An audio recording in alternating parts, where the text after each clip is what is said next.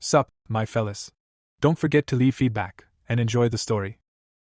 Hyung-hong was breathing heavily as he was injured. Skeletons surrounded him, and out of the entire group, he was the only one who survived, a pathetic F-rank hunter. He couldn't see a way out. The entrance to the dungeon suddenly closed, and these high-ranking skeletons appeared. The young man reached for his sword, not wanting to die here senselessly. Touching the sword, he said that if he had that incredible strength, he would have at least some chance. The young man turned his head abruptly as the system congratulated him and said that after seeing his lust for life, his past life had gone beyond the limits and intervened on its own. It was Sidon Miller, the last patron of the sword. The soul of the great knight appeared behind the young man. Hyung-hong's eyes widened in shock. A moment later, his eye lit up. He sneered. Now his past life had taken root in his body.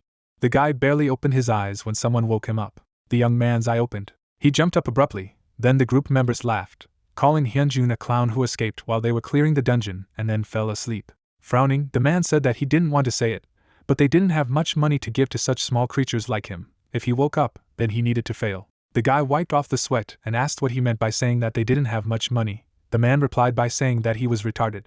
After that, he told how, having been wounded, the guy drank all their potions and fled. Then he passed out from a stone. The hunter frowned and said that they had wasted a lot more time because of him, and the cost of the potions he drank was huge while they were clearing the dungeon. What was he even doing? The protagonist gritted his teeth. He pointed at the man, saying that it was all because they told him to provoke all the monsters. He didn't say that he did everything right, but it was against the law not to pay him.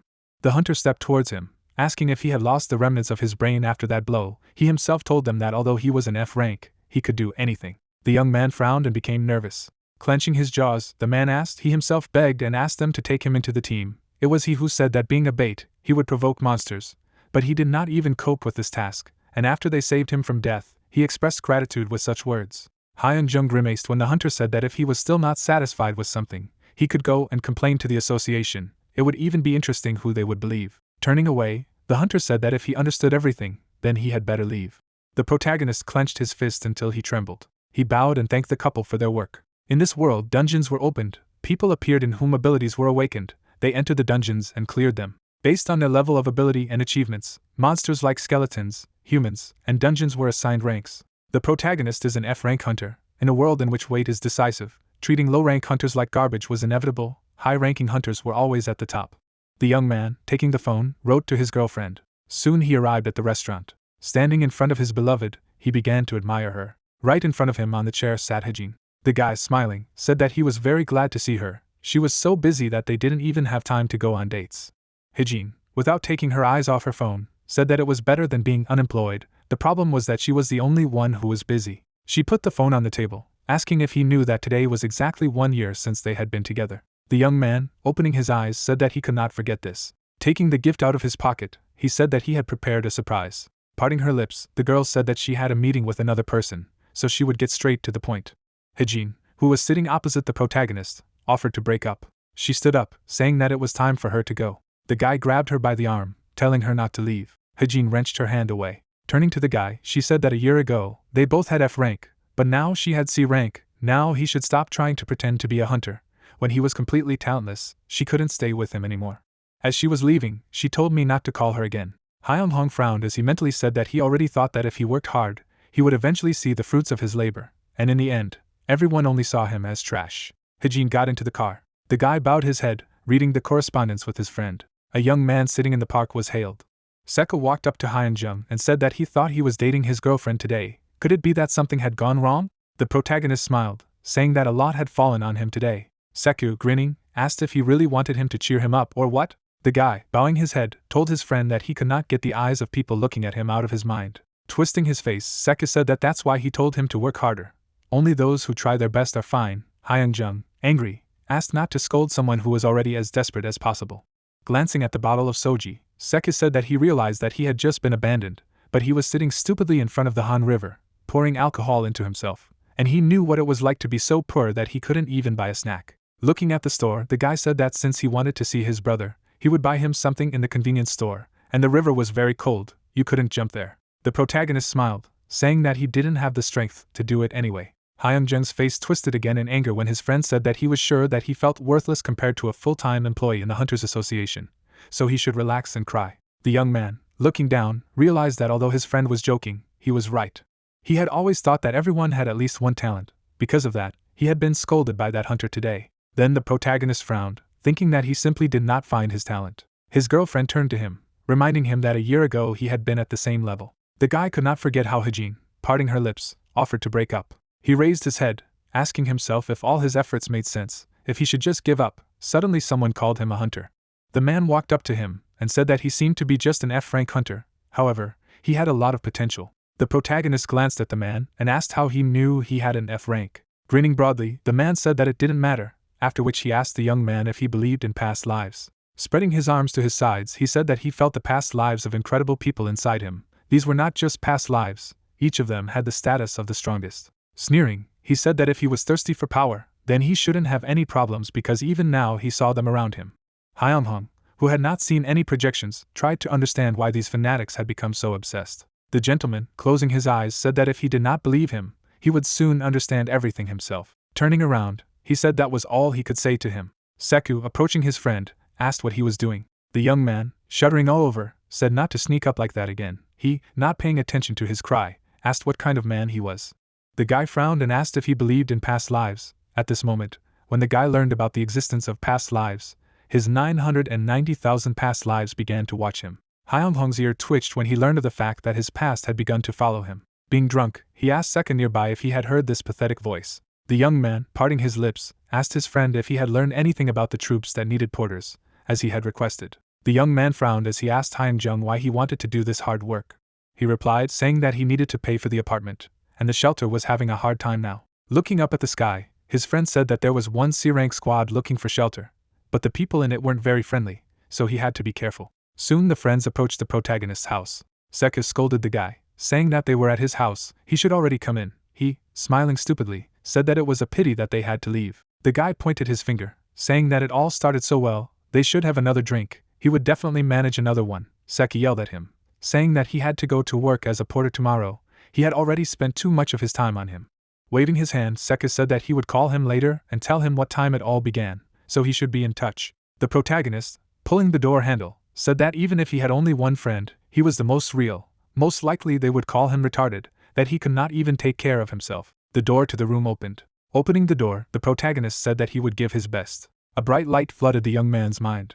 He held out his hand, trying to figure out where he was. The Spartan, appearing behind him, said that they had finally met. He frowned as he pronounced the name of Hyung-hong. The guy frowned at him, asking where he was anyway. Karsago, radiating an aura, introduced himself as a shield of justice, protecting the northern part of the kingdom. A spear appeared near his hand. He grabbed the shaft. He made a sharp lunge, saying that he was his past life. A bright light shone in front of the protagonist. The young man, parting his lips, asked what he was talking about. The guy frowned. He remembered how the man, spreading his arms, said that he felt the past lives of incredible people inside him. Karsago, striking the ground with his spear, said that it did not matter whether he believed him or not, because very soon he would feel it himself. Lightning sparkled around the Spartan as he said that everything would change now that he had taken notice of him. Pointing at the guy with a spear, he said that even if he tore his body apart with that spear, he would still put his will into him. The protagonist, twisting his face, asked if he really was his past life. Squinting, the man said that even standing in the face of death, he continued to play tricks. He abruptly rushed forward, saying that if he intended to mix their honor with mud, he would wash his ears in his blood. The spear rushed forward. A moment later, the spear pierced the young man's body. The protagonist's eyes widened in horror. A spear pierced his stomach. Karsago, starting to approach, said that he was too pathetic to writhe his face from just one blow. Grabbing the spear, he said that such pain was like an old friend to this body. Hyung-jung roared, saying that he needed to get out or he would indeed die. Pulling his spear, the man said that he was tormented by unnecessary thoughts. The protagonist twisted his entire body as the spear came out of him. Touching his stomach, he realized that he was intact. Karsago then said that he could not die here without his permission, even if he wished to do so. The protagonist's mouth dropped open in horror, mentally saying that he would be tortured here for ages. The guy looked away. He looked at the door. The young man ran to the door, then Karsago said that he was running away again. His eyes sparkled as he said that due to the lack of strength to protect himself, he didn't even have the courage to face death. He had lost his love and honor. Hyung-hong grabbed the door handle. He clenched his jaw and stopped, furious. Remembering his days at the orphanage, he told Karsago that he didn't know anything about him. Standing up in front of the warrior, the young man said that for those who do not have strength, suffering is just suffering. No matter how bad he is, he cannot retreat. Clenching his fist, the boy told Karsago not to speak so lightly if he didn't know what it was like to be powerless. Gritting his teeth, he said that he didn't know anything about him. Pointing his spear at him, he said that he would convey his will to him so that no one could take anything from him. Lightning sparkled around the Spartan. Hyung-hong's mouth dropped open in shock. The figure of Sidon Miller appeared to the side. Hope, summoning his projection, congratulated the protagonist. Many souls of heroes and villains appeared in the space, congratulating Hyungjin. A shield appeared at the boy's feet when Karsago said that they would help him. But without trials and tribulations, he would not achieve results. If he wanted to gain power, he should raise the shield and fight it.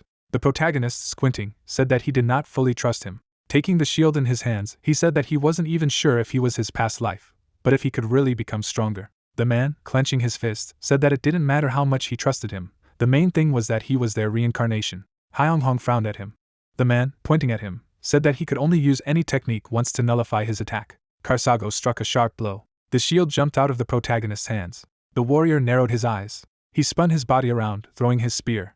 The young man's pupils had disappeared. He hadn't even had time to notice the spear, and now he was in terrible pain. Karsago, who was standing in front of him, told him to get up and fight, not to let his mind become clouded by just 2 attacks. Blood flowed from Hyungjin's nose. He was losing his mind. He thought he would succeed for the 50th time, but the spear had already pierced him 100 times. Mana began to emanate from his body as Karsago said that after 2,500 piercings, he still couldn't use the shield properly. For a weakling like him, one more time would be superfluous. The warrior swung for a throw.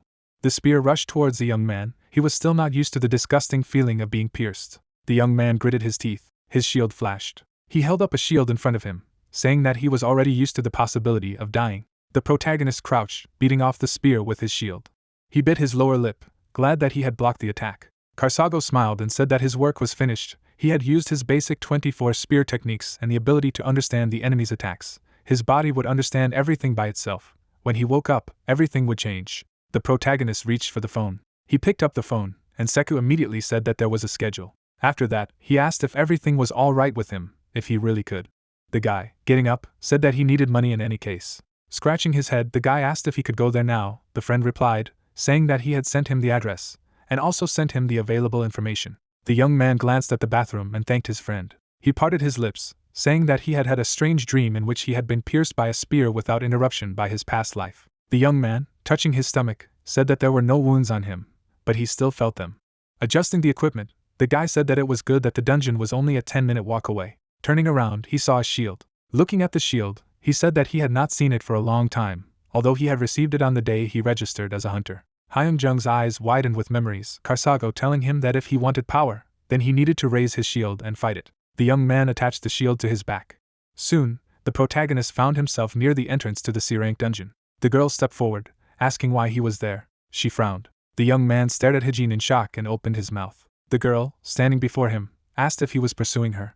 A warrior approached and asked the girl if she knew him, and she replied that he was just very annoying. Suddenly, the warrior stood in front of the boy, asking why he had brought a shield, how he was going to carry everything with such a heavy shield. The protagonist frowned. The name of the warrior who possessed the skill of shadows, seeing the evil in him, conveyed his congratulations. Moving his lips, Hyunjun apologized and said that this was his first time working as a porter. The group approached the entrance to the dungeon. The warrior opened the door. The protagonist, looking at the door, felt that something was wrong. His eyes widened in horror. Everything was just like in a dream. When he was about to be impaled, he felt the urge to kill. The spear swept forward. The warrior shouted and dodged the lunge. The sword swept past Hijin. The second guy in the group squeezed his eyes shut, dodging his sword. The spear rushed towards the protagonist. A huge amount of smoke rose after the collision. The protagonist, repeating Karsago's projection, was able to defend himself and put a shield in front of him.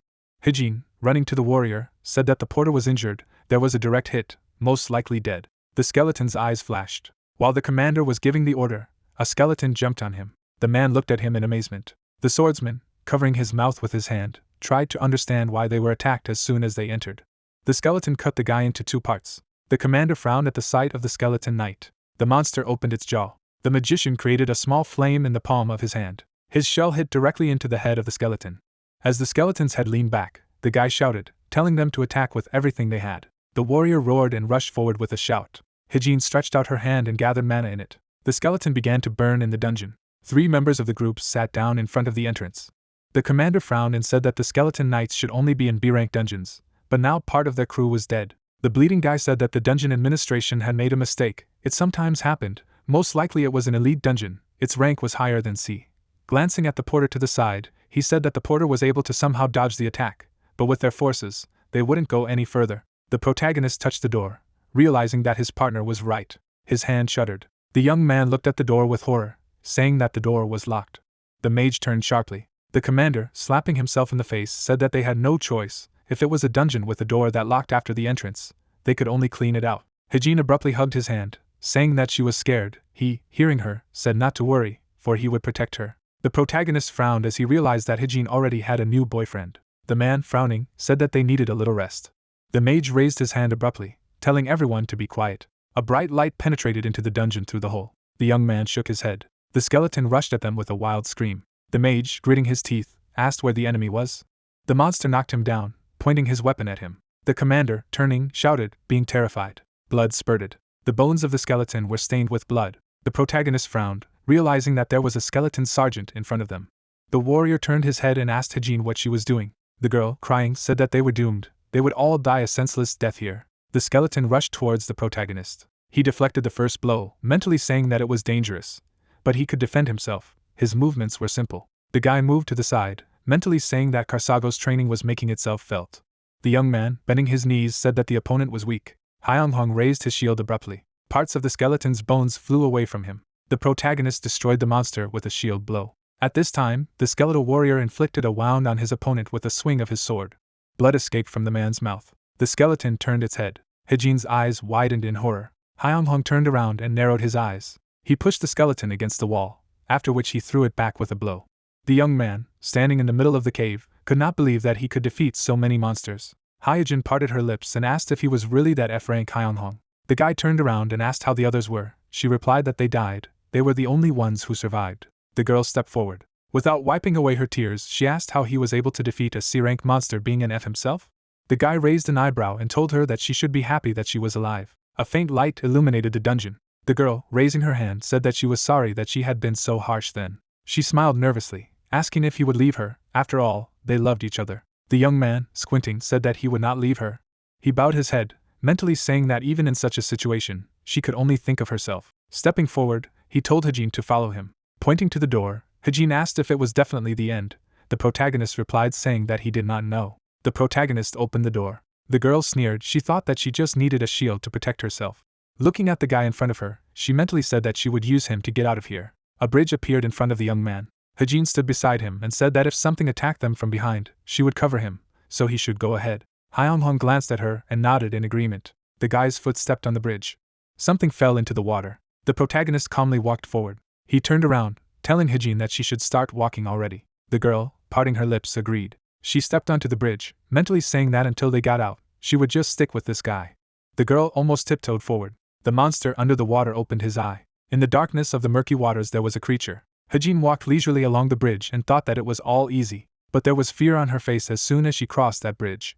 A white light fell on her face. A huge creature emerged from the water and opened its huge mouth. The shark grabbed the neck of the X. Finally, she glanced at the hero and asked for help.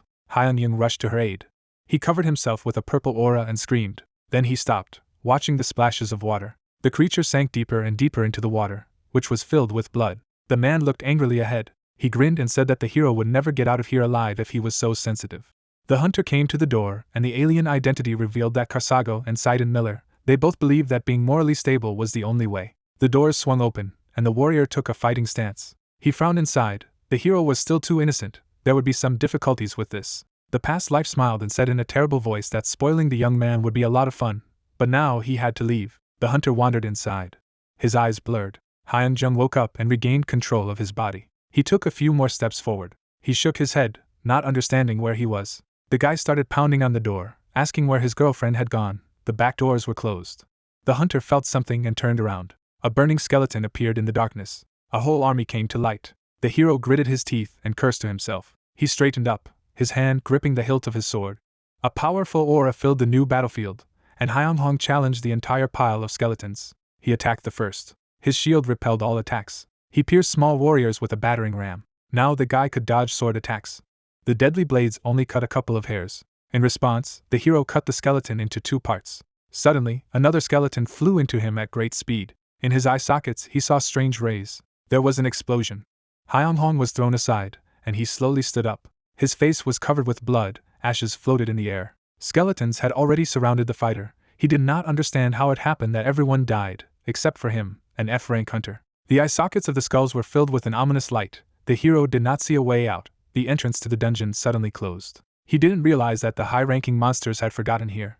Trembling, Hyunjun took a fighting stance again. His hand reached for the sword. If only he had that incredible strength, he would have at least some chance. Suddenly, he saw a spirit. A voice congratulated him. Seeing his lust for life, his past life had intervened in the situation on its own. Sidon Miller, the patron of the sword, was now in his body. An ominous aura began to emanate from the man. The skeletons froze in fright and looked at each other, and rushed to the attack. They attacked with a wide swing. The boy's face was hidden in the darkness. It was dispelled by the blue color that filled his eyes. The points of the swords touched. The monster trembled with resistance. The hero asked, how dare a pathetic undead point a sword at this body? Hyunghong, covered in a blue aura, took a stance that had never been seen before and called it impudence. A light flashed in the creature's eye socket. The hero has already rushed to attack. He made a short dash forward, but it was enough to release a lot of energy. The warrior looked menacingly ahead. He did not understand what was happening. He staggered. The guy fell to the ground. The spirit smiled at him and promised to see him again. Along with this spirit, the round chair was shared by other warriors. One of them slammed the table and asked why they had gone first. It was his turn now. Sidon Miller smiled and said that his friend must have known that the situation was critical. The assassin smiled slyly. He couldn't just stand and watch. He asked to forgive him for his rudeness. The Greek warrior touched the helmet. It was the only one he needed right now. He reminded that everyone knew that Hyunjun had to train. He would never be able to grow up if they helped him forever. The singer laughed and turned on the microphone. Asked if she could go. She wanted their reincarnation to hear her singing. The others looked at her silently. The singer said that more importantly, did they have any chance at all for this Hyunjun? A blush appeared on her cheeks. The girl offered to just give up and sing. The assassin sighed in displeasure and said that the warrior must go, otherwise the number of their lives will increase to 1,000,000. He believes that they should give this reincarnation a chance. The knight winked at Karsago and remarked that the hero had quite a strong fighting spirit, especially for a child, but he did not agree with the opinion about him. The singer ran to the gate. She winked, and thought that if those idiots could talk for ages, she, the gorgeous Hope, would settle it peacefully. Suddenly, a man's hand rested on her shoulder. Karsago threw the girl back with a slight movement. He epically walked forward and said that it was his turn. He threw open the gates. The light engulfed his body. After that, the stone gate closed. Hyunghong looked ahead. He was in a vast wasteland, watching the dawn. Could this be the place? Karsago's spirit hovered above him in the air and noticed that his reincarnation was already here. The guy looked at him in fright and asked what kind of nonsense was going on with him. The warrior flew up to him and noticed that the young man was asking the wrong questions. Instead, it would not be better to ask what he should do. The guy squeezed his hand and asked the right question. The warrior looked at him intently and replied that the hero must become stronger than anyone in this world. Hyunshong looked at him uncomprehendingly. He only had an F rank, although he had become stronger after their last training. But a spear struck the ground. The spirit told me to look carefully. Karsago made the first blow, imbuing him with energy. Hyunghong's eyes widened. Lightning flashed. The blow was so strong that it sliced through the sky. Karsago looked at the hero angrily and promised that he would be able to stand on top. A mana crystal appeared in the air. The warrior folded his arms over his chest and explained that this was the core of monsters. The people in his world used it as fuel. The spirit pointed its hand at him and began to transform him. The crystal began to be covered with flesh, organs, and bones. The hunter leaned back, frightened. A troll appeared in front of him. Karsago looked at him and asked if it mattered. He ordered his shield to be raised. Perspiration appeared on the young man's face. The warrior nodded and explained that this would be his second training. At that moment, the monster rushed to attack. Karsago suggested that the reincarnation try to survive. The hero raised his shield and cursed. The warrior looked at him and noticed that he was in a disadvantageous position. The troll was already approaching. He swung his mace. The blow fell on the shield and threw the hunter back. A moment later, the hero was killed. He was killed again for the 5th time. He has been thrown to the ground and killed 20 times already. 50 times. Hyunghong was sitting on the ground, covered in mana. In such a scenario, he would have already died 80 times. He needed a huge swing to attack with his shield. It will be difficult for him to even hurt him.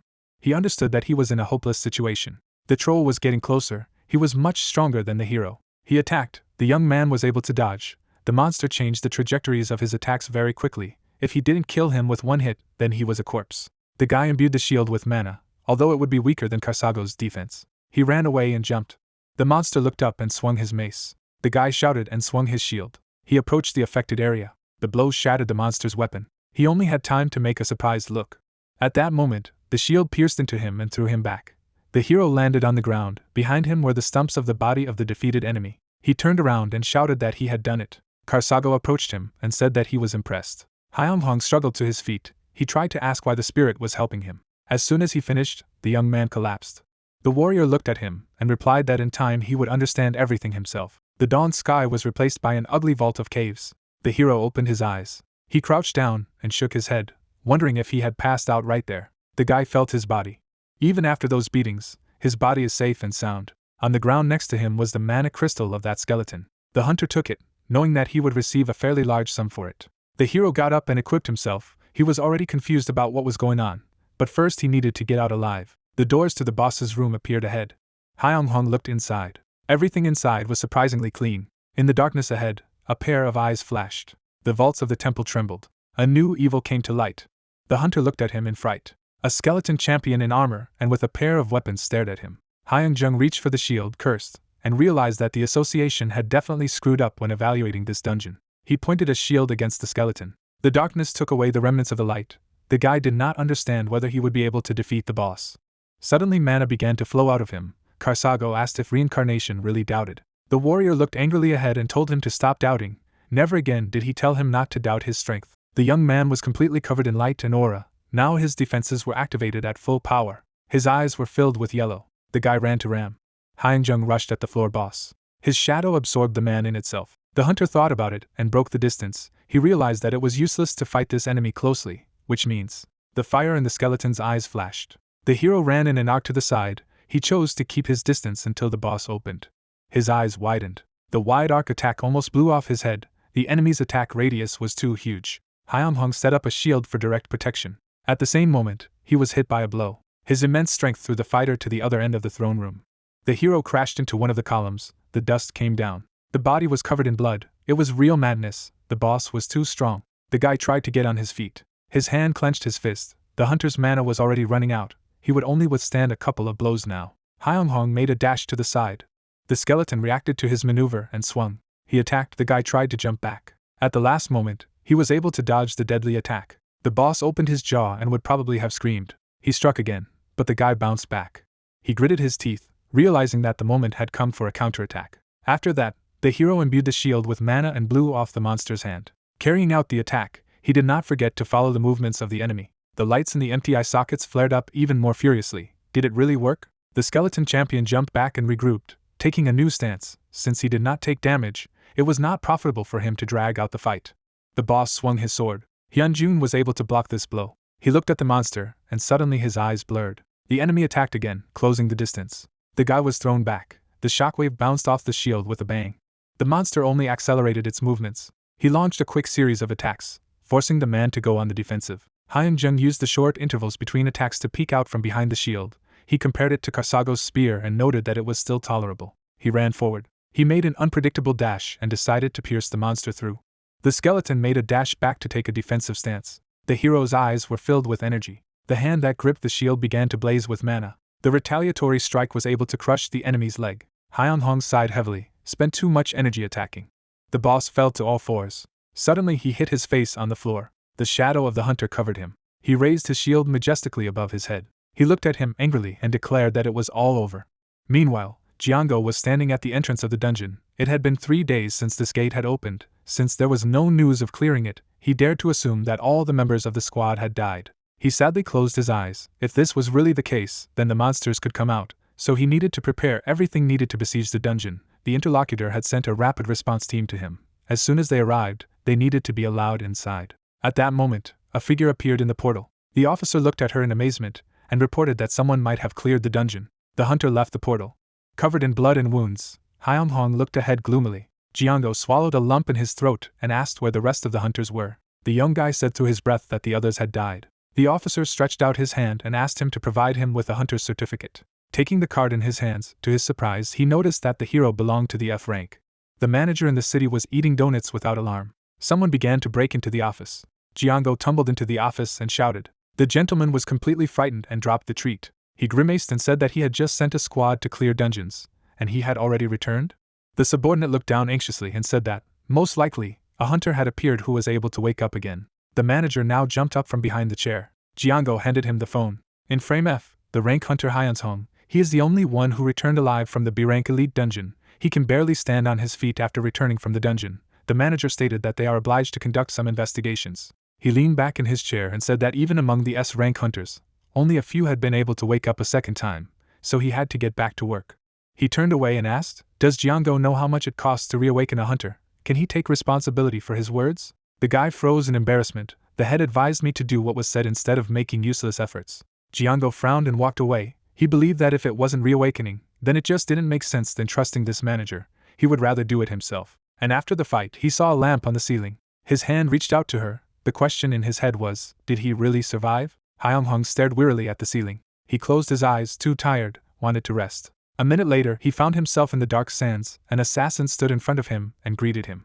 The hero looked around in surprise and asked if he was also one of his past lives. The guy grinned and said that it didn't matter, because the hero could die. The young man looked at him with displeasure and said that he knew about it himself. But who was he? The killer laughed and said that his reincarnation was very funny, although he looked weak, but he did not lack courage. He stretched his fingers. Now he understood why Karsago was interested in him.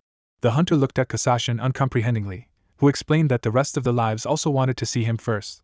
But when the hero faced the coming dangers, he would prove that he was much more useful than them. He smiled maliciously and ordered them to stop talking and offered to start their lesson. His body began to dissolve into purple smoke. Hyung-hung looked at him in surprise. A lot of swords appeared from the ground. Kasashin said that he would aim at his heart, and if he could avoid his attack at least once, the lesson would be over. He was very curious how many times the hero would die. At that moment, the sword jumped out of the ground. After an unknown amount of time, the assassin rubbed his palms and happily offered to finish their lesson. He smiled and said, "The stronger the guy becomes, the more vile actions he will catch him." So the hero went to the point of sale. The employee looked at him and asked what brought him here. The hunter showed the bag. Mana crystals spilled out of it onto the table. Hyung-jung pointed at himself and explained that he would like to sell them and assess the value of his shield. The girl looked at him and noted that it looked like there would be a little more than 20 million won here. She took one crystal in her hands. The appraisal fee was 1 million.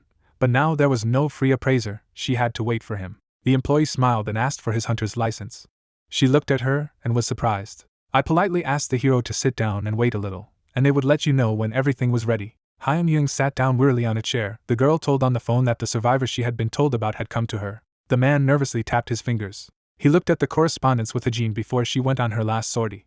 The gentleman looked angrily ahead. The girl did not answer him. He looked at his subordinate and ordered him to check what happened to the dungeon where Hajin went. Hyun-sok worked on his phone for a few minutes. He sent a message to the dungeon administration. Sungmin, the guild director, was lost in gloomy thoughts at this moment. The man approached the director's table, who was already looking at the night city.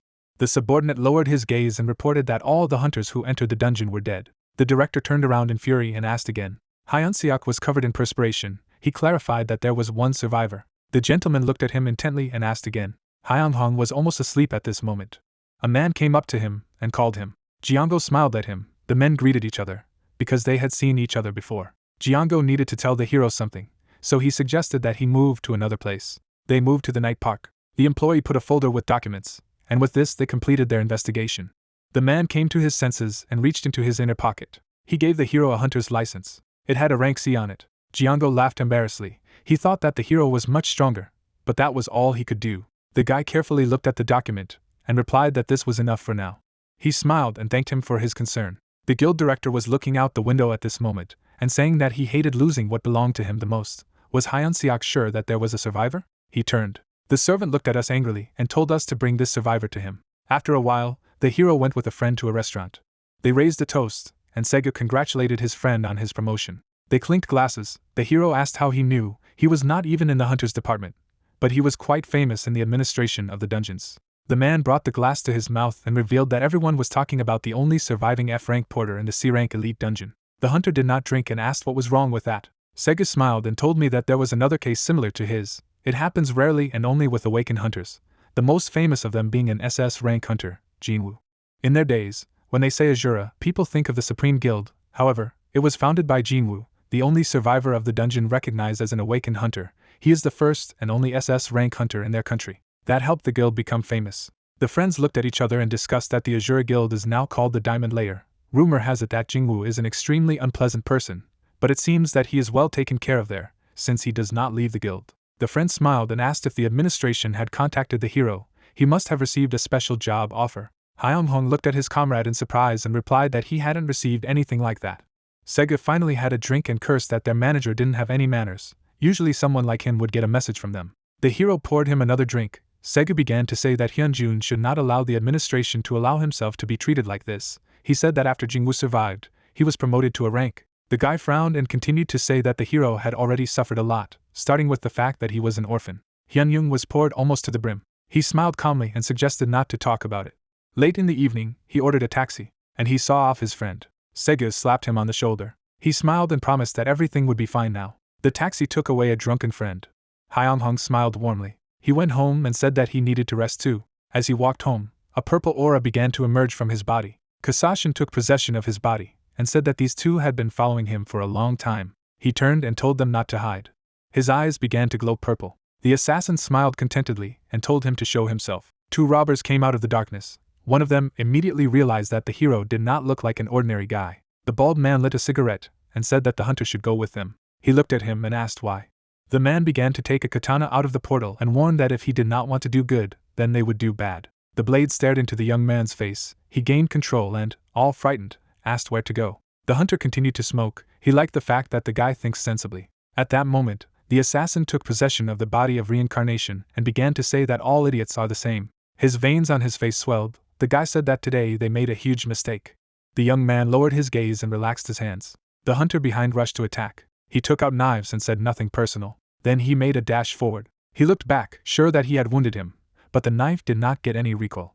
Hangjong's body melted like smoke. He appeared in front of the assassin, who noticed that although the hero was an F rank, he seemed to know a couple of moves. Then he rushed to the attack again. He looked angrily at his target. He knew that he had definitely injured him. But Hangjong was back in a different place, behind him. His hand stretched out and filled with energy. The bald big man frowned at him. Their target was F rank. But how did he know how to use the aura then? The hand rushed forward. And at that very moment, an ordinary guy pierced the hunter through with his hand. The killer froze in place, his pupils narrowed. The assassin snatched a knife from his hand and said that he would borrow it for a short time. The bald man got into a fighting stance. He rushed forward, realizing that the hero was definitely not an ordinary guy. He swung his katana, deciding that in a real fight the advantage would be on his side. The big man began a long series of attacks, deciding that he would not give him a chance to strike back. Kasashin easily and with a smile dodged each attack. He teleported to the side. The director's messenger froze in fright. His body was suddenly covered in wounds. The target was fast and only hit the pain points. The man fell to his knees. Kasashin demanded to know who sent him so that he would spare his life. The assassin looked at him angrily and told him to kill him, because he would not say anything. Hyun-jung leaned over to him and said in his ear that this was what he had been waiting for. He had already plunged the knife into his stomach and explained that he had asked it out of politeness. The body fell to the ground. The hunter smiled and said that it would be somewhat uncomfortable if there was any evidence left. Black shadows began to consume bodies and all sorts of evidence. The hero wandered on, and a dark aura stretched into the alley behind him. Kasashin looked ahead and smiled ominously. After a while, the young man got home. He went to the door and complained that he did not remember how he walked home, because he drank a lot. At home, he fell on the bed. He reached it safely, which means everything is fine. Hyun-jung looked tiredly at the ceiling, closed his eyes, and began to rest. The next day, he began to cook noodles for himself. Sega called him. A friend asked how he got home yesterday? The hunter was smiling, but suddenly his friend said that he had found a group for him and told him to come immediately. The hero's face was distorted at the same moment. He looked at the phone, but the call had already been dropped. Dissatisfied, Hyun-hong put on his jacket and walked. He threw out the garbage, and he called a taxi. Then he folded his arms on his chest in displeasure and began to look out the window. The driver saw the flames of fire outside the window. The whole street was ablaze. It turned out that a fireball had been launched into the car. Hyun-hong immediately reached for the door. He jumped out and only had time to swear. The car crashed into a pole. Smoke rose around him. The hunter looked ahead. A creature appeared in the smoke near the car. Emerging from the smoke, it turned out to be an orc sorcerer. An entire army appeared behind him in an instant. The hero's eyes opened wide. The monsters occupied the entire road. Fire appeared in the sorcerer's hand. He began to speak in unintelligible speech. A new flame began to fill the entire street. The rest of the orcs rushed to attack. They began to seize and kill people. The hunter froze in place. Chaos began to happen around. At this rate he would definitely be late for the meeting. Several people were able to escape by luring monsters to the hero. He ran past the pawns directly to their leader. He needed to kill him as soon as possible. He dodged the first attack. He bounced off the second. After that, he quickly counterattacked. I gritted my teeth. There was no end to these small fry. The hero ran forward and jumped. The sorcerer noticed his movement in the large crowd. A warrior with a shield fell on him directly from the sky. At the last moment, the monster managed to put up a staff as protection. Hyun-hong let the stick slide off the shield. He then turned around and was able to deal the first damage. People ran away in panic, but some stopped after noticing the hunter's work. The monster fell to the ground. Hyung-jung lowered his head and complained that at this pace, he would definitely be late. A girl in a blue tailcoat appeared next to him. She noticed that he was not a member of any guild. She smiled and said that the hero's abilities were too good to waste. They were short on time, so she decided to get straight to the point. The hero looked at her uncomprehendingly. The huntress handed him a business card clutched in her fingers and invited him to join their guild. Hyun-jung accepted the gift and the stranger ran away, asking to contact her later. Her figure continued to move away. The guy looked at the Ace Guild's business card and remembered that they were quite famous. He put it in his pocket and prepared for further battle. A crowd of frightened people burst out of one of the buildings. They shouted in horror that they did not want to die. Hyun-jung looked at them tensely and assumed that the monsters had appeared in the mall. He folded his hands over his chest and pondered, although there was a mandatory clause that hunters were obliged to intervene if the gates opened, but he frowned and stated that no matter how strong he was, fighting all these orcs face to face was too risky. A memory appeared in his mind, where Sega talks about Jin Woo. His teeth gritted. There was a chance to improve everything if he could. A confident smile appeared on his face. The hero could be promoted to a rank, just like Jin Woo in his time. With these thoughts in mind, he entered the building. Everything around was covered in flames. The hunter walked forward and began to ask if there was anyone here. He looked ahead seriously. The fact that there were no orcs here made him wary. He noticed smeared traces of blood on the floor, as if someone had disposed of the corpses. Hyun-jung leaned down, trying to understand who could have done such a monstrous thing. At that moment, someone came out to him. The hunter turned abruptly and asked what it was.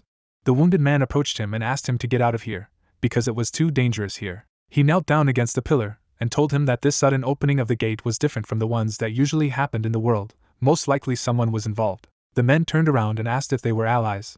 The hero only grinned. He looked at the unsheathed blades and said that it didn't look like it. His gaze became stern. He asked who sent this detachment. One of the thugs looked at him angrily, and replied that he didn't need to know, because he was going to die anyway. The wounded hunter recognized the fighters as a special squad of the Echo Guild. One of the fighters looked at them menacingly and gave an order to the others not to let them stay alive. With this, the hunters ran to the attack. One of the warriors swung his sword. Following him, the second soldier rushed to the offensive. An ominous aura appeared in the air. Hyun-jung began to teleport. The hunters shouted that this snot was not so simple and everyone should not relax. At that moment, another fighter rushed to attack from behind. The assassin began to easily dodge all attacks. He crouched and realized that these guys had killed before. One of the enemies made a run, and with screams he jumped into the attack. His blow fell on the shield. The guy confidently blocked this attack. The enemy's eyes opened wide. From under the shield, the young man looked at him menacingly and asked if he had finished. The assassins regrouped and decided to attack him together. They rushed to attack from two sides. His free hand grasped the hilt of his sword, from which the second striker fell. The assassin looked angrily at another fighter and asked if he wasn't going to attack. The guy just stared at him intensely. He jumped high and swung his katana. But the hero's sword pierced his stomach first. The guy remained hanging in the air, impaled on the edge of the sword. Kasashin ruthlessly brushed it away like garbage. He looked at the latter angrily. He watched him in surprise, realizing that he had encountered a monster. His hand gripped the hilt of his sword. The man knew that his identity had been revealed, and now the guild would not be able to protect him. Ra had already turned out this way. He decided to take the hostage with him. A smoke grenade fell to the floor. The hero looked at the last enemy in amazement. He rushed at him through the smoke. The wounded hunter stared intently at the approaching death. But suddenly, the hero pierced the last target with his sword and apologized. The striker began to convulse and asked how the guy did it. Kasashin smiled maliciously and explained that he was just used to this kind of thing. He took the sword from the body of the dead man and swung it in a wide arc, dropping blood from the blade. The man looked in shock at the hunter, who single-handedly dealt with the special squad. The young man calmly scratched his head. The man bowed and thanked him for saving him. Is he by any chance an A-rank hunter? The savior looked at him and asked if it was so important. The man smiled and asked for his name. The hero introduced himself and walked away. The wounded man asked him to stay, because the dungeon clearing team should have arrived by now. Kasashin walked on uncomprehendingly. The man grabbed his shoulder, although he looked pitiful now, but he was the head of the guild department. He looked at the guy seriously and promised to personally make sure that he was awarded, so he asked me to visit them somehow. The guy sighed tiredly and promised to think about it, and the man introduced himself as Taeming. Hyun-jung went outside and stopped. The master claimed that he would be awarded, so there was no reason to refuse. A sly smile shone on his face. He arrived at the department after a while. He took out his phone and called. Taeming smiled and said that he immediately recognized the hero by his voice. He said that he would come down and meet him. He offered the hero to eat together. The master smiled and asked what Hyung-hong was doing. Their table was bursting with delicious food and drinks. The head became serious and reached into his pocket. He put the bag on the table and asked me to take it. The guy looked at her in surprise and immediately recognized her as a space bag, but it still turned out to be a special type. The young man looked at the man warily, not understanding how the Bronze Guild could give such a valuable thing to an ordinary hunter. He smiled and said that they had noticed his abilities, but he was carrying a weapon with him. Hyung-hong looked at the master seriously and noticed that he had something to offer him. The man smiled and noted that he was quick-witted. He offered to get straight to the point. He asked their guild to help. Hyung-hong looked at him in surprise and reminded him that he was only a C-rank hunter. Temin smiled and said that it wasn't a problem, because he had already shown them what he was capable of. The head bowed and once again asked for the help of their guild. The spirit of a mustachioed sinister man appeared in his head. He ordered to fulfill his request. The guy staggered. He had never heard that voice. He turned around in fright, but there was no one there. Then he smiled nervously and said that he was listening. The head folded his hands and revealed that they would soon have an unofficial war with the Echo Guild. Unofficial war is a battle between special units of both guilds. However, unlike the official war, where judges are present, in the unofficial war there are none, so you can kill your rivals. The unknown spirit in his head smiled sweetly. Reaper advised them to accept his offer. The hero put his hand on the table, deciding that he needed to find out the terms first. He said that he refused his offer. He folded his arms over his chest and explained that the space bag was good, but he would have to put his own life on the line. He decided that they were desperate to ask for the help of a C-rank hunter. The head nodded gloomily. He looked at the hero seriously and asked how about having their special forces help him whenever he needed it. That was a great suggestion. The hero smiled nervously and asked if Taming was sure that he could be trusted. The man warned that the guild master had already given his consent. Hyung-hong smiled contentedly. He leans on the table and if everything is really so, he accepts the offer. The girl apologized to the main character with an awkward smile. Looking at him, she reported that due to the long waiting list, it would be difficult for him to get into a C-rank dungeon. Then the guy asked if it was possible to get into a dungeon of a higher rank. The manager bowed and clarified that according to the rules, he must be a hunter of rank A and above, or part of a professional group, in order to enter a high-rank dungeon. The young man with a calm face replied that he understood and thought about the professional group. He was holding an Ace Guild business card in his hand. He heard a voice behind him. Yoso waved to him and greeted him. The girl then sat down across from Hyung-hong and said that she was waiting for him to contact them. The protagonist furrowed his brows and decided to get straight to the point, asking if the Ace Guild had a professional group raid schedule. Raider turned away and said sadly that she was hoping that the guy wanted to join their guild. Then she slammed her hand on the table and shouted that he had to try it first. She announced with a smile that their group was planning a raid on a B-rank dungeon and invited the protagonist to join. Hyung-jung was wearing a black coat. He was standing at the door and waiting for someone. Suddenly he opened his mouth in surprise when he heard someone calling him. A man in a strict suit pointed to the car with his hand and invited him to enter. The protagonist crossed his arms and thought that things were different for professional groups. Yozio asked with a broad smile if he wanted to join them now, and the young man thought that she was very rude. The car was driving along the road. The hunter stood on the grass. He saw a crowd of people nearby and assumed that it was Ace's professional group. Among them was Hansak, an A-rank hunter who uses magic. The man stood with his arms crossed. Yoso raised her hand and called her elder brother. The mage furrowed his brows at the sound of a familiar voice. Then he ran to his sister, his hands raised happily, and the girl said that this was the guy she had told him about. Hansak stretched out his hand and said that he had heard a lot about the protagonist from Yosio. They shook hands, and the man introduced himself as the leader of Ace's professional group. His cheeks flushed and he asked with a sly smile if the protagonist had decided to join their team, and his sister confirmed it, although the young man had not yet said a word about joining. The siblings happily clenched their hands into fists, determined to try to do so. The hunter turned around when Dusik asked him to come up to him for a second. The leader smirked. The man raised his hand and took out his sword. Weapons were coming out of the inventory while a guild member was saying that dungeons ranked B and above were difficult to attack with normal weapons. He then firmly grasped the item and said that it was better than what Hyun-song had used before. The hunter took the sword and said it looked good, but he didn't understand why they were doing it for him. Dusik smiled and replied that they had received the order, and now they were a team. The young man thanked him with a smile and promised that he would try. Hansak looked to the side and said that since everyone was ready, they would go through the final briefing. He presented a scheme for the placement of warriors and explained that the main character would be in the rear. Putting his hands on his waist, the leader asked everyone to follow his orders, and the hunter thought that he would be Yozio's personal guard. The mage looked to the side and smirked. He raised his hand and created a bright light. Hyung-jung gritted his teeth and furrowed his brows. An entrance to a dungeon had formed right in front of them, and the young man recognized it as A-rank spatial magic. The leader said with a smirk that they should start with a cleanup. A crowd of monsters approached them, shouting loudly. The hunter opened his eyes wide and asked if these enemies were spirit realm monsters. Hansak raised his hand, and a blue glow appeared in the air. Streams of magic dispelled the fire. One of the guild members laughed and asked why the leader always uses useless magic singing, to which the man replied that it looked cool. The enemies were emitting flames. They were angry. The warriors gathered in a heap, deciding that it was time for them to gather. They began to fight the monsters. Suddenly, the mage furrowed his brows and warned of the danger. He let out a stream of light from his hand. Hyeonghong opened his mouth wide in shock and thought that he now understood what a professional group meant. Looking at Hansak, the guy thought that he didn't expect them to be so good. The man looked to the side and smiled. He turned around when Dusik reported that it was a small dungeon, so it would be okay if they just went forward. The mage stopped in the middle of the cave and said that they would cope. They went to the door and noticed that it was unexpectedly quiet.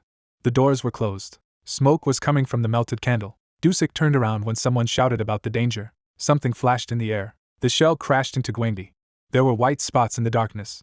A new batch of shells was approaching the raiders, and the commander ordered everyone to line up. The guild member swung his sword, and the magus said that although there were B-rank enemies, there were too many of them. Suddenly, Dusik's sword trembled, and he gritted his teeth. Hansak lowered his head as a shadow appeared behind him. He furrowed his brows and asked Gwangbi to hold out a little longer. Then mana appeared around his arm. He slammed his fist sharply on the floor. Clouds hovered around him. Thanks to the leader, the number of monsters decreased. The man furrowed his brows and sighed heavily. Dusik and Mensu were already exhausted. Hyeonghong was covered in sweat and thought that this was not surprising. He took out his sword and shield and thought that they would have a hard time without it. Then he would let Danzig take possession of it to strengthen his resolve. Yoso opened her mouth wide and called for the guy, who rushed into battle. The mage furrowed his brows and ordered him not to disturb the formation. The main character did not turn around. He brandished his sword, thinking that there was no time to build. The young man turned around abruptly when he saw a shadow behind him. He immediately pressed the shield to himself. Suddenly, a flood of magic swept away the monster. Hansak raised his hand and said that he would help. The hunter smiled and thought that his skills were worthy of an A-rank hunter. The protagonist attacked the enemy. His face was determined. They were standing in a circle, and the magician said that the boss was still waiting for them ahead. Hyeonghong suddenly opened his eyes wide and shouted that something was coming. A stream of black energy flew through the air. It crashed right into the shield of the main character. Hansak turned around and furrowed his brows, stunned that the youth was able to block this blow. The hunter gritted his teeth and let out a pained groan.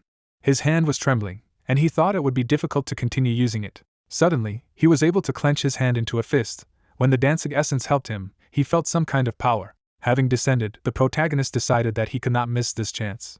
The mage looked to the side and asked how long Yoziel would be able to cover their newcomer. The girl furrowed her brows and replied that she could do it for a maximum of 5 minutes. Hyeonghong ran forward, and the leader shouted that this would be enough. The black energy was approaching the young man. He swung his weapon sharply while defending himself. Suddenly, a stream of dark substance crashed into his shield. The main character lowered his head and let out a sigh. Then he abruptly stretched his hand to the side. Looking at the enemy's face, he realized that it was too strong, and he would have to strike at the core. The hunter's hand twitched. Then he ran swiftly forward. He cut through the dark mana with his shield and sword. Suddenly he saw a crystal. The hunter looked back. Then he struck another blow to the enemy. He gritted his teeth in exertion. The leader looked at him dumbfounded. As the protagonist stood with his back to him, he recognized him as the strength of the awakened hunter. The man furrowed his brows and thought about the likelihood of Hyunyoung joining their guild. Hansak then sat down next to Gwangbi and informed him that it was over and that he would call a doctor. The protagonist turned around and thought that this was a great chance to leave right now so that he wouldn't be forced to join the guild. The young man approached the mage and said that since he was no longer needed here, he would go, and reminded the commander to pay him. The hunter lay on the bed, thinking about the fact that he had been paid 50 million won, which was much higher than he expected. He closed his eyes and said with a sigh that he was very tired. He imagined massive doors, and someone's voice said that the last holy sword was waiting for him. The weapon sparkled brightly. The guy furrowed his brows and looked away. The holy sword emitted a blue glow, and Hingjong said that it didn't look bad. The weapon floated in the air. The hunter's body was studying the mana, and a voice told him to take the sword. He wrapped his hand around the handle. The blade flickered.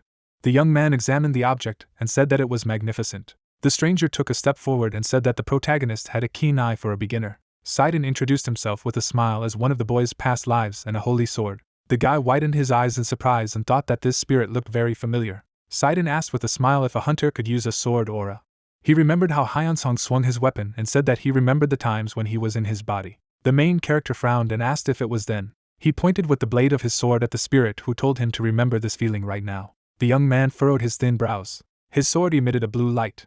Suddenly, he opened his mouth and realized that it was as if he was using a shield aura. The man winked at him and said that Karsago had trained the protagonist better than he expected. There was mana around the weapon. The guy sweated and said that this energy was more difficult for him to control than the aura of the shield. Sidon raised his hand and concluded that he would have to help.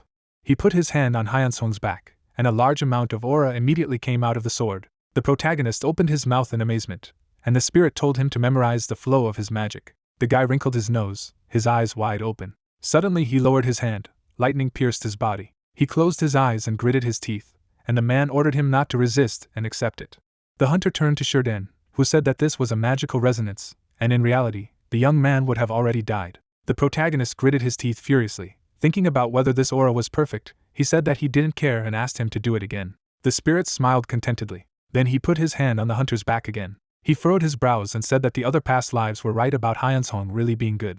The main character grabbed the sword, looking straight with confidence. Sidon looked to the side and said that the guy would even be able to become a master of using the sword aura. He took a brightly shining weapon. Then the man raised his hand and said that now he would show the young man what he was capable of. Spreading his legs wide, he advised the protagonist to look carefully. Then the spirit ran forward. He jumped into the air and began to swing his sword. Hyeonghong watched him with a puzzled look on his face. Sidon continued to show attacks. He swung the blade of his sword, which sparkled. Then he stretched out his hand forward. The weapon was right in front of the protagonist's face. The spirit smiled and asked if he could repeat it. He crossed his arms, and the hunter thought that he had mastered Karsago's training. Raising his hand, he decided that he would be all the more able to cope here. Furrowing his brows, the young man said that he would try. The guy hunched over his back with exhaustion, and the man said that he was more capable than he expected. The spirit smiled and added that on that note, they would end their training. Hyeonghong, whose face was covered in sweat, asked if they could meet again, and the master replied that it was only if he was ready. Then the guy walked through the door. The doors were closed. A shadow fell on Sidon's face, who said that perhaps this time everything would work out. There was a blue sky over the forest. The young man furrowed his brows. He stood in the middle of the clearing, asking if this would be enough. He then took out the sword from his inventory. Holding the weapon in his hand, he thought that he needed to remember it again. He closed his eyes tightly. He remembered the image of the spirit and his mastery of the sword. Then the main character abruptly opened his eyes. He began to brandish his weapon. The blade left a white trail in the air as the hunter thought that the unofficial guild war was coming soon, so he needed to continue training. Stretching his hand forward, he decided that this was the only way he could become even stronger. The car was parked near the forest. The day of the unofficial war came. Hyeonghong crossed his arms and asked what their strength was. Taemin looked to the side and said that they had 2 B rank and 4 C rank hunters. However, their fighters didn't stand a chance against the Echo Guild. The man raised his hand and added that they would not be able to cope without the help of the protagonist. The guy closed his eyes. The guild leader looked at him and said that they were in a difficult situation, and they could only trust the young man completely. As the car drove along the road, Hyeongyung asked if they could lend him some change of clothes. The main character looked at his uniform and said that it was as if they had been ambushed. He turned around and added that everything looked like some kind of performance, and he wasn't very happy about it. Taemin put on his mask and asked if the hunter was ready, because when they went inside, the official war would begin. All members of the guild were wearing masks. The young man clenched his hand into a fist and asked if he should use it. Then, he suddenly ran forward. Furrowing his brows, he thought that he should first get rid of those who were waiting for them in ambush. The protagonist took out a sword. Then, with a flick of his hand, he destroyed the 2 enemies. The allies watched him in shock. As Hyeonghong attacked the opponents, they thought about him saving their guild. The masked man watched the sides, saying that the aces had taken a mercenary. He turned around and raised his hand, adding that it wouldn't help them. Then the leader of the enemies waved his hand and ordered everyone to advance. The leader stretched out his hand and shouted for the others to help the protagonist. Flashes of light from the collision of weapons could be seen in the air. Screams were heard. The enemy's eyes flashed, and he shouted that the hunter would die today. 3 warriors fought. Shuhing gritted his teeth and made a disgruntled sound. He clenched his hands into fists and walked forward, intending to do it on his own. The young man had killed another scoundrel and thought that their commander would also join the battle. But as soon as they could get rid of him, the rest would not be difficult. There was a golden and blue light around the protagonist. He said that he would fight with full force. Then he rushed forward, raising his shield. He turned, the enemy leader standing behind him. The guy waved his hand and thought that this man was different from ordinary soldiers. Shuhing smirked when he saw that the protagonist was using an aura at this level. Their swords crossed. White sparks flickered in the air every now and then. The others watched their fight, not believing that they were human. The enemy gritted his teeth and realized that Hyunjun was pushing him back.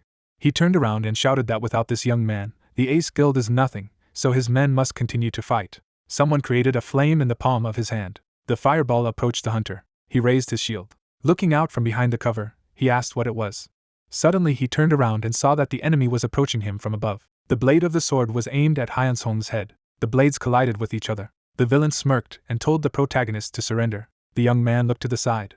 He saw that the rest of the allies had already been dealt with. Shuheng smiled slyly and said that he would spare the protagonist's life if he surrendered. The hunter looked straight ahead. He then replied with a smirk that he was really tired of it all. The enemy grinned, but did not have time to say anything. The hunter suddenly attacked him and shouted that he was tired of running away all the time. The scoundrel gritted his teeth and ordered his warriors to kill Hyunsong. The mages immediately created fire in their hands. An explosion thundered. The guy raised his shield. Then, he swung his sword sharply. The protagonist was breathing heavily through his open mouth. He gritted his teeth when he felt that his mana was running out. Standing behind, he began to shout the names of past lives, and the enemies thought that he had gone mad. The young man was sweating, not understanding why no one was answering him. The scoundrels looked at him and said that no one would help him, and this place was chosen for a reason. The hunter gripped his sword tightly and begged for help. With his mouth wide open, he shouted loudly, calling for someone. Suddenly, Reaper's spirit appeared, awakened by a thirst for blood.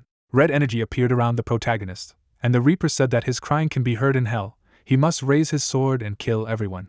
Hyunhong looked up and realized that this was a past life from that time. He looked at his hand and felt that his mana had been restored. The sword began to emit a red light, and the young man concluded that it would be enough to continue fighting. The eyes of the main character sparkled. He rushed into battle and attacked. Gritting his teeth, he waved his weapon. Reaper grinned and said that the sweet smell of blood was exciting him. The spirit watched the hunter, saying that he would tell him the weaknesses of the opponents. His eyes lit up and he shouted that the protagonist had to exterminate them. Red dots appeared on the bodies of enemies. Hyunhong was covered in sweat and said that this battle would be easy anyway. He swung his sword. Then he struck several more blows. There were only 2 scoundrels left in front of him, and the young man thought that with the power of the Reaper he would quickly dispatch them. Shuheng opened his mouth wide and shouted that this could not be. The protagonist raised his sword while the enemy leader shouted for his soldiers to hurry up and attack him. The 2 scoundrels immediately pounced on him. The young man gritted his teeth and thought that they were strong. The sword smashed against the protagonist's shield, who realized that he could see their weak points. He looked away. He then pierced the body of one of the opponents with the blade. The guy grabbed his sword and said that he would break it into pieces. Suddenly he opened his mouth wide and screamed deafeningly in pain. The protagonist turned around and asked if this fool really thought that he would be able to grab the aura sword with his bare hands and stay fine. The enemy leader was approaching them. The man, whose eyes were white with rage, shouted that the protagonist had been caught. Hyunhong swept him off his feet with his shield and reminded him that he didn't only have a sword. The scoundrel flew back. He crashed into a tree, and a member of the enemy guild was terrified that this hunter had taken out their leader with a single blow. Steam was coming out of the young man's mouth, and the opponent had concluded that he had a rank, otherwise he wouldn't have been able to win so easily.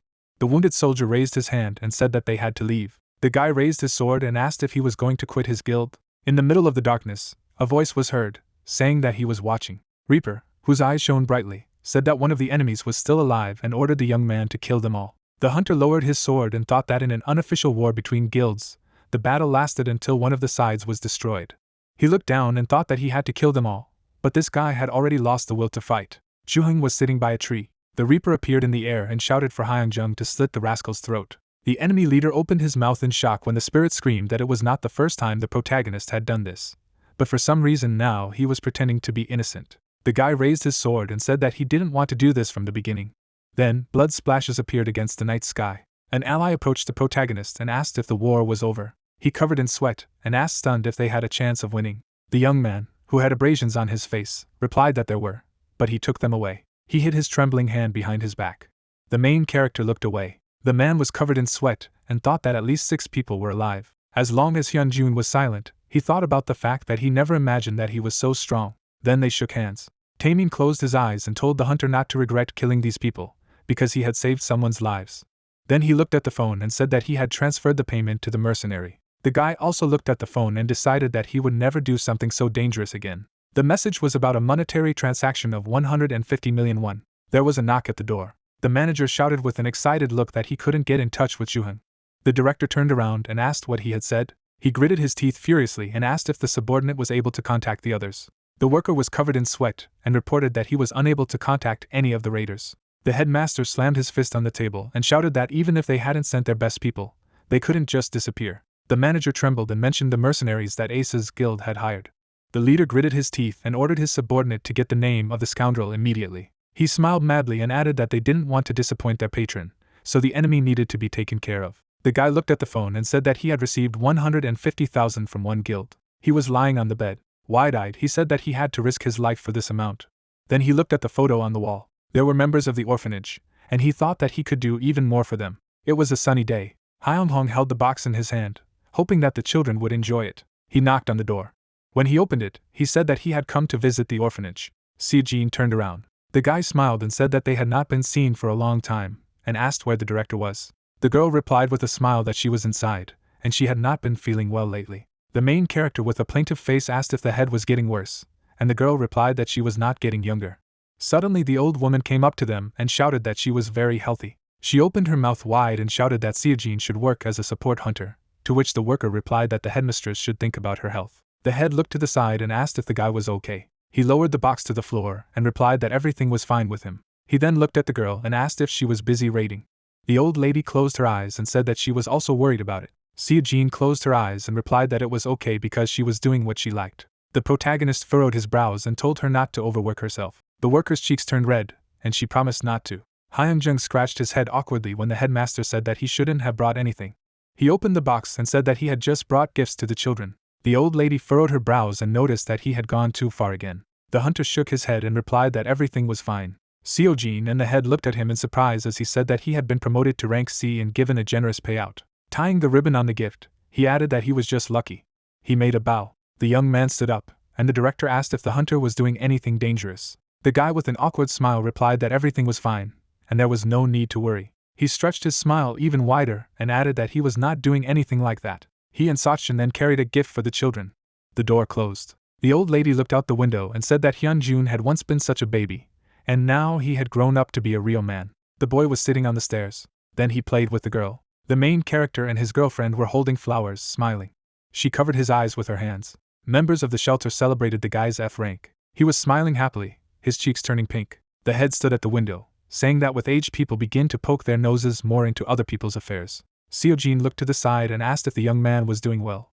The hunter stood in front of her, saying that he would take care of the debts of the orphanage. Suddenly the child furrowed his brows at the sight of the visitor. A crowd of children then ran towards the protagonist, shouting joyfully. He lowered the box to the ground, and the children asked him to open it quickly. They took out gifts.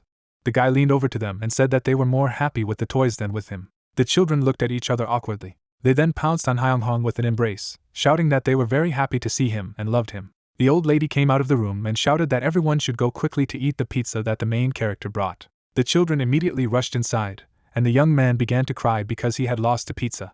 Looking at the fleeing pupils, he admitted his defeat. Then he looked at his girlfriend and asked if they would go eat too. Everyone gathered around the pizza boxes, loudly thanking the hunter for the treat. They began to eat. The young man bowed his head and said that he could buy more if it wasn't enough. He turned around abruptly when Kasashin warned that someone was watching him. The protagonist then opened his mouth wide and ordered everyone to hide under the table at once.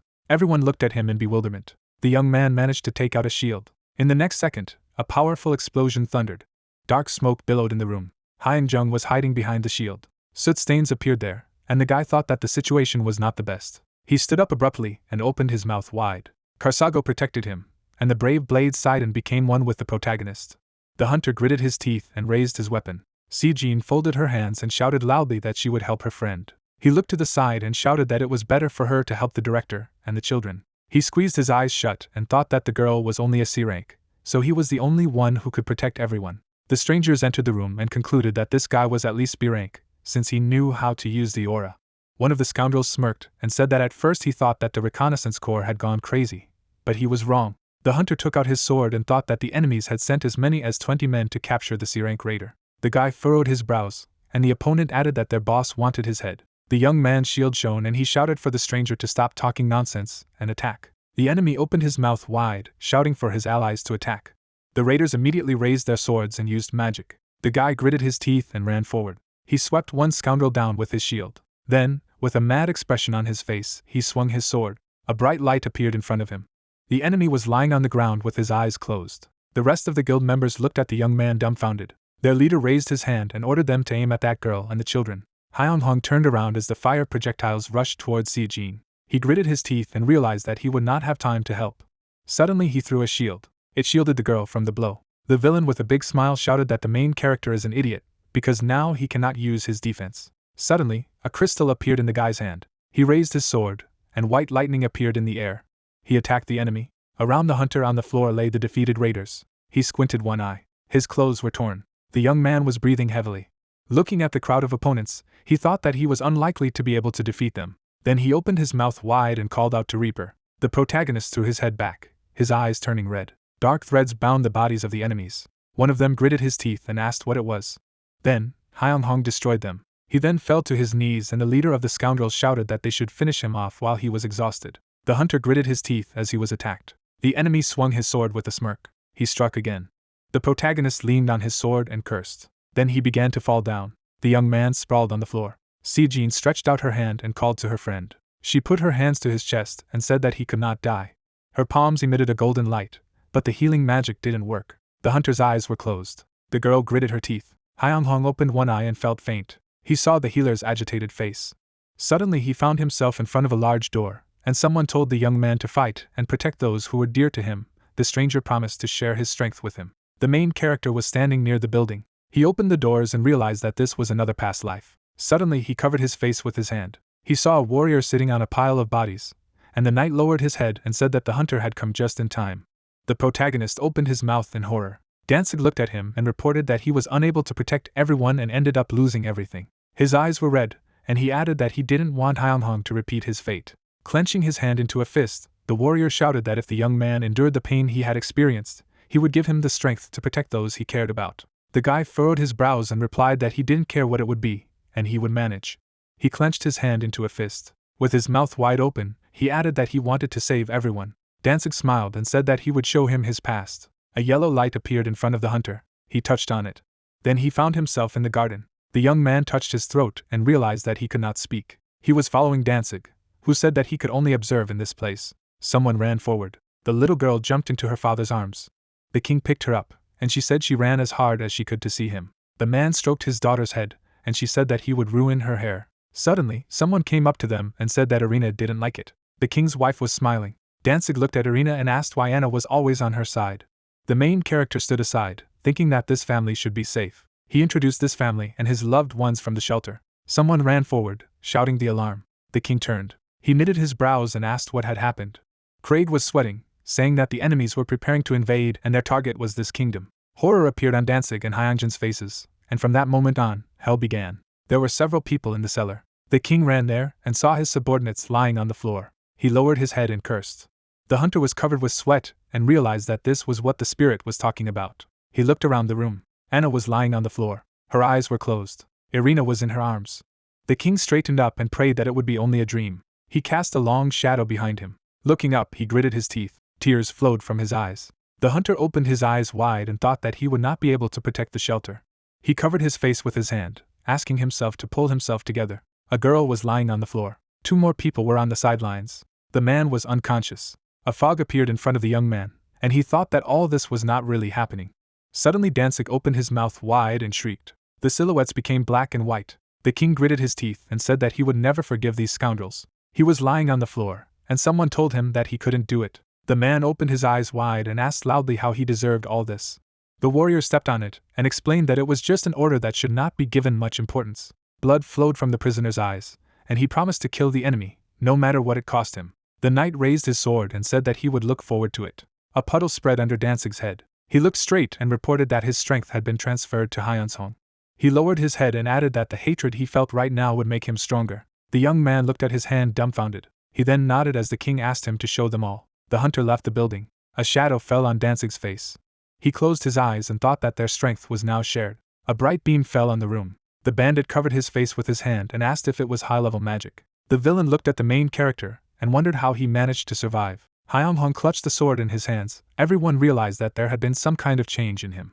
The guy raised his weapon in front of him and thought that the determination of someone who had lost everything would not allow him to surrender as long as he had someone to protect. The young man frowned sternly, sighed and saved his blade from breaking. The murderer raised his knife and asked if he should not have died. The hunter grinned maliciously. Reaper's bloodthirsty essence awakened and released some of his killing lust. Blood energy filled the space.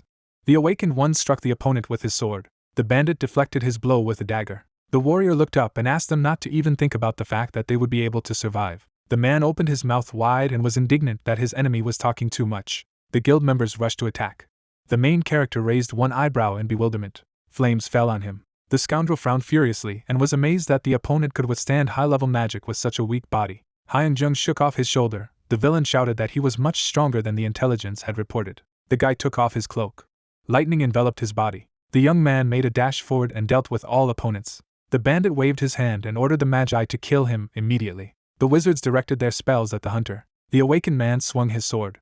The warrior struck a powerful blow, but a guild member blocked him. The main character gritted his teeth and asked if the enemy really wanted to deceive him. Suddenly, the man shook his shoulders and a red aura enveloped him. The scoundrel repelled the blow and continued the offensive. Hyung-hung jumped back and widened his eyes in amazement. The villain sliced through the air with his sword right in front of him. The guy fell to the floor. Frightened, Sachin shed tears. Danzing shouted that his comrade must protect her. The young man jumped to his feet and realized that such a thing could never break him. Hyung-hung struck a strong cutting blow. The hunter knocked the weapon out of the hands of the enemy. The blade pierced through the bandit. Blood gushed out of his mouth. The guild member smirked and asked if the enemy thought their patron would leave him alone just because he had killed them. The awakened man gave him a stern look. The warrior cut open the man's body and said that they had contacted the wrong person. The main character lowered his weapon. The frightened scoundrels huddled under the table. They folded their hands together and begged for mercy. Hyung-jung walked towards them and asked why he would save them.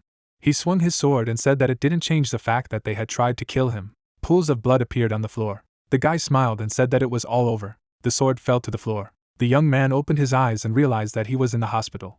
The hunter was lying on the bed, with a plaster on his face. Taemin and Seojin leaned over him and asked how he was feeling. The awakened man turned his head and asked what they were doing here. Bowing, the man apologized for not arriving in time and thanked his comrade for saving their guild. The warrior got up from his bed and asked his friend to fetch water.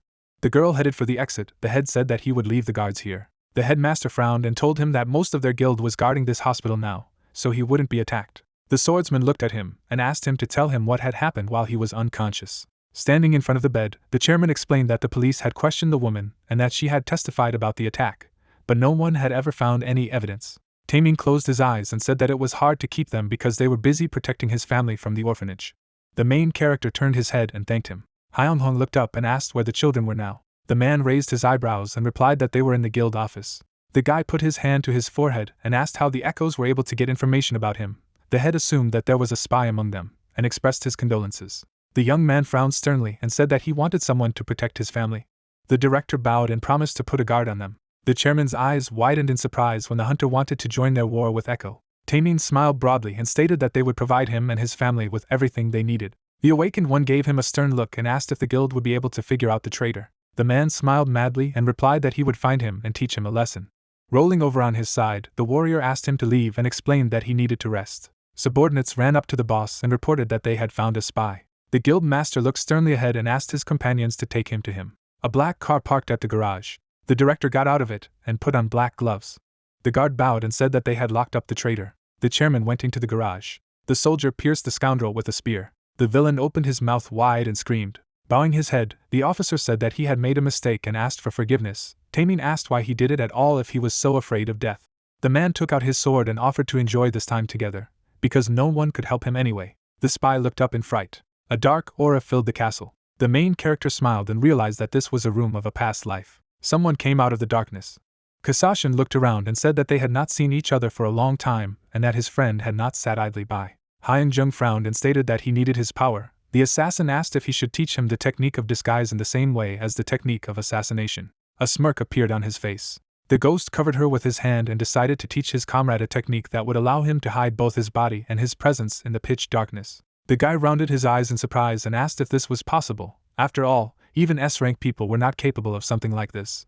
Raising one eyebrow, the spirit asked not to be compared with them and called himself special. Kasashin lowered his gaze and suggested that we go straight to the point. The man clenched his fist and explained that this technique was magic-based, so it was the same as hiding behind a curtain, but it consumed a lot of mana like any other high-rank magic. Holding out his hand to his ally, the assassin said that he would now be in complete darkness, and added that he would need to become one with her in order to hide himself. The ghost turned into black smoke. The spirit bowed its head and warned that a person could lose his mind in complete darkness. The hunter looked up and suggested that we start. Dark energy enveloped him. Kasashin wished him good luck. The awakened man looked up and realized that he could not see anything. The warrior smiled and remembered that if you stay in pitch darkness for too long, you can go crazy. The swordsman looked around. A drop of sweat rolled down his cheek. The main character wondered how much time had already passed. Hyung-hong's eyes widened in fear and asked when it would end. The guy opened his mouth in horror and felt as if the soul was leaving his body. The young man touched his eyes and asked his friend to let him out. Consumed by the darkness, the hunter wondered how long he would have to stay here. The awakened man covered his face with his hand and continued to repeat all these questions to himself. The warrior fell to his knees. She narrowed her eyes and wondered if this was the end. Doppelganger leaned towards him. The clone smirked and asked him to leave his soul to them. The double was reflected in the swordsman's eyes. The copies leaned over him and stated that their original was weaker than the infant, despite the fact that he needed strength to protect his family. The monster approached the main character's ear and said that this was his essence. Gritting his teeth, Hyung-jung replied that it wasn't true and asked them to stop playing with him. The man returned to the castle and said that he decided to help his comrade because he looked too helpless. The assassin congratulated his friend on learning the stealth technique. The guy frowned and asked if this was all. The ghost squinted slyly and explained that even though his dark control wasn't perfect, almost no one in this world could defeat him. The spirit smiled and decided it was time to say goodbye. The young man woke up in a hospital bed. The hunter stretched out his hand to the phone. The awakened man looked at the time and realized that not even a day had passed, but it seemed as if a whole year had passed. Someone outside the door asked if it was possible to enter him. Temin walked over to the bed, and the warrior asked what had brought him here. The man smiled and replied that they had taken care of a spy. The swordsman narrowed his eyes and was surprised that they had managed to do it so quickly. The protagonist looked up and asked what the Echo Guild was doing at the moment.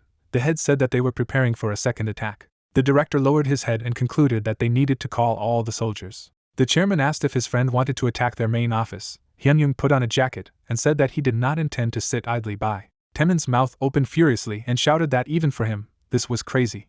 Putting on gloves, the guy explained that he wanted to take care of their fighters, and added that he would not have coped with it yesterday, but today is another day. The young man opened the door and asked a friend to take care of his family. Clouds floated over the city. The hunter approached the building and concluded that this was Echo's office.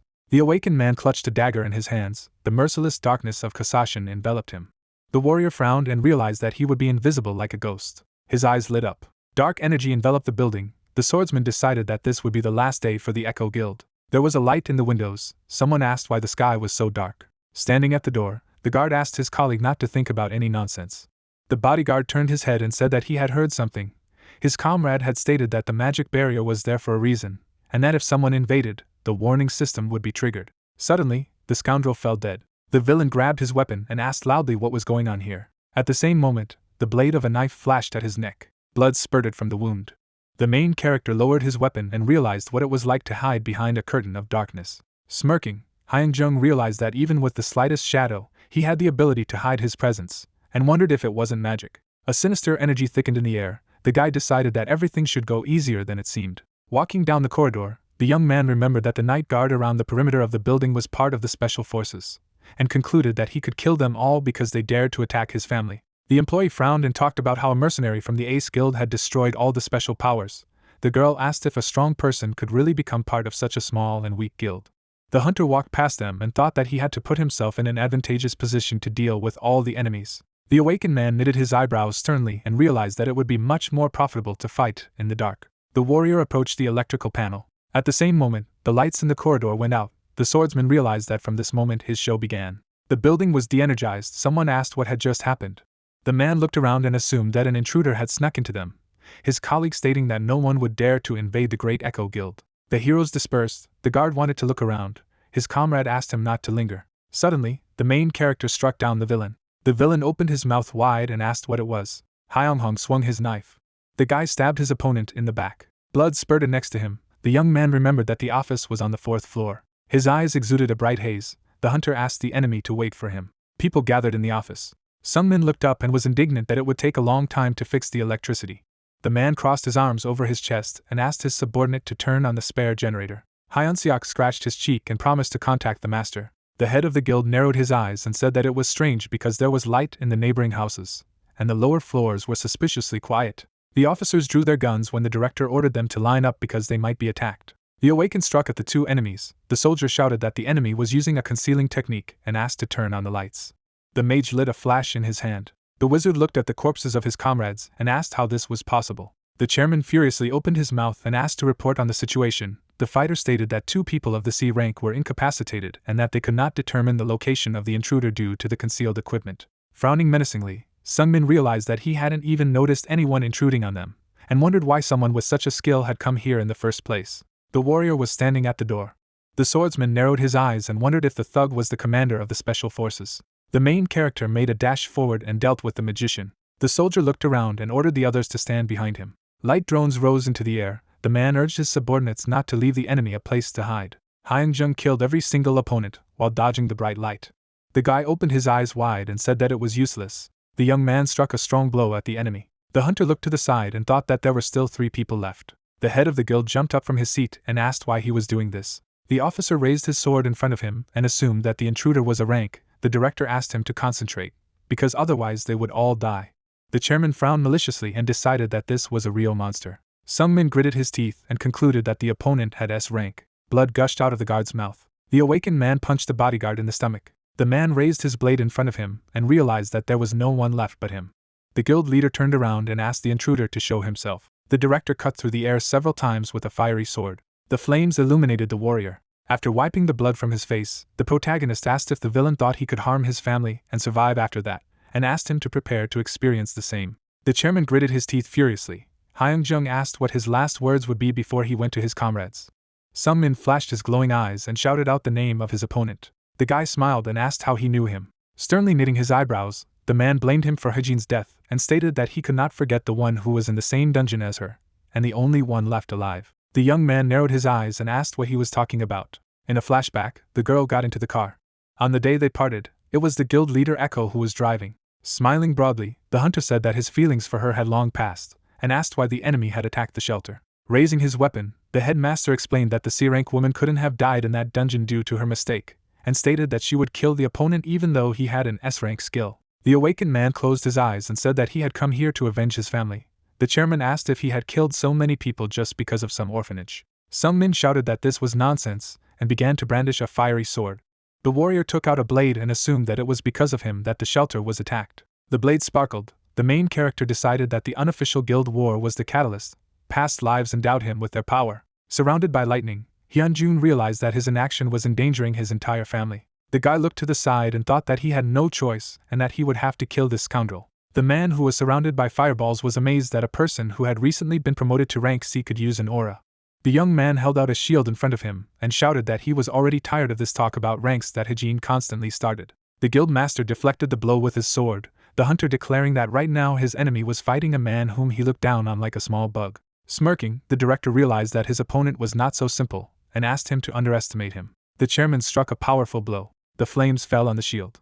Breathing fire, the villain urged his opponent to look at it carefully. Flames enveloped him. Sungmin shouted that it was an A-rank skill. The man opened his mouth in shock when the awakened man called it a pitiful sight and asked what it meant. The warrior swung his sword and claimed that he could dispel his ability in one fell swoop. The guild leader furrowed his eyebrows in fright and shouted that this could not be. Pointing his finger at the enemy, the headmaster said that it was a fatal blow and assumed that someone had told him about it. The main character looked at his hand and remembered that he had already been on the verge of life and death about 100,000 times in his past lives, but it was still tolerable. Hyung-jung raised his shield and decided that it would take a lot longer than expected. The chairman cut through the air with a fiery sword. The guy crept up from behind him and realized that he had to hurry up and kill him. The young man pierced his opponent's hand and explained that he would like to play with him longer, but their time was running out. The hunter smiled slyly and added that he had too many grudges against him. The awakened struck a slashing blow. The scoundrel fell to his knees. The villain clutched his stomach and trembled. Sungmin furiously opened his mouth and asked if his opponent knew who the sponsor of their guild was. The warrior pierced him with his sword and asked him to be silent. The man collapsed to the floor. The protagonist realized that his family could be in danger if their guild had a sponsor. Bleeding, the guild master said that they would definitely find him and make him pay for it. Hyung-jung lowered his weapon and decided that he needed to become stronger. The guy clutched his head as the voice explained that they had shared their power with him, but now it was his turn, and asked his comrade to bring something that rightfully belonged to him. Red smoke rose into the air. The young man asked where and what he should look for. Reaper was all impatient. The hunter walked over to the table and assumed that the glow was coming from what he needed. The awakened one found himself behind the headmaster's workplace, and wondered if the spirit had helped him deal with the Echo Guild just for the sake of it. In the box was a wooden box. Inside were a dagger and a necklace. The warrior went out into the corridor and thought that he needed to use Hasashin's power to get out of here. The shadow was preparing to erase all traces of him. The corpses of the guards were enveloped in flames. A powerful explosion rang out in the building. The swordsman looked around and decided that since the building was no longer there would be no evidence that he had done it, so his family would be safe for a while. A strong fire was raging in the office. Local residents passing by noticed him. The girl looked up in fright and covered her son with her hand. The boy smiled broadly and shouted that it was a special police squad. People in military uniforms got out of the cars. The man narrowed his eyes suspiciously. The officer approached the woman and asked her to talk about what happened here to help the investigation. She explained that she heard a loud explosion and went outside to see what was happening. The investigator looked down and asked if there was anything unusual here. The local resident replied that she did not pay attention to everything else. The assistant ran up to his colleague and said that he had news. The policeman's eyes widened in shock when the private reported that there was absolutely no one inside the building and that not even bodies were left. The man looked at the burning building and was surprised at that. Smiling, the senior officer decided that this was too suspicious and asked the passerby to be more careful. At this time, the main character was hiding around the corner. The investigator thanked the girl for her assistance. Looking at his hand, Hyun-hong realized that he could relax because there was no evidence, and thought that he couldn't walk down the street like that because his burnt clothes might arouse suspicion. Putting the phone to his ear, the guy heard the voice of an excited Taemin and promised to tell all the details later when they met. Suddenly, the young man's eyes widened. His body went limp and the hunter lost consciousness. The man asked what was happening. A member of the guild walked to the door and asked permission to enter. Holding the glass in his hand, the stranger concluded that something serious had happened, since he immediately came to him. The staff member bowed and reported that the Echo Guild had been destroyed.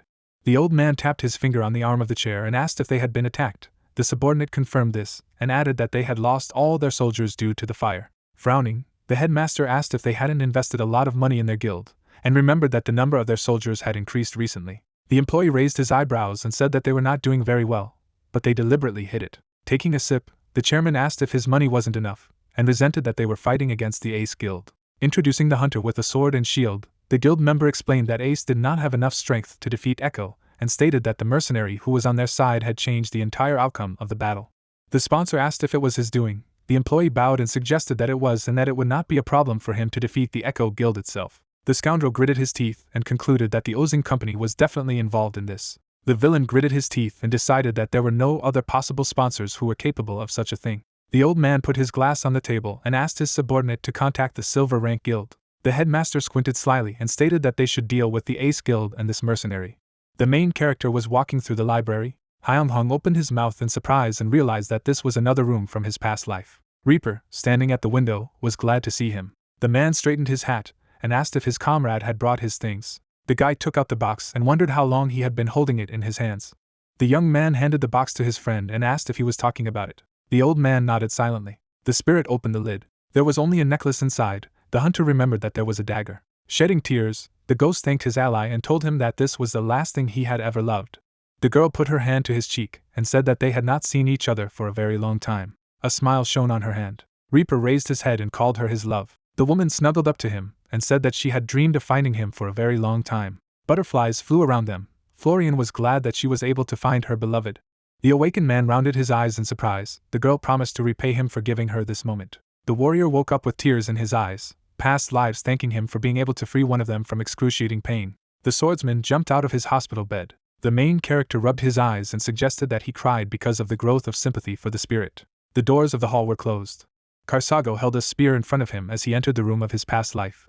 Hyunjun received its power. In a flashback, the guy raised his sword. In each room he had the opportunity to increase his sympathy for his past lives. The old man gritted his teeth and cried. As the coordination was adjusted, the strength increased. The young man froze in place and clenched his fists. A multitude of hands went towards him. Even the emotions they felt reached him. The hunter covered his face with his hand and realized that he had to stop crying before anyone noticed. There was a box on the table. There was a dagger inside. The awakened one assumed that it was a gift from Reaper. The warrior took the knife in his hand and decided that it was a great thing, since the executive director of the guild, Echo, kept it separately. The swordsman put the weapon in his inventory and wanted to go to the appraiser. The main character looked at the door when a voice was heard from behind it. Taemin entered the room and asked how he was doing. Hyunjun replied that everything was fine. The man sat down next to him and told him that his family was resting in the guild office. Smiling, the young man thanked him for his help and asked what had happened to the Echo Guild. Sitting on the chair, the guild master replied that it was a heavy blow and that people had begun to leave even though only one day had passed. The director put his hands on his knees and added that the police had launched an investigation, but no evidence had been found. The young man frowned and asked him to let him know if anything became clear. The hunter scratched his cheek and asked if his friend could find a new home for him and his family. The chairman closed his eyes and promised to talk to the Ace Guild, the awakened one wondering if there was any unofficial information about the Echo Guild. Bowing his head, Taemin apologized and replied that this was all he knew. The warrior pressed his hand to his stomach and stated that someone was behind the attack on Echo's office. The man confirmed this and added that this was not the end. The swordsman decided that revenge would surely follow. The head smiled, asked him not to worry about it, and promised to do everything possible to track their movements. The main character came to the appraiser. In the box was a dagger. Hyun-hong smiled and asked to evaluate this thing. The man took the knife in his hands. Bright sparks appeared under his fingers. The old man adjusted his glasses. The guy asked if there were any problems. The young man raised his eyebrows in surprise when the master said that this was a very unusual thing. An employee of the association looked up and said that it was a sealed weapon. The hunter asked what it meant. Holding the weapon in his hands, the worker explained that some important abilities of this artifact were sealed, and admitted to seeing such a thing for the first time. The awakened man put his hand to his chin and asked him to tell more about it. The appraiser presented a dagger with a lock and said that sealed weapons come in different types and that their true power will be revealed when certain conditions are met. The warrior rounded his eyes and asked if this knife was not activated now. The man beamed with joy and stated that even now there are options to absorb power and improve the user's physical condition. The swordsman smiled broadly and decided that this would be a very good piece of equipment. The old man ran his finger across his throat and explained that this artifact was called the Butcher. The protagonist squinted in displeasure when the employee doubted that he would be able to remove the seal and said that if he managed to do so, he would be assigned level S. The employee leaned on his arm and explained that this weapon has a recovery function in which it returns to the hand of the user who shouted the spell. The appraiser gave the papers to the visitor and invited him to take a look at them. The document said that this dagger was worth 1,000,000 won. Hyun-jung scratched his chin and wondered if he should evaluate the rest of the equipment. The man put his hands together. The guy concluded that none of his weapons would be better than this knife. The old man blushed very much and offered him to arrange an installment plan. The young man handed him a gold card and said that he would pay for everything at once. The hunter put the dagger in his inventory and concluded that he should not have expected anything else from his past life. The awakened man took out his phone and assumed that past lives were using it to pay off old bills. The warrior picked up the phone and asked who it was, and Taemin said that he had found a suitable house for him and offered to go and see it together. The swordsman closed his eyes and agreed. The man said that a car would soon come for him. A black car parked at the gate. The main character looked around. The guild master smiled broadly and greeted him. The master asked if he liked the house. Frowning sternly, Hyung-jung remembered that he should look as disinterested as possible and asked when he could come here. The broker replied that it would be difficult to do so now because the house was not yet ready. The realtor rubbed his thumb and index finger and said that things would have been different if the client had paid a little more. The guy stated that he didn't care how much it cost and asked him to make sure that the house was ready as soon as possible. The merchant bowed and said that the buyer would be able to move in within a week. Clenching his fist, the young man concluded that money decides everything in this life, and thanked his past lives for it. The spirits watched him from a special room. The fairy opened her mouth in shock. The girl began to beat Karsago and shouted that this reincarnation would definitely be able to win. The bodybuilder showed his biceps and said that with this money it would be possible to pump even more muscles. The woman's eyes widened in amazement. Waving his hand, the gladiator was disappointed in them and said that he would not allow them to train the hunter, and that they would only be able to take part in case of force majeure. The fighter gritted his teeth and explained that with such an approach, their plans would never be carried out. The light was on in the windows of the residential building. The child ran up to the awakened man. The warrior closed his eyes and asked if everything was fine. The girl told her that the guild members had bought her sweets. The swordsman looked up when someone asked where he had been all this time. Seojin put her arm around her shoulder. The main character asked if they could discuss something. The girl asked what happened. Sitting on the sofa, Hyunjun said that he had come from the house in which their family would live. The woman asked what it was about. Raider raised her eyebrows excitedly, and explained that they couldn't just buy a new house because he wanted to. Lowering his head, the guy replied that he had a good income in the Ace Guild and stated that he wanted to spend this money to protect his family. Taking him by the hand, the healer thanked her friend and decided that the children would love it there. Looking down, the shelter worker said that she was worried about a friend who got involved in something dangerous, and recalled how the villains attacked the orphanage. Squeezing her hand, the young man said that he wanted to hire a bodyguard and install a security system in his new house, and told her that the Ace Guild would help them with the guards, so everything would be fine. Seojin smiled. The hunter explained that he wanted to be happy with them, and promised to protect his family. The girl grabbed him by the sleeve when the awakened man said that he had to go. The woman put her hand to her chest and asked if he would not stay overnight. Her cheeks flushed. Scratching the back of her head, the raider said that she felt calm around him, and thought that she shouldn't say such things suddenly. The warrior looked away and agreed to stay here. The healer smiled and offered to eat ramen together. The swordsman walked with his back to the door and said that he was very tired. The shelter worker threw up her hand and asked what it meant. The main character shouted that it was time for him to sleep. Seojin looked down in frustration. Memories of Hyunjun flashed through her mind. The girl knew that her friend wanted to take care of the orphanage because it was the only place where he was accepted without his family. The guy's clothes were covered in blood. The woman thought that her friend was doing a lot for his family. Raider bowed her head and realized that she didn't want him to lose himself with all this blood on his hands. The young man lay down on the bed and realized that he had never seen her like this. In a flashback, the healer lowered the corners of her lips and offered to have dinner together. The hunter opened his mouth in shock and suggested that he really just needed to go and eat with her. The awakened man tossed the pillow up and became angry, the sergeant's sly laughter alerting him to the danger, as someone was aiming at his heart. The warrior looked sharply to the side. The swordsman jumped out of bed and wondered who it could be. Knives pierced the pillow. Taking out his shield, the protagonist was glad that his room was closest to the exit, and decided that his family would be in danger if the enemies were not eliminated quickly. Gusts of cutting wind appeared in the air. Hyung-hong covered himself with a shield and concluded that there was one mercenary and one mage among the opponents. The stranger frowned and called on his comrade to attack. The man took out his sword. Looking up, the guy realized that he would not have time to pull out his weapon, and decided that first he needed to push the enemy with his shield. The young man made a dash forward. A dagger approached his throat. The hunter jumped up. The awakened dodged the attack and pushed the opponent back. The villain crashed into the wall. Blood gushed out of his mouth. The assassin stepped forward and asked where he got such power. The awakened man jumped off the ground. The soldier approached the murderer and wished him death. The villain opened his mouth in fright. The swordsman struck him hard with his shield. The stranger was lying against the wall. His comrade was at the door, but the main character was sure that there were three of them. Suddenly a voice warned him about the spirit of death, which enveloped the most precious thing for him. Dust was flying in the air. Hyun-young burst into his girlfriend's room at the moment when the man raised a knife to stab. Seo-jin was sleeping peacefully at this time. The guy frowned furiously and shouted. His pupils narrowed. The young man ordered the enemy to remove his hands from her. The dagger deflected the enemy's blow. The hunter jumped forward. The mercenary asked if his comrades in arms had failed. The awakened man swung his sword, blessed by Sidon. The warrior struck a crushing blow. The scoundrel sat down on one knee. The main character cut his body with a blade. Hyun-jung brushed the blood off him and was glad that his girlfriend wasn't hurt. Squinting, the guy was surprised that no one woke up even from such a noise, and assumed that something had been poured into their food. The young man looked at the door and wondered what the people of the Ace Guild were doing. With his eyes wide open, the hunter decided that this was their goal and realized that he needed to contact Taming. The awakened man put the phone to his ear, but heard the voice of the answering machine. The warrior looked away and realized that this was about to happen. The swordsman sent a message to the special police department, and wondered if the people from the guild would react to this.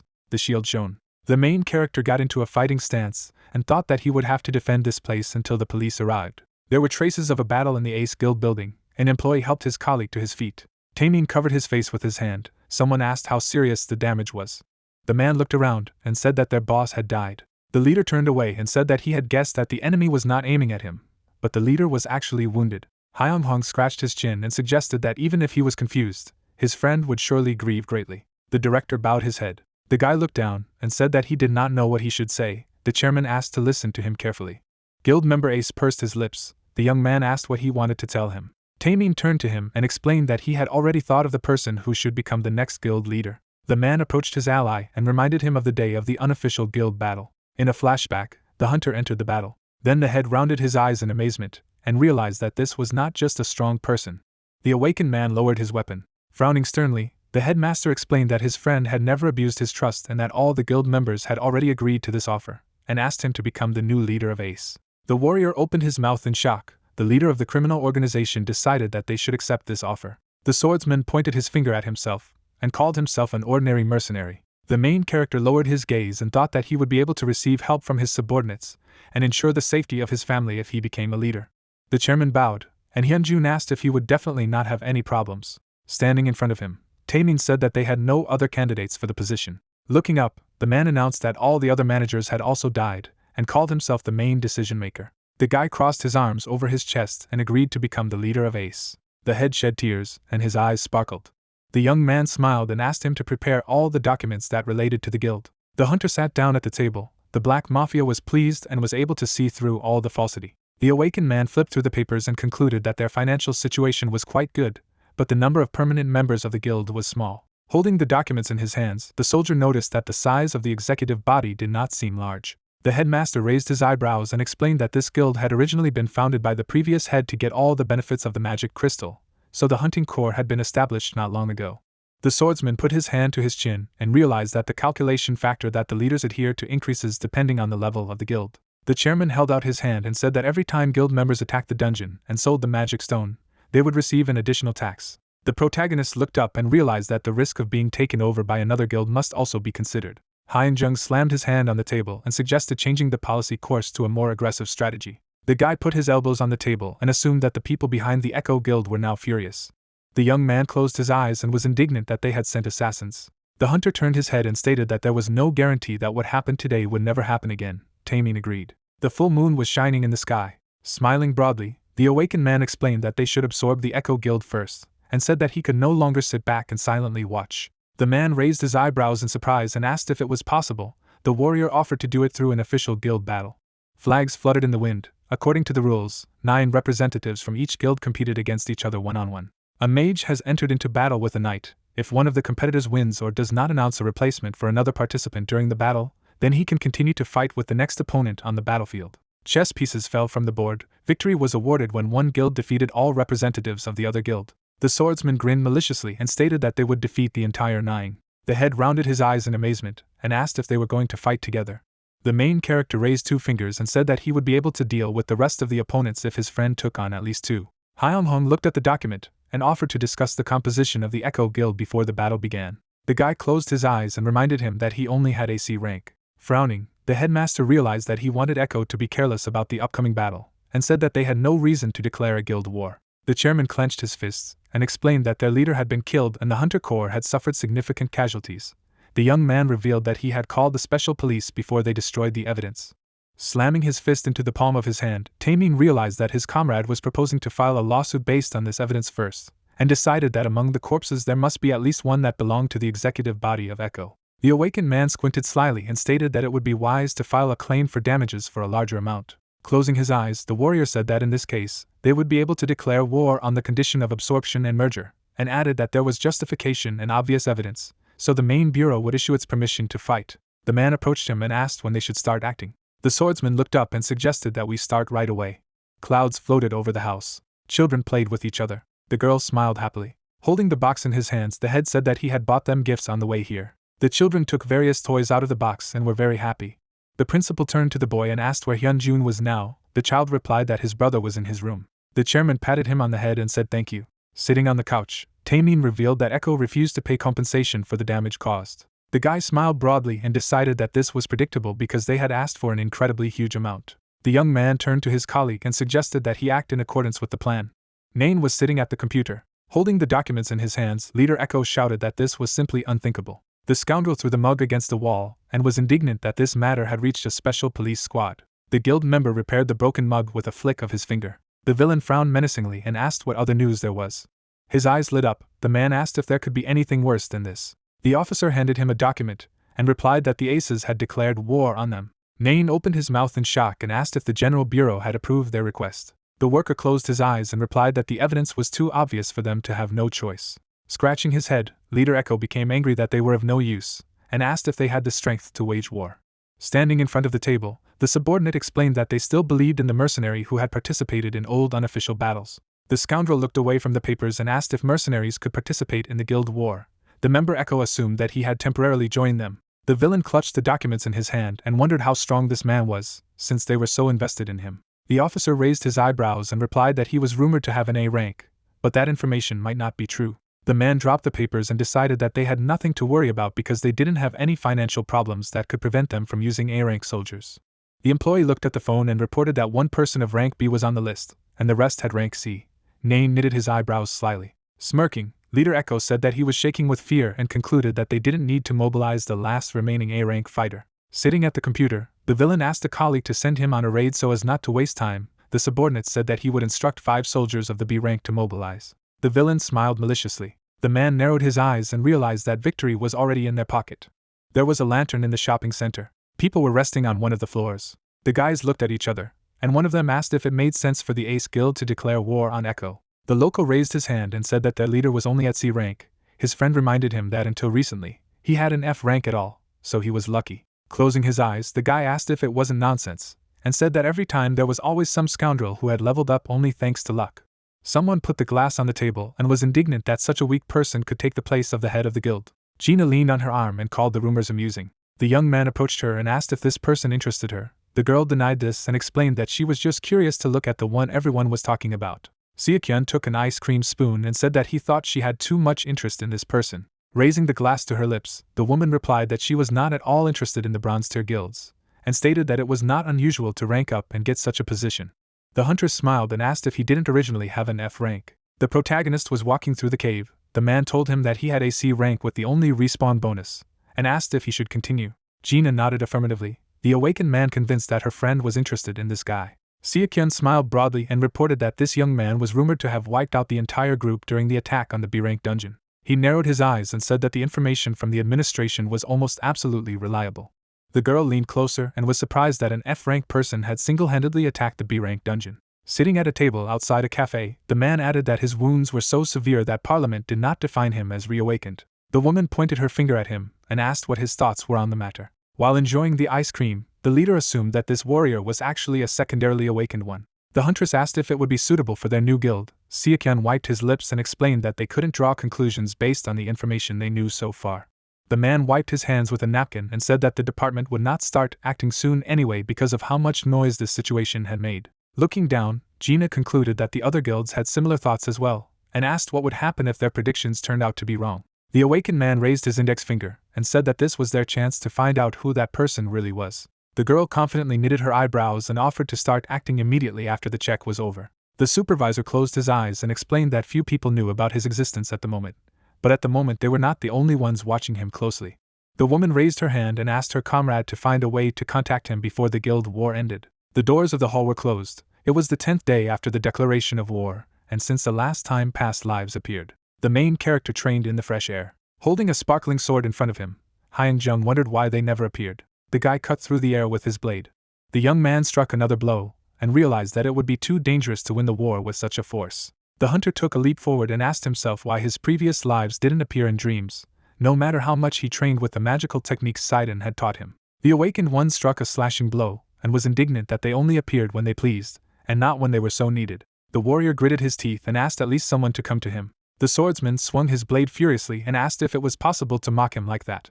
Fallen leaves swirled in the air. Someone threw a stone at the main character. Watching him from the sidelines, the children laughed at the fact that he had no parents and that he was brought up in an orphanage. Someone burst into the office. The reason why Hyung-jung was so hungry for the power of his past lives was to avoid repeating the same mistakes again.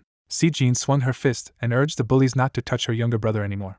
The girl looked around and offered to go home. The guy wanted to protect those who were next to him day after day and gave him the strength to endure all the hardships. The child smiled. The young man took the certificate and was very happy that his awakening was confirmed. The hunter looked at him and thought that he didn't even care that it was only an F rank. The guys were happily spending time in the shelter. The awakened finally had a chance to repay their family for their care and protect their loved ones.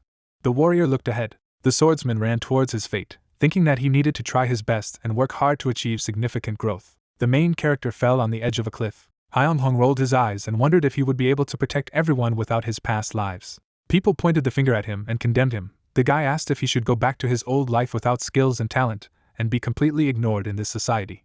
Holding the sword in his hands, the young man realized that he could not just sit and quietly wait for this to happen. The hunter swung his blade. With one blow, the awakened man cut all the disgruntled statements in his direction. The warrior struck a powerful blow, and the leaves flew into the air. The tree collapsed to the ground.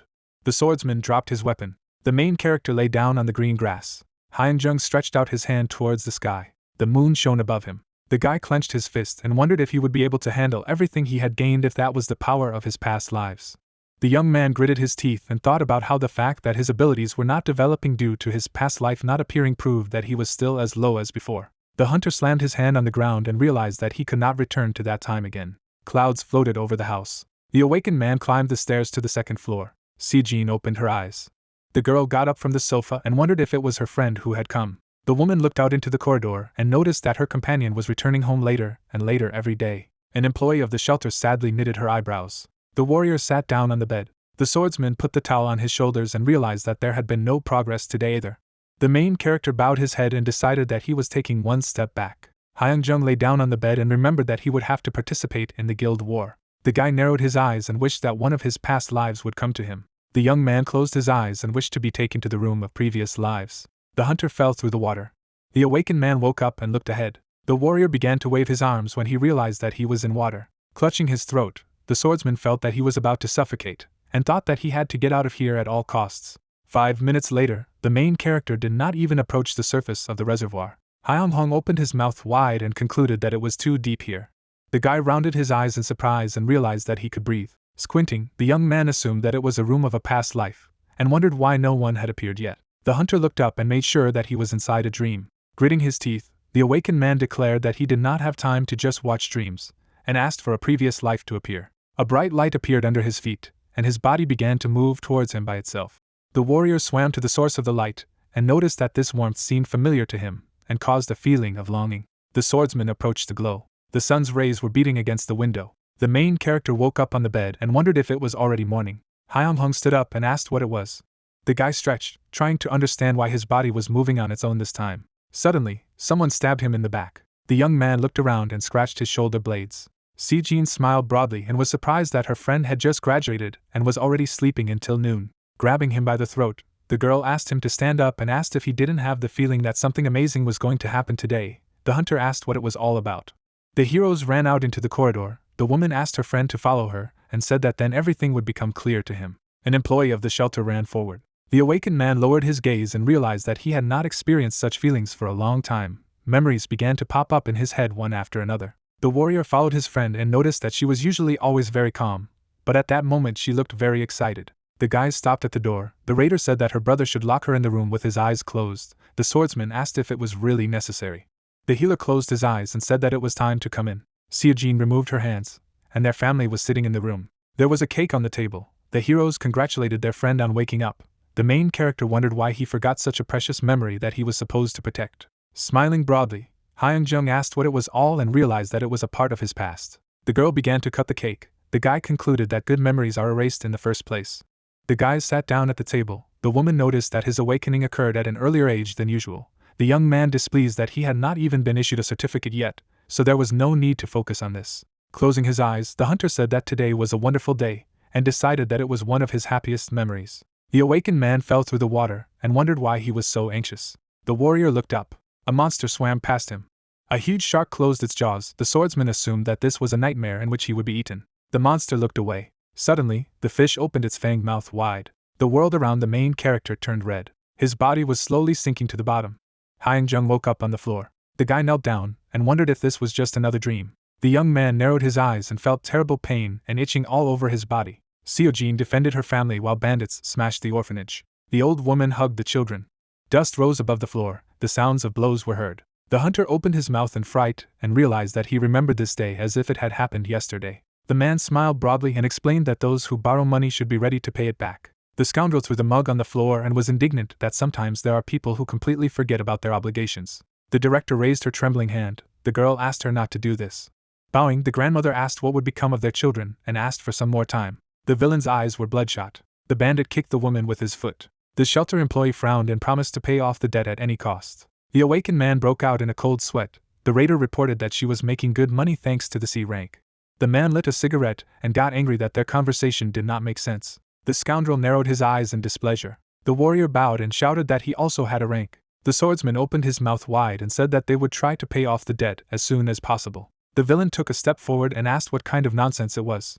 The bandit put his hand on the protagonist's shoulder and asked what he could do with the F rank. Squeezing his hand, the man said that such a thing would not work even in the lowest paying job, and asked if he knew how many hungry mouths there were in the shelter. The scoundrel slapped Hyung-jung in the face and ordered him to investigate the problem properly first. The guy fell on all fours. The villain ordered his subordinates to search everything here and suggested that money must be hidden somewhere. Outside the window he could see the city. Si-jin used magic on her arm and was glad that both the children and the headmaster were unharmed. The girl smiled broadly and said that the only problem was that the orphanage was now a real mess. Sitting against the wall, the woman said that all together they would clean up quite quickly. The employee turned her head and decided to help her friend heal his wounds. The young man tucked his knees and hid his face. Raider looked at him sadly. Tears fell on the sleeves of his shirt. The hunter admitted that he felt absolutely useless. The awakened man began to cry and told him that he believed that with the F rank, he would have a chance to protect his loved ones if he tried his best. The moment the bandit hit his girlfriend, the warrior could not do anything. The swordsman smiled madly and declared that he was not capable of anything. Having plunged underwater, the main character suggested that until now helplessness had forced him to move forward, and realized that, in his opinion, such an incompetent person has no right to keep happy memories in the depths of his soul. Hyung-hung opened his eyes. The bright rays of the sun illuminated him. The guy decided that now everything would be different. The young man's eyes widened. The hunter resolutely knitted his eyebrows and realized that now he was driven by strength and confidence that he would succeed. The awakened one swam to the surface and concluded that he could no longer mark time, and that he needed to become even stronger. The warrior narrowed his eyes. He found himself in the middle of an open space. Karsago smiled and was surprised that his friend didn't bother to talk about his strength. The swordsman turned around and saw him. A joyful smile appeared on his face. Suddenly, the protagonist looked to the side as the man said that he thought they made a mistake in giving him power. Gladiator introduced his embarrassed comrade. Hyun-Young realized that he had also seen his dream, but the fighter lowered the corners of his lips in displeasure. The guy lowered his head and explained that he had become too presumptuous, since he finally had the power to change something. But now everything was different. The young man clenched his fist and said that great strength came at a high price. Standing in front of his past life, the hunter said that his family was in danger because of this power, and added that he could not sit back and watch his loved ones suffer. The awakened man opened his mouth wide and shouted that he wanted to become even stronger now that he had confidence. The ghost's eyes widened in surprise. Standing in the middle of an empty field, the warrior declared that he wanted to become stronger than those who threatened him. The spirit smirked and concluded that his friend was in despair. The swordsman took the weapon out of his inventory. Karsago raised his shield and decided to teach him the martial art of defensive counterattack. The main character looked ahead and asked what it was. The man replied that it would be different from hitting the shield. The fighter frowned and said that from his point of view, this was the most powerful counterattack skill. The gladiator took a fighting stance and decided that it would be much better to do without explanation and let his comrade experience it for himself. Hyung-Hong's eyes widened. The ghost looked at him resolutely and urged him to unleash his best technique. The guy made a sharp dash forward. The young man jumped up and swung his sword. The hunter struck a crushing blow. The awakened man frowned and noticed that his opponent did not make the slightest move. Smirking, the spirit asked if his skills were still at this level and asked his friend to take a closer look. A powerful aura enveloped his shield. The warrior realized that he had absorbed all the damage. Standing in the distance, the swordsman concluded that this could not be called an ordinary absorption. Karsago clenched the handle and asked if he had noticed that absorbing the blow allowed him to release twice as much powerful energy. The man swung his shield and shouted that there was only one way to obtain this supreme skill. The fighter hit the ground with force and destroyed it. The blast wave hit the battlefield. The gladiator said that it was necessary to fully withstand this energy without experiencing any shortage. A cloud of dust rose above the ground. The ghost looked at her and assumed that the vessel was not yet ready to receive such power. The spirit turned away and declared that they had no time to wait. Suddenly Karsago looked away. The main character was able to stand on his feet. Hyung-Hong opened his mouth wide and realized that he had managed to withstand his comrade's martial art. The guy looked up. Grinning, the gladiator realized that his eyes had failed him, and congratulated his friend. The young man smiled broadly. The fighter said that now the best counterattack technique belongs to him. People gathered outside the arena on Guild War Day. There was a sign on the door that read waiting room. The heroes were sitting on sofas. Temin raised his hand and offered to defuse the situation, because they had absolutely nothing to worry about. The hunter crossed his arms over his chest. The man said that their leader would figure everything out. The guild members bowed their heads, the awakened one noticing that the atmosphere had only worsened. The warrior looked away awkwardly and thought about how this was a natural reaction because they believed that a person who appeared out of nowhere couldn't be the leader of their guild. Suddenly someone opened the door. The stranger smiled broadly and called the atmosphere in the waiting room beautiful. He wore an echo bandage on his arm, and the scoundrel asked where all their fighting spirits had gone. The swordsman frowned tensely. The main character raised his hand when the director wanted to object.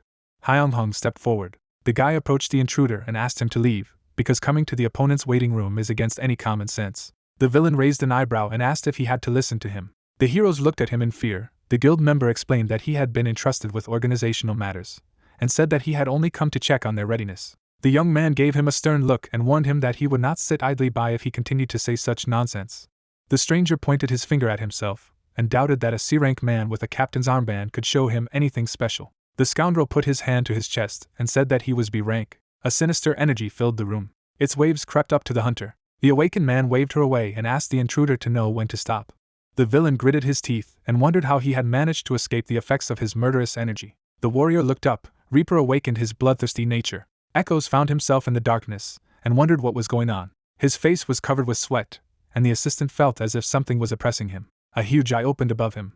The stranger fell to his knees and coughed. He trembled with fear. The swordsman looked at him contemptuously and ordered him to leave. The scoundrel ran away in terror. The main character came to the door. Hyung-Hong's eyes widened and realized that for a second, he thought about killing this person. The guy looked at his hand and concluded that he was becoming less sensitive to murder as his level of sympathy for past lives grew. The young man shuddered and looked away. His team members stared at him in shock. Smiling, the hunter said that everything was fine and asked them to stop worrying. The characters smiled back and looked at each other. The guys turned to their leader and shouted that they believed in him. The man brought his hand to his mouth and coughed. Approaching the door, the judge announced that the guild war would begin in 30 minutes and asked the participants to go to field number 4. The awakened man scratched his head in embarrassment. The warrior turned his head and said that they would definitely succeed. Yoziel stared intensely at the back of the guild leader. The fighters came out under the bright light of the stadium. Hyun-jung and his men looked at the gathered spectators in surprise. The young man's eyes rounded, and he expressed the opinion that even though this wasn't a major guild battle, there were a lot more spectators than he thought.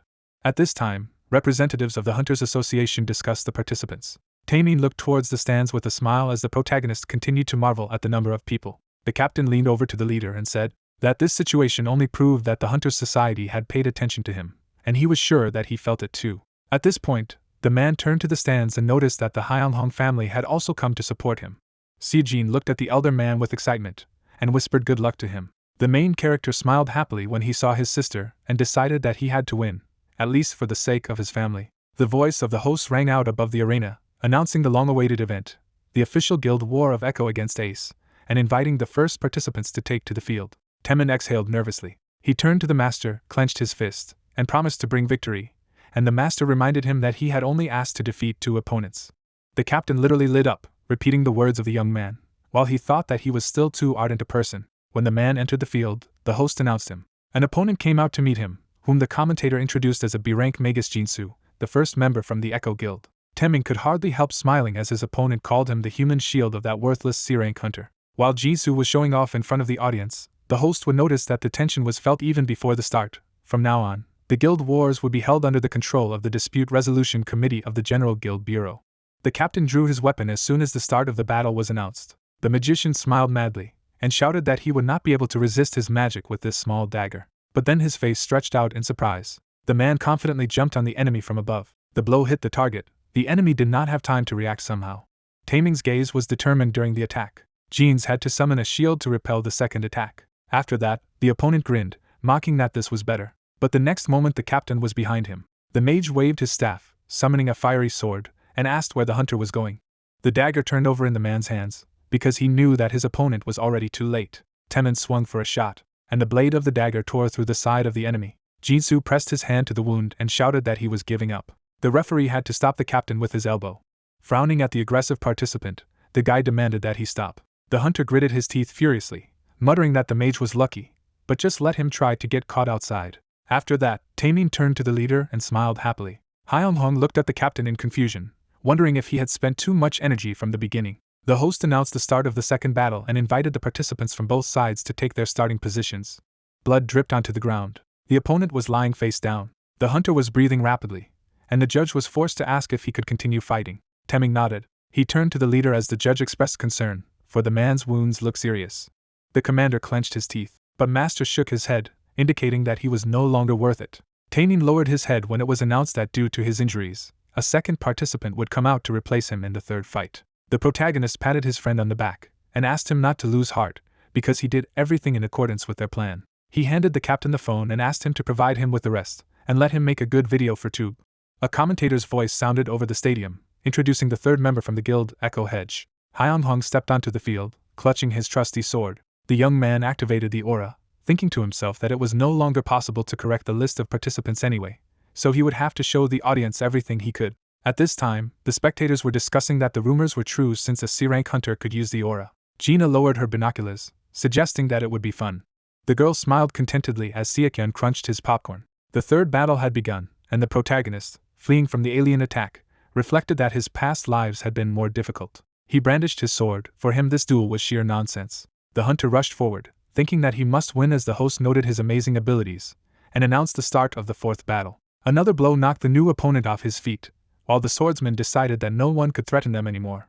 At sunset, the guy looked at the stands as a voice from the speakers announced the long-awaited fifth fight. If he won this time, then the Ace Guild would win the final victory. Under the voice of the commentator, the hunter Sangyeon stepped onto the field. The man frowned at his opponent, thinking that he could not even imagine that there would be anyone capable of using the aura.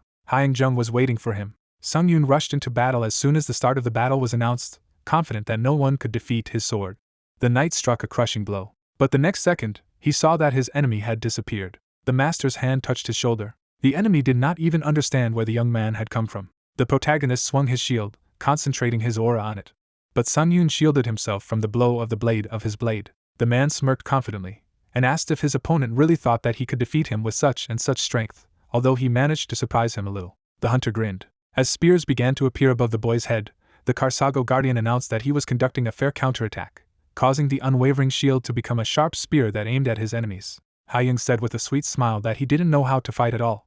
But the aura grew larger, gathering even more projectiles around. The light blinded the enemy. After that, the attack fell on Sungyun's head. He collapsed to his knees and admitted that he had lost. Standing on all fours in the arena, the swordsman begged for mercy.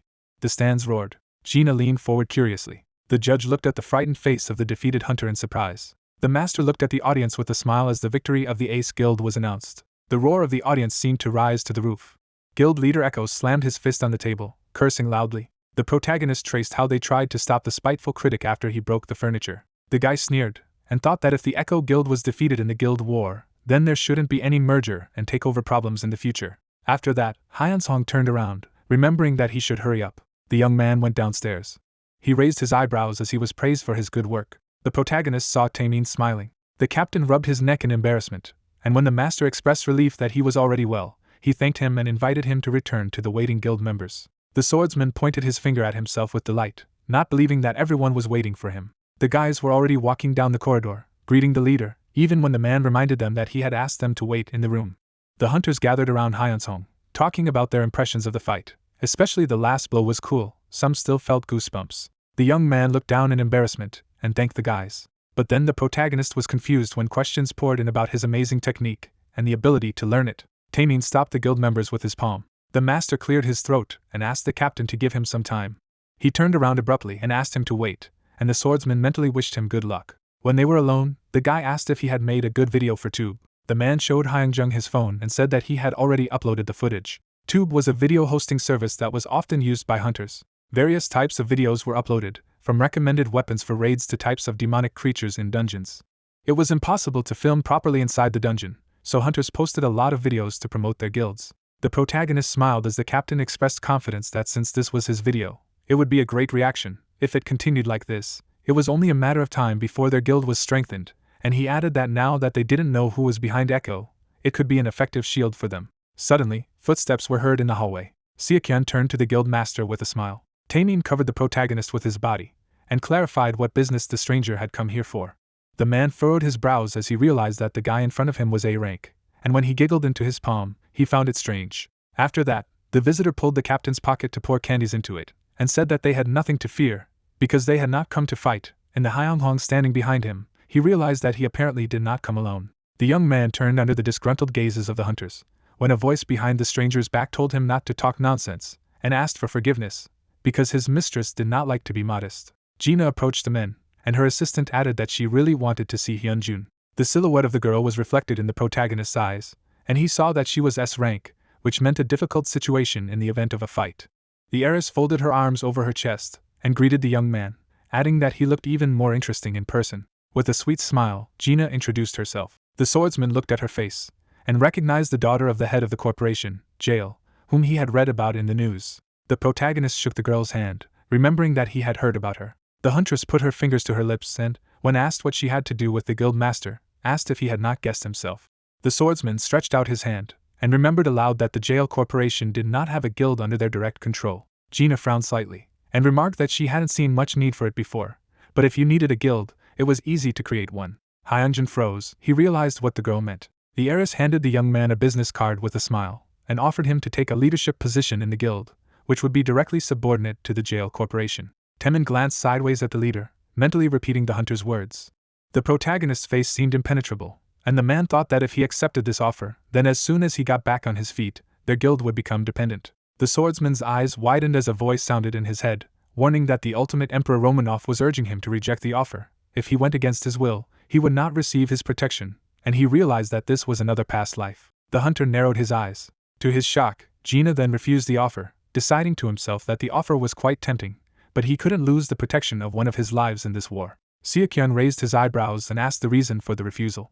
The guy smiled and replied that he just didn't like it when someone led him. The captain was touched, and realized that he was not mistaken in choosing Hyunsong as the guild leader. The visitor got angry, and asked if it was really just because of this. The young man continued to smile as he added that if they offered him the position of guild master, he would still think about the offer, but just thought to himself that he would definitely not be offered such a position. Jean's face turned menacing as she expressed the opinion that the protagonist valued himself too highly.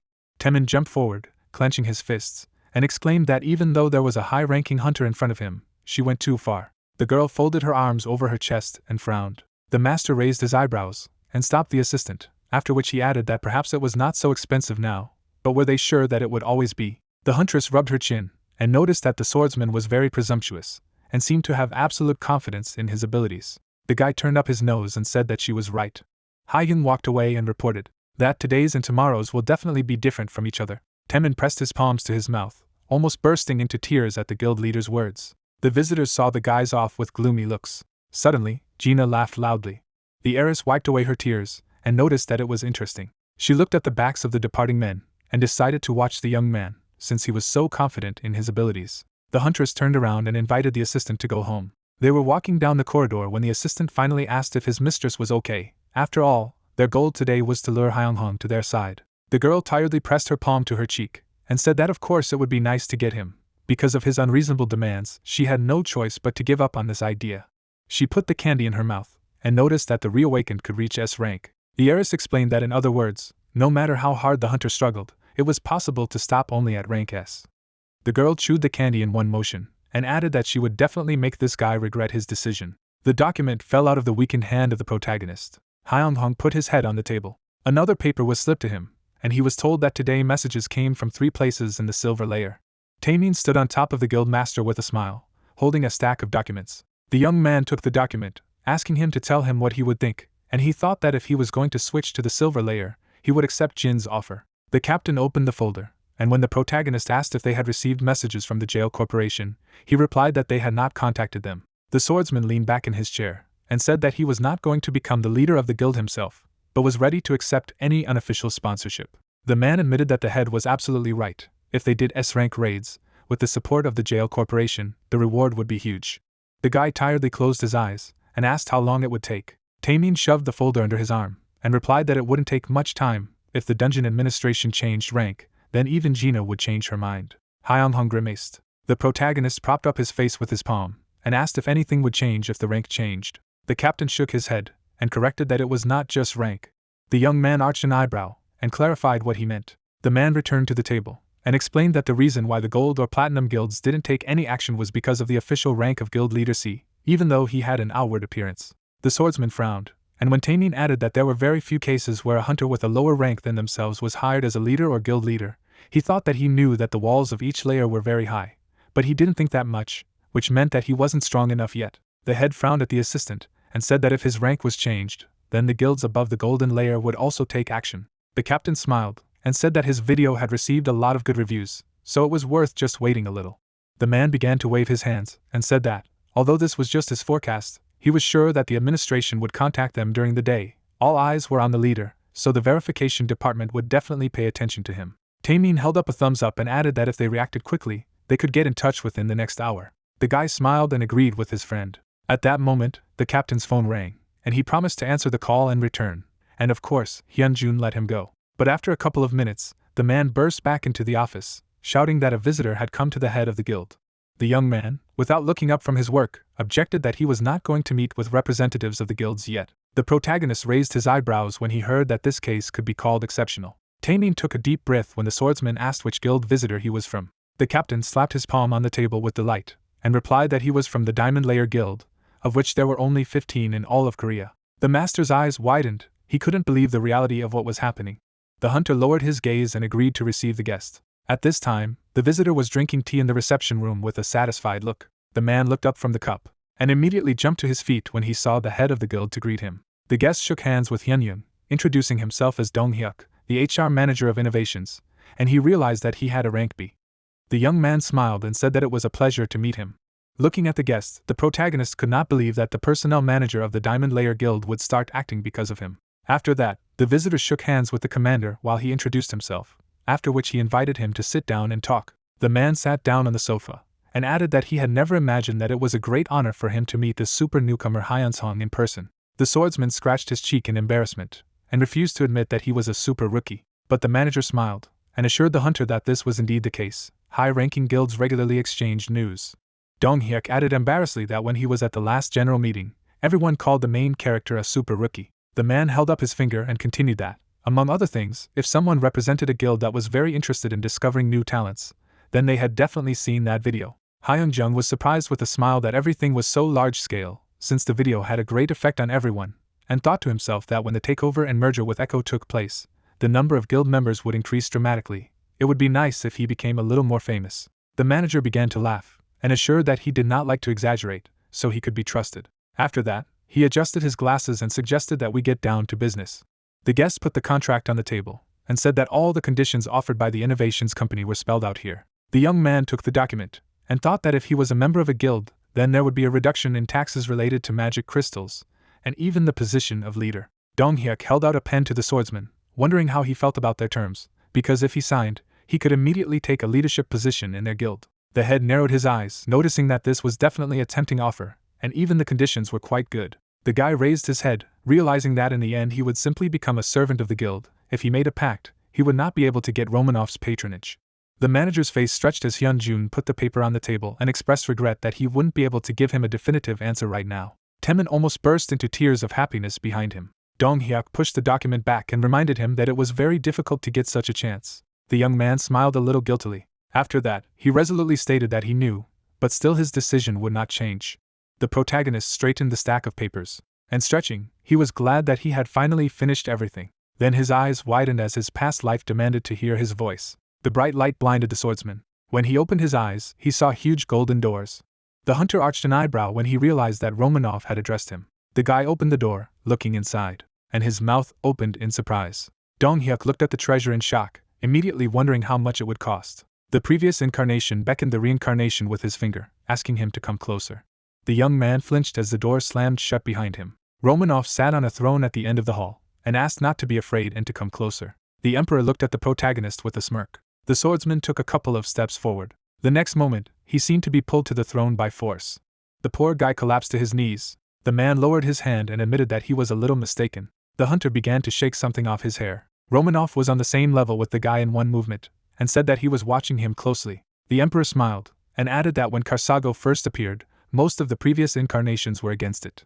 Hyun-jung looked at the man in surprise as he continued that Seiden Miller and Kasashin soon recognized him. Romanov smiled when he said that the room of the past life was only a special space, and he could not imagine that the young man would be able to absorb their training so quickly. The emperor chuckled, and admitted that in the middle of the game, the protagonist went a little astray, but in the end he was able to achieve what he wanted due to the fact that he had some abilities. The hunter remembered that moment, and clarified, so he told him not to become a servant of any guild, and Romanov confirmed this, because he represented his will. The emperor scratched his beard, and explained that since the young man practiced without hesitation, he could consider himself willing to accept it. Hyung-hong rose to his feet, and stated that for his patronage, he had refused all offers from other guilds. The man put his hand on the protagonist's shoulder and praised him, since the one who was under his protection could not be someone else's servant, and asked him to take an oath that this would never happen. The swordsman took a serious look at the past incarnation as he added that in such a case, he would become his patron, as he had promised. The Roman's palm lit up. The emperor continued to smile when he asked to be patient if it hurt. A bright golden light enveloped the main character. Hyun-jun clenched his teeth in pain. It was as if he was torn apart. His head was thrown back, and the young man felt such pain as if his whole body had been pierced through. When it was all over and the emperor withdrew his hand, the protagonist could barely stand on his feet. The man looked pleased. While the swordsman was trying to catch his breath, Romanov asked if he was not already used to pain. The hunter wiped his chin and explained that it was somewhat different from the pain he had experienced before, but now everything was normal. The emperor returned to the throne, and advised him to clear his mind in order to use magical power, and the guy replied that he understood everything. Hyun closed his eyes, trying to focus on the currents of magic. The young man opened his eyes. A golden shard appeared in front of him, and wanting to know what it was, the protagonist stretched out his hand. His fingers touched the surface, and the shard began to glow. In the next moment, the swordsman saw the city burning. The fortress walls were flooded with fire. Several knights held the gate to the imperial castle. The soldiers turned around when they were told to leave. Romanov frowned and shouted that he would defend the imperial palace. The guys looked at the ruler in fright, and one of them exclaimed that this was unacceptable. His Majesty needed to take cover first, and they would defend this place at the cost of their own lives.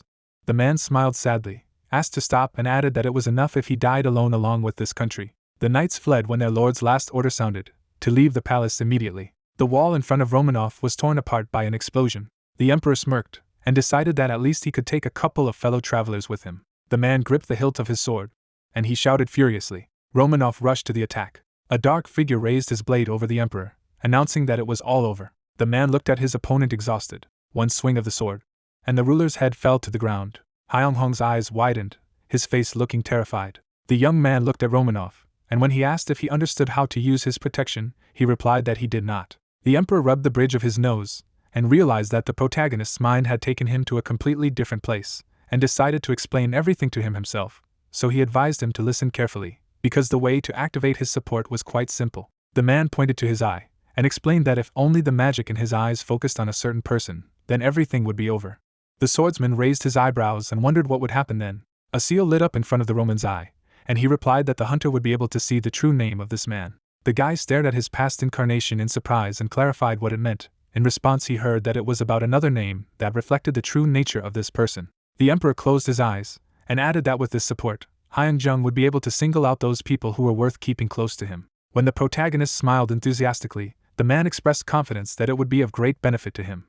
Romanov shuddered when the young man, expressing gratitude, called him by name. He frowned, and noticed that he hadn't been called by that name for a long time, after which he let go of his reincarnation. The swordsman went to the exit with his head held high, while the Emperor saw him off, saying that as long as he served him, he would remain by his side, but asked him to remember something well. The man looked after the hunter. He was already leaving the room when he heard that the ability to find out his true name could be a curse in some sense.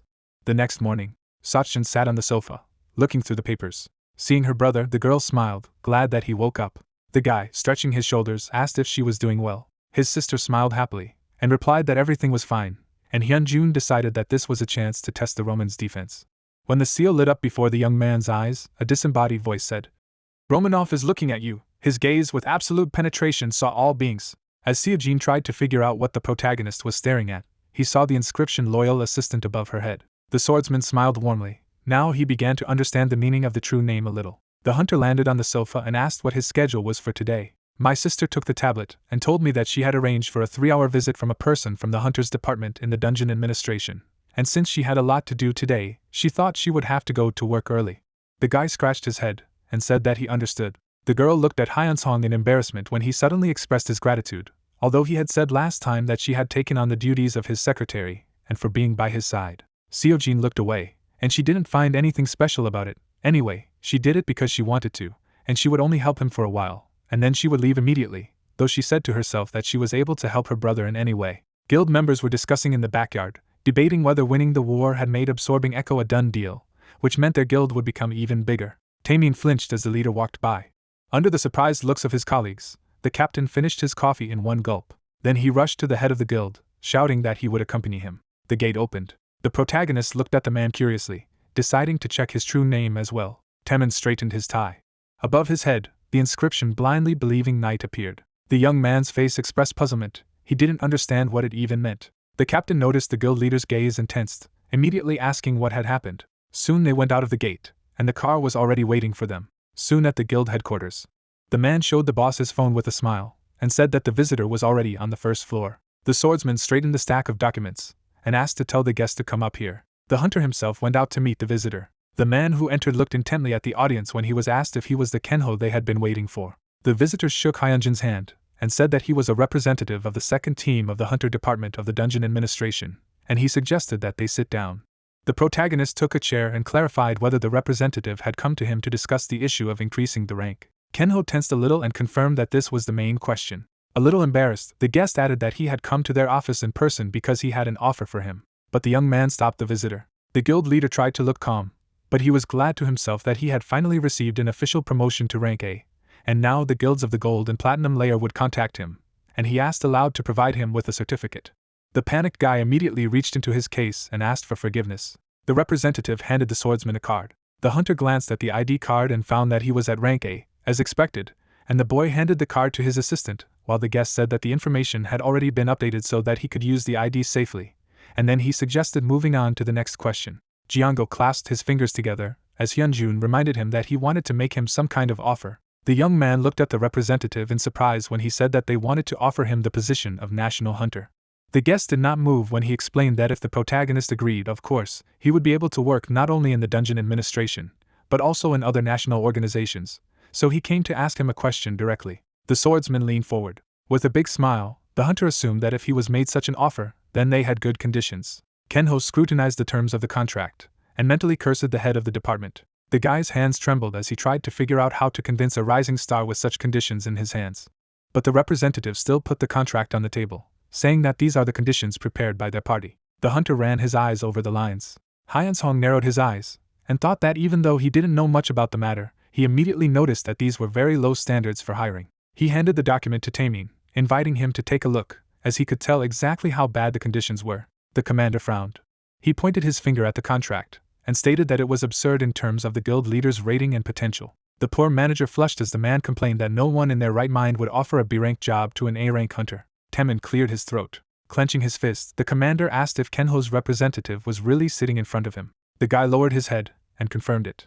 The man looked arrogantly at the guest, and said that yesterday the HR manager of the innovations company came to them. The representative's face showed shock. He even clarified whether it was really the Diamond Layer Guild. The manager lowered his head. He apologized to the protagonist, and admitted that he was not sure that he would be able to provide him with more favorable terms than these. The young man looked at the visitor with pity as he added that he did not have such power. Kenho remembered the first time he saw the video. The manager said that from the moment he watched the swordsman's video on Tube, he already had the thought that he would not be able to hire him. The guy looked in front of him with a guilty look, continuing that after seeing that the guild master had defeated a B-rank hunter being only a C-rank hunter, he really wanted to recruit him as a national hunter. The representative clenched his fists. He turned to Hyun-sung, explaining that he had never intended to force him to do so. It was also true that the current dungeon management administration was not good enough to accept a hunter like him.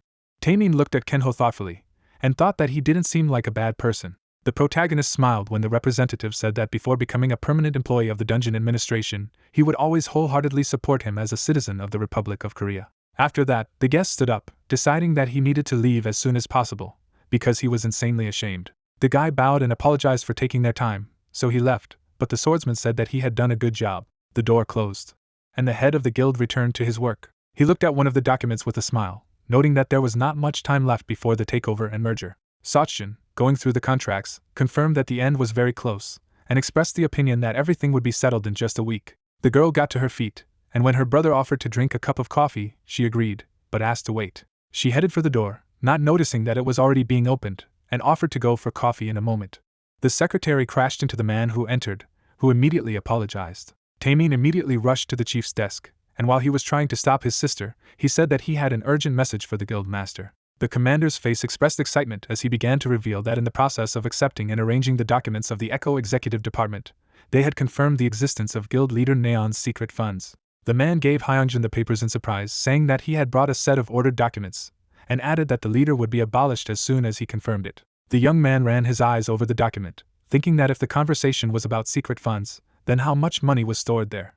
The protagonist's eyes became round when he saw the amount, and exclaimed that for such money he could found one small guild, and there would still be something left. Taemin gave the leader an admiring look, as he realized that he was growing before his eyes. The swordsman's face showed shock, especially when he remembered Neon's reaction to the loss and understood why he was so angry. The leader tried to calm down when the commander asked what he was going to do. The hunter raised his eyebrows and asked what that meant. In front of his eyes, the man set fire to the documents, and said that he could report this to the general office of the guilds, but in the current situation, he would try to do everything possible. With a mad look, Taemin added that he would settle the matter without a fuss. The guy raised his eyebrows, realized that we were talking about a quiet absorption of secret funds, and clarified whether it was possible. The commander smiled, and explained that there were few internal documents left, but it would not be difficult for him to make sure that there was no leakage of information. Hyung-hong smiled enthusiastically, and decided that there was no need to report it to the general office then. The man nodded and promised to clean everything up in a safe way, while Barris, a selfish negotiator, welcomed the protagonist's progress. After a while, Taemin was standing in an alley. He raised his head and called to Jones. A man came out of the shadows. The combat hunter calmly asked if the captain had called him. The man put his hands in his pockets and clarified what was about his order, to which the interlocutor replied that he had conducted an investigation. With a calm face, Jonso revealed that they still hadn't figured out who was behind it, but the target's current security status left much to be desired, and it seemed that the secret customer had given up on it entirely. The man frowned and remarked that if he were him, he would have done the same, wanted to make sure that they could clean everything up. But the hunter nodded, and replied that it was possible. Jonso revealed that the leadership of the Echo Guild had been completely disbanded, and now the target had only a handful of bodyguards, and thought that he would be able to settle the matter without any problems. Taemin put his hand on his shoulder, and with a sinister look he ordered to clean it up. The hunter arched an eyebrow and asked if there were any instructions from the guild master. The commander patted his interlocutor on the shoulder, and admitted that the leader did not give detailed instructions, but everything was done solely for his sake. It was enough if only they got their hands dirty. Jonso glanced at the crow flying overhead, and said he understood. A crow covered the alley with shadow, and disappeared in a heap of feathers. Taemin lit a cigarette. The commander exhaled smoke, and thought that he didn't want the guild master to deal with such matters. It was raining heavily outside. There were 3 people in one of the alleys. One of them was on his knees and begged to be spared. Then the offender crouched down to him and replied that it was useless to beg for mercy. Nain jerked back in fear and shouted, asking if he really wanted the money, adding that if he wanted the secret funds, he would give it all. With eyes full of horror and fear, he looked at his offender and asked not to kill him. But despite these words, the man took out a knife. Seeing the weapon, Nain gritted his teeth in fear. He immediately fell at the man's feet and began to scream, begging for mercy, after which he asked if he knew at least who his patron was. Grabbing the offender's leg, the guy added that if he saved his life, then he would definitely be useful. With blank eyes, the hunter stared at the guild leader Echo and said to himself that if he let him live now, he could say with 100% certainty that he would stab him in the back, so this was the best option. After which he said that he thought he had misjudged the situation because they had already taken possession of their secret funds. As soon as he said that, Nain's expression changed completely, and he said quietly, "Just not that." After a few seconds, Taemin raised his blade and said that he would kill him quickly and quietly. The guy immediately raised his hand and asked him to wait for a while. But before he could finish, blood spurted in all directions. The man wiped the blood from his face, wondering if this was the end of the Echo Guild. Jonso came up to him from behind and told him that he would get rid of all the evidence, and now he thinks he can go back to his usual obligations. The hunter ran his hand through his wet hair and replied that he had, because he had done everything he had planned, so he could slowly return, adding that his subordinate had to clean everything up. With that, he left, leaving Jonso alone with the corpse.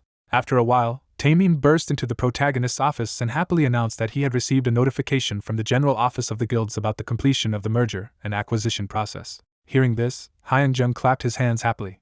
Smiling broadly, he asked if this meant that the Echo Guild had now officially ceased to exist, to which his subordinate replied that it was correct, adding that they had finally been given all the necessary materials. Then the guy put his hand on the table. His expression changed, and he said in a low voice that although this was good news, the guild members had begun to resign en masse, adding that they seemed to be disliked by all the members of the Echo Guild. Taemin looked down and replied that it was, because the guild's general office had reported that the number of guild members leaving was increasing. For the next few seconds, they stood in complete silence.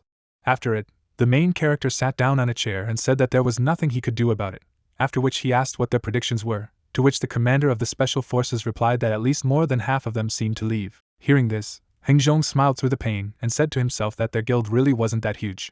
Lowering his gaze, he asked if it was true that the members of the main team of dungeon invaders would also leave, to which his interlocutor replied that most likely they would, adding that unlike ordinary guild members, most of the invaders would immediately leave them. The guy then raised his head and said that even in order to attack the dungeon, it was necessary to prevent such personnel from leaving, so if it was necessary to update the contracts a little, he would need to do so, and then asked if he remembered correctly that the commander of the special forces mentioned that the only remaining A-rank hunter from Echo was Hansu. After drawing Hansu's dossier in his head, Taemin replied that it was so, adding that he was a combat hunter and the leader of the invader team, adding that there were not many A-rank hunters in the Echo Guild. Was Echo raised to carry out the shady deeds of a behind-the-scenes customer, to which his interlocutor replied that most likely he was. Upon receiving this answer, Hyunjun looked at his subordinate and asked if he could meet Hansu, to which Taemin replied that he had been told that he had just walked into the guild office, so he would call him right away. After a while, a guy was sitting on the sofa in the office. The commander of the special forces held out his hand to him and asked if he was Hansu. Then the guy shook the man's hand and replied that it was him. At this time, the protagonist used the power he had recently received from Romanov. Hansu sensed this, and his expression changed. He immediately cast a disgruntled glance at Hyunghung, who saw the inscription above his head stating that he was the commander of the vanguard of desperate great deeds. After a short pause, they shook hands, and the main character said to himself that he seemed to be a nature that stood out from the crowd. Then he said that he was glad to meet him. Taemin looked at the guy, gritting his teeth, and shouted in his head that he didn't think of the master as the head of the guild at all. Calming down, he pointed to the sofa and asked the hunter to sit down. The main character sat down in a chair nearby and offered to get straight to the point. Then Hansu took off his cap and accepted the offer, saying that there was no point in wasting time. Then, Hyunjung smiled broadly and said that he wanted him to stay in the guild. The hunter tapped his finger on the chair. Keeping his eyes on the guild leader, he asked what benefit he would have from this, since he was making a contract with Echo, not Ace. Upon receiving such a question, the protagonist leaned forward and, since he was helped by his deep knowledge of the absolute Emperor Romanov, asked in response that if they increased the terms of the contract, at the same time saying to himself that nevertheless, if he deigned to come here, then he definitely wanted something. Hansu folded his arms over his chest and replied that it was a good offer, but it seemed that it was not enough either. Then the guild master threw up his hand to the side and asked what else he wanted, adding that if there was no unreasonable request, they would try to spell it out as fully as possible in the contract. At the same moment, the hunter leaned towards his interlocutor. His aura changed, and with the utmost firmness in his voice, he said that he wanted to go to an S-rank dungeon. Glaring at Hyunjun, he continued to say that although an ordinary attack team or a group consisting only of members of the same guild could challenge a dungeon one level higher, in Echo, he had never had any experience of attacking an S-rank dungeon, and then asked if the other party understood him. The protagonist's face changed dramatically from these words. Hansu suddenly jumped up from his seat and shouted at the top of his lungs that he had never been there at all.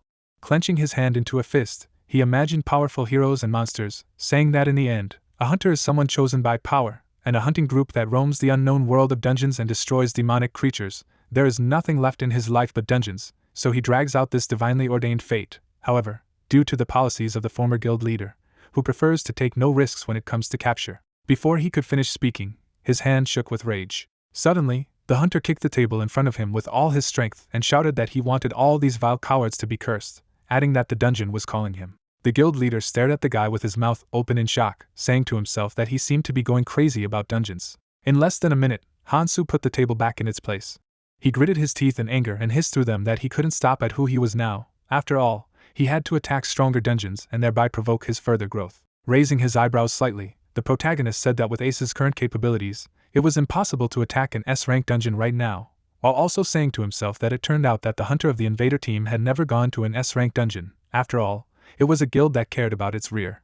Hansu then held out 2 fingers and replied that he knew that, because in order to challenge an S-rank dungeon, he had to be at least A rank, but at the moment, only the 2 of them met the conditions. Hearing this, Hyunghong raised his hands and said that everything was correct, and he was not going to deny this fact. As soon as he finished, Hansu opened his mouth and firmly said that he had seen everything that day in the Colosseum. He remembered the insane force that came from the protagonist's punch, which was so strong that even he couldn't follow it. After all, it was a flawless attack, and it was on that day that he was finally convinced that the protagonist was indeed an awakened hunter. His face was shocked by what he saw. Leaving his memories, the hunter stretched out his hand and said that although he didn't know much about the reawakening of hunters, he was nevertheless aware that he had a fairly fast growth rate. Dropping his hand on his leg, he added that he was confident that the guild leader would be promoted to S rank very soon, and when that day would come. Putting his hand to his chest, Hansu loudly offered to join him in the raid on the S rank dungeon, explaining that he had to develop further. From these words, surprise appeared in the eyes of the main character. He suddenly remembered the many battles he had fought in. After leaving his memories, the guy closed his eyes and said that if he stayed in the guild, he would keep his position as the current leader of the invader team, and be on the list for Ace's first attack on the S rank dungeon. From these words, a satisfied smile appeared on Hansu's face. A few seconds later, Taemin came up to him and, holding out a paper, said that all the conditions mentioned earlier were spelled out here. Hansu began to read everything carefully. When he finished, he smiled with kindness in his eyes and said that he liked everything madly, so he would put his signature. In less than a minute, a signed document lay on the table. The main character and his subordinate looked at the hunter. Hansu looked back at them with a big smile on his face and said that he relied on the guild master from now on. A few months later, clouds floated across the blue sky. Taemin entered the guild master's office and reported that approximately half of the Echo Guild members had signed contracts and remained in the Ace Guild. Hearing this, the main character smiled contentedly and asked if there were fewer quits than they expected, at the same time saying to himself that he thought that more than half would leave. Suddenly, his interlocutor raised his thumbs up and said that he thought it was all due to the fact that the guild master had become an A-rank hunter, because starting from A rank, people already see hunters as the main strength of the nation, and in a short time, he was promoted to A rank, so everyone was looking forward to the appearance of a new guild. After saying that, the guy laughed contentedly and said that it was a relief for him, and then asked how the recruitment of additional guild members was going. Then, his subordinate stretched out his hand and replied that the size of Nain's secret fund was larger than they expected, so they could connect advertising, adding that some time ago, he had requested data from the executive department to be used to promote the guild, and the previous indicators could not be used due to mergers and acquisitions, so it seemed that the guild invader team would soon have to be reorganized. Listening to the man, Hyunjun folded his arms over his chest and said to himself that everything was going like clockwork. Suddenly, the commander of the special forces struck the board with his hand and exclaimed that he would explain something to him once again. As a teacher at school, he pointed to the notes on the blackboard with a pointer and explained that the performance of the guild was mainly measured by the dungeon clearing by the guild's team of invaders or by the indicator of defense against the raid. The main character looked at the man with a disgruntled expression on his face, who continued to say that now an effective way to increase productivity right now is. Pointing his pointer at the dungeon clearing label, he concluded that this was just a dungeon raid for one guild member. From this information, The young man's expression changed abruptly, and he exclaimed that he needed to start reorganizing as soon as possible, after which he asked how long it would take, to which he replied that although Hansu was going through a hard time because of the interview for the new invader team, it seemed that it would take no more than a day to reorganize. After saying that, Taemin imagined Hansu disgruntled answering the questions of the reporters who were chasing him. Hearing this, the main character smiled contentedly. Suddenly, he pointed his finger at his subordinate and ordered an immediate reorganization. After a while, Taemin entered the guild master's office and said that the reorganized team of invaders should attack the B-rank dungeon, so they needed to move out immediately. But before he could finish speaking, Hansu appeared behind him, showed an insanely powerful aura and asked if they were really planning to go to a B-rank dungeon. Then, Hyeonsong closed his eyes, waved his hand and replied that the second team had a lot of newcomers, so it didn't reach the elite level, and as a test, he thought that it would be better to start at B rank, after which he asked what the hunter thought about it. Hansu then snatched the papers from the squad commander's hands and replied that he also agreed with such tactics, and he also thought that if the first team attacked the A-rank dungeon, it would have a good effect on the performance of their guild. The protagonist put the cup to his mouth and said that he was thinking that it would be better to activate the second team first, and then combine it with the first, because the first team could start acting right now.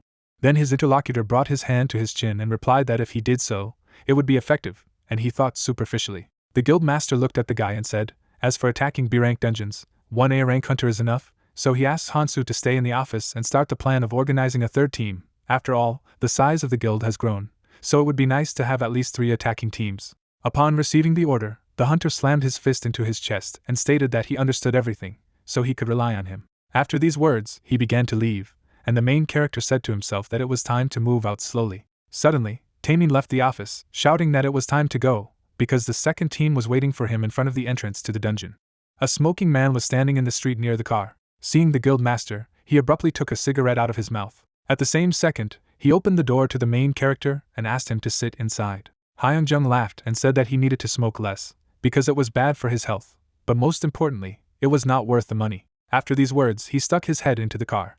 At the same time, someone was running very quickly in his direction. His girlfriend, stopping a few meters away, shouted the guy's name loudly. The main character turned sharply in her direction. The girl with her head bowed was breathing heavily. The guild master ran up to her and asked what was wrong.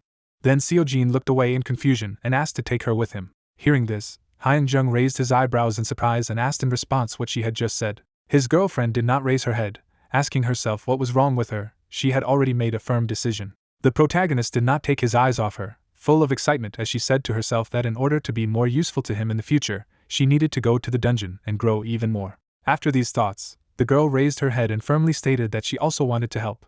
After these words, she closed her eyes. Hearing this, the main character opened his mouth in surprise. After a short pause, he turned around and asked if it would be okay if another hunter healer went with them. The squad commander then smiled and replied that all the power belonged to the guild leader, so he thought that if they added another person, it wouldn't cause any problems. Having received such an answer, the guy looked at his girlfriend and told her to get into the car, because they would go together. Seojin looked at her friend with love and kindness in her eyes. After a while, the car drove quickly along the road. In front of the entrance to the B-rank dungeon, many hunters had gathered. The main character, along with his girlfriend and Taemin, were walking in their direction. The guild master's subordinate saluted and said that he would be waiting for them nearby. The guy looked at the man and replied that they wouldn't have to wait long for them. With that, they moved towards the portal. Inho, the leader of the second team of invaders of the Ace Guild, bowed to the guild leader and said that it was a pleasure to meet him. Smiling broadly, the protagonist said that he was counting on him, after which he used his new ability. Above the guy's head, he saw a system screen that said that he was a diligent guard, so he immediately realized that he was a fairly ordinary hunter. After that, Hyeonsong looked at his girlfriend out of the corner of his eye and said that they would have another replenishment in the form of another person, adding that she was a C-rank hunter healer, but she didn't have much experience in conquering dungeons. Seojin smiled confused and embarrassed. Looking at her, the commander of the second team of invaders smiled and said that a hunter healer had joined them, and besides, they were accompanied by the guild master himself, so he didn't think there would be any problems. Hearing this, the protagonist closed his eyes and said contentedly that it was time to proceed with the capture. The hunters began to get up from the ground. They were all walking towards the portal. The head of the guild led the people behind him and said that it was time to go inside. A minute later, the main character's team was walking through the dungeon. They walked through a fairly large cave. Inho suddenly raised his hand and ordered the drones to be launched. A few seconds later, several drones flew up to the ceiling of the cave, which illuminated their path. One of the hunters raised his shield, and the girl next to him grabbed her sword. Suddenly, shock appeared in the eyes of the main character when he heard an incomprehensible sound. Out of the corner of his eye, he looked to the side and realized that someone was approaching from there. And just as the guy thought about it, a huge green leg kicked into the floor. The monster's eyes burned brightly. The guild leader frowned tensely at what he saw. He raised his shield abruptly and firmly said that they were here. Drones from the ceiling illuminated the enraged orcs. In the only eye of one of the hunters, there was shock from what he saw. The girl abruptly drew her sword from its sheath and shouted loudly that there were 5 berserkers here, and the same number of orcs against them. The monsters, opening their mouths, rushed in their direction in a rage. Several hunters immediately stepped forward. A few seconds later, the orc swung and jumped at his opponent. Inho immediately put out his staff and used fire. The torrent of fire quickly consumed the orc. The magic attack swept past the rest of the monsters. At this time, one of them narrowed his eyes. Shock appeared in the eyes of the protagonist when he realized that the enemy was moving in his direction. As soon as he thought of this, the orc launched a quick attack. The guild leader's eyes immediately lit up. He jumped high, dodging the blow. Immediately after that, the guy landed on the monster's head. At this time, a club whistled in the air. Despite his opponent, the main character ducked, saying to himself that he needed to deal with them as quickly as possible, because protracted battles are dangerous. After these thoughts, he rested his hand on the floor. After a sharp turn, Hyunjun struck a strong blow to the monster's face. Then it spun in the air again. Raising his sword behind his back, the guy said to himself that this was the last blow. As soon as he finished, blood spurted in all directions. His comrades looked from the sidelines and said that it was as if something had slipped past them, but they didn't even have time to squeeze into the battle. Inho stared at the guild master with his mouth open in shock and said to himself that he was on a completely different level, after which he asked himself who the hell was this person. There was no emotion on the protagonist's face. Without turning to his subordinates, he said loudly that it was time to move on, and everyone followed him. As they moved on, they killed monsters in their path.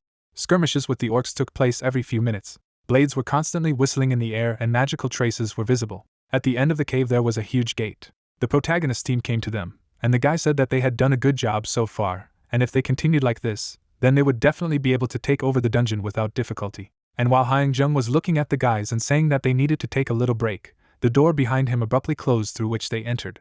He immediately turned around. The door was completely closed. Seeing this, the protagonist gritted his teeth and asked himself if she had closed, adding that he had already been through a similar situation. At the same moment, he turned to the leader of the second team of invaders and asked if it was so. But before he could finish speaking, Inho opened his mouth slightly and said that it seemed so. A drop of cold sweat ran down his face, and he added, "A hidden dungeon." They stood aside from the main team. The guild leader looked out of the corner of his eye at the leader of the second team of invaders and asked what the difficulty level was, while saying to himself that he didn't even know if they had a lot of experience capturing dungeons. Inho lowered the corners of his lips in fright, not answering. He nodded suddenly, closing his eyes as his interlocutor added that it was okay as they had to understand the current situation in order to be able to attack, and replied that the bloodhounds from the administration had reported that the dungeon was B rank, but it was at least A rank. Hearing this, Hyunjung cupped his arms over his chest and said that he could breathe a sigh of relief, because the A-rank dungeon might sound a little frightening, but they should try to capture it. As soon as the other hunters heard this, shock and surprise appeared on their faces. The leader of the second team of invaders turned to his men and said to himself, "But they are." Without saying a word, he lowered his head slightly and said that from a rank, the difficulty of the attack increases dramatically, so if they are unlucky, they may run into an S-rank dungeon. From what he heard, shock appeared in the eyes of the main character. Lowering his head, he said in confusion that first of all, it was necessary to reorganize. Then Inho, closing his eyes, smiled and said that he agreed with him, because in order to clear this dungeon, they needed to fight the boss in the best condition. After a while, the guys still continued to rest. Hyunjung walked over to his girlfriend. The girl looked at him and asked with a smile on her face what it was. The guy sat down next to her and explained that in about 30 minutes they would invade the boss's room and it looked like they were in a hidden dungeon, so if possible, she should try not to leave Inho's side, while saying to herself that it was safer with him than with him, who should be standing in front. At these words, shock appeared in Sachjin's eyes. She immediately leaned over to her friend and wanted to say something. But suddenly, the main character put his hand on her. He looked at her and said she was a healer. He smiled and asked if she knew that a healer must stay alive to the very end. At these words, the girl pitifully knitted her eyebrows, lowering the corners of her lips. After a moment, she lowered her head. Sejin looked at the floor and said to herself that she was sure she would be useful to him this time. And when they talked, the leader of the second team of invaders rested his hands on his sides and said that it was time to continue the capture, so everyone should get together. The head of the guild walked over to the gate and said that everyone had to be extremely careful as they went inside. After these words, he pushed the door open with his hand. The massive door creaked open. In the complete darkness, the hunting team saw glowing eyes, and Kasashin's cunning laughter alerted Hyunjun to the presence of an ambush and a hidden blade that aimed at his heart. At the same moment, an orc's hand appeared from the darkness. At the very last moment, the main character dodged, jumping over the enemy. Inho knitted his eyebrows and shouted loudly that they were advancing, so a magic circle was needed. Some of the magicians used the opening wind. The leader of the second team of invaders used a wall of flames. Thanks to this, the orcs could not approach them. Everything around was covered with smoke. Inho breathed a sigh of relief. Suddenly, he looked sharply to the side when he heard a strange sound. An orc with glowing red eyes came out of the darkness in their direction. Looking into the darkness, the guy said that it was a military leader. Then the protagonist raised his shield and said that everything was so, and he believed that this was the boss of the secret dungeon, because he did not think that he would appear in a B-class dungeon. Without moving from his seat, he stared at the black silhouette in the darkness, saying to himself that it was a high-level A-rank orc, a warlord. Suddenly, his equipment was filled with madness of powerful magical energy after the patron of the sword, Sidon Miller, and Karsago came to him and gave him a sword that could not be broken until his righteous wrath was crushed, and a shield of justice that would protect him so much that nothing could threaten him. Knitting his eyebrows, the guy screamed in his head that it was time to try. At the same second, he rushed to attack. The commander watched his opponent with glowing eyes. But unexpectedly for everyone, he took off, and it seemed to everyone that he had disappeared. At the same second, the monster appeared behind the main character. He carried out a quick attack, which the guy managed to block at the very last moment. A wide smile appeared on the guild leader's face, and he said to himself that his opponent was moving quite fast for such a stupid monster. However, he was still much slower than him. Immediately after these thoughts, he jumped high. Raising his shield above his head, Hyun-jung transformed the unshakable shield into a sharp spear that would crush his enemies. Giant magical spears rained down on the orc. The commander was nailed to the ground. Before he had time to get up, the main character rushed at him. The boss did not raise his head. Suddenly, he let out a wave of furious screams. All this magical power fell on the guy. The orc sonic attack swept the enemy out of their way. The main character flew into the far wall of the room. Blood spurted from his mouth, and he said to himself that this was the first time he had encountered such an attack. The commander walked slowly in his direction. His eyes lit up even brighter, and he said in a harsh voice that it was time for him to die. From these words, horror and shock appeared in the eyes of the guild leader. At the same moment, the orc took off. While still in the air, he swung his huge broadsword. The guy looked at the enemy flying in his direction and realized that now it was all over. Suddenly, a bright flash appeared next to him, and a voice in his head loudly ordered him to defend himself. At the very last moment, Hyun-jung jumped out from under his opponent's attack. Getting to his feet, he said to himself that he had to come to his senses. Immediately after these thoughts, the main character took off. With glowing eyes, he watched the warlord, saying to himself that he needed to deal with him quickly, because if everything continued in the same vein, his comrades could suffer. At this time, the second team fought the orcs, who attacked them from all sides. The commander stood with his back to his opponent all this time. Seeing that the monster had opened, the guild master attacked it. His attacks hit the boss perfectly. The commander began to shake from unbearable pain. The main character heard the monster fall and breathed a sigh of relief. His comrades at this time dealt with the rest of the orcs. Inho's mouth dropped open in surprise. Looking at the guild master, he informed him that they would take care of the rest. Then the guy turned to the hunters and said with a smile on his face that they had all done a good job, while also saying to himself that he had met a monster that could talk, adding that he suspected that there were a lot of varieties of these creatures, but in any case, it was amazing. One of the hunters sat down on the floor and asked if they were finally finished, adding that he was very hungry. And as soon as she asked this, the doors to the exit from the room opened. Seeing this, the hunter jumped up abruptly and shouted joyfully that the door had opened, which meant that the exit should be behind them. But at the same moment, a blade whistled in the air. It plunged into the hunter's body at great speed. Blood spurted out of his mouth. He fell to the floor, and Sejin immediately rushed to help. The hunter writhed in unbearable pain. The girl immediately began to heal her friend. Life quickly left the body of the wounded hunter. The main character looked at his comrade and realized that the wound was fatal, and the healing abilities of his girlfriend would not be able to keep him alive for long. But the attack was so fast that he did not even notice. And as soon as he thought of this, he looked up to the ceiling, for again he heard the voice that told him that he had already been warned of the danger, for someone was hiding in the shadows to strike at his heart. The doors leading to the exit were still open, and the guy said to himself that he didn't feel anyone's presence, after which he asked himself if it was some kind of trap. Looking at his comrades, the head of the guild ordered them to look around, because they did not know where they would attack them from. But at the same second, the comrades next to him were struck by exactly the same attack. The hunter fell to the floor with a loud scream. The orc's huge foot stepped on the floor with a loud stamp. An orc in white armor and white hair came out to the hunters. Seeing him, Hyun-jung's eyes showed horror as he realized that he was an orc, a sword master. The guy was looking at the powerful monster that was standing not far in front of him. Suddenly the orc's eyes lit up. At the same moment, he was in front of one of the hunters. He carried out a quick attack, which the guy did not have time to block. Holding on to the wound, the hunter lay on the floor and said with the last of his strength that everyone should run, because this was an S-rank monster, at the same time saying to himself that he was sure that everything was over. Orc, the sword master, licked the blood from his sword. Suddenly he abruptly shifted his gaze to the side. Not far from him, Sachin tried to heal the hunter who was wounded first. Seeing this, the main character immediately rushed to help. But the boss rushed in the same direction. Shock suddenly appeared in the girl's eyes. An orc, a sword master, appeared in front of her, who swung and said hello to her. At the same moment, Inho's staff caught fire. Pushing away the guild leader's girlfriend, he erected a wall of fire. The girl fell to the floor nearby. The boss's powerful blow was blocked by a wall of fire. Seeing this, the monster narrowed his eyes in displeasure. Without hesitation, he roared furiously, destroying the defenses. At this time, one of the hunters blocked another attack of the orc and shouted that he would try to detain him, and everyone else should leave.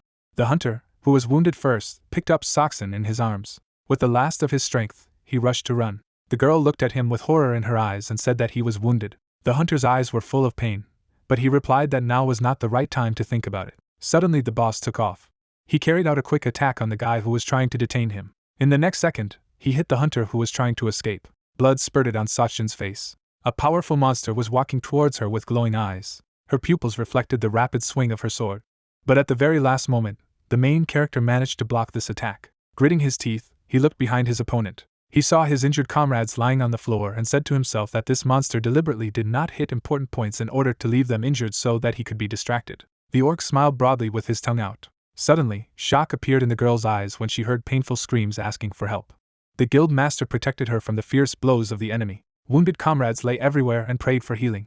Seojin, breathing heavily, in a shaking voice, asked everyone to hold out a little longer. The guy saw the state of his girlfriend and realized that if everything continued in the same vein, then it would not end well, so he had to get rid of the orc as soon as possible and take care of her. Immediately after these thoughts, he struck a quick blow to the monster's head, because he realized that he needed to drive him away from the healer. Hyunjin slid between the orc's legs. Then he began to run. The monster immediately appeared next to him, saying that he was moving like a dirty rat. After these words, he grabbed the guy by the head. The protagonist gritted his teeth in pain and realized that the enemy was absorbing his powers, and if he didn't finish with him, then Sachin would die, so he had to get out of his clutches first.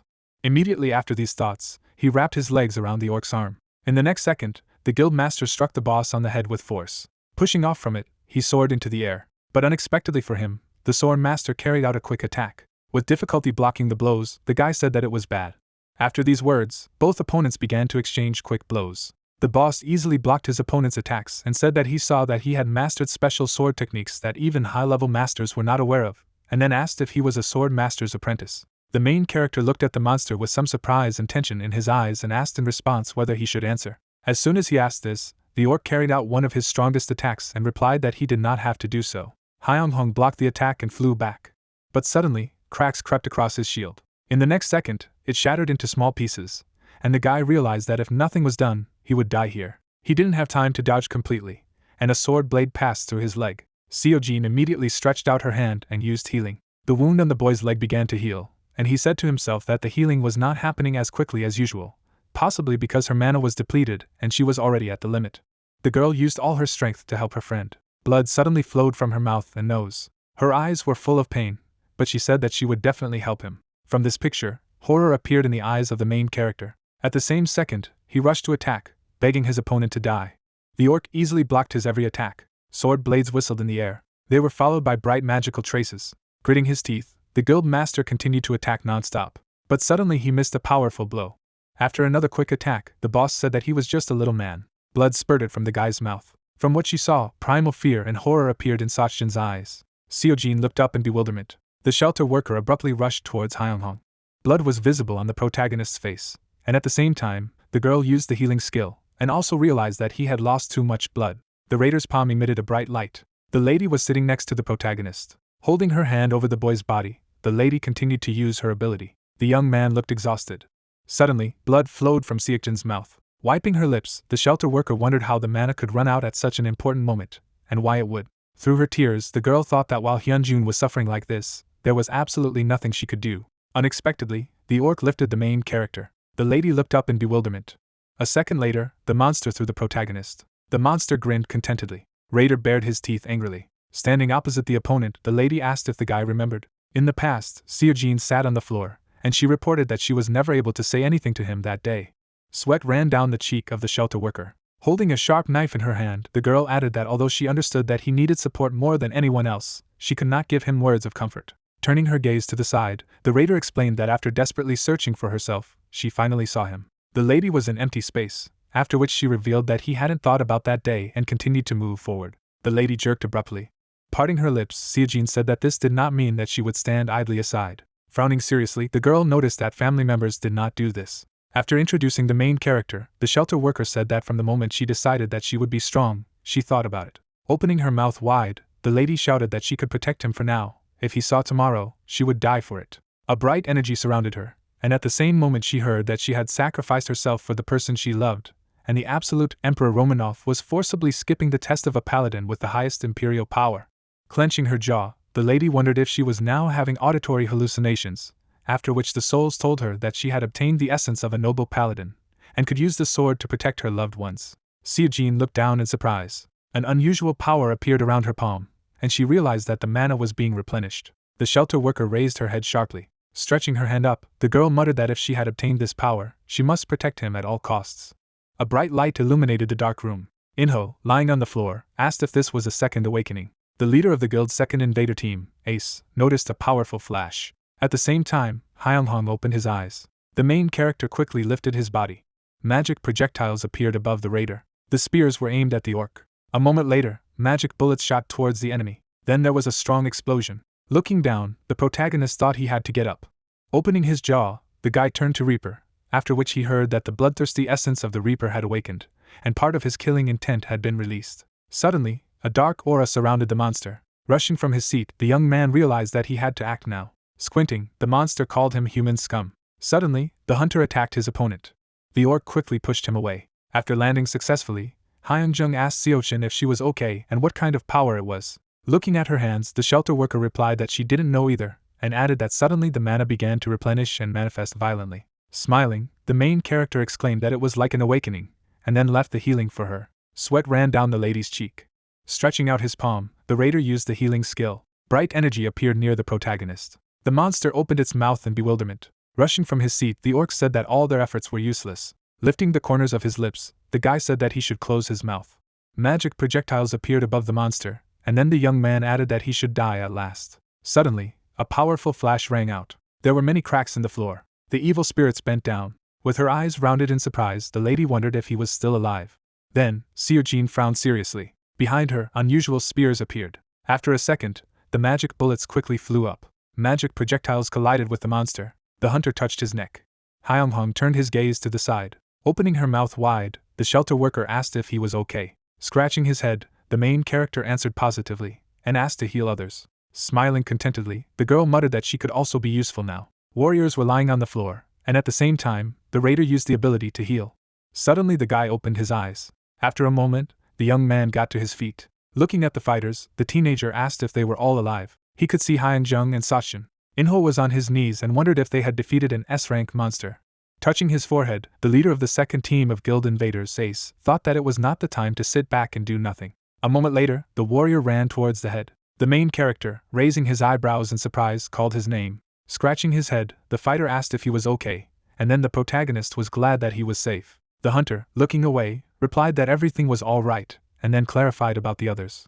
The guy, holding his friend, noticed that thanks to him they were able to return from the other world. Suddenly, Inho blushed. Lowering his head, the leader of the second team of invaders exclaimed that this was what was called a miracle, and at the same time, Hyunjun muttered that he must be mentally exhausted. Suddenly, a magical portal appeared, and at the same moment, the young man announced that the gate had opened. Turning his gaze to the side, the main character heard that he would finally return home, and someone said that when he returned, he would eat 3 bowls of rice.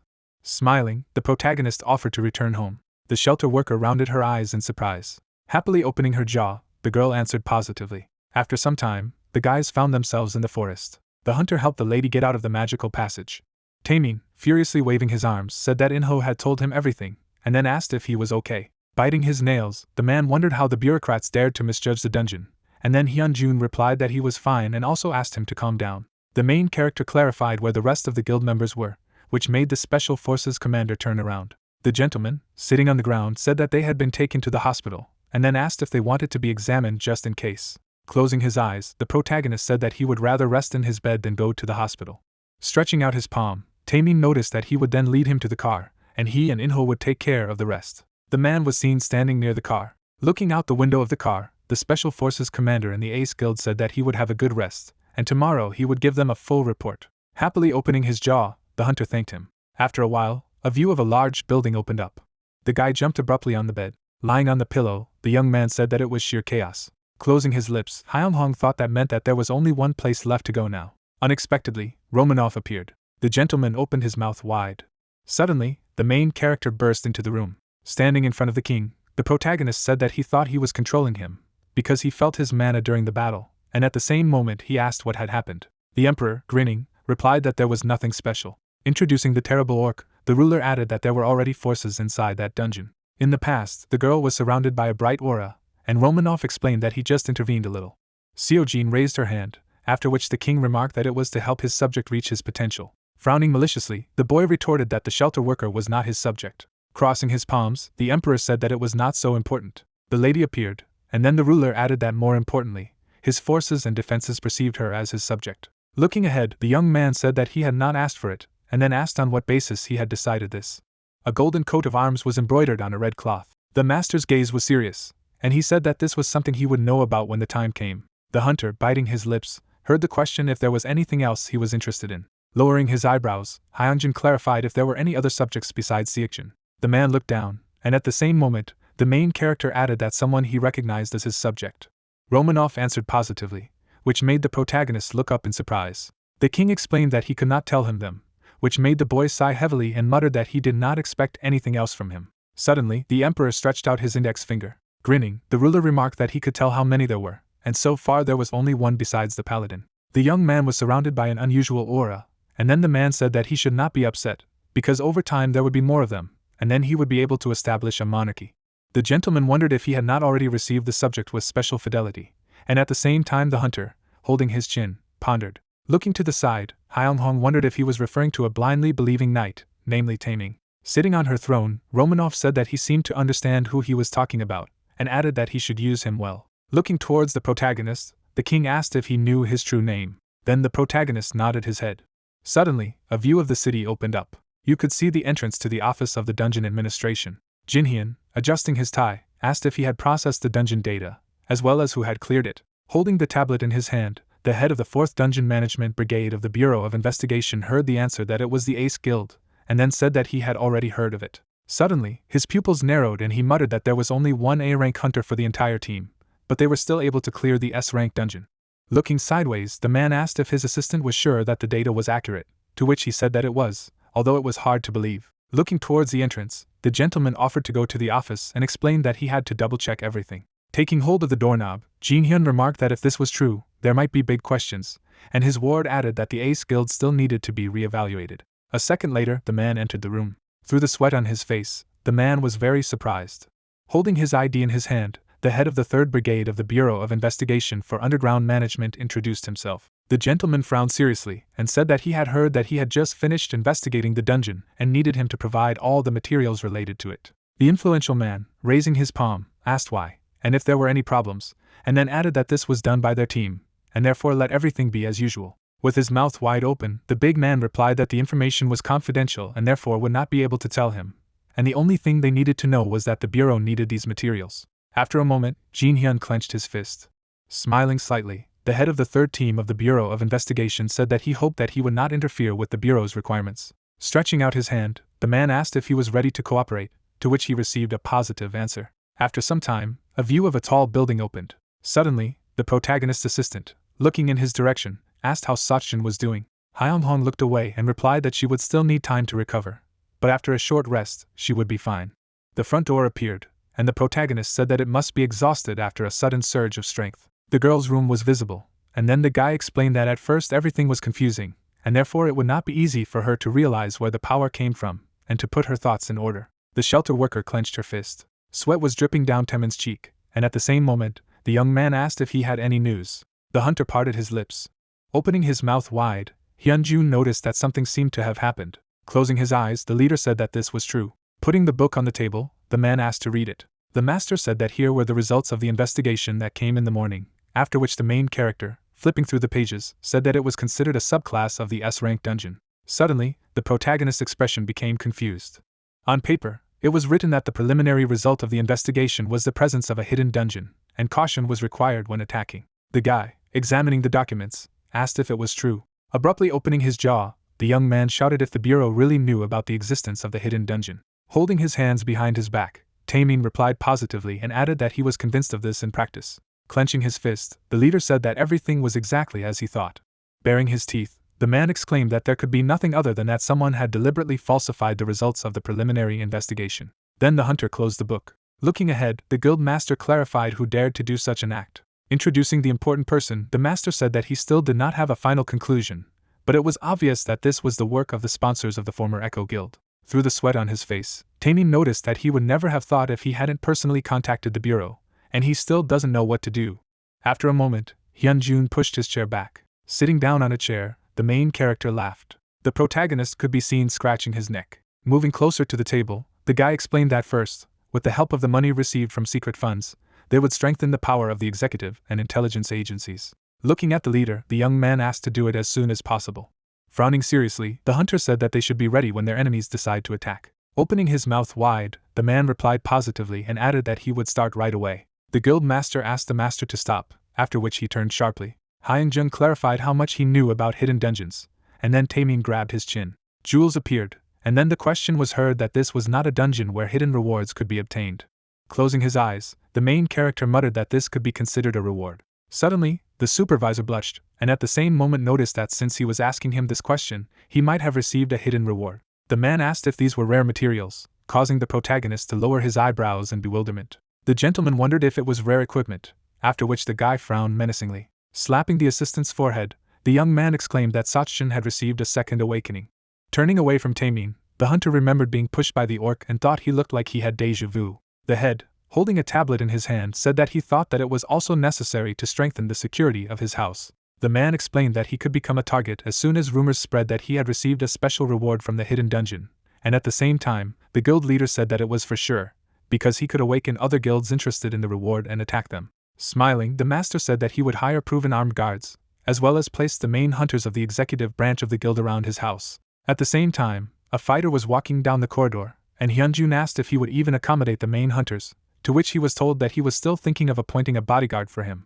Suddenly, the door opened, and then Taemin said that he was one of the people he trusted. With his hands behind his back, Janso asked to be allowed to introduce himself. An unusual particle appeared near the face of the main character, and then it was heard that he had acquired the eyes of the Romans, namely a look of absolute insight, revealing the essence of all living things. The protagonist used the sliding shadow ability, and at the same time, a B-rank combat hunter parted his lips, revealed his name and added that he was the head of the Ace Guild's intelligence agency. With his eyes rounded in surprise, the guy wondered if this was the person who moved without making any sounds or leaving any traces.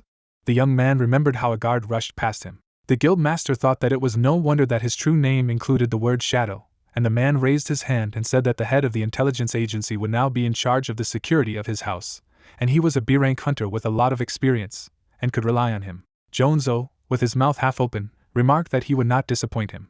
Hyunhong smiled contentedly. The master opened his jaw and turned to the head of the guild and explained that since there was news that he had cleared the hidden dungeon, they would not be able to avoid battles.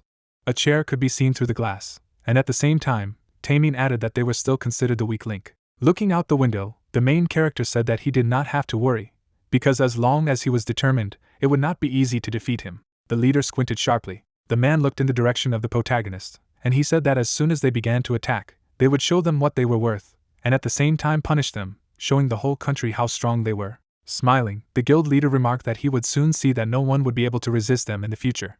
There was ice in the mug. The master, sitting on the sofa, asked if he was saying that the Ace Guild had cleared the S-class dungeon. The guy, through the sweat on his face, answered positively and added that they had an informant in the administration of the dungeons. The old man lowered his gaze and wondered if it was difficult for high-rank hunters to clear S-rank dungeons. The young man, introducing the terrible orc, said that judging by the rank of their group, they should have been destroyed, but not a single one died.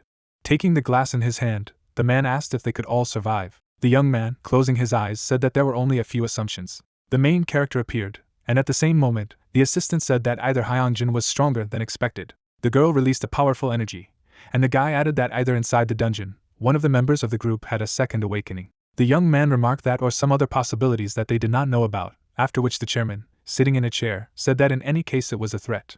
Opening his mouth wide, the young man explained that they had to destroy them before they became stronger. Then the man put the glass on the table. The gentleman, holding his chin, asked if they began to act on their own initiative, then the Osun group would not stand aside. The chairman, raising the corners of his lips, clarified that they did not need to do it on their own. Squinting, the head said that they would just inform the others, and they just needed to spread the rumor that the Ace Guild had found something in the dungeon. After a while, a view of a huge building opened up. Hyun-sung got out of the car. The main character, turning his gaze to the leader, asked him if he did not feel his presence when they trained. The night sky appeared. In the middle of the field stood a fighter. The man brandished his knives.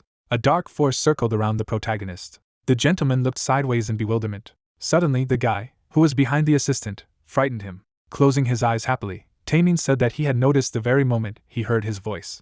Lifting the corners of his lips, the young man said that it was good, and also thought that this was how it should be, because he had been training his stealth for a long time. Turning his head, the leader asked the head of the guild if he had lost his shield in the previous battle, to which he replied that he had turned to dust. Stretching out his palm, the man noticed that this equipment was not so high-end. Suddenly, Hyung-hong opened his jaw in surprise. A blue box with a bright ribbon appeared, and then the gentleman exclaimed that he had chosen it with all his heart.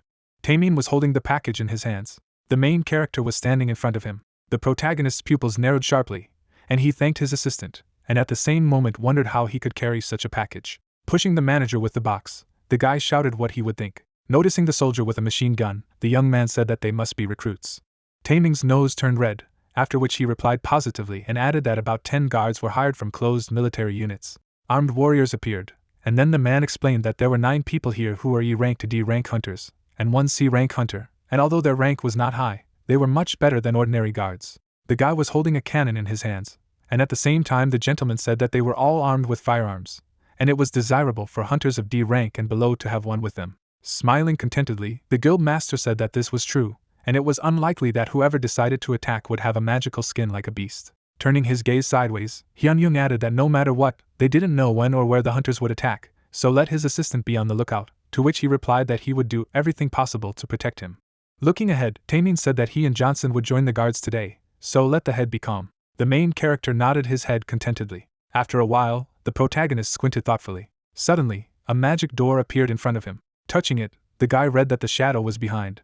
Lifting the corners of his lips, the young man understood what it meant, that it was Kasashin. Entering the magic portal, the hunter muttered that he would be glad, especially now, if he was unexpectedly attacked. Suddenly Kasashin appeared, and he said that the head of the guild could pass, and added that he had been waiting for him. The warrior smiled contentedly and noticed that it looked like a lurking enemy was aiming at him. Scratching his neck, Hyung-hong replied that measures were being taken, but it was causing a lot of trouble. Stretching out his palm, the fighter asked if his blessing, which he had discovered now, would not be enough to determine the potential danger. Lifting the corners of his lips, the main character explained that this is why he needed him. The guy abruptly grabbed his chin. The protagonist, clenching his fist happily, exclaimed that he needed a new blessing from him. Lifting his leg off the ground, Kasashin said that he liked his attitude, and it seemed that he trained a lot while he was under his command. Squinting, the warrior added that as a result, their compatibility had increased greatly. Suddenly, the hunter found himself in empty space. The guild leader lowered his eyebrows sharply. Grabbing the fighter's hand, Hyun-jun clarified what blessing he would receive this time. Then the main character opened his jaw in surprise, and the guy wondered if he had really become stronger. A dark force was visible, and then the protagonist was at a loss. The guy, looking down, explained that this was his new blessing. Smiling, the young man said that if he accepted him, he would be able to send shadows to spy on enemies from afar. Stretching out his palm, Kasashin said that now he really needs this power. Through the sweat on his face, the hunter said that it was difficult to disagree with this, and also thought that with this blessing he would be able to observe the ill-wishers, remaining in the shadows. Suddenly, the warrior put his hand on his shoulder and asked if he was ready to accept his blessing. You could see how the guys hovered in the air. Opening his mouth wide, the guild master replied that he was ready. The veins of the main character sharply turned black, and at the same moment the fighter noticed that it would hurt a little. Hyung-hong quickly clenched his jaw. Suddenly a knight appeared. The protagonist, noticing the swordsman, realized that this was a memory. Then the hunter opened his jaw furiously. The warrior grabbed the hilt of his weapon. The fighter began to draw his blade. With a sharp wave of it, the soldier asked how dare he. The unusual shadow split in two. The knight stood in a fighting stance. The eyes of the unusual entity burned with a dark color, and the warrior exclaimed that this could not be. Kneeling, the fighter was sure that he had hit him. Suddenly, red spots appeared. Grinning, Kasashin said that this scene captures him every time. Hyung-hong frowned in pain.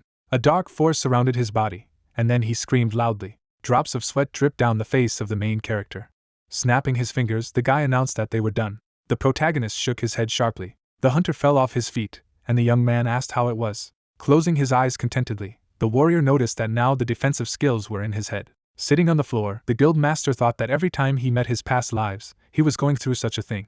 As he straightened his hair, Hyunjun said that he didn't even feel it, and then wondered if he was having fun playing with him. Leaning over him, the fighter exclaimed that it was a lot of fun.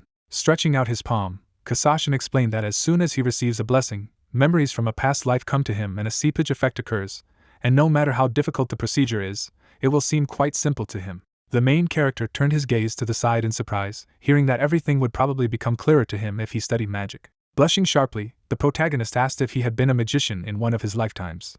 You could see how the guy bit his lips. The young man clutched his chin thoughtfully. After imagining many white silhouettes, the warrior revealed that he had 990,000 past lives, and it was logical that the greatest archmages of the dimension were also there, and they were all studying different realms of magic. The hunter opened his mouth in a daze. Looking to the side, the guild leader wondered if it was possible that he could reach their level.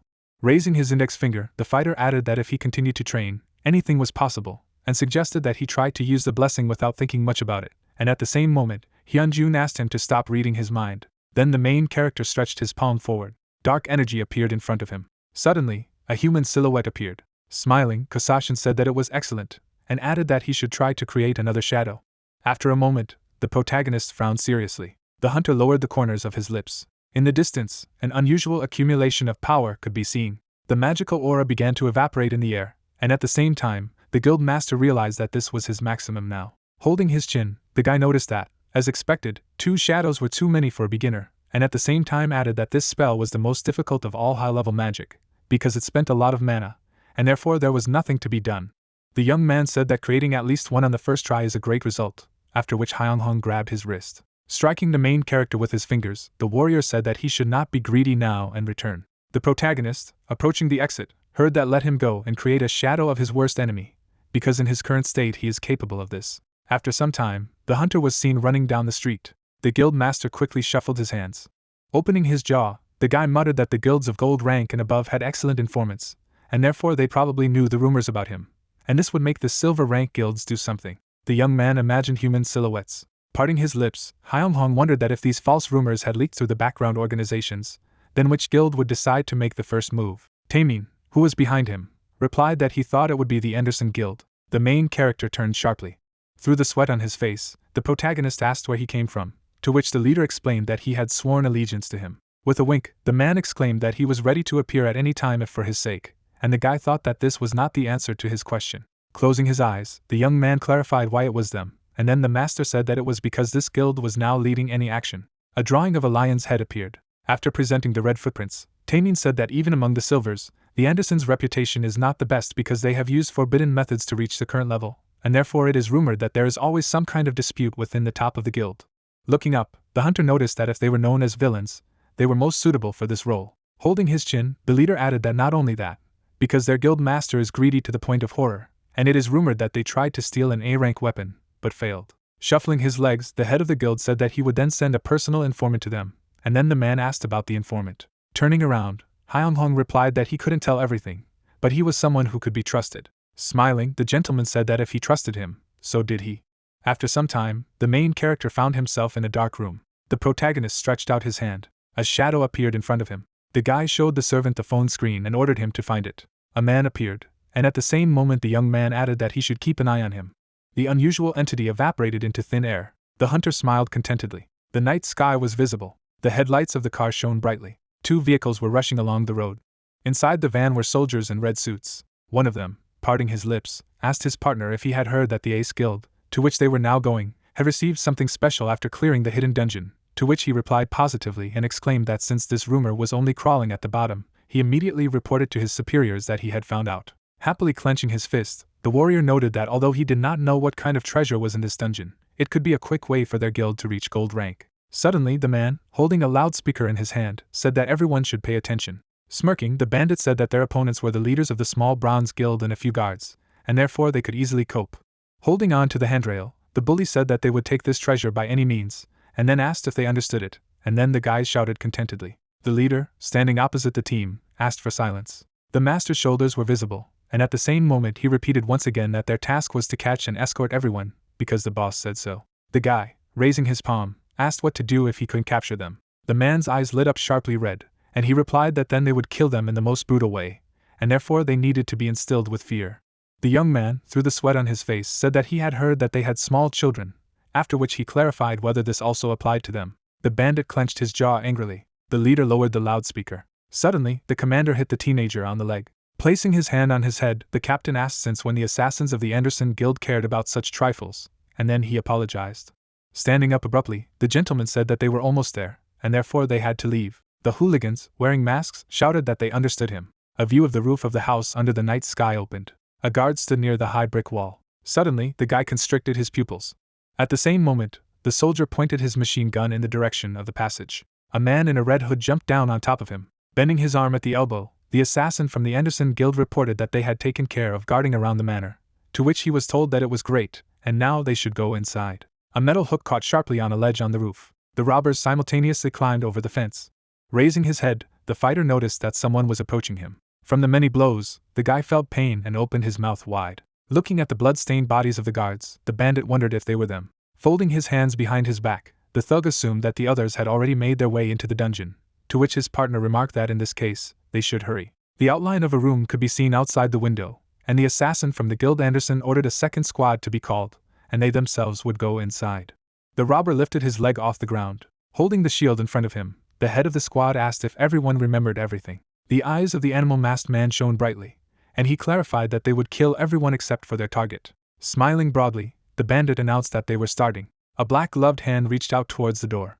The crushing blow left a bright mark in the air. The thug lowered his chin in fright. Suddenly, part of his limb fell to the floor. The rest of the crew continued to hold sharp blades. Turning his head back, the commander shouted that they were idiots and should figure out the location of the enemy, and not behave so stupidly.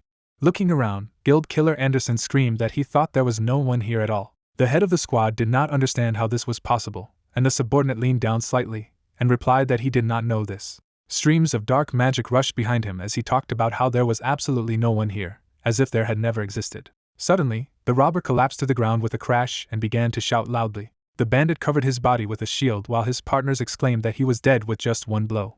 Gritting his teeth tightly in pain, the man realized that this was terrible, because there was not a single soul here, and if they did not leave here, then everyone would be dead. Putting his hand out to the side, the thug told everyone to quickly leave through the window. Running towards the exit, the assassin from the Guild Anderson asked him to do it faster. At the same second, blood splashes splashed out of the guy's body. Stretching his fingers forward, the beast-masked man didn't understand how this was happening.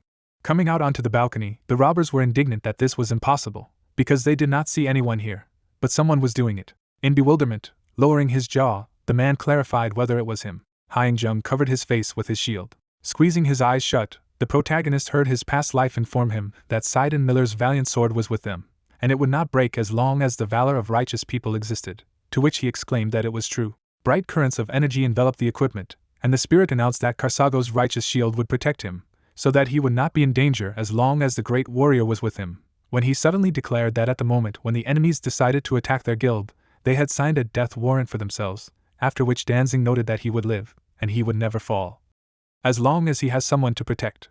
Raising his sword high above his head, the hunter shouted that this was a meeting of the guild leaders of Ace. Suddenly, the soldiers put their machine guns forward. The guild members narrowed their eyes as they stared through the sights of their weapons. Smiling broadly, the young man exclaimed that it was a very beautiful night, and his colleague asked him to be quiet. A dark silhouette of a man appeared on the roof. Seojin held glowing particles of magic in her palm. The alarmed assassins from the Anderson Guild were surrounded by soldiers. Holding his shield in front of him, the robber asked whether they had been trapped in the first place, to which his companions suggested that they were. A smirk appeared on Hyung-jung's face, and the bandit said that this bastard must have sent all the supreme members here. Taemin furrowed his brows angrily and asked what they should do.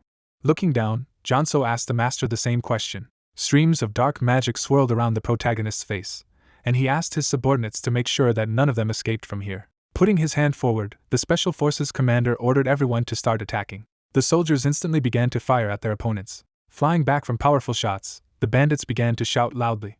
A golden bullet approached the head of the man in the beast mask. Behind the scattered fragments, the frightened face of a man appeared. His mouth wide open in alarm, the thug was indignant at what they were doing. One of the hooligans rushed to run back, and his partner shouted that it was necessary to get rid of the armed men first. Guild Assassin Anderson exclaimed that they didn't die no matter how they attacked them, and his ally waved his hand and suggested that there was an A-rank healer or higher on the opponent's side. A golden glow could be seen near the ears of the warriors with machine guns. Furrowing his brows angrily, the leader of the bandit squad shouted that since things had turned out this way, they should at least get rid of Hyunjin, and first they needed to find him. The robber lowered his jaw in alarm when he was asked if he was looking for him. Pulling his fist behind his back, the thug declared that he was a rat-like bastard. At the same second, a bright trail appeared in the air from the impact. Smiling, the hunter remarked that it was a disgrace. The silhouette of the villain was enveloped in bright magical waves. Closing his eyes, the protagonist asked his opponent not to worry, because he would not kill him immediately. Tilting his head down, the guy turned to the manager. Taemin folded his hands behind his back as his boss asked him to send a message to the Anderson Guild that they had taken hostages. Rubbing his chin with his palm, the fighter decided to see which of them would fall for this trick. A view of a tall building opened. Sitting on the bed, the girl called out to her older brother and asked how he felt after waking up again. The guy wrapped his fingers around the phone, when suddenly his sister clarified if he really felt that he had become stronger. Closing his eyes, the hunter replied that this was not entirely true, after which he asked her to eat faster and not to worry about him. With her eyes rounded enthusiastically, the little girl asked if she could skip at least one breakfast. Putting a spoon to his younger sister's mouth, the young man shouted that she had only skin and bones, and then forced her to quickly eat everything by force, to which she objected that she did not want this. Suddenly, the cutlery sank down. The guy turned his gaze to the floor and explained that even if she didn't want to, she had to eat, because this way she would be able to recover faster, after which he added that she needed to rest more and eat well. The child raised her eyebrows in surprise when her older brother said that there was no need to worry about money anymore. Suddenly, the little girl pressed her lips tightly together. Pulling the spoon from the awakened man's hand, the younger sister stated that he always looked like he was carrying the whole world on his shoulders, and then added that he would eat it all herself. A satisfied grin appeared on Gyuwon's face. Rays of sunlight fell on the window in the hospital room, and the child admitted that she was still jealous of him, to which he asked why. Bringing the cutlery to his mouth, the child explained that after his second awakening, he could become a hunter, as he had always dreamed, and now he would be able to help people and become known as a cool hunter. Gyuchwan scratched his head in confusion. Sitting on a chair next to the hospital bed, the guy called out to his younger sister. Lowering his eyebrows, the awakened man promised that he would try to become a great hunter, and she would be proud of him. A view of the headquarters of the Anderson Guild opened. The manager put his hand in his pocket when suddenly he was called.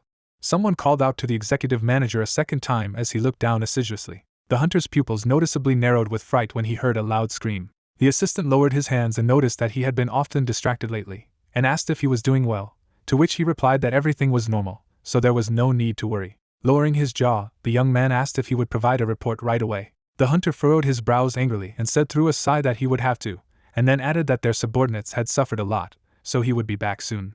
It seemed as if the girl put her hand on the man's shoulder. When the door to the room opened, she jumped to the side in fright. The manager looked up and turned to the guild leader. Sitting in the chair, the boss said that the director could go, to which she agreed. The guy looked disdainfully after the fleeing lady. Turning her head back, guild member Anderson asked what he was staring at. The executive director lowered the corners of his lips in bewilderment. Reaching for the wooden shelf with alcohol with his fingers, the man clarified why he had knocked so early and did not even knock, after which he offered him a little drink, because he had bought good wine yesterday. Standing across the room, the subordinate reported that the team that had been sent to Ace's guild had been almost completely wiped out, and only 4 survived, and they had been taken hostage. Furrowing his brows angrily, Sungjin was indignant at what he heard. Folding his hands behind his back, the guy also revealed that they had received a message from the Ace Guild that they had somehow figured out that they were behind the attack. While pouring alcohol into a glass, Guild Master Anderson inquired about what was written in the message. Lowering his chin, the awakened man noticed that he might not like to hear this, but he would repeat their message exactly. Standing in front of the couch in the boss's room, the manager said that they had written that they needed to hold a press conference and make an official statement that they had attacked them, and then added that only then would they return the hostages to them safe and sound. A wicked grin could be seen on Hyunghong's face. Gyuwon narrowed his eyes and continued to say that otherwise they could prepare for them by enemies. Guild Master Anderson began to drink alcohol. Suddenly, the boss abruptly put the glass on the table. Gritting his teeth tightly, the man exclaimed that they were arrogant bastards, and didn't understand how a bronze-rank guild would dare to threaten a silver-rank guild. Stretching his palm forward, the guy stated that his boss should make a deliberate decision. After all, they had killed many of their subordinates, so they might have some other secret trick that they didn't know about, and then added that this was why they should be careful. Furrowing his brows angrily, Sungjin ordered all the leaders to be summoned to prepare for a second attack. The hunter's pupils noticeably narrowed from fright. Lowering his jaw, the young man tried to object and did not understand what to do with the hostages, because if they attacked, they would definitely kill them. Pointing a finger at the chest of the awakened, Guildmaster Anderson explained that sometimes sacrifices had to be made, and then added that their guild's reputation was at stake, so they should be willing to sacrifice a few subordinates for it. Gyuwon clenched his palms tightly behind his back when the boss clarified whether this was true, to which he replied that he would call those who were free. Suddenly, Sungjin threw the contents of the glass into the executive manager's face. Alcohol dripped down the skin of the awakened man, and the chief asked if he understood what situation they were in. The hunter pursed his lips as Guildmaster Anderson told him to mobilize all of their forces and cancel all previous quests. Turning away from his interlocutor, the young man remarked that if they did this, then many important tasks would be suspended, to which he shouted that it didn't matter, because their number one task was to get rid of those bastards from the Ace Guild. Holding out a finger forward, Sungjin stated that he could not believe that he did not understand orders so much, and then clarified whether he looked down on him, and whether he had forgotten who the head was. The guy tilted his head down and agreed with the boss when he cried out that if he told him to do something, then it had to be done. Looking at the floor, the awakened man thought that if this was indeed a trap, then Hyunjin was indeed a creepy person. On the table was a white cup on a saucer. The main character was carefully looking at the tablet. A message appeared on the screen stating that the income from rank A was almost 1.5 billion and had been sent to the account of the guild master. A satisfied grin appeared on the hunter's face. Raising his eyebrows happily, the guy said in his mind that this was not bad. After all, they had only received such compensation for the cleanup squad, while he had been told that he was obsessed with money. Bending down, Taemin addressed the head of the guild and reported that the special affairs investigator had arrived, to which he replied that it was excellent, after which he allowed him to let him in. Inside the guest's mouth, his tongue appeared during a yawn. Scratching his neck, the officer revealed that he was a member of the special forces, and then asked if the head had been informed of his arrival, and he was mentally indignant that he appeared during a loud yawn. The man was holding a suitcase in his hand, and the protagonist greeted him and invited him to sit down. Taking the documents out of the bag, the investigator began to speak. Getting up from his chair, the man from Special Cases said that the investigation had concluded that it would not be difficult to prove that it was self-defense, but as for the culprit, he needed to investigate further, to which he was thanked. Putting his finger to his cheek, the officer asked if there were any surviving witnesses, because they should be reported, if any, and then added that he would send them to the appropriate department where they would be taken care of. Rounding his eyes, Hyunjun expressed his gratitude for the question, but said that there were no survivors, because they had all been killed. The man replied that everything was clear to him, and in this case he would go, when suddenly the door to the room slammed loudly. Falling into the chair, the main character noticed that judging by how quickly he went through the case, then someone was putting pressure on them. The hunter put his fingers to his chin and said that he didn't think it was Anderson, and then asked if there was any news from them. Narrowing his eyes, Taemin said that not yet, but they had gathered the leadership instead of holding a press conference. The assassins appeared strapped to chairs, and Guildmaster Ace asked what about the hostages, and if they were still silent. The Special Forces commander looked straight ahead and said that they had been kind to them all along, but it was time to take them seriously, to which the protagonist said that he was right, because they were as polite as possible to them, but it was time to get a little rude. Grinning, the young man noticed that this was necessary in order to knock information out of them. There were almost no clouds visible in the night sky. Looking up, the hunter suggested that he could not have a day off. With a tool hanging from the man's apron, Hyunjun thought about hoping the inmates would start talking soon. Blood suddenly spilled out of the mouth of the killer of the Anderson Guild, and the main character said in his mind that no matter what they do to them, they are still silent. Squinting his eyes, the hunter did not know if there was no better way. Suddenly, the guy found himself in the middle of a dark room. Putting his hand to his mouth, the awakened man said that he had fallen asleep, although he still had a lot to think about. 2 magical doors were visible. Turning his head back, the protagonist wondered if there were 2 options for him today. Metal bars shrouded the bloody chains, and it turned out to be the place of the Lord of Pain. A bright glow appeared behind the wooden door, and it was the room of a selfish negotiator, after which the young man said that he had a rough idea of what it was. Imagining the silhouette of a monster with a chainsaw, Hyunjung was frightened to wonder if it could be something like that, even though he could feel danger coming from the door. The main character clenched his fist tightly with his other hand. Grinning maliciously, the awakened man declared that since he could not bring the members of the Anderson Guild to reason, all that remained was to beat them. Suddenly, the shackles on the grate broke. Closing his eyes, the hunter began to count. Human feet ran across the ground, and someone was heard counting as well. Lowering the corners of his lips, the guy did not understand what the sound was. Red hair and a cloak fluttered in the air, and the creature said it was a natural twist. The stranger said that he was going there, when suddenly the protagonist turned back. At the same moment, the stranger appeared in front of the guild leader Ace under the spotlight. Smiling broadly, the creature greeted him. Hyunjung's pupils bulged in alarm when he heard that he had been called a rebirth. In the eyes of the main character, you could see the reflections of a table with medical instruments.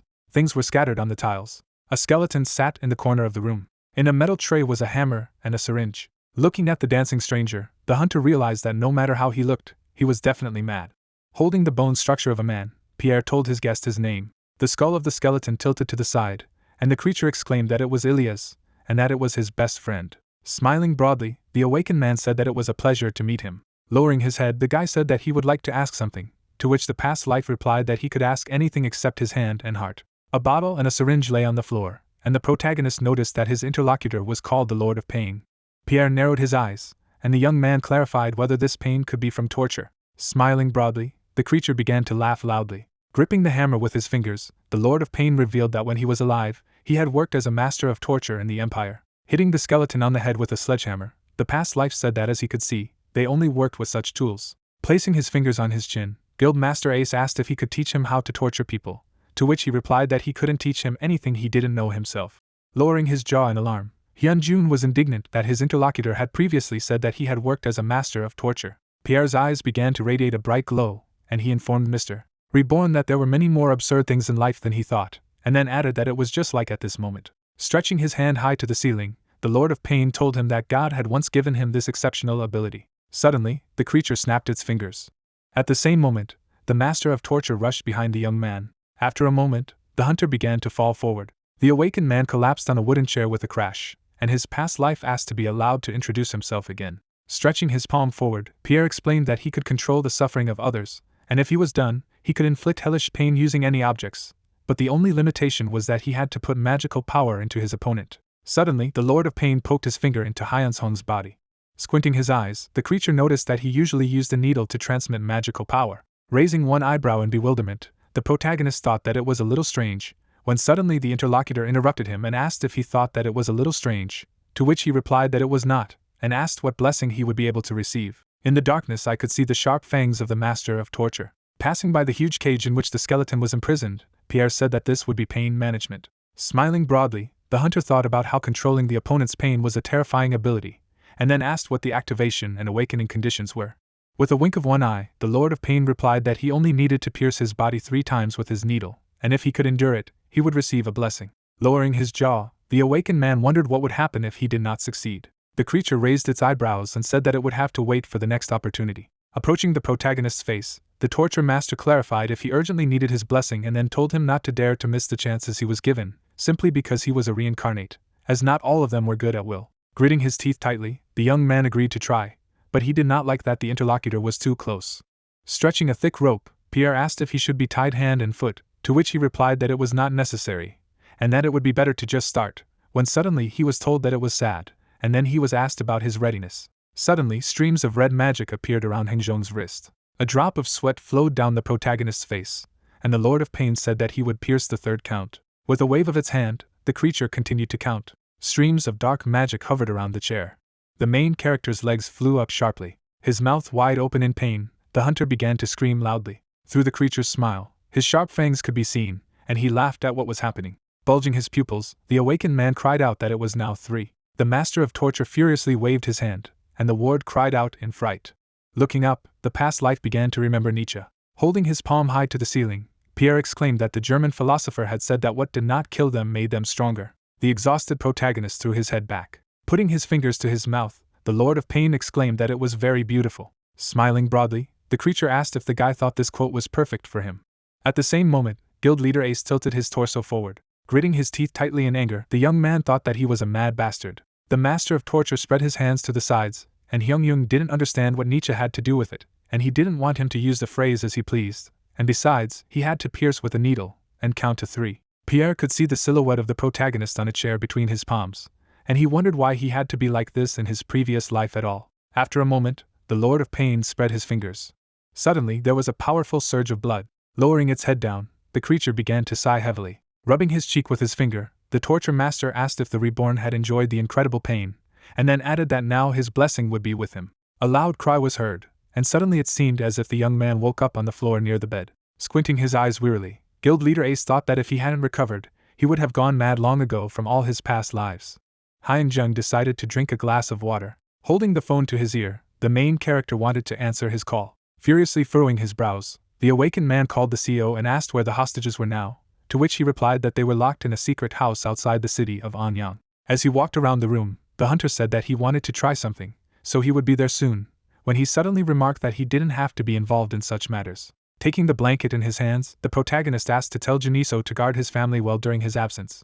The guy's close people slept on the sofa, and the man replied that he understood the director of the guild. Temin stretched out his hand to the door. Closing his eyes, the Special Forces commander said that it was here. The light from the crack fell on the body of the main character. There was a bright lamp on the ceiling. The assassins from the Anderson Guild were tied to chairs. The bloody robber furrowed his brows in displeasure. The memory of the man opening his mouth wide in a rage came into view, and the hunter remembered that he had given the command to retreat. Sitting down next to the hostage, the awakened man asked if he was one of the leaders, after which he added that he was just asking it to make sure they didn't say anything. Bulging his pupils, the bandit was indignant at whether they thought he would say anything to them. Running his fingers through his hair, the protagonist mockingly said that he was very scared. Towering over the thug, the protagonist said that if so, it would hurt a little. Clenching his jaw tightly in rage, the bandit said that torture would not work on him. The young man's brush was enveloped in streams of red magic, and Hyunjun noticed that it wasn't as impressive as torture. Standing in front of the hostages, the main character clarified whether he should first test it on his comrade. The hunter furrowed his brows angrily, and his past life told him that this was the beginning of a dangerous collaboration with Pierre, and as long as he was with him, the pain was under his control. The awakened man squeezed the human heart with his fingers. With his mouth wide open in pain, the Anderson Guild assassin began to scream loudly. Blood splattered sharply from the protagonist's hand. The robber and his chair collapsed to the ground. Drops of sweat flowed down the hooligan's hands, and he shouted that he would tell everything, only asked not to approach him. With a wicked grin, Guild Leader Ace said that it was excellent. Turning his back on the hostages, the young man ordered his testimony to be written down and handed over to him. Smiling broadly, the main character asked to do it as soon as possible. There was a view of a tall building under a clear sky. Putting the paper on the table, the man said that he had collected all the information that had been received from the prisoners. Touching his chin with his fingers, the hunter clarified if this was enough, to which he was told that it would be easier to gather more information using what they already had. Taemin closed his eyes and explained that there was very little information about the Anderson Guild, so it was problematic for them to get data about her. Resting his head on the palm of his hand, the protagonist asked if there were still any ties to the Anderson Guild, to which he was told that they continued to deny guilt. Slapping his palm on the table, the young man said that it looked like that. Lowering his jaw, the fighter said that he would have to meet them in person. Turning his head towards Guild Leader Ace, the Special Forces commander didn't know if it was necessary because it was too dangerous, to which he replied that it was okay because he was just going to talk to them and put a little pressure on them. Suddenly, the guy stretched out his hand forward. Covering the doorway with his body, the subordinate exclaimed that no one knew what this hot-tempered guild director Anderson was capable of, and then added that he would definitely continue to deny his involvement in the attack. Leaning his torso forward, Hyunjun said that everything was fine, and then added that if things went wrong, he would be able to leave even if all their leadership attacked him, and he thought that as long as he had Hasashin's blessing, he was sure that he could leave. Giving a thumbs up, the protagonist explained that if Anderson's guild was defeated, then the other guilds would not be able to take action easily, and they would set an example for others by using Anderson's guild. Furrowing his brows in displeasure, Taemin tried to object, and faction director Ace shouted that this was perfect. Taking one step at a time, the hunter said that in that case they would set off tomorrow night. Suddenly, the Special Forces commander put his hand to his face and shouted that he would increase the security of his estate in case of unforeseen dangers. A view of a tall skyscraper opened up. Peering out from behind the wall, Hyunjun asked if his interlocutor was sure he was inside, to which he replied that he had confirmation that Sungjin was inside the guild office right now. Holding the phone to his ear, the protagonist revealed that he had one reliable observer for Gyuan, who told him that he was not in the building now, but since the head was here, he would come in, after which he asked to take care of his family. Behind the hunter, the silhouette of the manager appeared, and he thought that it was the managing director of the guild, Anderson, as well as one of those people that the chief keeps with him for profit. Outside the window, he could see the awakened man sitting in the hospital room next to his younger sister. Looking down, Guild Leader A said in his mind that it was very touching that he cared about her. Putting his hands in his pockets, the protagonist decided that even if so, he could not afford to express sympathy in any case. Tilting his head down, the fighter realized that he had no intention of causing any direct harm, but he was interested in Sungjin's reaction. There were guards on either side of the front door. Suddenly, the man stopped the guy with his hand and asked if he was a member of the Anderson Guild. Lowering his chin, Hyunjung asked them to deliver a message to the headmaster. Bulging his eyes, the protagonist stated that Guild Director Ace was here. The second bodyguard grabbed a walkie-talkie in his hand. At the same moment, the man pursed his lips and then announced that he was allowed to enter, and he escorted him to the guild director's office. A moment later, the doors swung open in front of the hunter's face. The young man took one step at a time behind the guards. Approaching the elevator, the bodyguard explained that this way he would be able to get directly to the 5th floor, where those who would guide him further were waiting for him. When the silhouette of the awakened man almost disappeared behind the elevator doors, the men said goodbye to him. At the top there was a small screen on which the floor numbers should be displayed. Blades flashed brightly in the hands of the fighters. Furrowing his brows, the protagonist was musing that everything was going too smoothly, although he knew it, when suddenly he was asked about his name. Looking straight ahead, guild leader Ace asked if they were showing such hospitality to members of the other factions, and stated that they should have been informed of his visit, but for some reason they were holding weapons. Gripping the handle of the knife tightly, Sungjin's subordinate explained that this was the Anderson Guild, so he would have to follow their rules if he wanted to live. Lowering his chin, the young man noticed that this was very stupid. The soldiers didn't understand what the guest had just said, and then shouted that he needed to know his place and follow his manners. After all, he started out as an ordinary F-rank hunter, to which he scratched his head and was indignant that this eternal talk about ranks had begun again. Tilting his head to the side, the main character said that this was enough. At the same moment, streams of dark magic appeared behind him. Hyung-hong's eyes began to emit a bright glow. The soldiers were sweating from the torment they were experiencing. Suddenly, the guy fell to the floor with a scream. Sitting on the ground, the subordinate of the guild director shouted that their partner must have had a heart attack. Lowering his head, the young man did not understand what was happening. Furrowing his brows angrily, the warrior shouted that the protagonist could not enter until he said what he was doing here, to which he was ordered to remain silent. Part of the awakened man's face was visible from under the hunter's cap, when suddenly the head of the guild, Anderson, noticed that he was a very entertaining person, and asked if he was the head of the Ace Guild, after which he invited him to come into the office. Moving forward, the protagonist pushed the enemy in the shoulder. Raising his head up, the guy said that in front of him was probably the office of the head of the faction. Suddenly, the main character threw open the doors with his hands. Sungjin stood in front of the panoramic window. Smiling broadly, the man said that the guest was very impudent, after which he asked if it was because he was still young. Lowering his chin, the awakened man suggested that he give his subordinates a lesson in etiquette before telling him anything. Yellow fangs were visible in the director's mouth.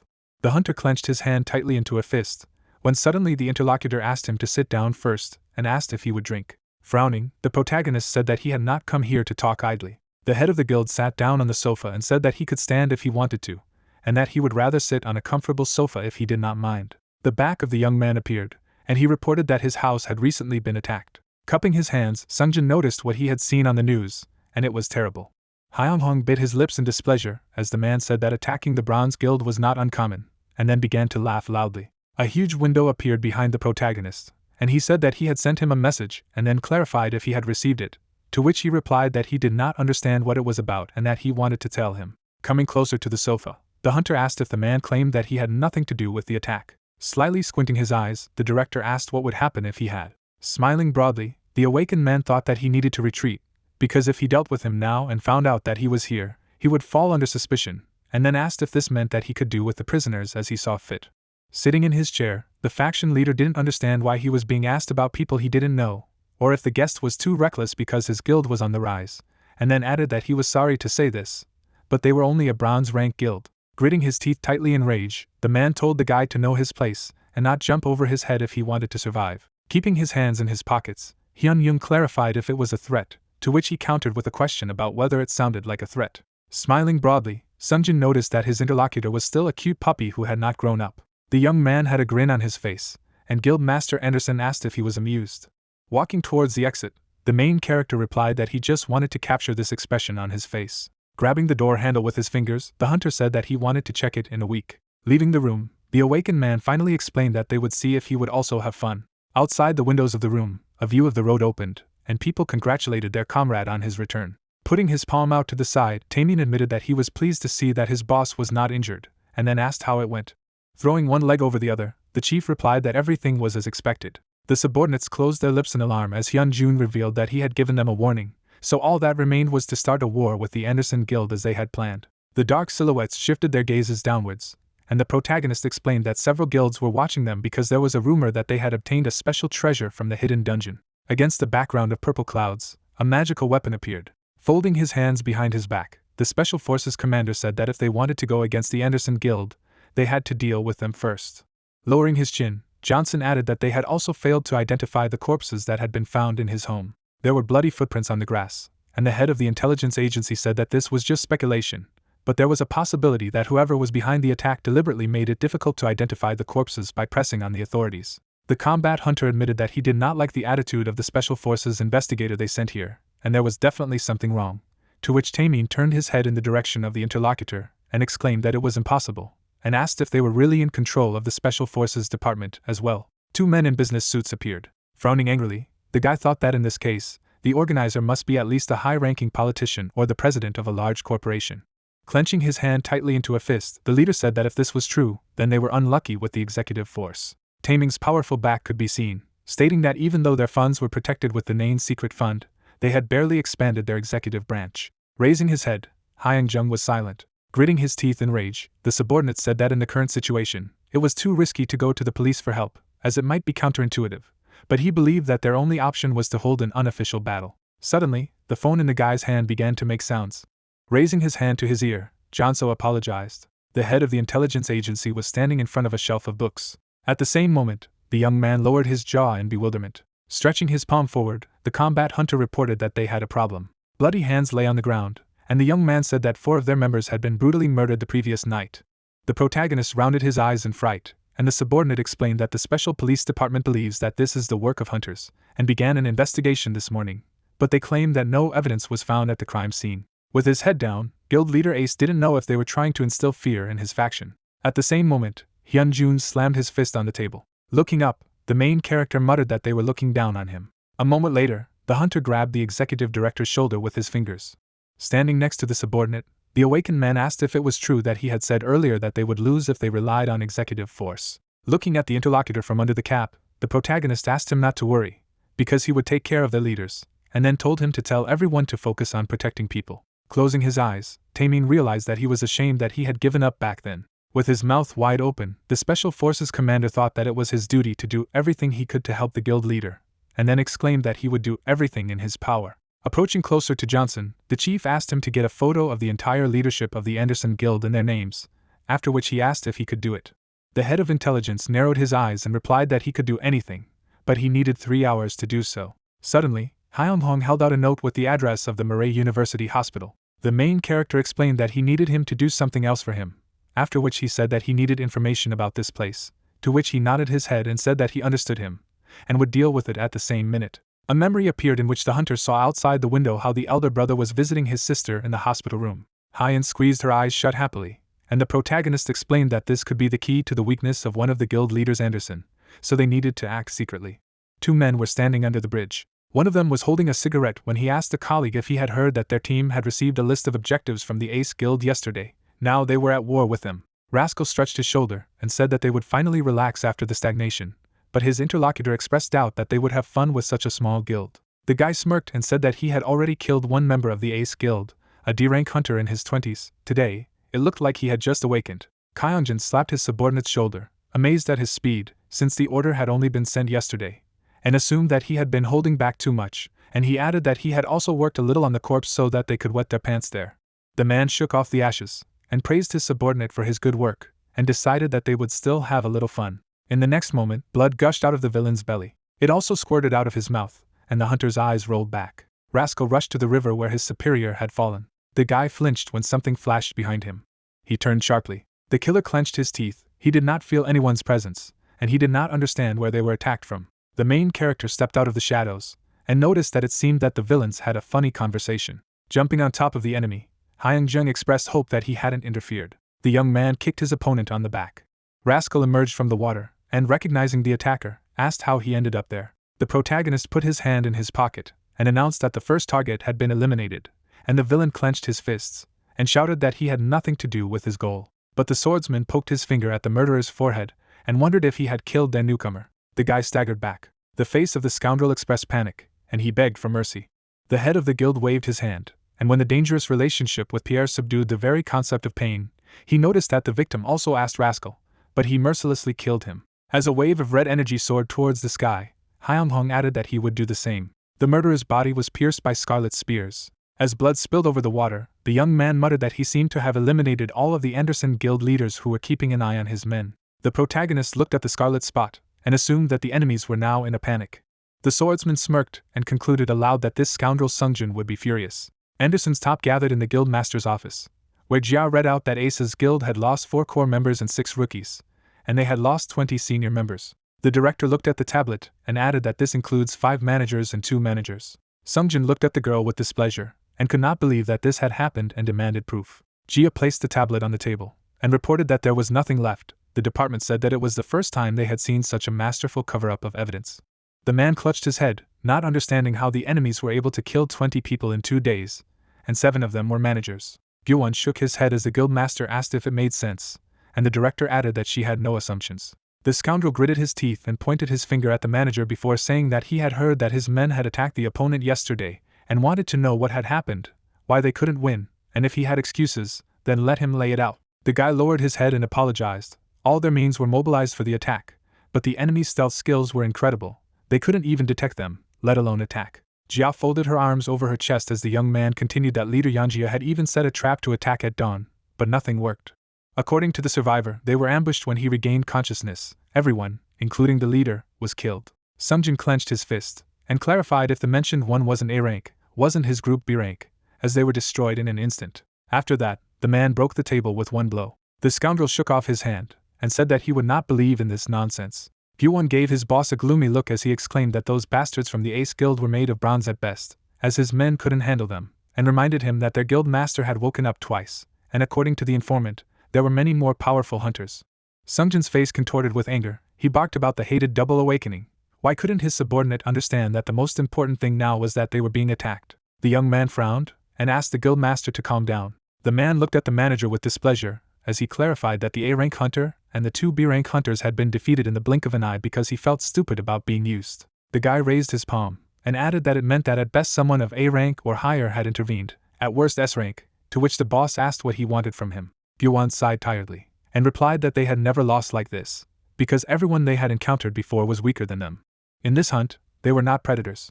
Jia put her palm on the couch, noticing that more than 9 executives had died in the past 24 hours. The situation was getting too escalated, they had to do something. The manager swallowed. The chief leaned over the girl, and noticed that she thought the same way as he did. To the young man's horror, the director said with a smile that they could not allow themselves to be trampled on. They had to do everything possible. Gyuwon jumped to his feet, and shouted that their strength had weakened. If they fought the leaders of the enemies in such a state, they would definitely lose. Jia gave the manager a sinister look, and clarified when she was saying that they needed to fight their bosses. The guy went back down, not understanding what she meant. His eyes widened as he realized what he was talking about. The headmaster leaned forward and said that he guessed right. They were directing forces at ordinary guild members. Looking through the records, she realized that it seemed that they hadn't mobilized all of their top to fight terror. The young man clenched his teeth in horror. The girl clapped her hands. Jia rubbed her palms, and added that they would be able to handle them. Gyuwon's eyes expressed panic as he recalled that if they continued to carry out terrorist acts, the department would definitely intervene. And then he froze when the manager reminded him that it was his job to make them sit quietly, or he was not competent to do so.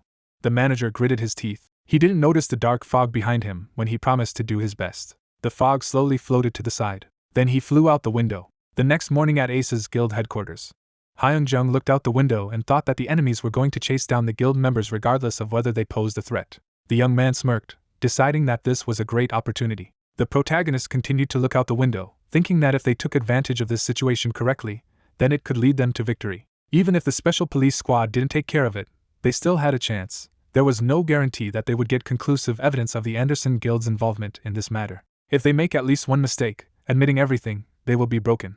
The swordsman put his hand in his pocket, and mentally added that he did not expect the next decision in the form of a terrorist attack. The guild master looked at the phone screen, deciding that his opponents should feel cornered. The phone rang in Temin's pocket. The captain pressed the documents to his chest and answered the call of his superiors. From the phone, Hyunjin's voice revealed that he had just received a message from his informant saying that the Anderson Guild would increase its offensive by targeting the guild's permanent members.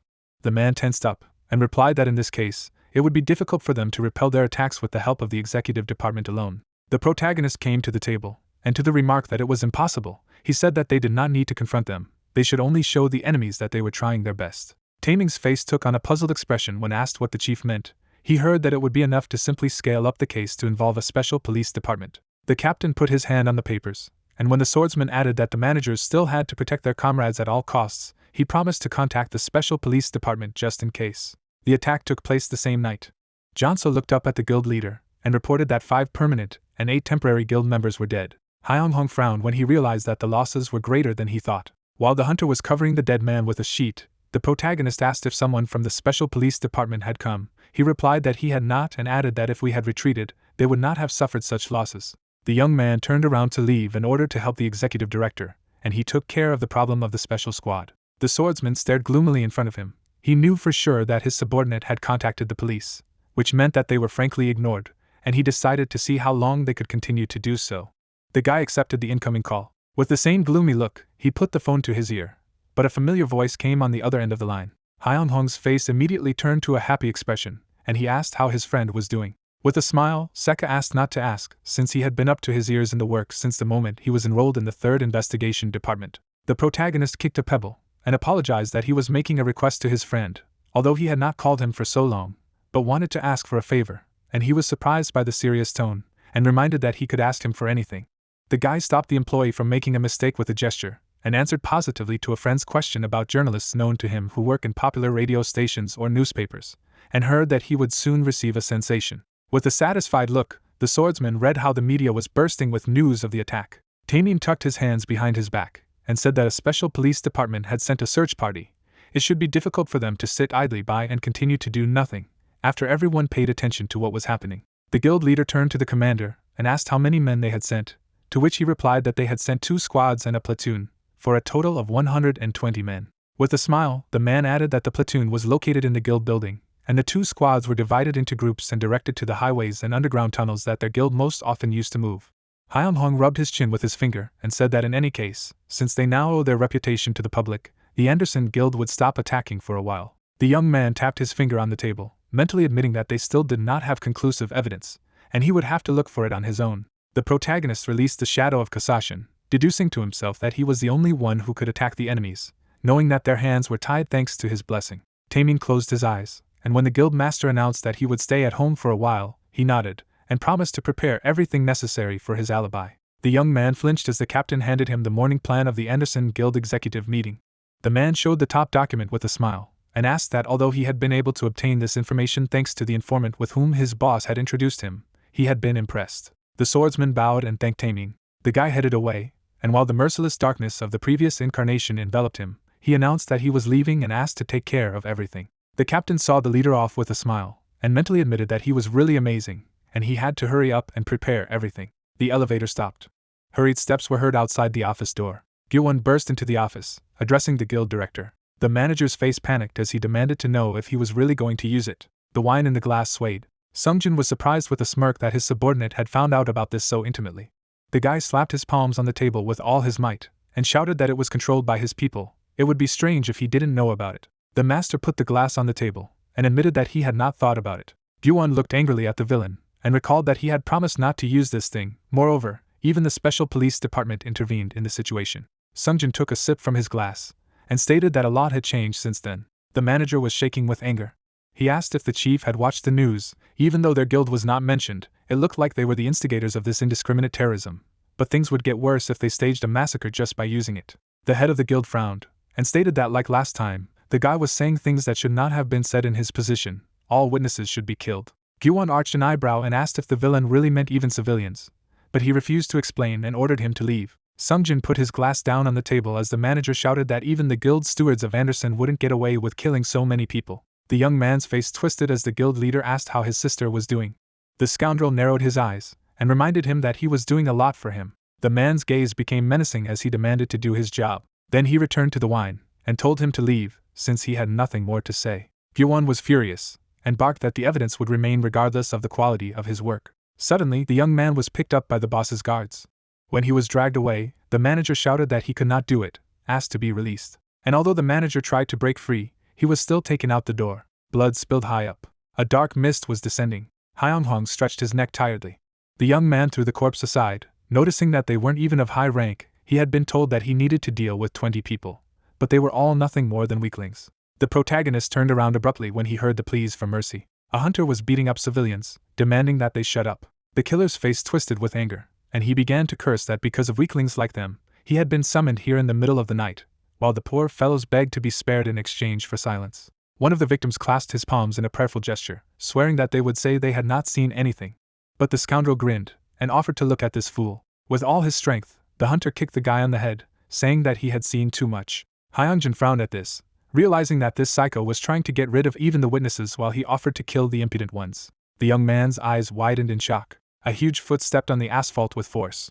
A pair of syringes remained in the hands of the mutated killer, and throwing needles down, the creepy-looking monster decided to break the civilians' skulls. When the mutant grabbed the poor fellow's head, when the protagonist realized that it was a berserker action, the villain lifted his victim above his head and stated that he couldn't kill them quickly after finally getting out of the basement for the first time in a long time, as it would be too boring. Spikes came out of the monster's back, and the swordsman figured that these strange physical mutations were side effects of the drug. The swordsman's face expressed delight. He realized that the Anderson Guild had used the illegal drug berserk, and this was the decisive evidence he was looking for. Tears streamed down the face of the civilian as he begged for mercy. Lightning flashed. With a determined face, the guild leader rushed forward, destroying all opponents. He flew straight at the monster, figuring out what he had to do.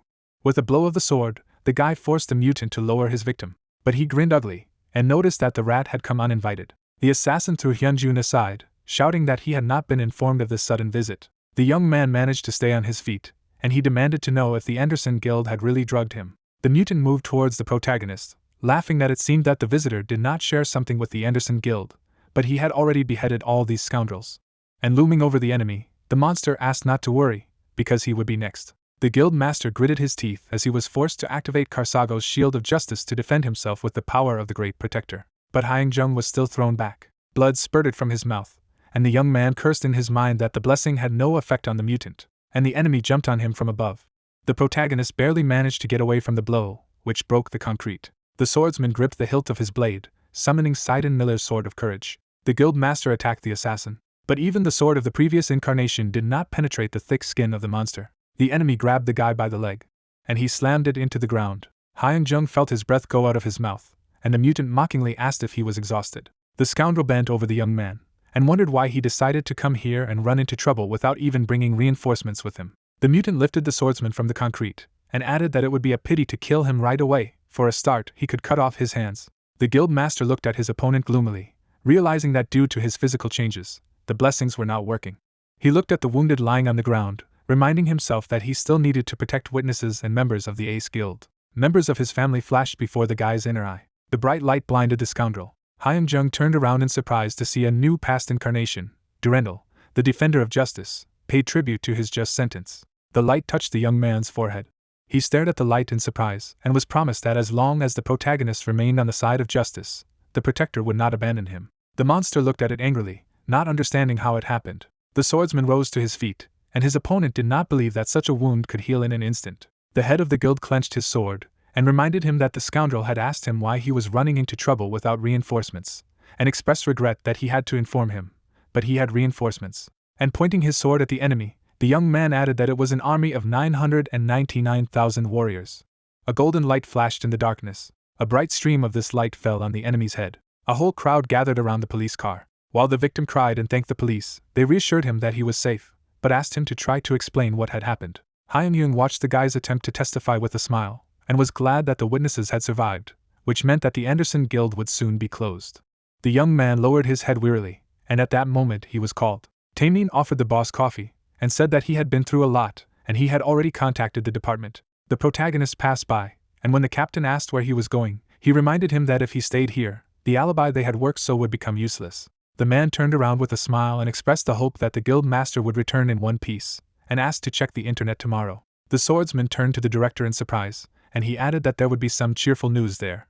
The glass smashed on the stone floor to loud swearing. Sungjin clenched his fists, shouting that these fools could not deal with a single witness. Gyuwon shuddered when he heard his name. The scoundrel hit the young man in the face, wondering if he didn't feel sorry for his weak younger sister, and offered to see how bad everything was. The man looked at the manager with anger, saying that this was his last chance. He wanted him to bring him Hyunsong's head.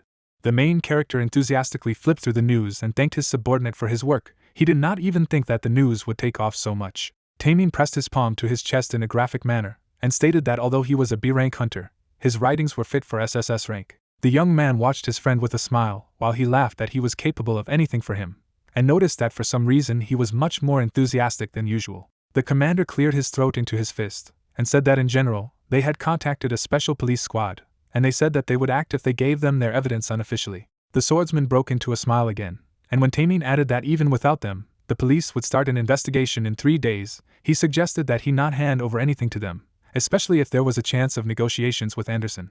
The captain clenched his fist, and added that they had asked for everything to be given to them unofficially, in order to take credit for all their merits. The guild master watched in confusion as the man, getting more and more inflamed, added that this was despite the fact that they ignored all their requests to copy them, but then he remembered something else. Gyu-won stamped his foot impatiently as Taemin informed his superior that he had requested an official meeting. At this time, the executive director flinched and looked up. The young man saw 3 children running around the hall. Gyu-won's face expressed regret. At this time, the protagonist smiled and asked to invite a visitor. The door opened ajar. The executive director bowed, thanked him for accepting his sudden request for a meeting, introduced himself, and added that he was honored to meet them. Hyung-hong activated the Roman's eye, and responded in a similar way.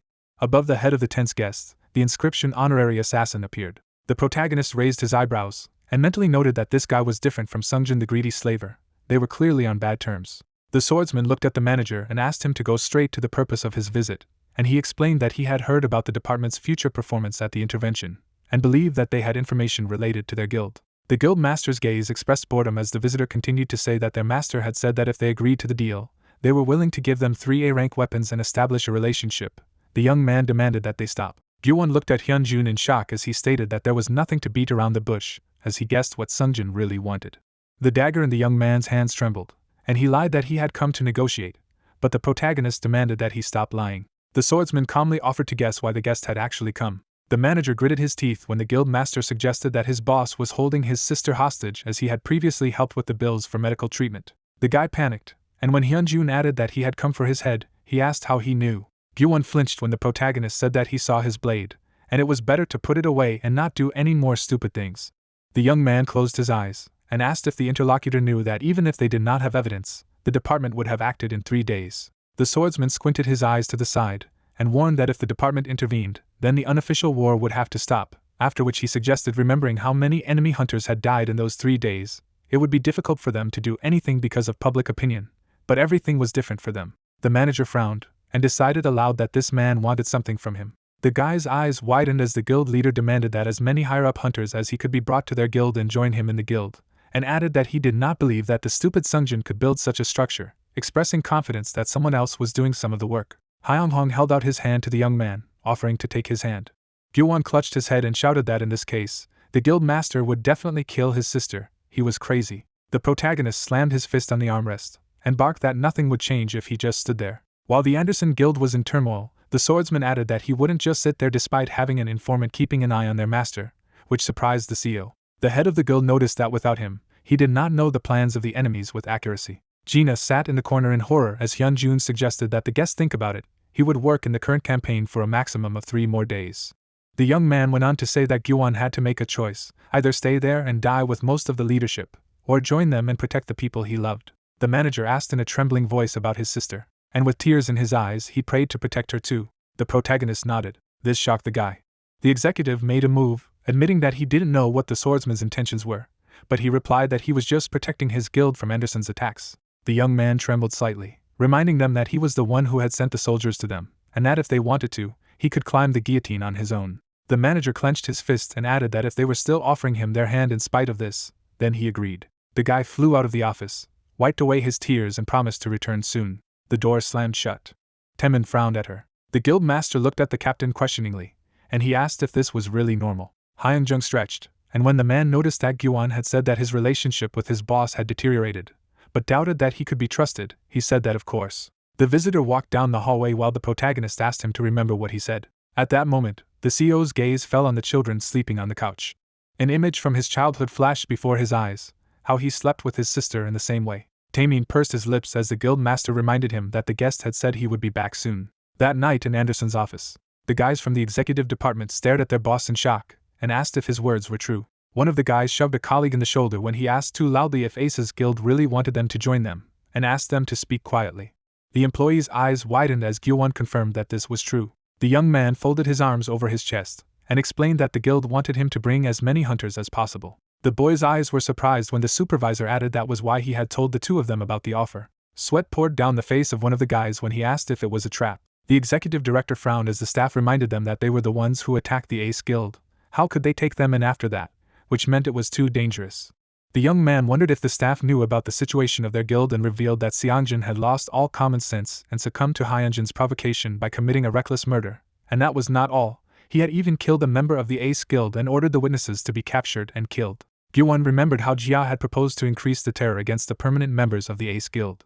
The guys opened their mouths in horror when the supervisor added that the guildmaster's worst decision was to use the berserker. One of the employees stretched out his hand to the young man, unable to believe it, because the drug was strictly forbidden by the rules of the guild association. The executive director nodded, confirming that Sungjin had broken this rule, but in the end, Berserk didn't kill anyone because someone had incapacitated him. The second guy was confused and asked who was capable of killing this monster, but Gyuwon shook his head impatiently, demanding that they stop chatting since they didn't have much time. The Ace Guild had evidence that their guild was behind past attacks. Moreover, in 3 days, the DPS would launch an invasion, and Anderson would hardly be able to hold back until then. The Anderson Guild was nothing more than a tower made of blood. The young man narrowed his eyes and reminded him that their headquarters had turned into nothing more than a vulnerable, uninhabited house. The staff looked panicked. It dawned on them that the other guilds that harbored a grudge against them would not be able to stand aside either. And at that very moment, an explosion thundered behind the guys. Gyuwon clenched his teeth, and while cries for help rang out around him, he swore that he was light. The hunter summoned water magic in the palm of his hand. While the water jets enveloped him, the young man ordered as many leaders as possible to be taken away from here. The employees rushed to run, but one of them looked back, and the director added that he would buy them some time to escape. The guy enveloped himself in water, rushing forward, shouting after his subordinates to save only those who would be useful to them. They were unable to save everyone. He did not believe that things had turned out this way. Gyuwon clenched his teeth, realizing that he was slowly soaking wet with blood and didn't even realize he was drowning. His death will be the atonement for all sins. And if he survives... Sungjin shouted loudly into the phone for the executive director, this scoundrel, to come out at once. The man huddled on the floor, trembling and muttering pleas for mercy. When an employee burst into the guildmaster's office, he continued to swear at the phone. The blade pierced the assistant's chest as soon as he could say that they were in trouble, and the guild was suddenly attacked. Blood gushed onto the floor.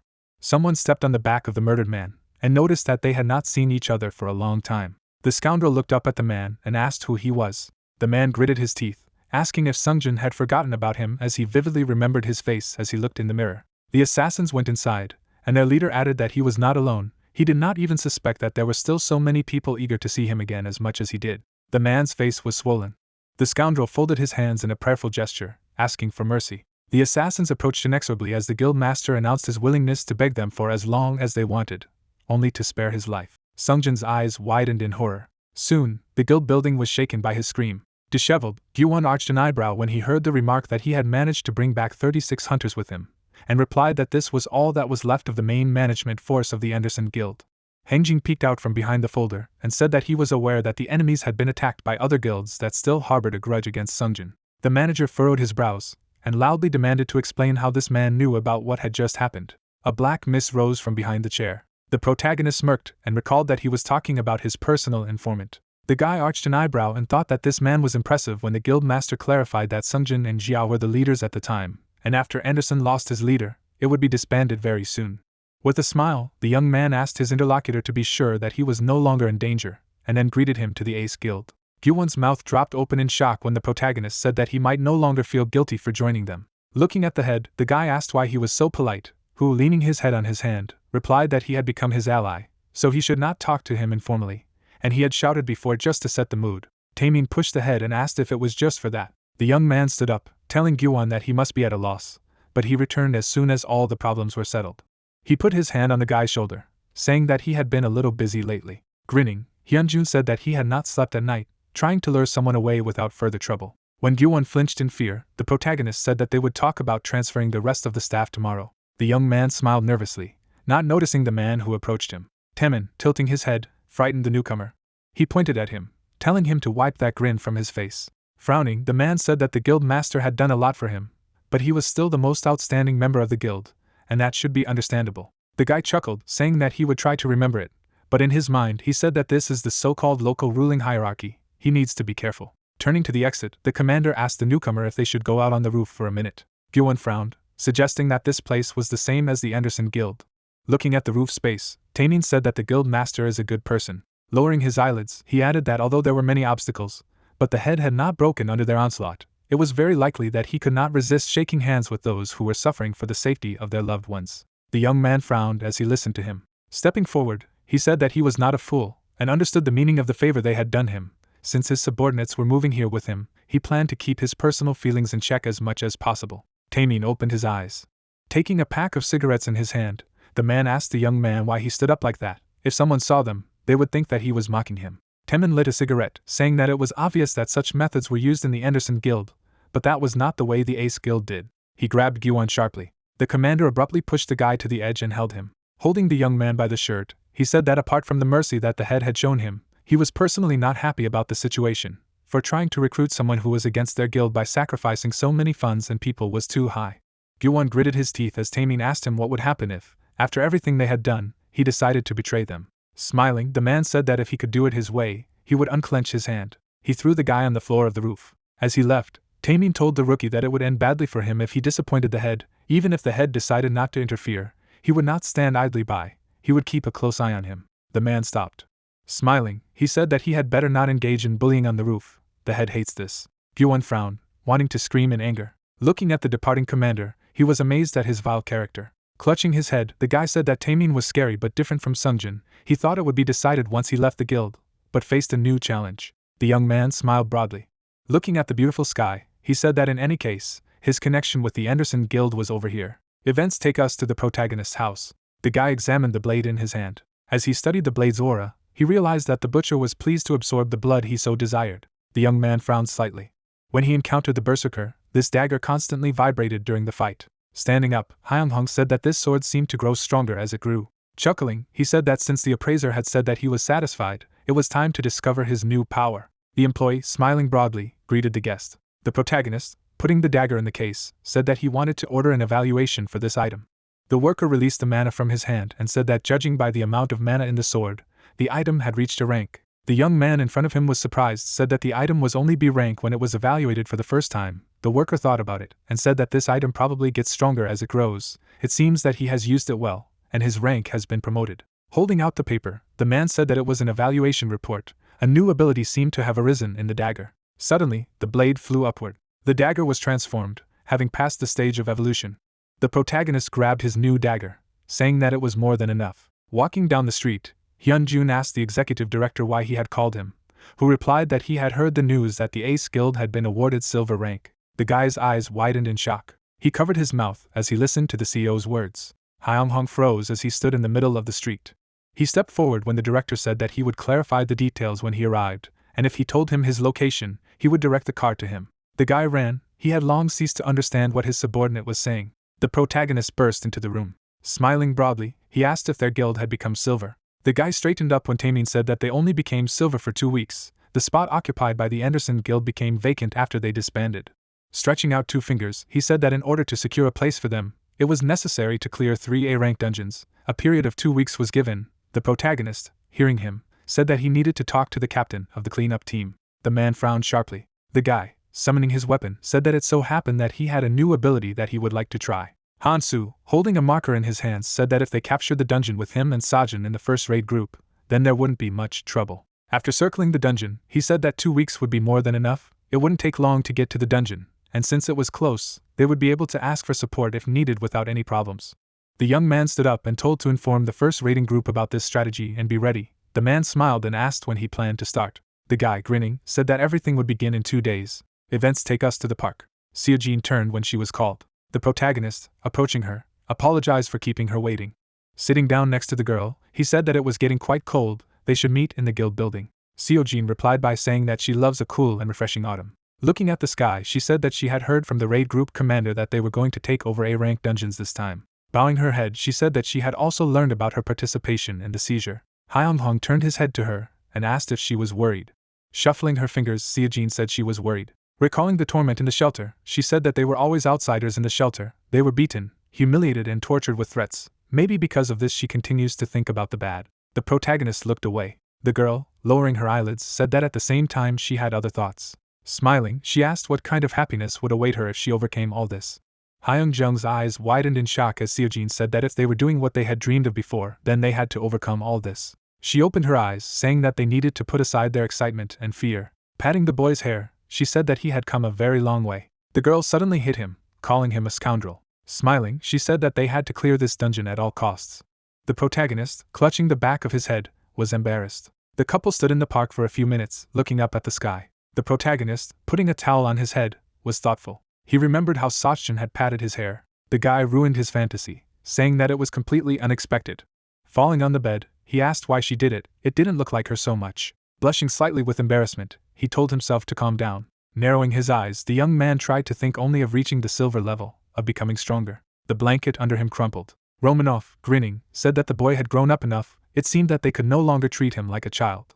Karsago, who was standing beside Sidon, thought for a moment. Glancing at Romanov in front of him, he asked what if he didn't intervene himself, even after they told the guy about the real goal. Pierre, lowering his eyelids, said that since they were only outside support, he would like to ignore this desire. Leaning against Sidon, he asked if Durandal had fallen asleep again, if when the man appeared, their adventure would begin. Grinning, Pierre said that this would be their flaming flower road. Sidon pointed to the sky and said that it was late. This guy had just appeared. The hand was formed from a bundle of energy. One of those who defy fate. Deus appeared in the middle of a dark space. The heroes looked up and said that Deus had arrived earlier than they had expected, but that he had to come that day anyway. Sidon looked at the tan man and said that they needed to talk.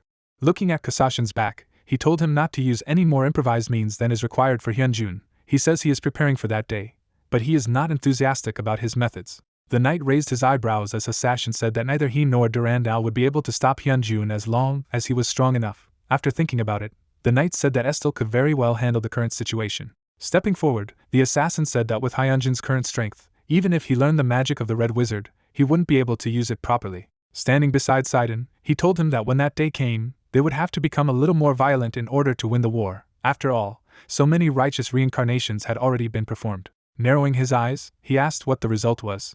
Sidon also narrowed his eyes at his opponent. The protagonist suddenly found himself in the middle of darkness. Looking around him, he asked who had come to see him this time. Suddenly, Deus appeared in front of him, saying that he was the absolute will, representing 990,000 past lives. The guy's eyes widened in shock, then Deus said that he was here to check one thing before interfering with his fate. The creature stretched a finger to the young man's forehead, saying that it wanted to test something that might give him a tiny hope before the absolute despair that was coming. The guy clenched his fists when he heard him. Looking down, Hyunghong mentally said that he was thinking that he would have to pay for the power of past lives that he had obtained so quickly, and it would probably be absolute despair. Deus, wearing a mask, said that they were coming, and who they were, he could not say now, but he could inform him that he would not have the slightest chance of surviving this disaster without a blessing, and if he received his blessing, he would have a small chance of winning. The young man raised an eyebrow as the creature said that on the other hand, they would find out about his existence. The young man asked what would happen after they found out about him. Deus replied saying that they would send out at least S-rank fighters that he would have a hard time dealing with. Frowning, Hyunjun asked what would happen if he didn't receive his blessing. The will of past lives replied, saying that the fighters would not come, but the day of reckoning would definitely come. One day, the whole earth would be ablaze. They couldn't know when it would happen, but if he escaped, he would buy himself some time. The young man's mouth dropped open in shock. Bowing his head, he asked if he would become stronger with his blessing. Deus replied by saying that his strength was not comparable to what he possessed now. The protagonist grinned. Looking at the creature in front of him, he asked to be blessed. The space around him was flooded with white light when the system announced that from now on the absolute will of Deus would interfere with his fate. He would have a chance to win, but they would find out about his existence. Looking at the planet in the middle of space, the creature felt a magical power that changed its fate. The creature grinned, saying that it didn't expect that someone already met the requirements. Blood was spilled on the ground. When the protagonist got down on one knee, the subordinate said that it would be dangerous if this continued. The guy, frowning, told the manager that he had an important job for him. Pointing to Sachin aside, he said that he needed to defend her with all his might. Jiniso frowned and roared, saying that he would protect her no matter what. Hyunjung gritted his teeth. Someone on the artifact flew up to them. Yuri, standing on her side, asked the boy if he understood now that he shouldn't have dug in without knowing his place. She sneered, saying that he should have stayed in the bronze-level guild. Why did he bother so much and bring himself to such a point? The protagonist narrowed his eyes. Clenching his jaw, he realized that he had been too naive before. A week earlier, the young man, looking at the sky, had been thoughtful. Sitting at the computer, the protagonist listened to the news say that there have been non-stop disappearances of low-ranking hunters lately. Sachin, approaching the guy, said that lately all the news was about the same thing. Hengjong raised his cup of coffee and said that they should strengthen the guild's defense system. After all, the Lace Guild had not yet reached a high level. Temin burst into the office with a scream. The pair stared at him, puzzled. The man raised his hands to the sky and said that their guild had finally officially reached the silver level. He covered his face with his hands, saying that he had previously thought that he wouldn't live to see this day. Hyunshong patted him on the shoulder, saying that he had done an incredible job. It was all thanks to him. Smiling broadly, Taemin said that due to their promotion, Paldagu and Sian had been designated as their special raid zone. The guy scratched his head and said that it was in their best interest to clean up the area, but of all the places, it had the fiercest competition. Taemin agreed with him and said that it so happened that the raid administration had requested their presence. The protagonist, opening his eyes, asked if a gate had appeared there. The man replied, saying that it seemed to be so. They even contacted other guilds. The protagonist frowned, deciding that perhaps this was the very chance that Deus was referring to. Events take us to the headquarters of the CN Tower team. Sijuin, standing at the head of the table, introduced himself and said that since they were short on time, it would be brief. Looking at the protagonist on the left side, he said that the urgency of the raid was that the intended location was located in Paldogu and Inidong. The approximate difficulty of the raid was a record A rank. Taemin looked at the head and said that the people here were the other guild masters and representatives from Paldogu, as well as the rest of the retinue. In other words, for the Lace Guild, the raids would be different from the dungeons. The screen in the room lit up. Sungjin parted his lips and said that monsters would appear from behind the sudden appearance of the space gate, in which case, fortunately, the raid detection system would notice him in advance. Yeri sneered and asked if the Lace Guild had also been sent to their special zone. Sungjin replied by saying that the Lace Guild was suitably qualified since it had been promoted to a silver-level guild.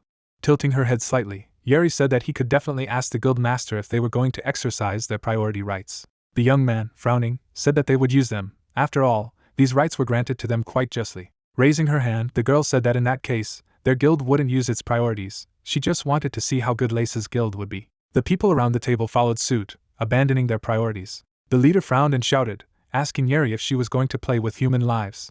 Throwing one leg over the other, the girl said that she did not say that they would not block the raid, just that Guild Master Lace said that he was going to use priority rights. The protagonist narrowed his eyes. He was sure that there was a bad intent in this. Smirking, Yeri said that when the kids with great dreams who had just come out of bronze said that they wanted to face the raid, they couldn't stop them. Hyunjun heard her and said that in that case, they wouldn't declare their priority rights. He smiled, saying that they would instead use exclusive rights. Yeri's face twisted with anger. A magic rune appeared in front of the young man's eye. The girl who had been designated as a greedy ally jumped up, saying that he needed to learn to read the atmosphere and keep quiet. She kicked the table. Hovering over the young man, Yeri said that if he continued to be so tactless, she might get angry. The protagonist, unleashing his killing lust, told the girl not to speak down to him. The girl shuddered all over. She walked away a bit when the head said that since the other guilds had already given up on using priorities, Lace would have an exclusive position. Yeri clenched her fist until it trembled. She bit her finger. The members of the guild walked up to her, agitated. Yeri sneered and said that she would use this opportunity to teach him a lesson. She would show him what it was like if he was disrespectful to a gold-level guild. Looking up at the sky, Sungjin asked Hyunjun if he would really use his rights. The guy turned around and said that even if so, wouldn't it just give them control over the frontal position? The fact that the other guilds would be a little behind wouldn't turn the raid into a disaster. He shouldn't worry, they would succeed. Sungjin smiled and sighed, saying that awakened hunters had always achieved what others thought impossible, and he would trust him this time as well. The protagonist took a sip of water, telling the leader that he was quite friendly.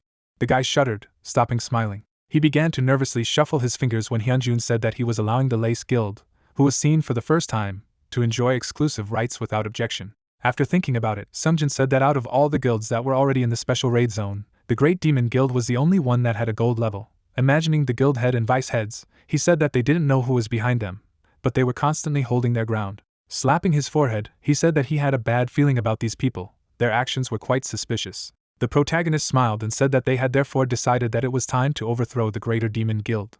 Squeezing his eyes shut, the manager said that he had no choice if he had such an opportunity. With a shudder all over, he asked the guy if he knew that this dialogue should remain a secret. Clutching his head, Sungjin said that in case the guild fell during the raid, he would have to make up for all the damages. Due to the attention of the Great Demon Guild, they had no way to support them in this area. Smiling, the protagonist said that they would do without failure. Soon, Hyunjung and Taemin walked out of the office. Gyuwon frowned and asked if this was his plan that he had been hatching. He approached the protagonist, saying that this is the highest A-ranked raid. There are not many specialists who are capable of participating in such a raid. The guy took the phone in his hand, saying that he was aware. He stretched out his finger, saying that he had an ace up his sleeve. That raid would definitely be successful. A projection of Deus appeared behind him. A revelation of Deus descended on him. Accepting the consequences, he takes upon himself the fate of disobeying the predestinies of fate. The man's phone rang.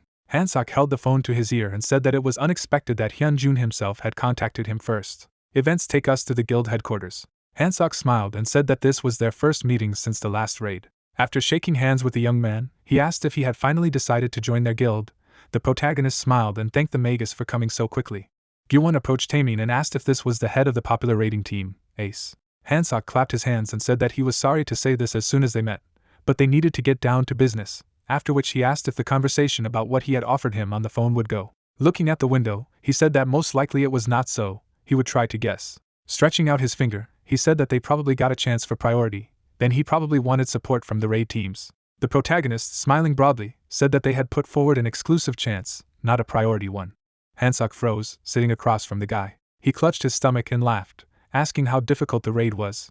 The guy replied by saying that it was the highest A rank. The man looked at the young man who had lowered his eyelids and asked if the rest of the guilds had gathered to sit and watch, and he replied by saying that all he could say was that the gate should be closed. Raising his eyelids, he said that he and his guild would be rewarded with a lot of interesting things, including friendship with their guild, as well as magic stones.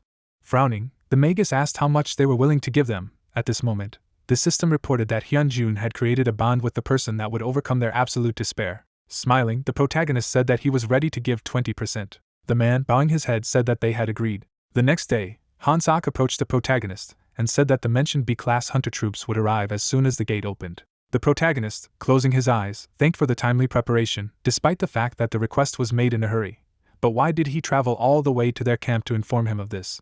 The man tilted his head and smiled. He abruptly grabbed the guy's shoulder, saying that friendship with the Lace Guild was indeed pleasant, but it didn't matter how much he thought about it, he was too valuable to let him go so easily. Hyunhong's face twisted in pain. Raising his hand abruptly, he said that it was never too late to join them. The man, hugging the young man, said that he needed to leave the heavy lot of the guild master and raid the dungeons with them.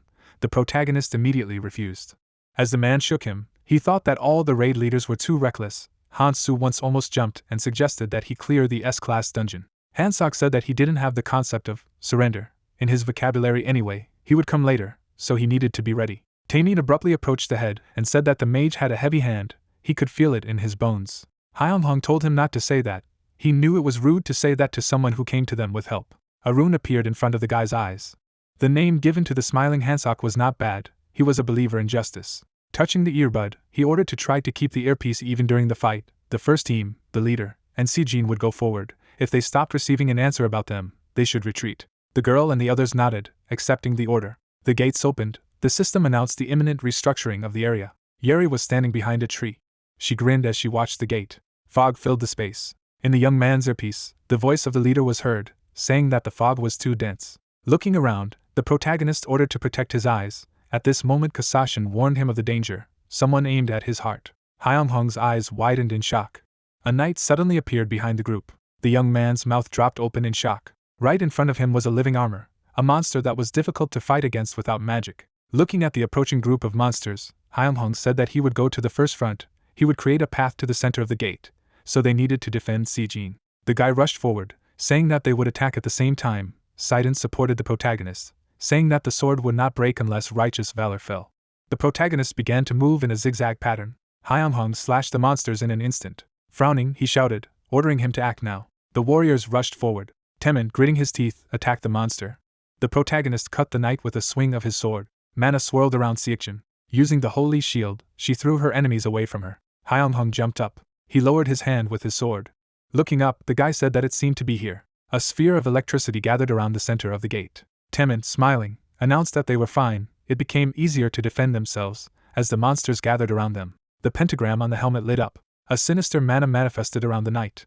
Siekjin flinched, not understanding why she suddenly felt a surge of mana. The monster raised his sword. The protagonist, abruptly moving to the girl, cut it. The monsters around the hunters have been resurrected. Yuri flew up to the protagonist and asked if he remembered her.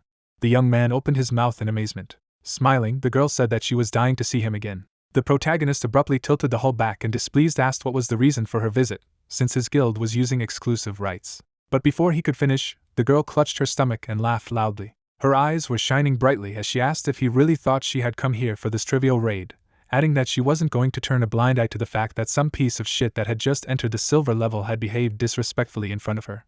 Hearing this, the guy smiled and asked if she was there because of what happened in the administration. Then his interlocutor bit her finger and replied that at that moment she was unpleasant, and she was the kind of person who would be satisfied only if she returned what she received, so she came for revenge. After saying that, she waved her hand to the side. Strong magical energy began to be released from her eyes. The guild leader's friend knitted her eyebrows tensely and said that her mana was rapidly recovering, so you should be careful.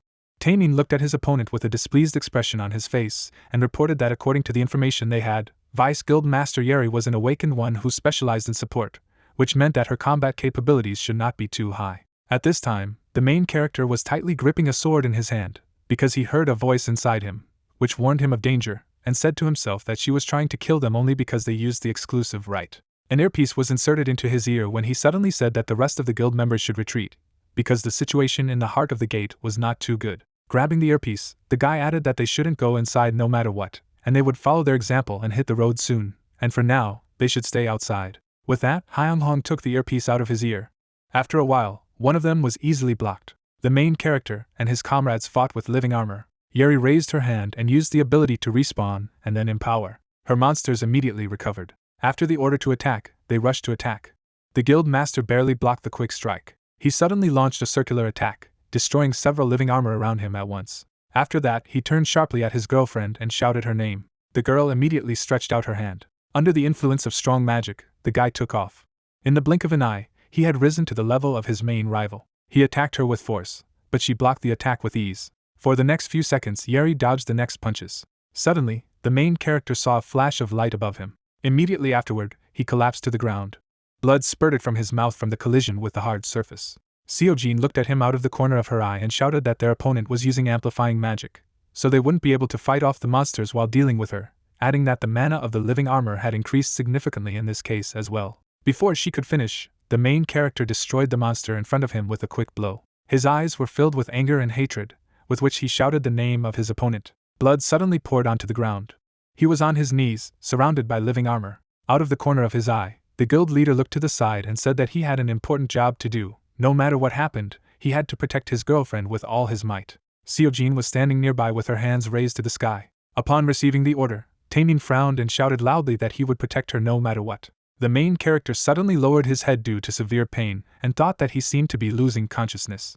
Yuri stood on a side that was shrouded in powerful magical energy. She went down a little lower and asked him if he understood now that he shouldn't dig in without knowing his place. She smiled and added that he should have stayed in the Bronze Guild, and then asked why he was so bothered and brought to such a thing. Hyung-hong stared at his opponent from under his brow. Gritting his teeth in anger, he said to himself that he had been too naive, when suddenly he heard a voice inside him that said that Dancing's will was with him, and as long as he had someone to protect with him, he would not lose.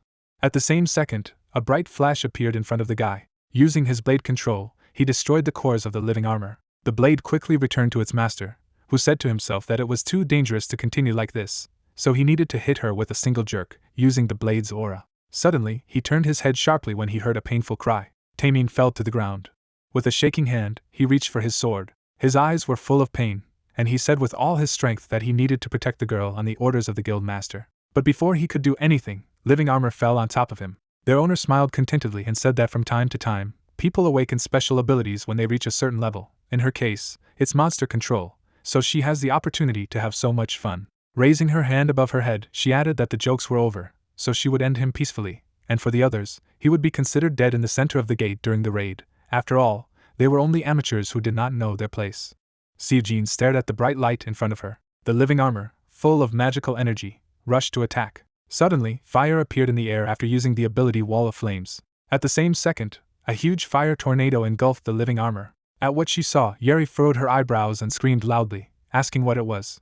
Surprise appeared in the eyes of the protagonist's girlfriend, and she asked if it was her. A powerful huntress stood before her and replied that she had heard of Yeri's notoriety, but she seemed even more hopeless than she thought. The girl smiled and asked the guys if they were okay, adding that they looked rather crumpled, but tolerable, and it was very good that they were still breathing. She turned to the guys and said that it would be a little sad if they died in such a place. Some time ago, Gina ran ahead of her friend and said that she heard that Ace had taken advantage of exclusive rights, so she came to take a look, but instead of the main character, she came across only a strange old man. In the cave there was a team of hunters, among whom one of the guys asked if the commander had given the order for such an unexpected retreat, but what happened? The girl looked at the guys with her mouth open in surprise. Currently, Gina and her companion were standing in front of the protagonist and his girlfriend and saying that she had looked around and found a familiar flow of mana coming from within, and following the flow, she had come here. A flame suddenly appeared on her hand, and she said that it would be sad if the person she planned to observe died, so probably no one minds the exception to the rule. When Gina turned to the healer, the girl raised her eyebrows in surprise and asked what it was. The rescuer winked at her and ordered her to protect the guys, otherwise they could burn accidentally. At this time, Yeri bit her finger. She gritted her teeth in anger and said that they were just cheeky bastards. Raising her hands to the sky, she summoned reinforcements to the monsters and ordered them to attack. Gina immediately got into a fighting stance. With a wave of her hand, she created an incredibly strong wave of flames. After destroying the opponents, she smiled and mockingly asked what she was going to do now. All her dolls were burned, adding that now it was her turn to show off. From these words, shock and horror appeared in the opponent's eyes. At this time, Gina created a circle of fire around herself and her comrades. There was not a drop of fear or doubt in her eyes, as if she had ever seen with her own eyes the magic of an S-rank hunter that could only be applied using an abnormal amount of mana. Yuri kept her frightened eyes fixed on the girl. The girlfriend of the main character looked at the fire and said to herself that at this rate they would be consumed by the flames. Realizing this, she slammed her hands into the ground, creating a healing barrier. Smiling madly, Gina screamed, "Hellish!" Hearing this, Seojin turned around abruptly and shouted that she had to stop, because her shield wouldn't be able to withstand so much. But while she was screaming this, her rescuer rushed to attack. A huge fiery tornado rose to the sky. The ceiling was painted completely white. The main character opened his eyes and said to himself that this was an unfamiliar ceiling. Sitting down on the bed, he asked himself where he was. Remembering his rival, the guy added that he had collided with her in the center of the gate and lost consciousness after Gina's arrival. As he said that, he remembered the S-rank huntress who had come to their aid. Suddenly, the head of the guild felt her hair with her own hands. Sitting next to the bed, his girlfriend slept. Seeing her, the main character smiled warmly and said that it was very good that she was alive and well. The door to the room was closed, and suddenly a familiar voice was heard from the corridor, asking if he could enter. When the guild leader gave permission, Johnson walked over to the bed, bowed and asked how he was feeling, as he had been unconscious for almost a week, to which he shouted in shock, asking if it was a week, and then asked how the leader was doing. At this time, Taemin was lying in a separate room, and Johnson reported that he had quite severe injuries, so he was only in the middle of treatment, and most likely his recovery would be delayed. Keeping his eyes on the head of the guild, he added that the deputy manager was currently acting as the leader, so there was no need to worry, because all important issues were resolved directly through him. Hearing this, Hyunjung raised his hand to his lips and said that it was a relief for him, but it was better to talk outside, to which his interlocutor replied that the supervisor was currently resting in the room next to him. The door to Taeming's room was closed. A man with a bandaged head was lying on the bed, but as soon as he saw the main character, he immediately tried to get up. Seeing this, the guy smiled and said that you shouldn't do it until he got angry. Then Taeming closed his eyes and asked for forgiveness, because he fell first, and now there is no excuse for him. The head of the guild leaned on his bed and said with a smile on his face that he was still touched, because he told him to protect his girlfriend, but he did not even expect that he would literally bet his life on it. From these words, tears appeared in the man's eyes. There was no one else in the ward, and the main character asked which hospital they were in, because the hospital equipment here is quite good, to which the subordinate replied that they were in Zhao's hospital. As soon as the guy heard this, shock appeared in his eyes, and he asked in confusion if a moment ago he had been tracked in the VIP ward of Zhao Hospital, to which his interlocutor replied that it was so.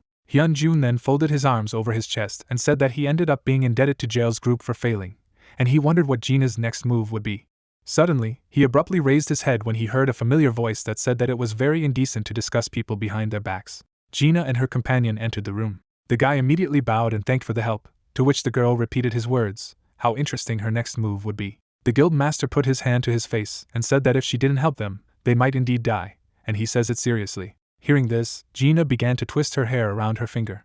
Closing her eyes, she explained that she had only come because she was interested in seeing Ace's first exclusive raid, because the situation called for it. Suddenly, she clenched her hand tightly into a fist and added that she thought it would be nice if he moved to Zhao's group in the heat of emotion. The main character, hearing this, knitted his eyebrows and offered to use this meeting as an opportunity to discuss something, because he actually had a proposal for her, after which he asked if she would listen to him. The girl sat down on a chair and replied that she was attentive. As Seokyun stirred the smoothies, Hyunjun said he had many enemies, to which Gina replied that she knew he was sticking his nose into his own business, and asked if he wanted to seal his alliance with Zhao and clean them up. The main character sat opposite his interlocutor and replied that he had thought about this as well, but above all, he believed that the union with Zhao was really good for them. The girl smiled and replied that she certainly wasn't, and the guy went on to say that he wanted Zhao to be a shield for the Ace Guild. As soon as Gina heard this, she tilted her head in surprise and asked if he even understood what he was talking about. Then the guild master lowered his head and firmly replied that he understood. His interlocutor folded her arms over her chest and asked him if he understood that such an offer put Zhao in a risky position, and whether there was any good reason or advantage from such a risk, and what benefits Zhao would receive from this cooperation. As soon as the protagonist received such a question, a huge smile appeared on his face, and he replied that he had been waiting for this question. Raising his hand, he asked if the offer of an implied relationship with a future SSS class hunter would be suitable for her. Gina sat silently on a chair. Her mouth was open in shock. Her eyes were wide open. Suddenly, she tilted her body towards him and shouted loudly, asking what he had just said. Smoothie was standing on the bedside table, and the girl was saying that moving from F rank to C rank and then getting a rank in just 6 months was a great achievement. She suddenly pointed her finger at her interlocutor with glowing eyes and asked if he understood that there was nothing special about this for the reawakened, and although reawakened people were indeed rare, they did not have such unjustified requests as he did. The young man, hearing this, put his hand on his neck. Suddenly, he looked at Gina with his eyes wide open and asked what if he became an S-rank hunter. The girl then lowered her head slightly and asked back if he really thought he could rise to S rank by the next reassessment. The protagonist clenched his hand tightly into a fist and firmly replied that everything was so. He was more than sure that he would be announced as S rank at the next reassessment. At these words, shock appeared in the eyes of his savior. She looked at the guy smiling broadly and wondered if she had been prying for the idiot all this time. Perhaps she had just lost her grip. After a short pause, she put her hand on her head and said that as far as she already knew, he had been promoted to a rank not too long ago, after which she asked what the promotion requirements were now. Hyung-jung put his hand to his chin and replied that he knew that the demands could be circumvented if he had monstrous strength, and if he had it, then his interlocutor would definitely help him, to which she raised her head in surprise and asked who said that she would help him. Upon receiving such a question, the guild leader looked at his interlocutor in surprise. Suddenly, he clenched his hand into a fist and exclaimed that she would have no choice but to help him, to which she screamed in shock, asking if he was already living a second life. How could he be so self-confident? The main character lowered his head and replied that this was not so, at the same time saying to himself that this was his 100th life. At this time, the girl tilted her head forward and said that she thought highly of him, but that he would be a real walking problem if he acted so stupid. Getting up from her seat, she added that first he had to show what he was capable of, and then she would think about investing, to which he asked in response if he could really show what he was capable of. Gina threw him a business card and replied that when he was ready, he should write to this number. It was the contact number of their office, and if he contacted them personally, the company would call him back. While she was explaining this, the guy caught a business card. When his interlocutor finished, he gritted his teeth and asked how uneducated he was. In her opinion, he was also a guild master and knew it. Suddenly he folded his arms over his chest and asked what had become of Yeri. Such a question made a drop of cold sweat appear on Gina's face. After a short pause, she turned to the guy with a fussy smile and asked if he knew that she was a hunter who was famous for the best fire magic in Korea, adding that she really didn't want to trample on the growing escape. But to be honest, she had too much stress at work lately, and after all, she was only human and could make mistakes, therefore, she could not cope with the flames. Hyung-hong looked at his interlocutor with surprise in his eyes. But before Gina could finish speaking, So-Kane stuck out his finger and quickly said that they had closed the gate in front of her while she was alive. As soon as the protagonist heard this, his mouth involuntarily opened in shock. The guy smiled broadly and continued to say that if luck was on her side, then she survived. If not, then she died due to a break in the spatial rift. Putting his finger to his lips, he said that it should stay between them. Closing his eyes, Gina's companion said that it would not end well if he told anyone about it. Frowning tensely, the guild master replied that he would mean it. The door to the ward was closed. Janso stood next to the protagonist and said that there were probably no official raids planned for Yeri, which means that she acted of her own free will. Lowering his head slightly, he added that the Great Demon Guild would probably think that it had just suddenly disappeared, and it would continue to be so if their secret was not revealed. The guy was sitting with his head down, when suddenly he asked if he was asking for help from the wrong person. He suddenly put his hand to his face and asked if he could also suddenly end up disappearing or finding himself on an unknown lonely boat at sea. Because if he didn't live up to Gina's expectations, then it was quite possible. Before he could finish speaking, Taemin, who was lying on the bed in front of him, said that when she spoke of showing what he was capable of, she probably meant a duel.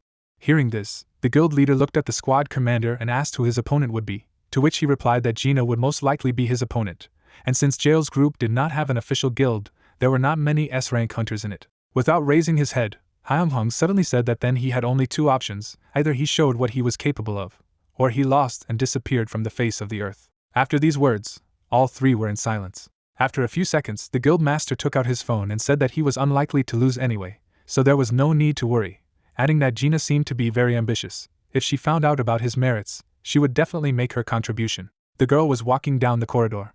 Having received a message on the phone, she suddenly stopped. Gina took her phone out of her pocket. She received a message from the main character, which said that he would show her what he was made of. After reading the message, the girl smiled broadly and said that he was witty. Continuing to move, she said that she needed to invite the guy to the training grounds, and she needed to choose her day off this week as the date, and at this time, the main character heard a voice that informed him that Deus had interfered with his fate, and every time he defied fate, he would get the opportunity to meet another. A small room was lit by a lonely lamp. In the center, 3 people were sitting at a table. One of the guys looked at his comrades and asked if she recognized her. Sung-yoon tried to light a cigarette, answering that of course she found out everything, because she knew the manager from the settlement center, and he told her everything. Exhaling tobacco smoke, she said that apparently the amount of compensation for the guild that used the exclusive right was tens of billions of won, to which her friend suddenly shouted that he could not believe that all this would go to them, adding that if this bastard hadn't claimed the exclusive right, they could have gotten their share. As they spoke, the door opened. The guy's neck was covered with tattoos. With glowing eyes, he stood behind one of the guys, who said that it was Yeri's own fault, because it was because of her that Ace was claimed the exclusive right, and now she is missing, and it seems to him that she is just ashamed that she was put in her place, so she is hiding somewhere like a dead rat. As he finished, he turned around. Shock appeared in his eyes from what he saw.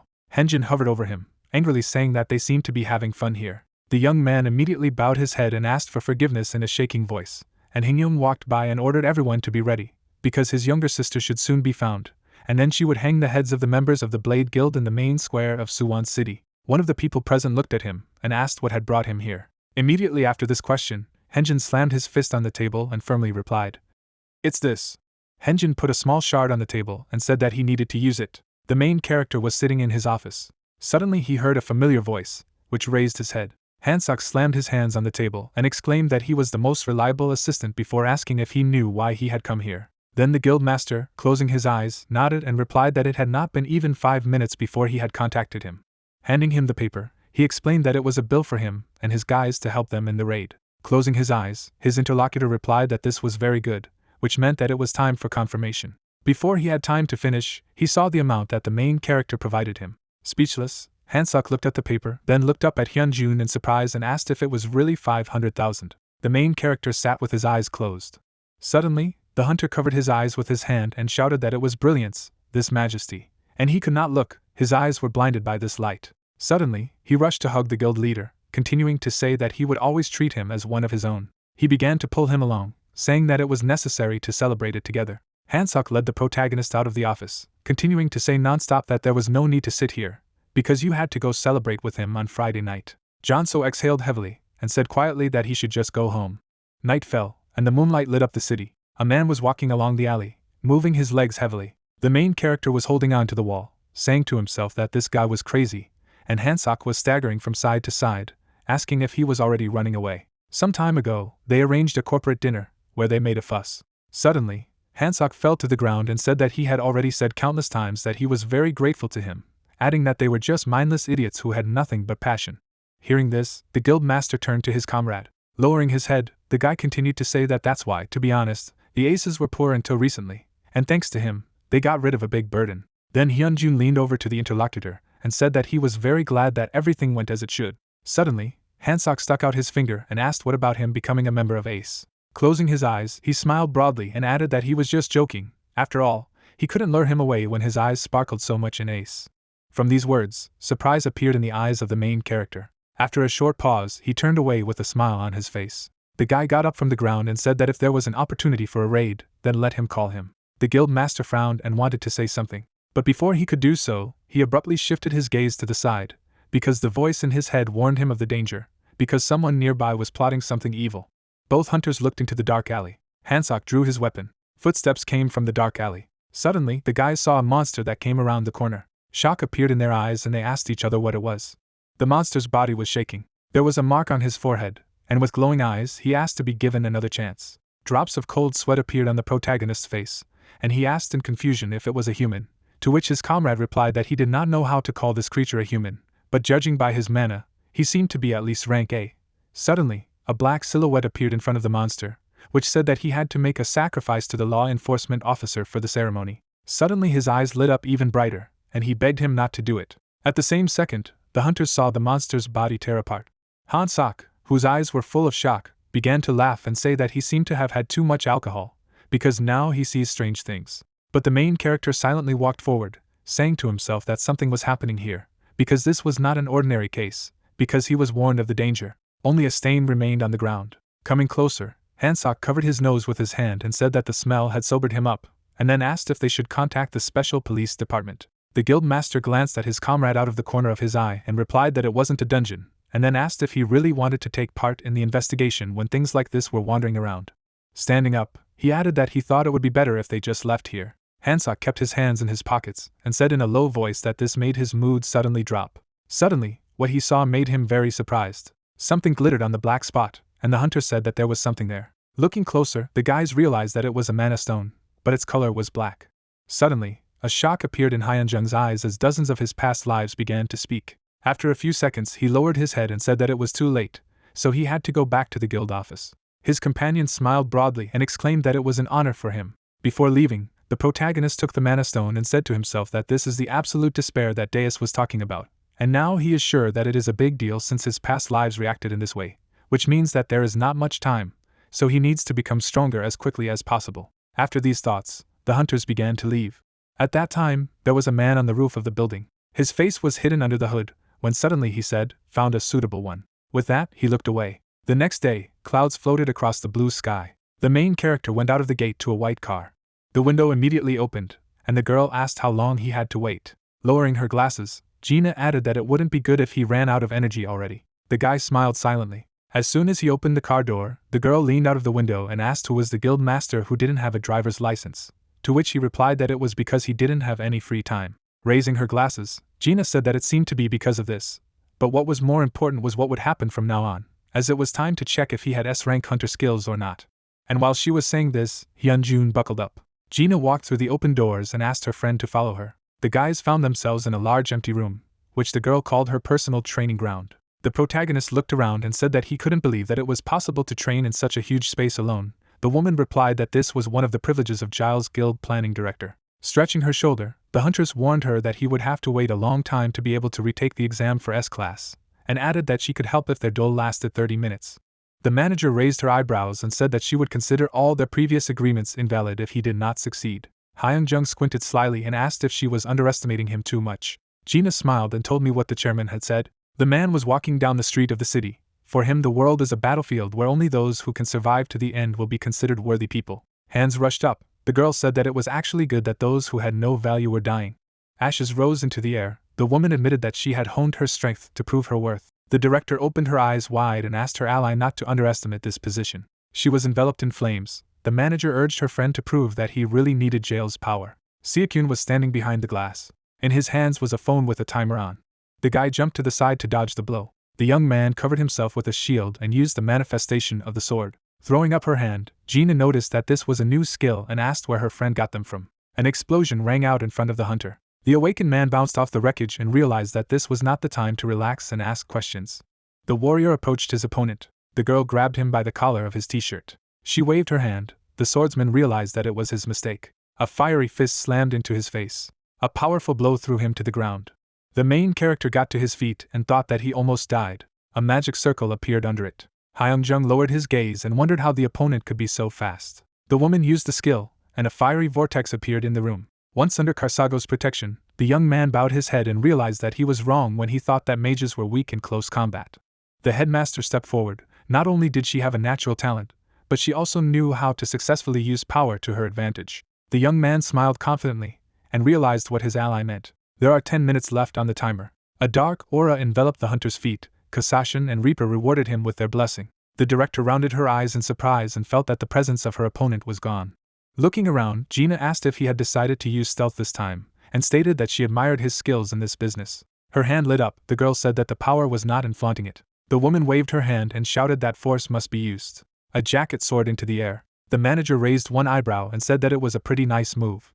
Lightning approached her from behind. The awakened man took a leap forward. The director asked if he was too cowardly, because there was no elegance in such an approach. The warrior ran forward, dodging the attacks. Gina frowned and assumed that her rival was using a trick to distract her. A cloud of dust rose above the ground. The girl gritted her teeth and looked around. Pounced on her, the swordsman admitted that he had underestimated this battle and called it truly incredible. The woman stared at him in surprise.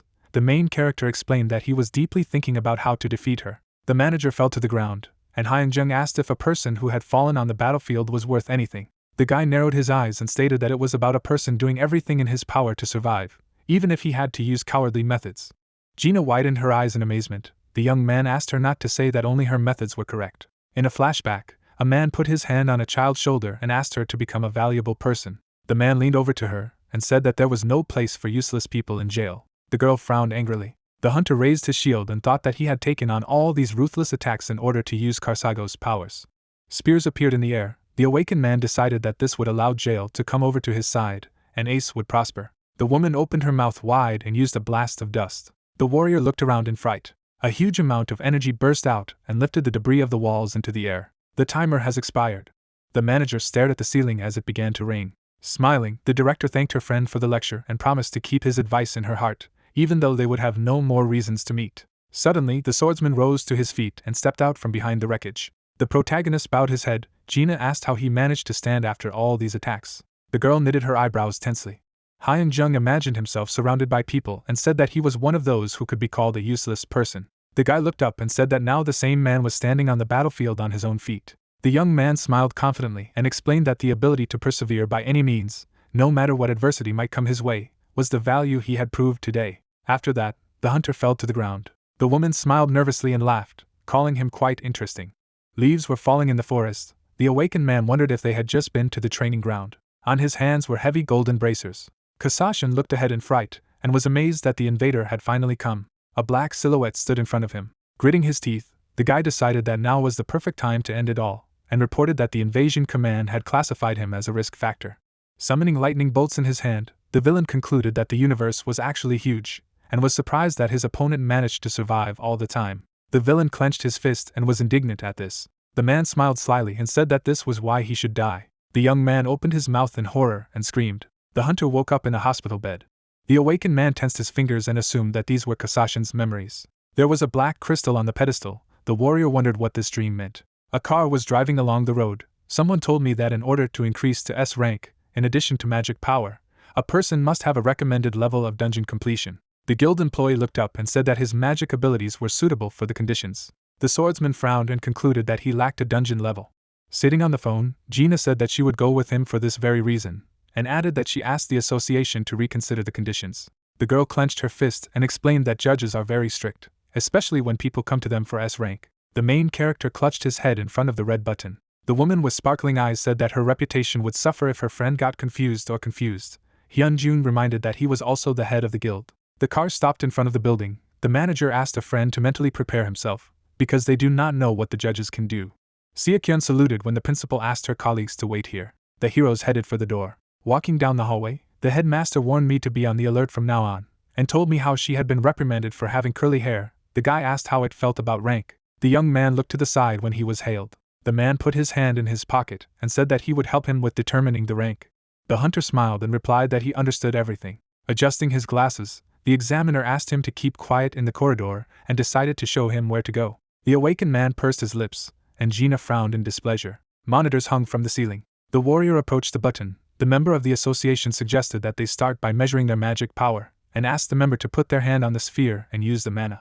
The swordsman smiled confidently, and decided that his strength must be in its prime. The main character put his hand to the magic circle, and wanted to know how far he could go. Hyung-jung looked down tensely as Gilder suggested that he destroy the measuring spheres so that the mage would notice him. Magic circles shone. The girl crossed her arms over her chest. The guy wondered if this sphere could be destroyed at all. The woman gritted her teeth and asked him to stop hesitating. The young man summoned lightning bolts and assumed that the device would break if he used it. The circles began to rotate. A crack appeared on the device. The worker ran up to him and asked what had happened. The hunter smiled and suggested that this sphere had been used for too long.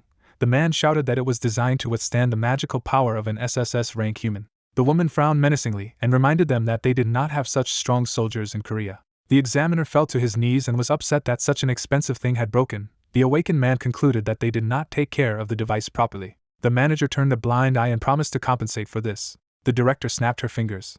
Sia-kyun opened a suitcase containing 150 million won in cash. The warrior opened his mouth in shock and wondered if a healthy person would carry such money with him. The heroes headed to the elevator. Gina asked her colleague to take care of the level requirements of the completed dungeons on her own. The girl looked around menacingly and warned that otherwise the fact of their irresponsible attitude to the equipment would come to light. Glasses flew out of the employee's glasses.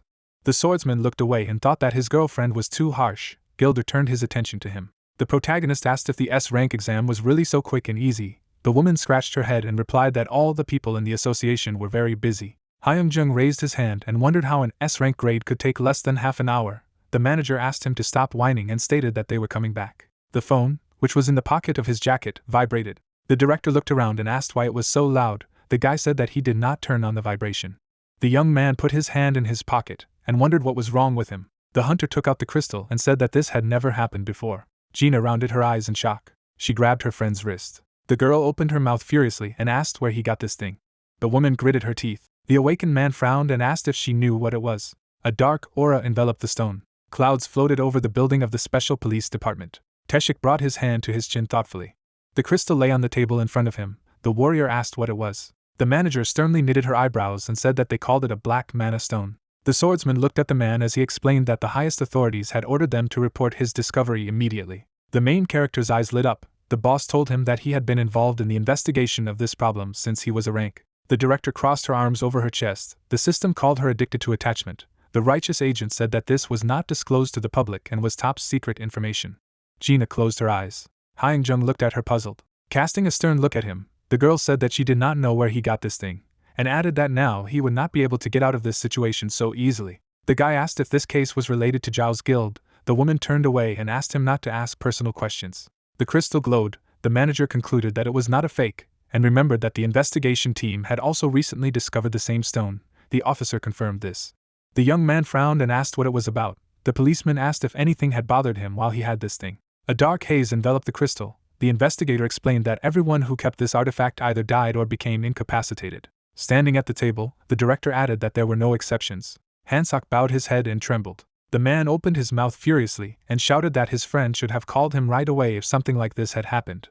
Tashik looked at him and asked who he was. The soldier punched his chest and identified himself as the right hand of Leader Ace. Gina raised one eyebrow in puzzlement. The fighter stated that it was just a crazy Friday night. The chief smiled and assumed that they had entered the alley after enjoying that crazy evening. At that moment, they saw some strange humanoid creature turn to dust and crumble. In its place, a black mana stone remains. The girl narrowed her eyes and said that it sounded similar to their previous reports, and that it was a fairly accurate description. The guild member scratched his head when the woman asked if anyone had attacked them. The speakers hanging on the wall hissed. The heroes looked around as the emergency alert went off, a voice asking all the personnel who were inside the building to be ready for an ambush. The manager clenched her fist and reminded her that something would happen to those who had the black mana stone with them. The guys looked at the door. The agent took out his sword and asked his comrades to get ready, because they would arrive here at any moment. The director said that this always happens. The main character opened his mouth wide and asked why this had never been talked about in the news. Cracks crept along the wall. The officer asked if his friend knew about such a term as information blockade. Gina frowned sternly and stated that the current state of the Republic of Korea is not as good as it may seem. The girl covered herself with a shield so as not to fall under the rubble. A black silhouette appeared in the cloud of smoke. Hyung-hong looked ahead and warned that something was coming. The stranger stepped forward and said that he was not alone. Hansok clutched his staff in his hands and noticed that the intruder looked like an ordinary person. The woman asked him not to let his guard down, because these are those who have given up on humanity. On the assassin's tongue lay a piece of black mana stone. The killer saw through him. The darkness-shrouded scoundrel explained that they would not be able to face those who had been chosen by the creature because they were special. A giant lightning bolt shot forward. The scoundrel easily dodged her. The villain got on all fours. The monster bounced off the ground. The manager summoned a shield above her head to escape his attack. The monster tore through the barrier with its claws. The director rounded her eyes in fright. The stranger's hand turned into a kind of cannon. The guy knitted his eyebrows tensely. The assassin doused him with a strange black liquid. The young man's jacket immediately melted. The investigator looked around and warned that the damage received from this liquid was very dangerous, so it would be best if they could avoid close combat. The hunter gritted his teeth and wondered how he could do this if even his blade control had no effect on the enemy. Gina held out her hands in front of her, her mana at its limit. The killer smiled slyly, waking up, and asked how he had managed to find them. The girl frowned furiously and asked her comrades to do something, because soon the shield would collapse. The awakened man asked if they had ever managed to capture this creature. Teshik looked to the side and replied that so far they had not been able to obtain a single sample. The warrior smiled and decided to show his worth right here and now. The woman asked him to hurry up. The protective barrier cracked. The monster attacked the manager. The director deflected the blow with a wave of fire. The swordsman's eyes widened. Reaper's ruthless killing intent awakened. A giant eye opened behind the monster. The stranger bared his teeth and called the qualifier too persistent. The main character raised his sword in front of him and called him to attack. The assassin released black tentacles from his back. Hansok summoned strong gusts of wind around him. Hyung-jung sliced through the air in front of him with his blade. The blade was covered with blue lightning, and Sidon blessed it. The guy struck a blow and found himself behind the enemy. The boss rounded his eyes in surprise and thought that this could not be. Gina opened her mouth in shock. The agent couldn't believe that this person had an F rank just a couple of months ago.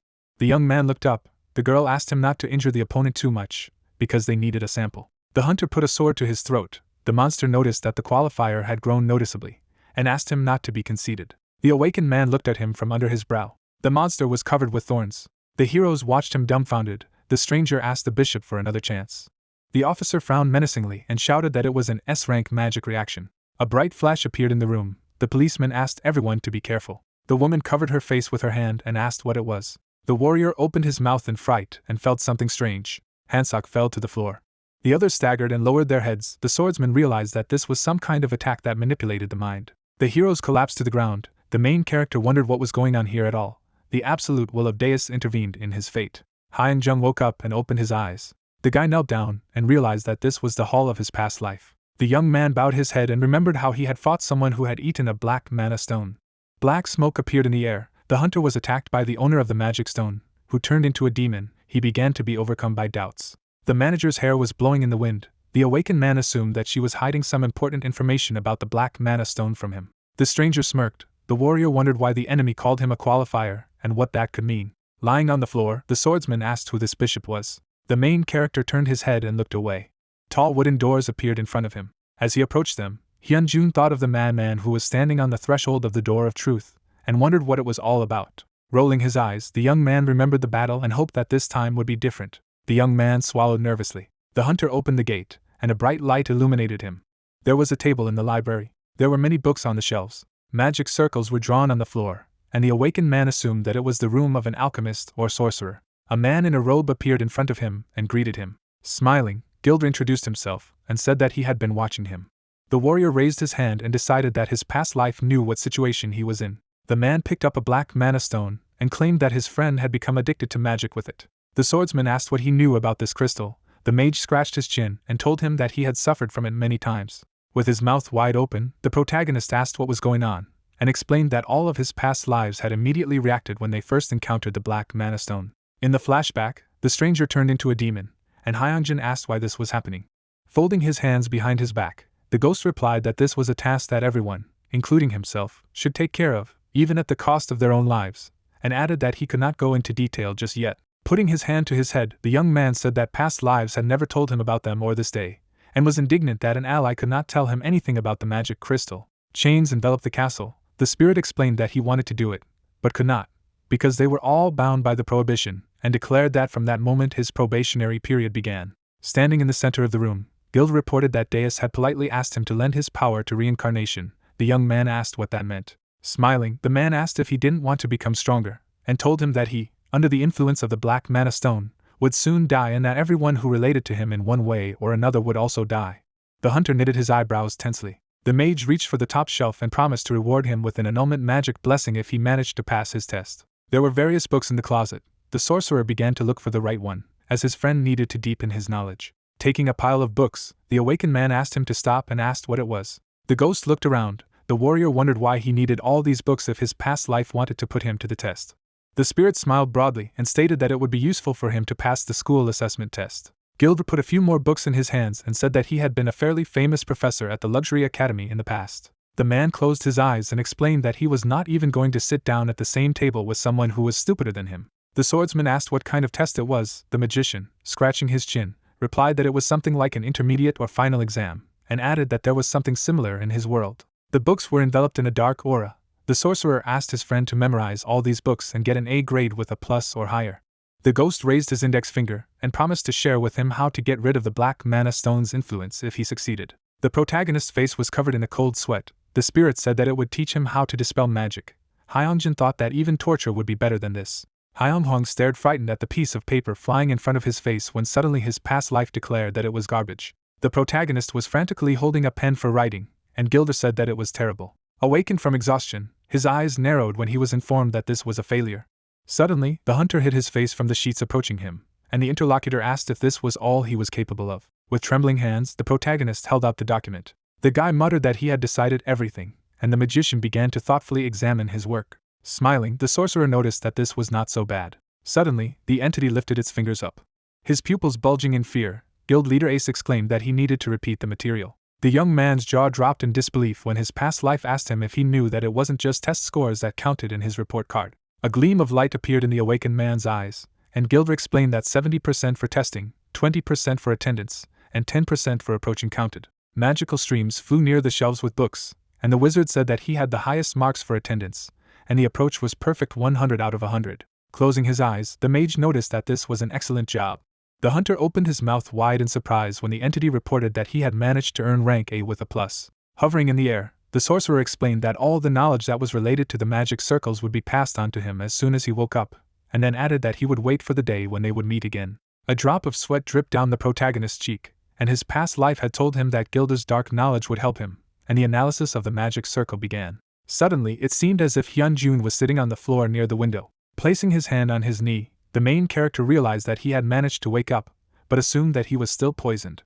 Narrowing his eyes, the awakened man thought that he would definitely die at this rate, so he urgently needed to use the mage's dispel circle. Streams of dark energy spread near the hunter's ear, and he heard the soul say that the sorcerer's mana had begun to destroy the magic circle, and using the name of the Dark Truth, she gave the order to forcibly extract the mana, after which they added that the harmful mana was deeply rooted in his heart, so he needed to circulate mana to heal it with extraction. In the darkness I could see a bright magic seal. Gritting his teeth, the protagonist was surprised that this was right on his heart. Guild Master Ace raised his hand to the glowing symbol. At the same second, the guy ran his fingers over the type. A moment later, blood spurted out of his mouth. Drops of red liquid began to fall to the floor. Closing his lips, the guild master didn't know if it was so useless to dispel. Resting his palm on the tiles on the ground, the young man said that all that was left were 3 people. Teshik's eyes were tightly closed. Gina lay humbly on the floor. Hyun-hong began to shake off his shoulder with his hand and stated that they would do it. The girl's legs appeared in the darkness, her pupils bulging in fright. The daughter of the head of the corporation, Jail, did not understand what was happening. Standing in the middle of an unfamiliar space, the lady wondered where she was. Putting her palm forward, she cried out that she saw the light. Suddenly, Gina lowered her jaw. Her pupils bulged in alarm, and she muttered that no one was there. Touching one palm with the other, the daughter of the head of the corporation, Jail, asked if there was anyone here.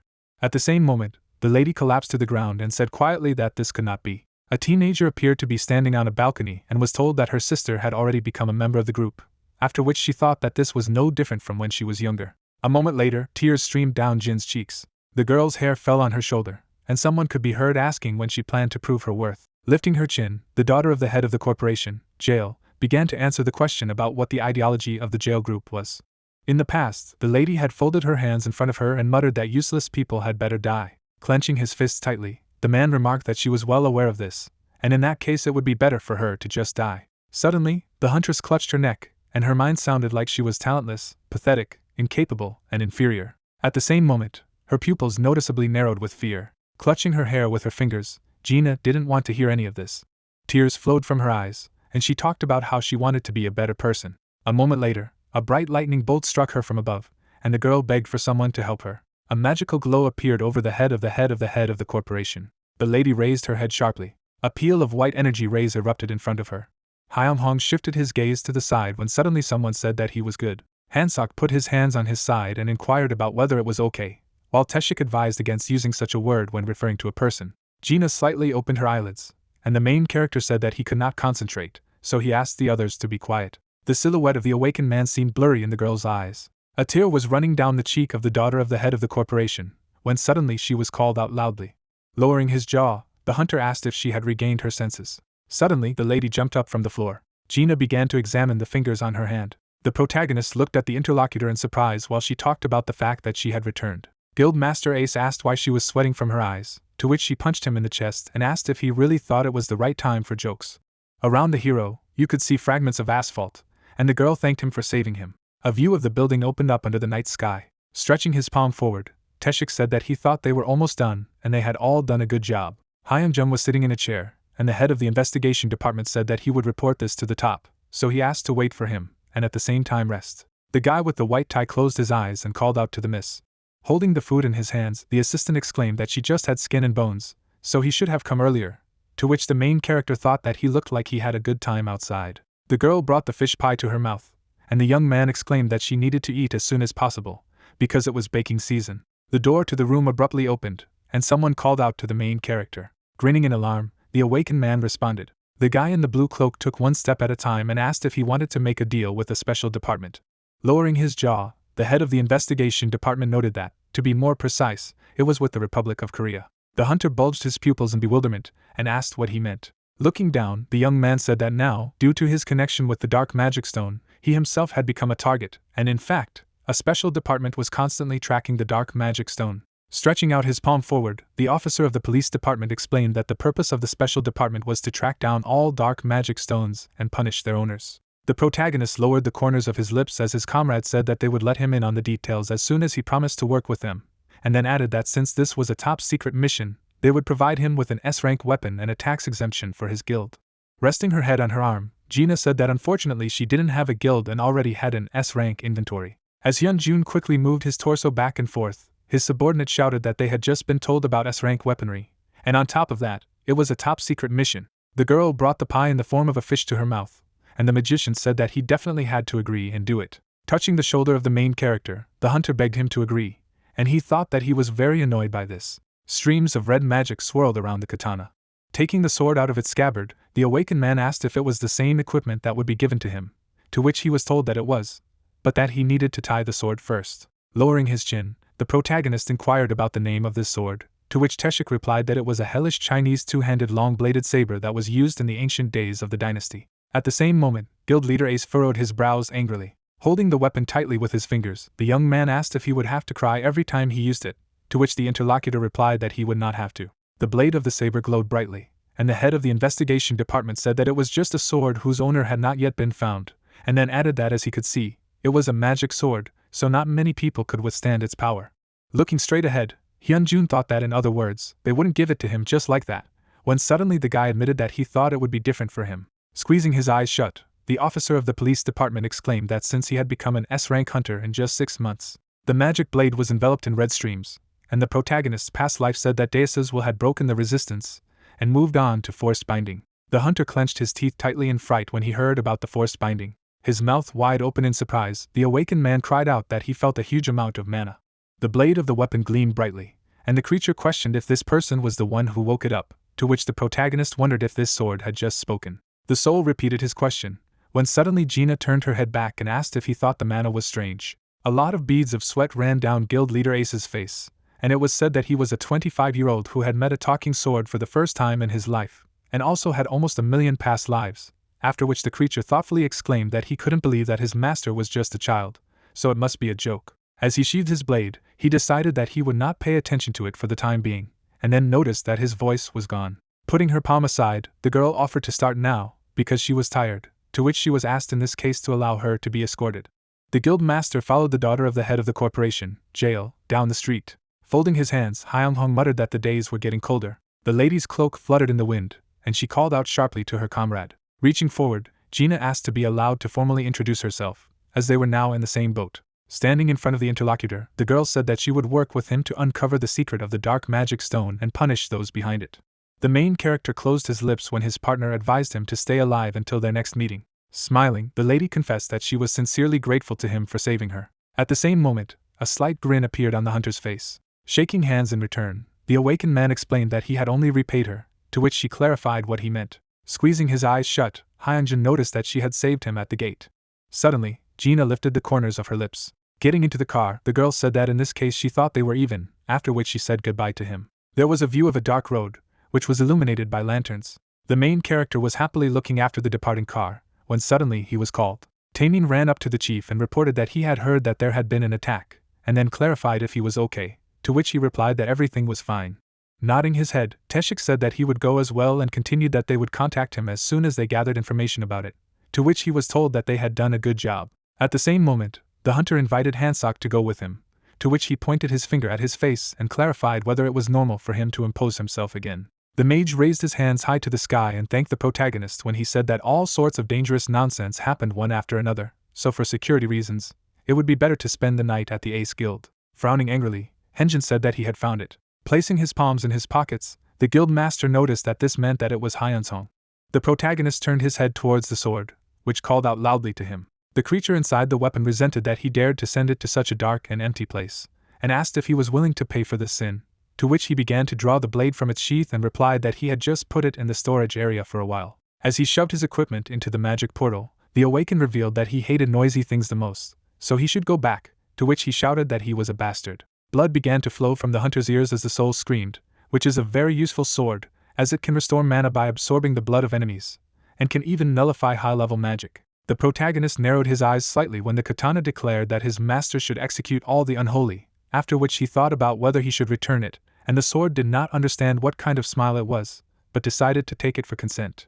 People in business suits were sitting in front of the stage, when suddenly the manager congratulated someone on his promotion to the A rank. Taemin smiled and thanked him, and then added that he would try harder. A slight smirk appeared on Hyunjin's face. Putting his hand out to the side, the main character said that he also congratulates all the other hunters who also received a promotion, to which the audience exclaimed that it was all thanks to the guild master. Seojin approached the microphone and said that this was the end of their general meeting. Looking sadly in the direction of the girl, the main character was silent. The healer sat alone in the corridor, holding out the tin with the drink forward. The awakened man noticed that she should take care of herself. The chief secretary rounded her eyes in bewilderment when she saw the interlocutor. Smiling, the hunter said that he had heard that she had worked hard while he and the executive director were away.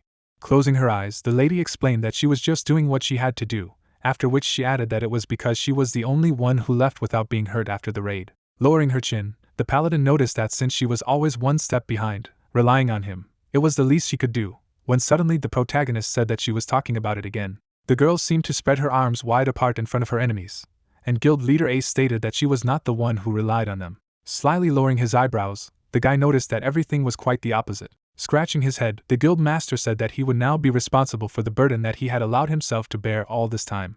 Squinting her eyes, the lady called out to her friend. The healer abruptly tilted her torso forward when she said that it was not worth doing, because she was perfectly fine. Hyunjin bulged his pupils in fright. The liquid from the jar began to pour onto the floor. The main character instantly wrapped his arms around Seokjin's body. With his mouth wide open in anger, the hunter shouted that they were going to the hospital, so they had to get the car ready immediately. Squinting his eyes, the doctor explained that this was chronic dungeon fatigue. The members of the Ace Guild lowered their jaws in disbelief. Smiling, the doctor asked if the girl was overtired, to which she replied that after the raid everyone was in the hospital. On the back of the paladin's arm was a rubber tube from N4. The hunter's pupils noticeably narrowed with anxiety when his friend told him that at that time some people still had work, and since she had nothing to do but work, she took over the affairs of other people. There were many clouds in the night sky, and the protagonist shouted that from that day on, their guild was going on a week's vacation. There was a view of the high waves in front of the sandy shore. Seagulls flew high in the sky. Putting her hand to her chin, the girl wondered if it could really be called a vacation if they were gathered in one place on the orders of the boss. A beach umbrella loomed over the heroes' heads, and Gina noticed that everyone would be cursing Hyunjun. The guys wanted to throw the man into the water, and the interlocutor said that even jail does not do such things. The silhouette of Seojin was illuminated by the sun's rays, and the lady suggested calling it the Ace culture. Smiling broadly, the protagonist asked how it happened that she ended up here after acting as if they were not supposed to see each other for a while, and whether it was said so then. The huntress clenched her teeth tightly in anger as the awakened man remembered that she had assumed they would see each other next. With her mouth wide open in fury, the lady asked if he had invited her here, to which he shouted that he did not think she would actually come. Squeezing her eyes shut, the paladin wondered if they were on good terms. Gyuwon wondered if it was the S-rank hunter who was last time, and how did the guild master know, when suddenly Taemin elbowed him in the nose. Members of the Ace Guild walked along the sandy beach. The subordinate went to the door and asked if he could enter, to which he received a positive answer. A bright red glow appeared from the crack in the door. There was a large candle on the floor, and the man asked if the guy had done what he was asked. Nodding his head, the fighter announced that he had summoned 5 A-rank elite hunters, to which he told him to bring them here immediately. Narrowing his eyes, the young man asked if he could ask what it was for. Hyunjin's pupils narrowed visibly with anger, and he announced that he was going to hold the ceremony.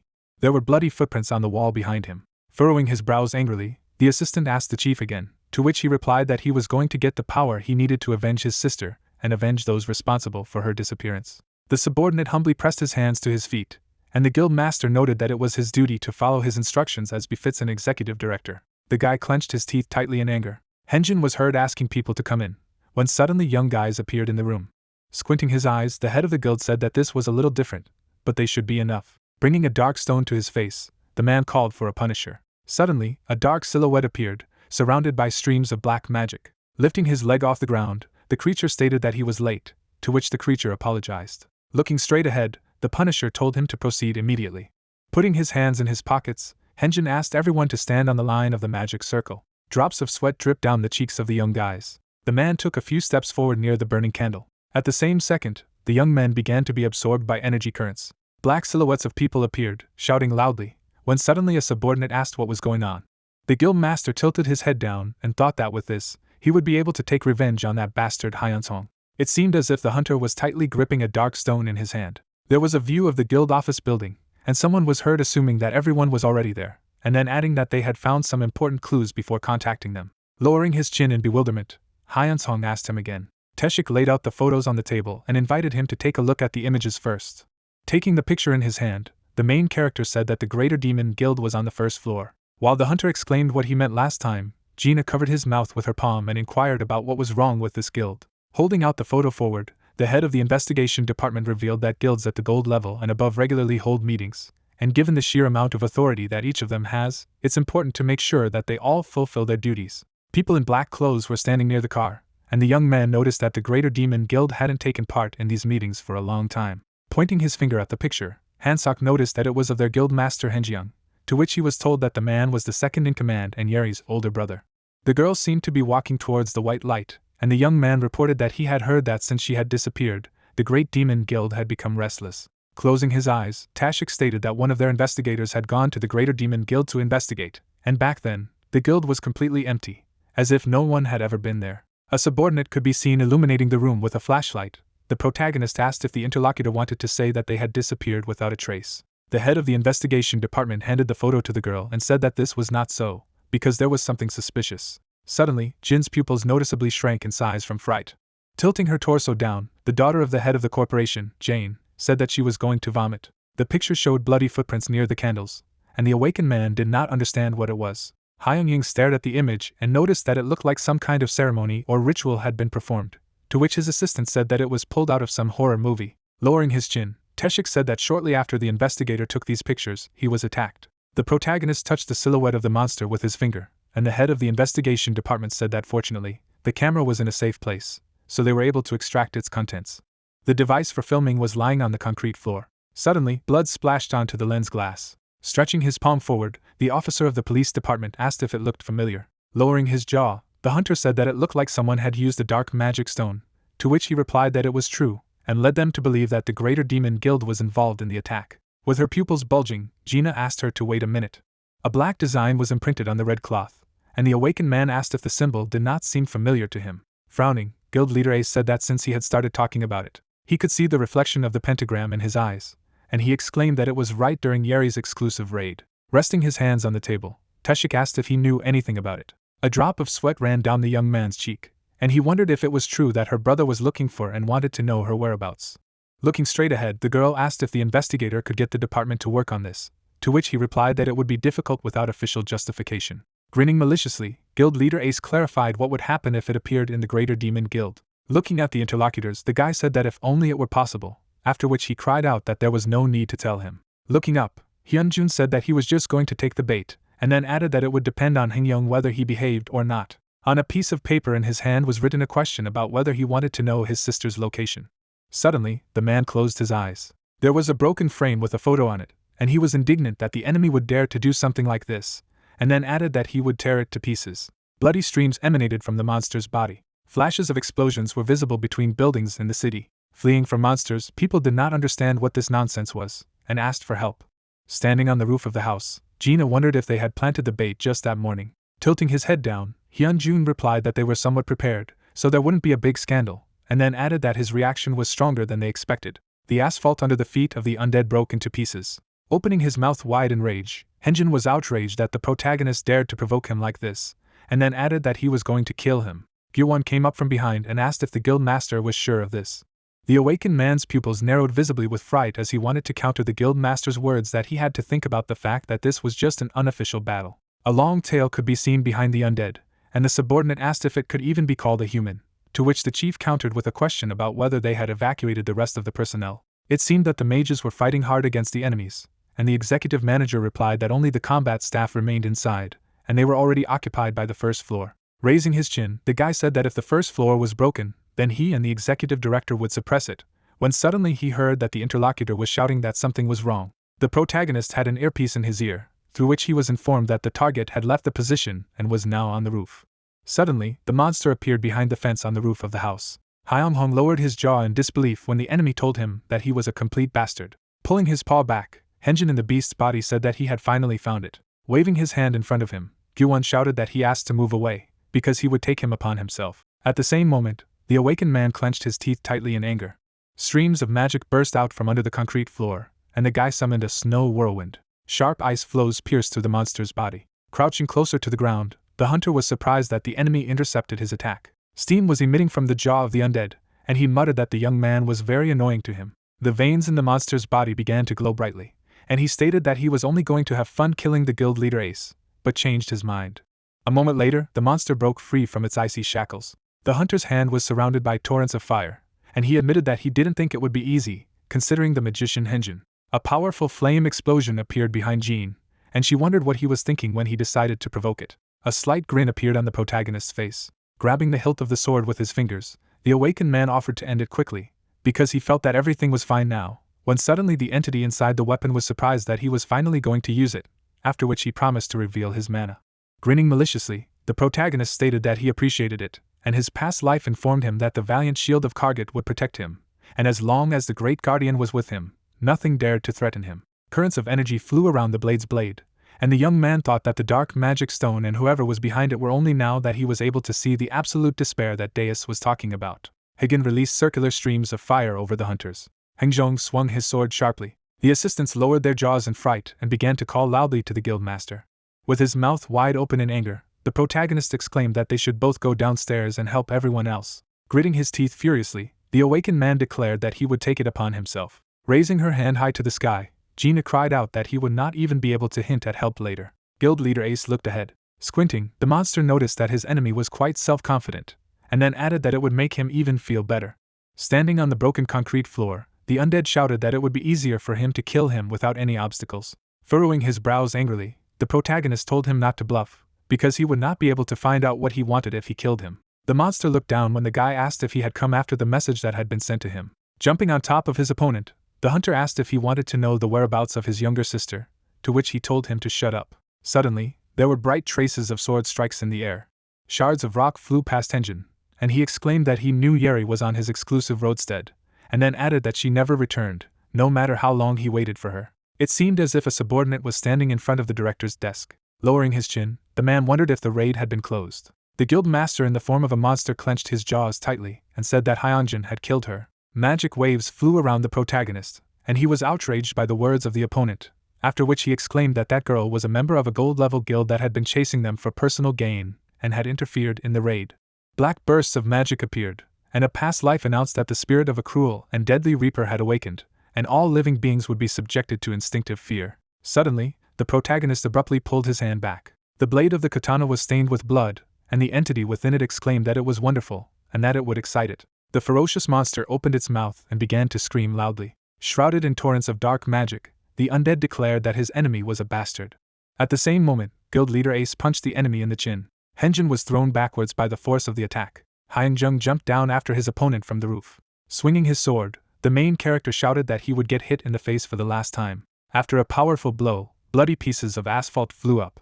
White smoke spread across the ground. The silhouette of the slain monster appeared, which did not understand how it managed to lose after the conclusion of the bloody pact. With his pupils bulging in fright, the guy did not understand what his enemy meant. Sitting on top of the evil spirits, the awakened one asked what the sound was.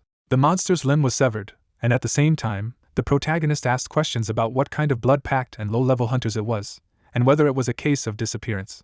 The guild master looked up, and Henjin said that he had no excuse before the Punisher. On the broken asphalt lay a magic crystal. The heroes were standing in the middle of the street, and Teshik stated that they should take a look at this blood pact, and Hyunjun remarked that he had also mentioned low-level hunters. The protagonist added that to be precise, it was about them, to which Gina put her hand on her side and said that it could be related to the recent disappearances of the low-level ones. The awakened man said that he had heard that the authorities were having difficulty with the investigation because there were no traces left, to which the head of the investigation department lowered his chin and suggested that this could indeed be related to the pact that Henjin was talking about. There was a view of the sunset sky above the buildings, and the girl said that things were taking a much bigger turn than she had expected. The protagonist grinned happily, when suddenly his partner admitted that he did not expect it to be so difficult. Hansok put his fingers to his mouth and said that since this was the situation, he refused. A magic crystal hovered in the air above the pentagram, and the guy revealed that about a year ago, the Blood Oath had initiated the contract, borrowing the power of the Black Mana Stone, and it soon became gold level. A memory of the monster approaching the ground with its body appeared, and the awakened one noticed that the Black Mana Stone turned the hunter into a monster. The young man's pupils had noticeably shrunk in size, and the magician explained that as an alternative, a second awakening could be induced on purpose. A man in a black hood turned his head to the side, and the fighter asked whether the person who is called the executioner was leading the rite of blood oath. Folding her hands in displeasure, Gina noticed that there was more work to do than they thought, to which Hyunjun replied that he didn't even know that everything would be so confusing. With a smirk, Taeshik said that they had clarified enough for now, and now he would be back, and then added that the special police department should start by chasing down the man who was referred to as the executioner of the blood oath, when he suddenly said that they would see each other next time, and also advised everyone to take care of themselves. Passing by a tall house with lights in the windows, the main character was glad that everything went without serious damage, and the guild would not have to be repaired much. Suddenly, the hunter's pupils bulged out in fright when his soul told him that Kasashin's warning had come that the unknown was behind because someone was watching him. Reaching for the blade, the awakened man wondered if the clan was targeting him, and the entity reported that someone was there. The sword exclaimed that it was excellent, and asked to take it out and cut through the enemy, after which red magic particles began to scatter in space. The protagonist swung sharply through the air. It seemed as if the stranger stretched his hands up, his mouth wide open in fright. Guildmaster Ace exclaimed who it was, and the entity in his weapon said that he needed to dissolve in blood in the darkness of darkness. In front of the young man's face was an S-rank hunter. Hyunghong's pupils noticeably shrank as a loud scream flew into his ears. Tavi held the cloth in her hands and talked about how it was a super rare invisible robe that had to risk her life and collect items in an S-class dungeon. Stretching her fingers forward, the stranger asked not to misunderstand her, because she was not some kind of thief. A lot of drops of sweat dripped down the protagonist's face, while the interlocutor exclaimed that she was just taking a photo, and the guild master did not understand why this person was in their faction at all. Tavi stretched her hand forward, and the young man was surprised at her appearance. The girl clarified whether he knew who she was, to which he squinted one eye and thought that it could not be that he did not have such information. The fighter appeared to sit on the throne and was said to be a famous blogger with 1 million followers, and also she is geek enough to carry a big camera with her for the sake of gaining views, and at the same time a star blogger who is constantly in the spotlight. Adjusting the hat with her hands, Tavi clarified whether he was her subscriber, and then asked to keep it a secret, to which he said that the misunderstanding had not yet been resolved. The girl began to run away when Hyunjun said that since only its members were allowed to visit the guild building, he should check her cell. Raising her eyebrows sadly, the millionaire blogger exclaimed that she was well aware of how terrifyingly powerful the guild director was, and asked if he could just turn a blind eye for this one time. Smiling broadly, the awakened man replied that he could not do it. Suddenly, the hunter pulled the phone out of the lady's hand. Holograms of screens appeared in the air. Bulging his pupils, the protagonist was very surprised by what he saw. The guy was looking at the numerous images of Seojang, when suddenly he said that he had to tell the general secretary that she had a stalker, and the celebrity tried to object. Gritting her teeth tightly in anger, Tavi cried out that it was all because their guild was now a rising newcomer, so she wanted to interview them, to which the young man asked if a millionaire blogger wanted to interview their guild, and received a positive answer. The girl exclaimed that she was now caught and had lost all her secret virtues, when suddenly Hyunjin's eyes widened and thought that he could take advantage of this situation properly. There was a memory of Gina narrowing her eyes and asking if he had heard anything about media control. The daughter of the head of the corporation, Jail, lowered her chin and said that the current Republic of Korea is not as clean as it seems to him. Magical symbols appeared in the eyes of the main character, and he realized that he could make his advantage out of it. The celebrity was sitting on the ground, and it was said that this is a person who craves attention. Sitting down on the asphalt next to the lady, the awakened man said that if she promised to do him a favor later, she would help her get the necessary footage, to which she clarified whether he was going to involve her in some shady affairs. Grinning, the hunter asked if she would refuse, even if she gained so many subscribers that 1 million seemed a trifle compared to them. The millionaire blogger lowered her jaw in bewilderment. A pink hat appeared on Tavi's trembling head. Stretching her cheeks with her fingers, the girl didn't know if it was true, but she agreed to try, and the guild master thought she was too interested to refuse. A burning torch hung on the wall, and someone was heard saying that the Punisher was disappointed. The hooded servants trembled in fright, and someone reported that not only the top, but also they were disappointed. A huge magic crystal hovered in front of the front door. The chief noted that they should all be aware that the qualifier had appeared, to which they began to nod their heads affirmatively. The man lowered his chin and revealed that it had been a long time since they had been ordered to find and eliminate him, after which he added that he was still roaming around freely. A vortex of air appeared on his palm, and he asked how they would react to this, in their opinion. When the assistant said that they were sorry, the mark of the blow flashed sharply in front of his face.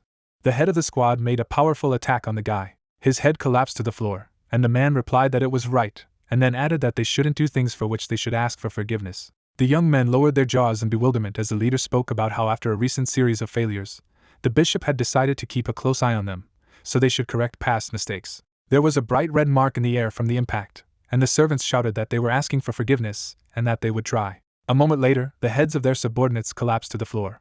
Pools of blood spread on the ground. Raising his hand up, the leader said that he was giving them the next command, when suddenly someone stopped him. The bishop stepped closer to the magic stone and wondered if throwing their heads around would cause all the non-existent errors to evaporate, to which the bishop wondered what had brought him here. The priest's face was covered with a white cloth, and he said that it was disturbing, after which he added that the invader was about to show up, and they still did not get rid of the problematic element. The man lowered his jaw in fright, and was surprised by what was said, when suddenly the priest explained that it was him, since they were the first to learn about the appearance of the qualifier.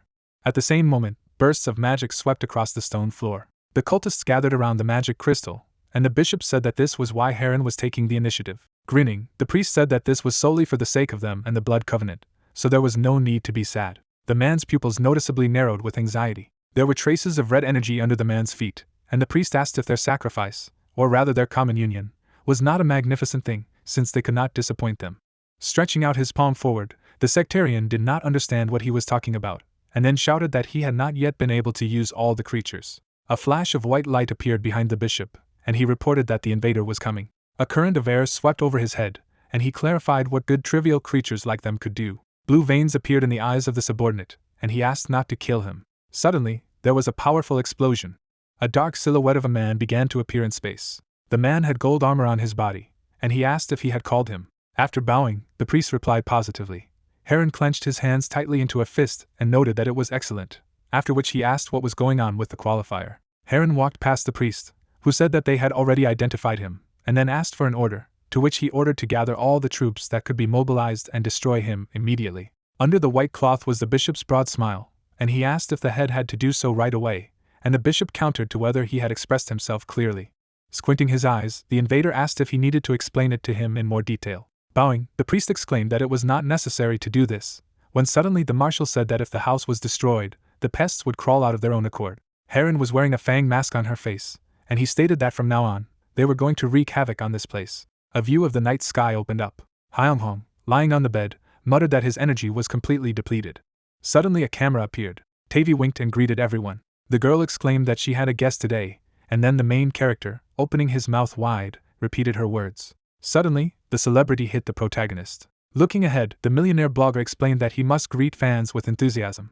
The guy, putting his palms on his face, remembered how he greeted the audience several times, after which he decided that he never wanted to have such an experience again in his life. Turning on his side, the young man thought that he was doing all this in order to find the one who was hiding behind the black mana stones. Imagining the unusual energy, the hunter added that he still knew nothing about them, and was absolutely desperate. Squinting, the guild leader couldn't understand what reason was preventing almost 1,000,000 of his lives from solving this problem, even though each of them was far more impressive than him. Hyung-jung raised his eyebrows abruptly when he heard someone say hello to him. The main character asked how he ended up here, and then Kasashin, crossing his arms, replied that he had called him. The protagonist, stepping in his direction, asked if he himself had summoned him, and at the same moment the warrior reported that they had appeared. Parting his lips, the fighter said that this was an invasion team, and they called themselves an invader. Through the sweat on his face, the hunter asked again about this command. The metal lock shattered into pieces, and the guy noticed that thanks to him, his ban was lifted. The guild master looked ahead in surprise, after which the young man said that he could finally tell him the details about the purpose of their past lives, and what horrors he would face. Kasashin's legs were visible, and he added that he could report on all their tasks and responsibilities that would fall on his shoulders. Lowering his gaze, Hyung-hong asked what he was talking about, to which he received a counter-question: what happened when he found the black mana stone? Opening his mouth, the main character replied that every past life he met reacted. The warrior, standing in front of the protagonist, asked if they remembered using the term, and then the protagonist clarified what he meant by talking about them. Suddenly, a confused guy appeared. A dark silhouette could be seen in the distance. The young man clenched his fist sharply. The hunter, looking down, heard that it was an invader. Parting his lips, Kasashin explained that they were the ones whom past lives could not overcome for countless years, and this is absolute despair. There were many defeated warriors lying on the ground, and the fighter said that the invader was a group of invaders from another world, and they fought alone to stop them. Sweat was dripping down the guild leader's face, and then the guy added that they had been defeated. Introducing the soldier with the spear, the young man told me that some past lives had fought side by side with their comrades and met their end. The swordswoman's body was stained with blood, and at the same time the warrior said that the others had been slain by their own allies, who had been brainwashed by the invaders and died. A bright light fell on the lady, after which Kasashin noticed that some lives died when they tried to establish peace. Shrapnel was visible, and Hyung-jung asked what he wanted to say, to which he received the answer that almost 1,000,000 of his past lives had failed. Looking ahead, the fighter asked if he now realized that he was at the forefront of the invasion. The protagonist opened his jaw in bewilderment, and then the guy added that the powers of the three invaders are far beyond his imagination. Raising his palm, the protagonist exclaimed that he had definitely just taken care of some of them, and he could see by looking at Henjin. The young man explained that those he was dealing with were not invaders, which made the hunter smile in confusion. Important personalities appeared, and at the same moment the warrior reported that the invader was coming first, followed by the bishop, then the executioner, and the puppets of the dark stone, who were following their orders. Red eyes were visible, and Kasashin said that in other words they were creatures. Hyunjin bit his lips thoughtfully, after which the fighter said that he had encountered ordinary creatures, even if he did not compare them to invaders, and there was also a question if he could do it. Clenching his jaw, the protagonist said that he always relied on his past lives and borrowed their powers, and then wondered how he could achieve what none of them could. The guy opened his mouth in surprise. Smiling slightly, the young man noticed that it was just like them. The warrior asked the protagonist not to be afraid, which caused him to raise his head abruptly. Suddenly, someone tapped his foot on the ground, and then Kasashin said that among all the qualifiers he had met so far, he was the only one with unlimited potential, although at first they had no faith, so they only watched him. The man walked forward, and the fighter added that he should not be discouraged. Suddenly, the warrior stopped in place. The soldier could be seen holding out his spear. The hunter stood in front of the warriors, and then the young man said that his immense potential and past lives paid special attention to him, and the only one who was able to fulfill their greatest wish was him. The guild leader narrowed his eyes in bewilderment. Clenching his fist, Hyunjun muttered that he could feel the tense pressure overwhelm him. The main character was surrounded by unusual entities, after which he thought that they must have felt the same way.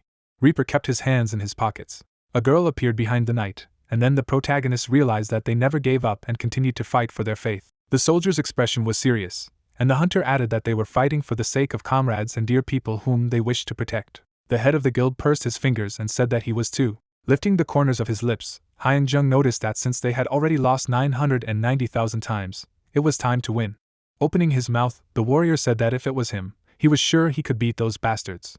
Abruptly opening his jaw, the main character said that from that moment on, he accepted his destiny. After a moment, the unusual entity stretched out its palm, explaining that he was finally ready to face fate. Deus, looking at the protagonist, said that from now on, they would bless him with their unlimited powers, as the ban had been lifted, but only those who could stop him would be able to help. Imagining how Kasashin smiled, the magical creature added that he was the only one who could give him all the power at the moment. The hunter was surrounded by a bright aura, and Deus wished him good luck, and then it was heard that he had completely inherited Kasashin's will, and the shadows behind him would lead him into eternal darkness. The guild master quickly raised his head. Hyunjung looked up attentively, and the soul said that even in the brightest light, it would not become a shadow. The sun's rays filtered through the windows. The main character was sitting on the bed, and at the same moment, a voice clarified whether he had received the powers of darkness again. Turning his gaze to the side, the protagonist wondered if he looked different. The hilt of the katana appeared, and the entity inside it replied that it felt that the energy emanating from it was completely different than before. The hunter bit his lips thoughtfully. Suddenly, a magic portal appeared, and then the guild master revealed that the enemy he had barely managed to defeat after combining his S-rank powers and Jin's forces was just a low-level creature. Heron looked away. Hyunjung frowned seriously and explained that he had to put an end to the fate of almost 1 million lives. Suddenly, the main character opened the door. Hyun could be seen touching her brother, and the protagonist remarked that he thought they were there. Gyuwon opened his mouth in surprise. The guild master smiled happily. The girl, rushing to the side of Hyunjung, greeted him, and her older brother asked him not to run in the hospital. The awakened man asked why he had come, to which the main character, handing the young man a box of sweets, replied that the visit was quite natural, because Lacey had been promised Hyun a recovery, and it was glorious to see her getting healthier and healthier. The young man looked down, and said that it was all thanks to the guild leader. Raising the corners of his lips, the protagonist said that they were also able to get an excellent participant, after which he suggested calling it mutual benefit. The guys, looking at the screen, heard on the news that an unidentified crack appeared in the sky over Seoul, and monsters that had not been seen before appeared directly from the crack. The presenter added that they were very aggressive, and 100 victims had already been confirmed, and then the hunter, lowering his eyebrows, clarified whether this was a rift in the dungeon. The young man, through the sweat on his face, said that something was wrong. Terrible monsters appeared, and the hunter asked if they did not resemble Henjin in the form of a creature, and then the reporter reported that it also turned out that they used human language. Holding his chin, Hyunjung wondered if the lifting of the restriction meant the start of the command center's raid. Gyuwon put his palms on his sister's shoulders. Suddenly, Gina, with her mouth wide open, asked the protagonist where he was. A huge number of cars were visible, and at the same moment the girl asked if he was watching the news, to which the protagonist asked if she was talking about breaking news. Frowning seriously, the lady remarked that it wouldn't take long to explain, and then added that she needed him to be here right now. A magical portal appeared in the sky, and the second daughter of the head of the corporation, Jael, said that she was sure that those behind the black mana stone appeared from a crack that had formed over Seoul. There were policemen standing on the road, and then the question was heard about the state of the line of defense.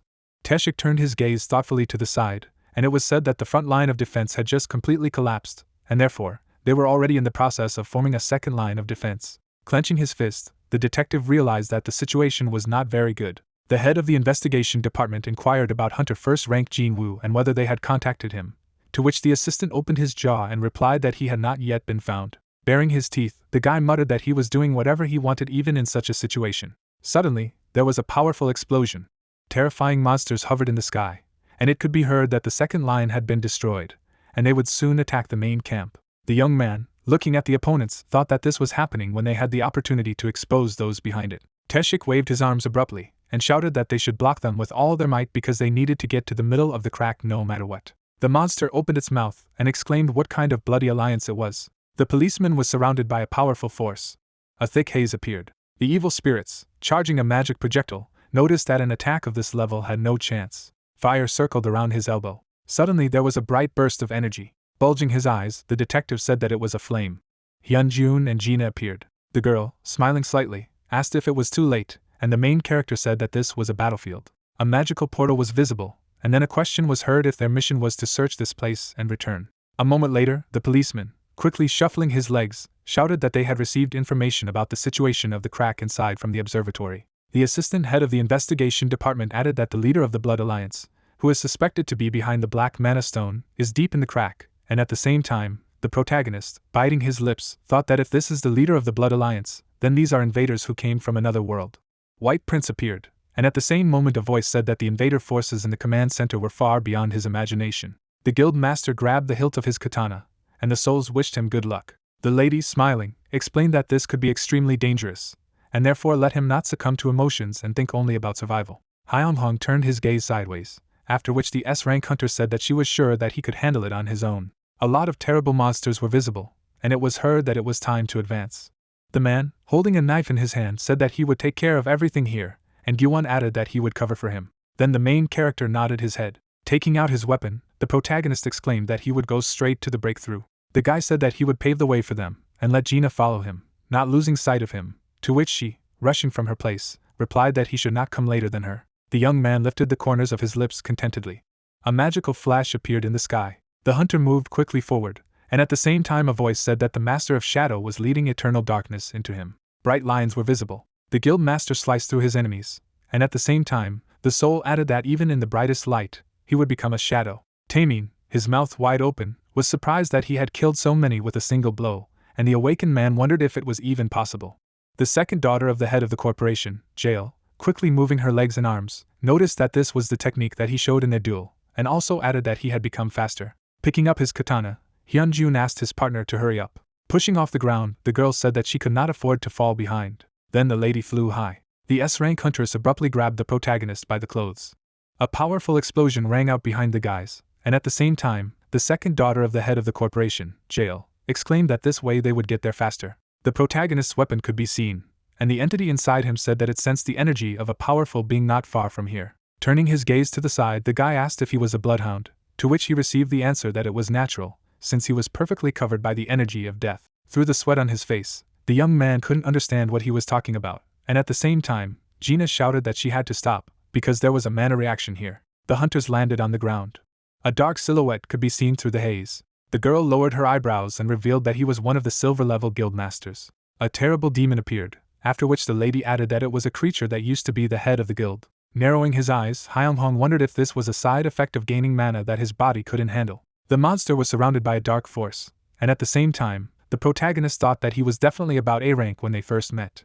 Looking ahead, the lady said that she felt S rank mana from him, so she needed to be careful. The terrible face of the monster was visible. The protagonist's gaze was serious. Furiously opening his mouth, he called the guy the Chosen One and shouted that if it wasn't for him, they wouldn't have become like this because of that bastard. The guys clenched their fists sharply, and the monster said that he would kill him. Then, the undead clenched their jaws. One of his subordinates looked up. A lot of monsters began to climb the building. The monsters were rapidly approaching the hunters. The second daughter of the head of the corporation, Jael, noticed that the situation had become much more problematic because it was calling its buddies, after which the head of the guild said that there were too many of them.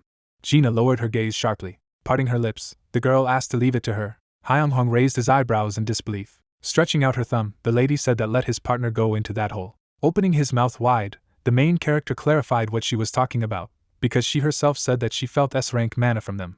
Then the lady opened her jaw. A creepy monster appeared behind her, and then she wondered if they should be wasting time like this when those behind it all would finally be exposed. A bright energy appeared, and the huntress said that she tried as best she could to become a worthy person. A second later, the second daughter of the head of the corporation, Jael, attacked the monster. Clenching her fist, Gina added that it was because she had learned that useless people had better die. Looking down, the girl noticed that her ally was the one who had told her something. Smiling, the protagonist said that the ability to endure any adversity that comes his way without stopping at anything. Frowning seriously, the lady explained that this was what he was worth. Then the lady snapped her fingers. Spreading her arms apart, the S-rank hunter exclaimed that she didn't know who was behind the black mana stones or what, and promised to give him this opportunity if he survived by any means. A magical seal appeared under the guy's feet, and the second daughter of the head of the corporation, Jael, asked him to go. A powerful flame lifted the young man upward, and then Gina said that she would take care of everything here. A girl could be seen through the fire, and she said that let her partner make sure that he would return alive. Suddenly, a bright flash appeared, and at the same moment, the lady used the Inferno skill. A second later, a powerful explosion rang out. The guild master entered the magic portal. Then, Hyung-hong was inside the room. Looking down, the protagonist wondered if everything would be okay with his ally. A dark corridor was visible, and the protagonist hoped that everything would be fine not only with Jean. The guy introduced Teshik and the leader. Suddenly, Gyuwon, Jiniso, the leader of the group Hansu, and Hansok appeared. The young man remembered his younger brothers, the director of the orphanage and Sachin. Leaving a dark trail behind him, the hunter explained that his past lives are not the only thing he is responsible for, and the destruction of the invaders is what he must do to protect his people. The guild leader's katana was surrounded by an unusual aura, and the entity inside him noticed that it was cool to get stuck in his thoughts, but there was still something to do. Parting his lips, the master said that he was right, because their goal was to identify those who were behind all this. Hyun-jung was walking on the red carpet, and at the same time, a voice said that he did not feel any presence, and it seemed to him that there was no one nearby. Thoughtfully lowering his gaze, the main character asked how so many creatures poured out then. The protagonist walked to the door, and at the same time, the soul noticed that it looked like his destination was there. The guy lifted his leg off the floor, after which the entity inside the sword asked him to be careful. Holding out his palm in front of him, the young man said that a powerful magical seal had been placed on the door. A dark force appeared near his hand, and at the same time the soul reported that Gilder's mana had begun to destroy the magic circle, and using the name of the Dark Truth, he gave the order to forcibly extract mana. Suddenly, the door opened. The hunter entered a wide room. His pupils narrowed sharply. A long cloak appeared, and it was heard that they had finally met. Kasashin's cunning laughter alerted the guild master to the danger because someone was targeting his heart, and at the same time, Heron, shuffling his legs, wondered if he was the chosen one. Taking out his katana, Hyun-jun countered to whether he was the invader. Squinting, the gentleman replied that it was true, and also gave his name. The villain added that he is an invader who will crush the chosen one, who crawls like a worm, after which the main character, through the sweat on his face, thought that this is dangerous, because he is not the opponent with whom he can lose his vigilance. Gripping the handle of the weapon tightly, the protagonist muttered that this did not mean that he could retreat. Suddenly, Heron took out a mace and explained that it was his fate's fault that he had been born the chosen one. The guy clenched his jaw in disbelief, and the master said that his death would benefit the Blood Alliance and the command center of the invaders. Then the villain took off. Once near the hunter, the invader said that he should rejoice at his death. The guild leader's gaze was confused. Suddenly, a shield appeared. Hyung-hong deflected the enemy's blow. The protagonist frowned seriously, and his soul said that Kargato's valiant shield would protect him, and as long as the Great Guardian was with him, nothing dared to threaten him. Heron's pupils burned red. The invader jumped back abruptly and noticed that it was interesting. A moment later, the gentleman kicked off the floor with his foot. Rushing forward, the villain exclaimed that he would see how long he could endure. The entity inside the katana explained that it was dangerous and suggested retreating for the time being, to which the protagonist, standing in a fighting stance, replied that he was going to meet him face to face. Heron swung his weapon furiously, and then the boy decided to accept his fate, and the voice said that the shadows behind him would lead him into eternal darkness, and even in the brightest light, he would become a shadow. The young man could be seen jumping high. The warriors clashed with each other. The hunter left magical traces behind him. It seemed as if the soldiers were hovering in the air. The guild master repelled the enemy's attack. Through the sweat on his face, Hyung-jung realized that he could keep up with everything thanks to his speed.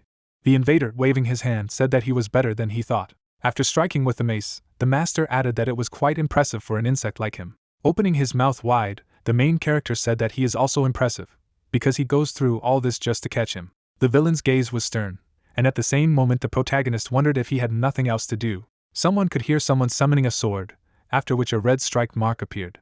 Biting his lips, the guy noticed that he had opened. The young man quickly rushed towards the enemy. Lowering his eyebrows, the hunter wondered if he had disappeared. Suddenly, several invaders appeared above the master. The entity inside the katana warned the master that these were not illusions, but real clones, and therefore he should be careful, and at the same time, the guild leader, clenching his jaw, exclaimed that one was enough. Squinting, the gentleman said that it was time to finish warming up. The back of Hyunghong's head could be seen, and at the same time, the villain said goodbye to the chosen one. A dark force swirled around the main character, and the soul said that the ban was lifted, and the powers of previous lives were fully available. A number of clones of Heron appeared, and a voice said that the Reaper's cruel and murderous intentions had been awakened. Looking sideways, the invader wondered what it was. A red eye appeared, and then the villain shouted that it was impossible, and also added that they would be crushed alive, and they would not be able to withstand it. Then the copies of the master vanished into thin air. The protagonist, gripping the handle of his katana tightly, exclaimed that the last invader remained. The guy rushed sharply towards the enemy. Heron's mask could be seen, and he used his attraction ability. Sweat ran down the young man's cheek. Suddenly, the invader hit the hunter hard. Cracks appeared on the wall. Frowning seriously, the gentleman wondered if it was because he was the chosen one, and also noted that he was holding up very well. Mysterious entities appeared, and at the same time, the villain said that he had faced many opponents who fought in vain. Looking ahead, Heron added that they had ended up being crushed by him like insects, and knew for a fact that his strength was on another level. Clenching his jaw, Hyunjun asked what he was doing. A purple crystal appeared above the invader's head, and he said that this was his realm. Dark energy swirled above his palm, after which the master explained that it didn't matter how hard he tried, because he was no match. Rushing from his place, the main character clarified what he was doing now. Lowering his gaze, the villain said that his mind was in complete turmoil, and his bloodlust was the same as before. The protagonist's gaze was stern. Suddenly, Heron grabbed the guy by the leg. Waving his hand, the invader noticed that he was still out of his mind. Then the young man hit the floor.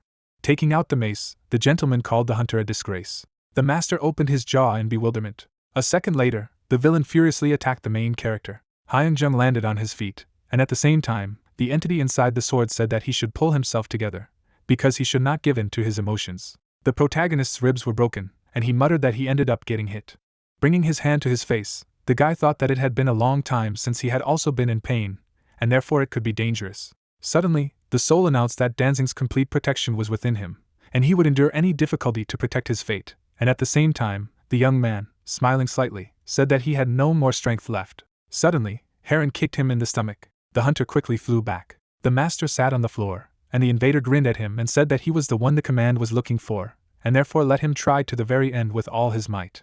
Lowering his head, the head of the guild pondered that it didn't look like he was using any special abilities, but why he was so strong, and whether he should escape. Clenching his fist, Hyunshong whispered that he should have received the information and come back, but had done something unnecessary, and then added that he had chosen to face his fate. Looking ahead, the main character realized that he would not regret his decision, even if his life ended here and now. Then the protagonist gripped the handle of the katana tightly. Covering his forehead with his hand, the gentleman asked if this was a magical reaction. A powerful aura surrounded the young man, and he thought that he would never escape, and at the same time, the voice said that Durendal was paying homage to his justice. The young man could be seen parting his lips, and at the same time his soul announced that Durendal's will was merging with his. The villain, frowning maliciously, exclaimed that he had given him too much time. Rushing away, Heron shouted that he would end it right away. Then the hunter pulled out his weapon. Suddenly, a magic beam appeared. The invader, having repelled the attack, said that he should stop resisting in vain and die. After a moment, the master opened his mouth. The head of the guild summoned a sword, after which the lord's hand was cut off. The villain's pupils burned red. Suddenly, Heron rushed towards the main character. A magical trace from the blow appeared. Looking sideways, the invader noticed that he had taken him by surprise at the end, but that he was still human. The master's armor was visible, and at the same time, he said that even if Hyunjun was the chosen one, he was not able to defeat him. Suddenly, the protagonist stabbed his opponent with a katana. The guy furiously swung his weapon. Gripping the hilt of his sword tightly, the young man said that it was true, because he could not defeat it alone. The villain's pupils narrowed in confusion. Then the hunter took hold of the enemy's mace. Frowning seriously, the master revealed that he was not fighting alone, and Heron wondered how he was able to block his attack with his bare hand.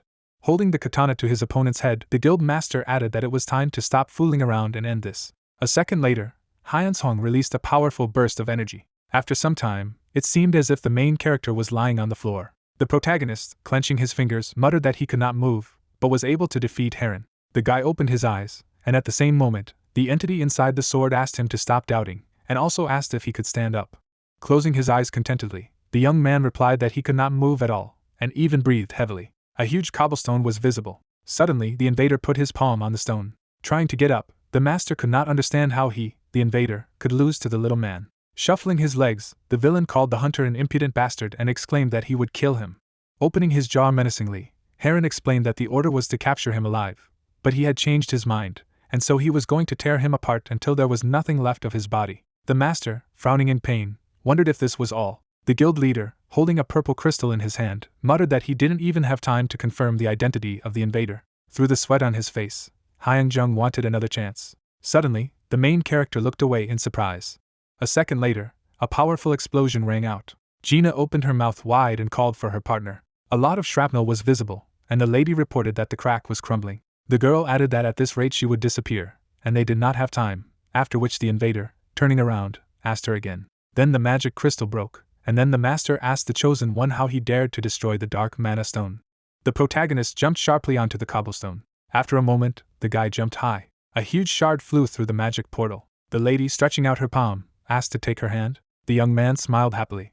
The huntress's expression was serious. It seemed like the guys took each other. The fighters were hanging in the air, and at the same time, the villain shouted that he would definitely make the chosen one pay for it next time. There was blood on Heron's face. The master frowned sternly.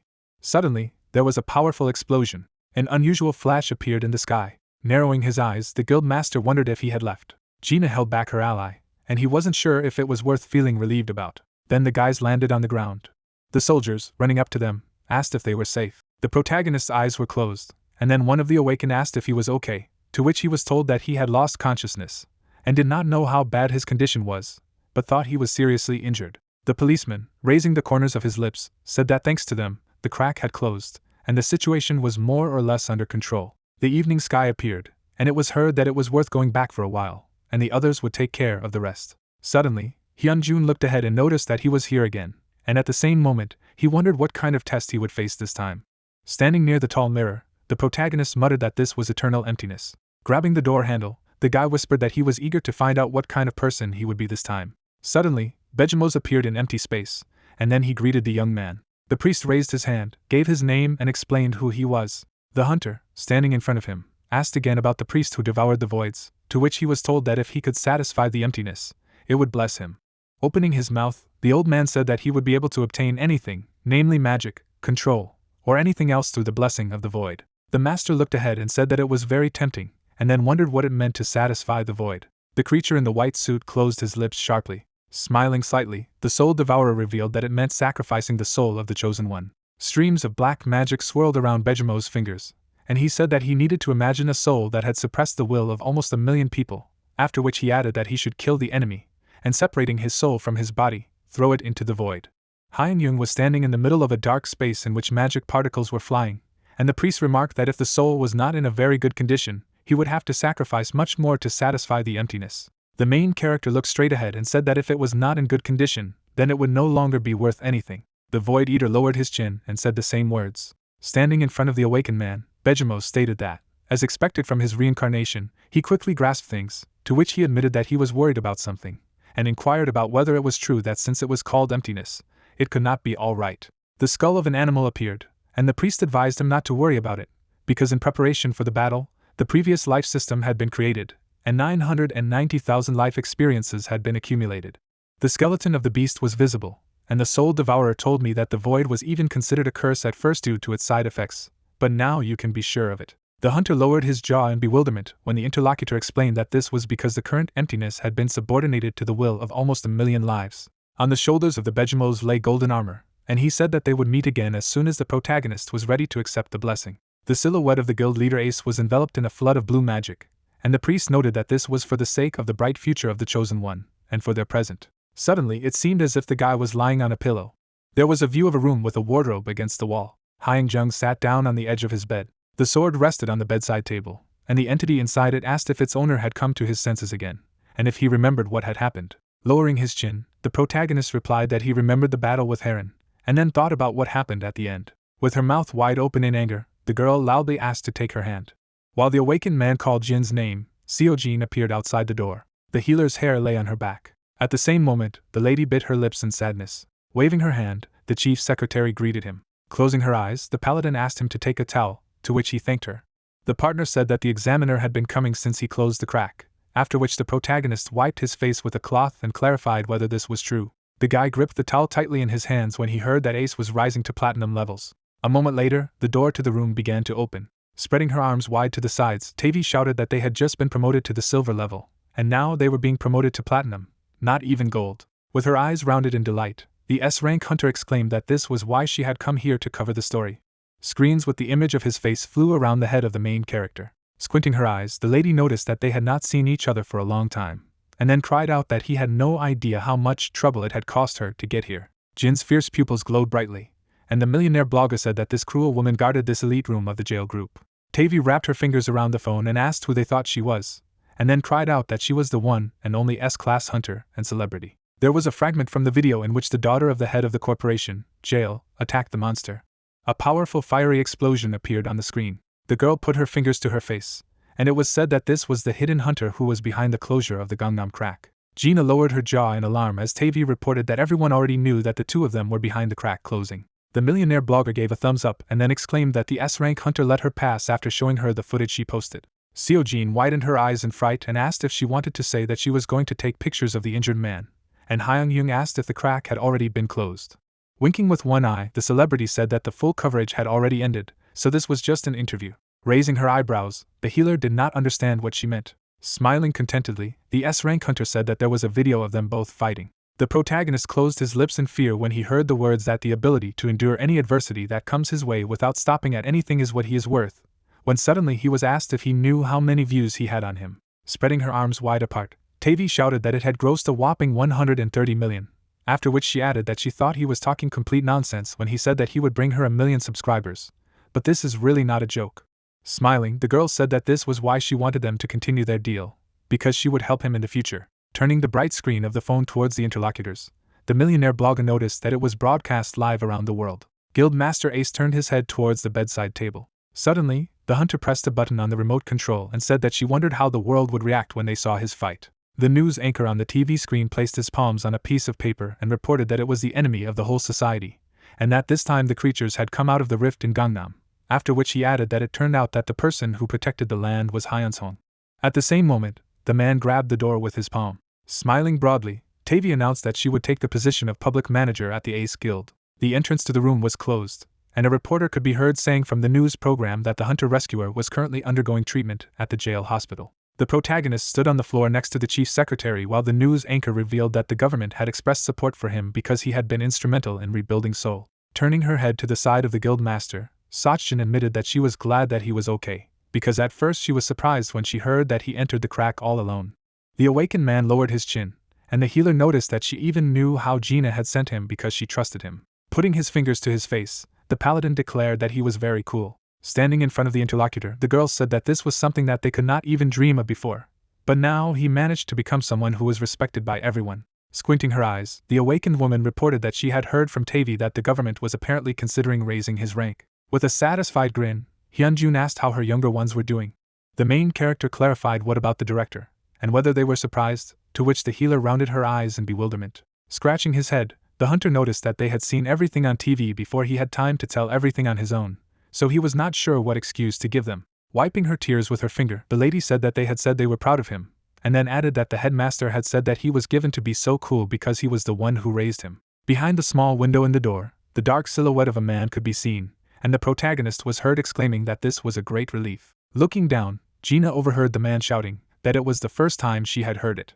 The girl moved away from the entrance to the room, and her assistant asked if she was going to come in. Showing 4 fingers, the daughter of the head of the corporation, jail, suggested that now was not the right time to visit her, after which she added that she would come later. Hyun-jung put his hand to his neck, and the huntress noticed that he was really well connected. People stood around a long table, discussing how they were eternally grateful to the protagonist, and how much had been clarified by what they had discovered during the investigation. The crystal shone brightly. They mentioned the source of the dark mana stone. They remembered the image of Heron. Tashik held a stack of papers in his hand, asking if Jean knew what they had at the gate. The girl closed her eyes and assumed that they were magic stones. The man threw the documents on the table, and said that they had found out that the gate was opening suddenly due to the fact that it was happening all over the world. He then pointed his hand at the purple crystal. With a serious look, the head of the department assumed that this was done on an international scale. Hansak raised his hand and asked if anyone had planned for all the gates to start opening. Gina furrowed her brows and asked if he had any evidence. The stones sparkled as Teshik said that they had analyzed the components of the dark magic stone that Hyunjun had mined this time. This magic crystal that they usually use is now acting as an energy source. The item then darkened, and the man said that the dark magic stone was quite unstable. It had an amount of magical power that could warp space. The boss put his hand on the table and assumed that it randomly generated cracks with this energy. Hansak arched his eyebrows and shouted that the dark magic stones were used by humans, even though they ended up turning into creatures. The young man looked to the side and said that this was not wrong. He remembered the image of the enemy he had met in the crack, a creature called an invader who was part of the capture team. Gina crossed her arms, and Teshik said that they were creating the cracks with the dark magic stone. The protagonist imagined a crowd of people in black cloaks and said that there is a blood treaty that delivers information to the invaders, and he saw an invader named Heron who used the life of a clan member only to heal. The player brought his hands to his face, asking if the rascal had eaten his comrade, to which Hyunjun replied that he had absorbed his life force. However, Hansok's face was still pale. He didn't understand why the enemies were capturing them. He clutched his head, and the protagonist thought that he could not face the invaders alone. Looking straight ahead, he thought that the guy he had seen in Kasashin's memoirs was not Heron, but someone else. As everyone stood around the table, the hunter thought about how they would need everyone's help to be able to resist this alliance. Someone raised his hand to add something. Tavi picked up the phone and reported that she had noticed something while filming Hyunjung's broadcast. Screens appeared in the air, and the girl added that Heron was not dead. She remembered hiding behind the wall and said that after the young man broke the dark mana stone inside the crack, it began to collapse. The hunter's face was covered in sweat, and she said she was unable to capture it properly on camera due to it being too fast. On the screen, a man could be seen breaking a crystal in his hand. Then a bright light appeared. The team opened their mouths in shock. Tavi picked up the gadget and said that the only thing she was sure of was that the invader had survived.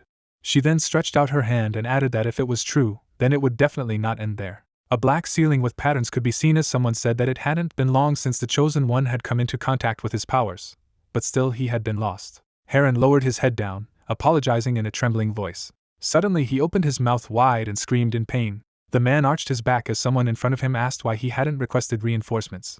A blood stain was visible on the invader's face. A shadow hid his forehead, and he reported that the crack was unstable, and he was unable to open the spatial gate, and the Chosen One had broken the dark mana stone, making it impossible to support the crack. The creature in the creepy mask stared at Heron. The invader furrowed his brows and added that there was no way he could have requested reinforcements under such circumstances, as all the troops would have been swept away by the spatial noise. Roskell approached him and said that he still didn't understand what situation they were in.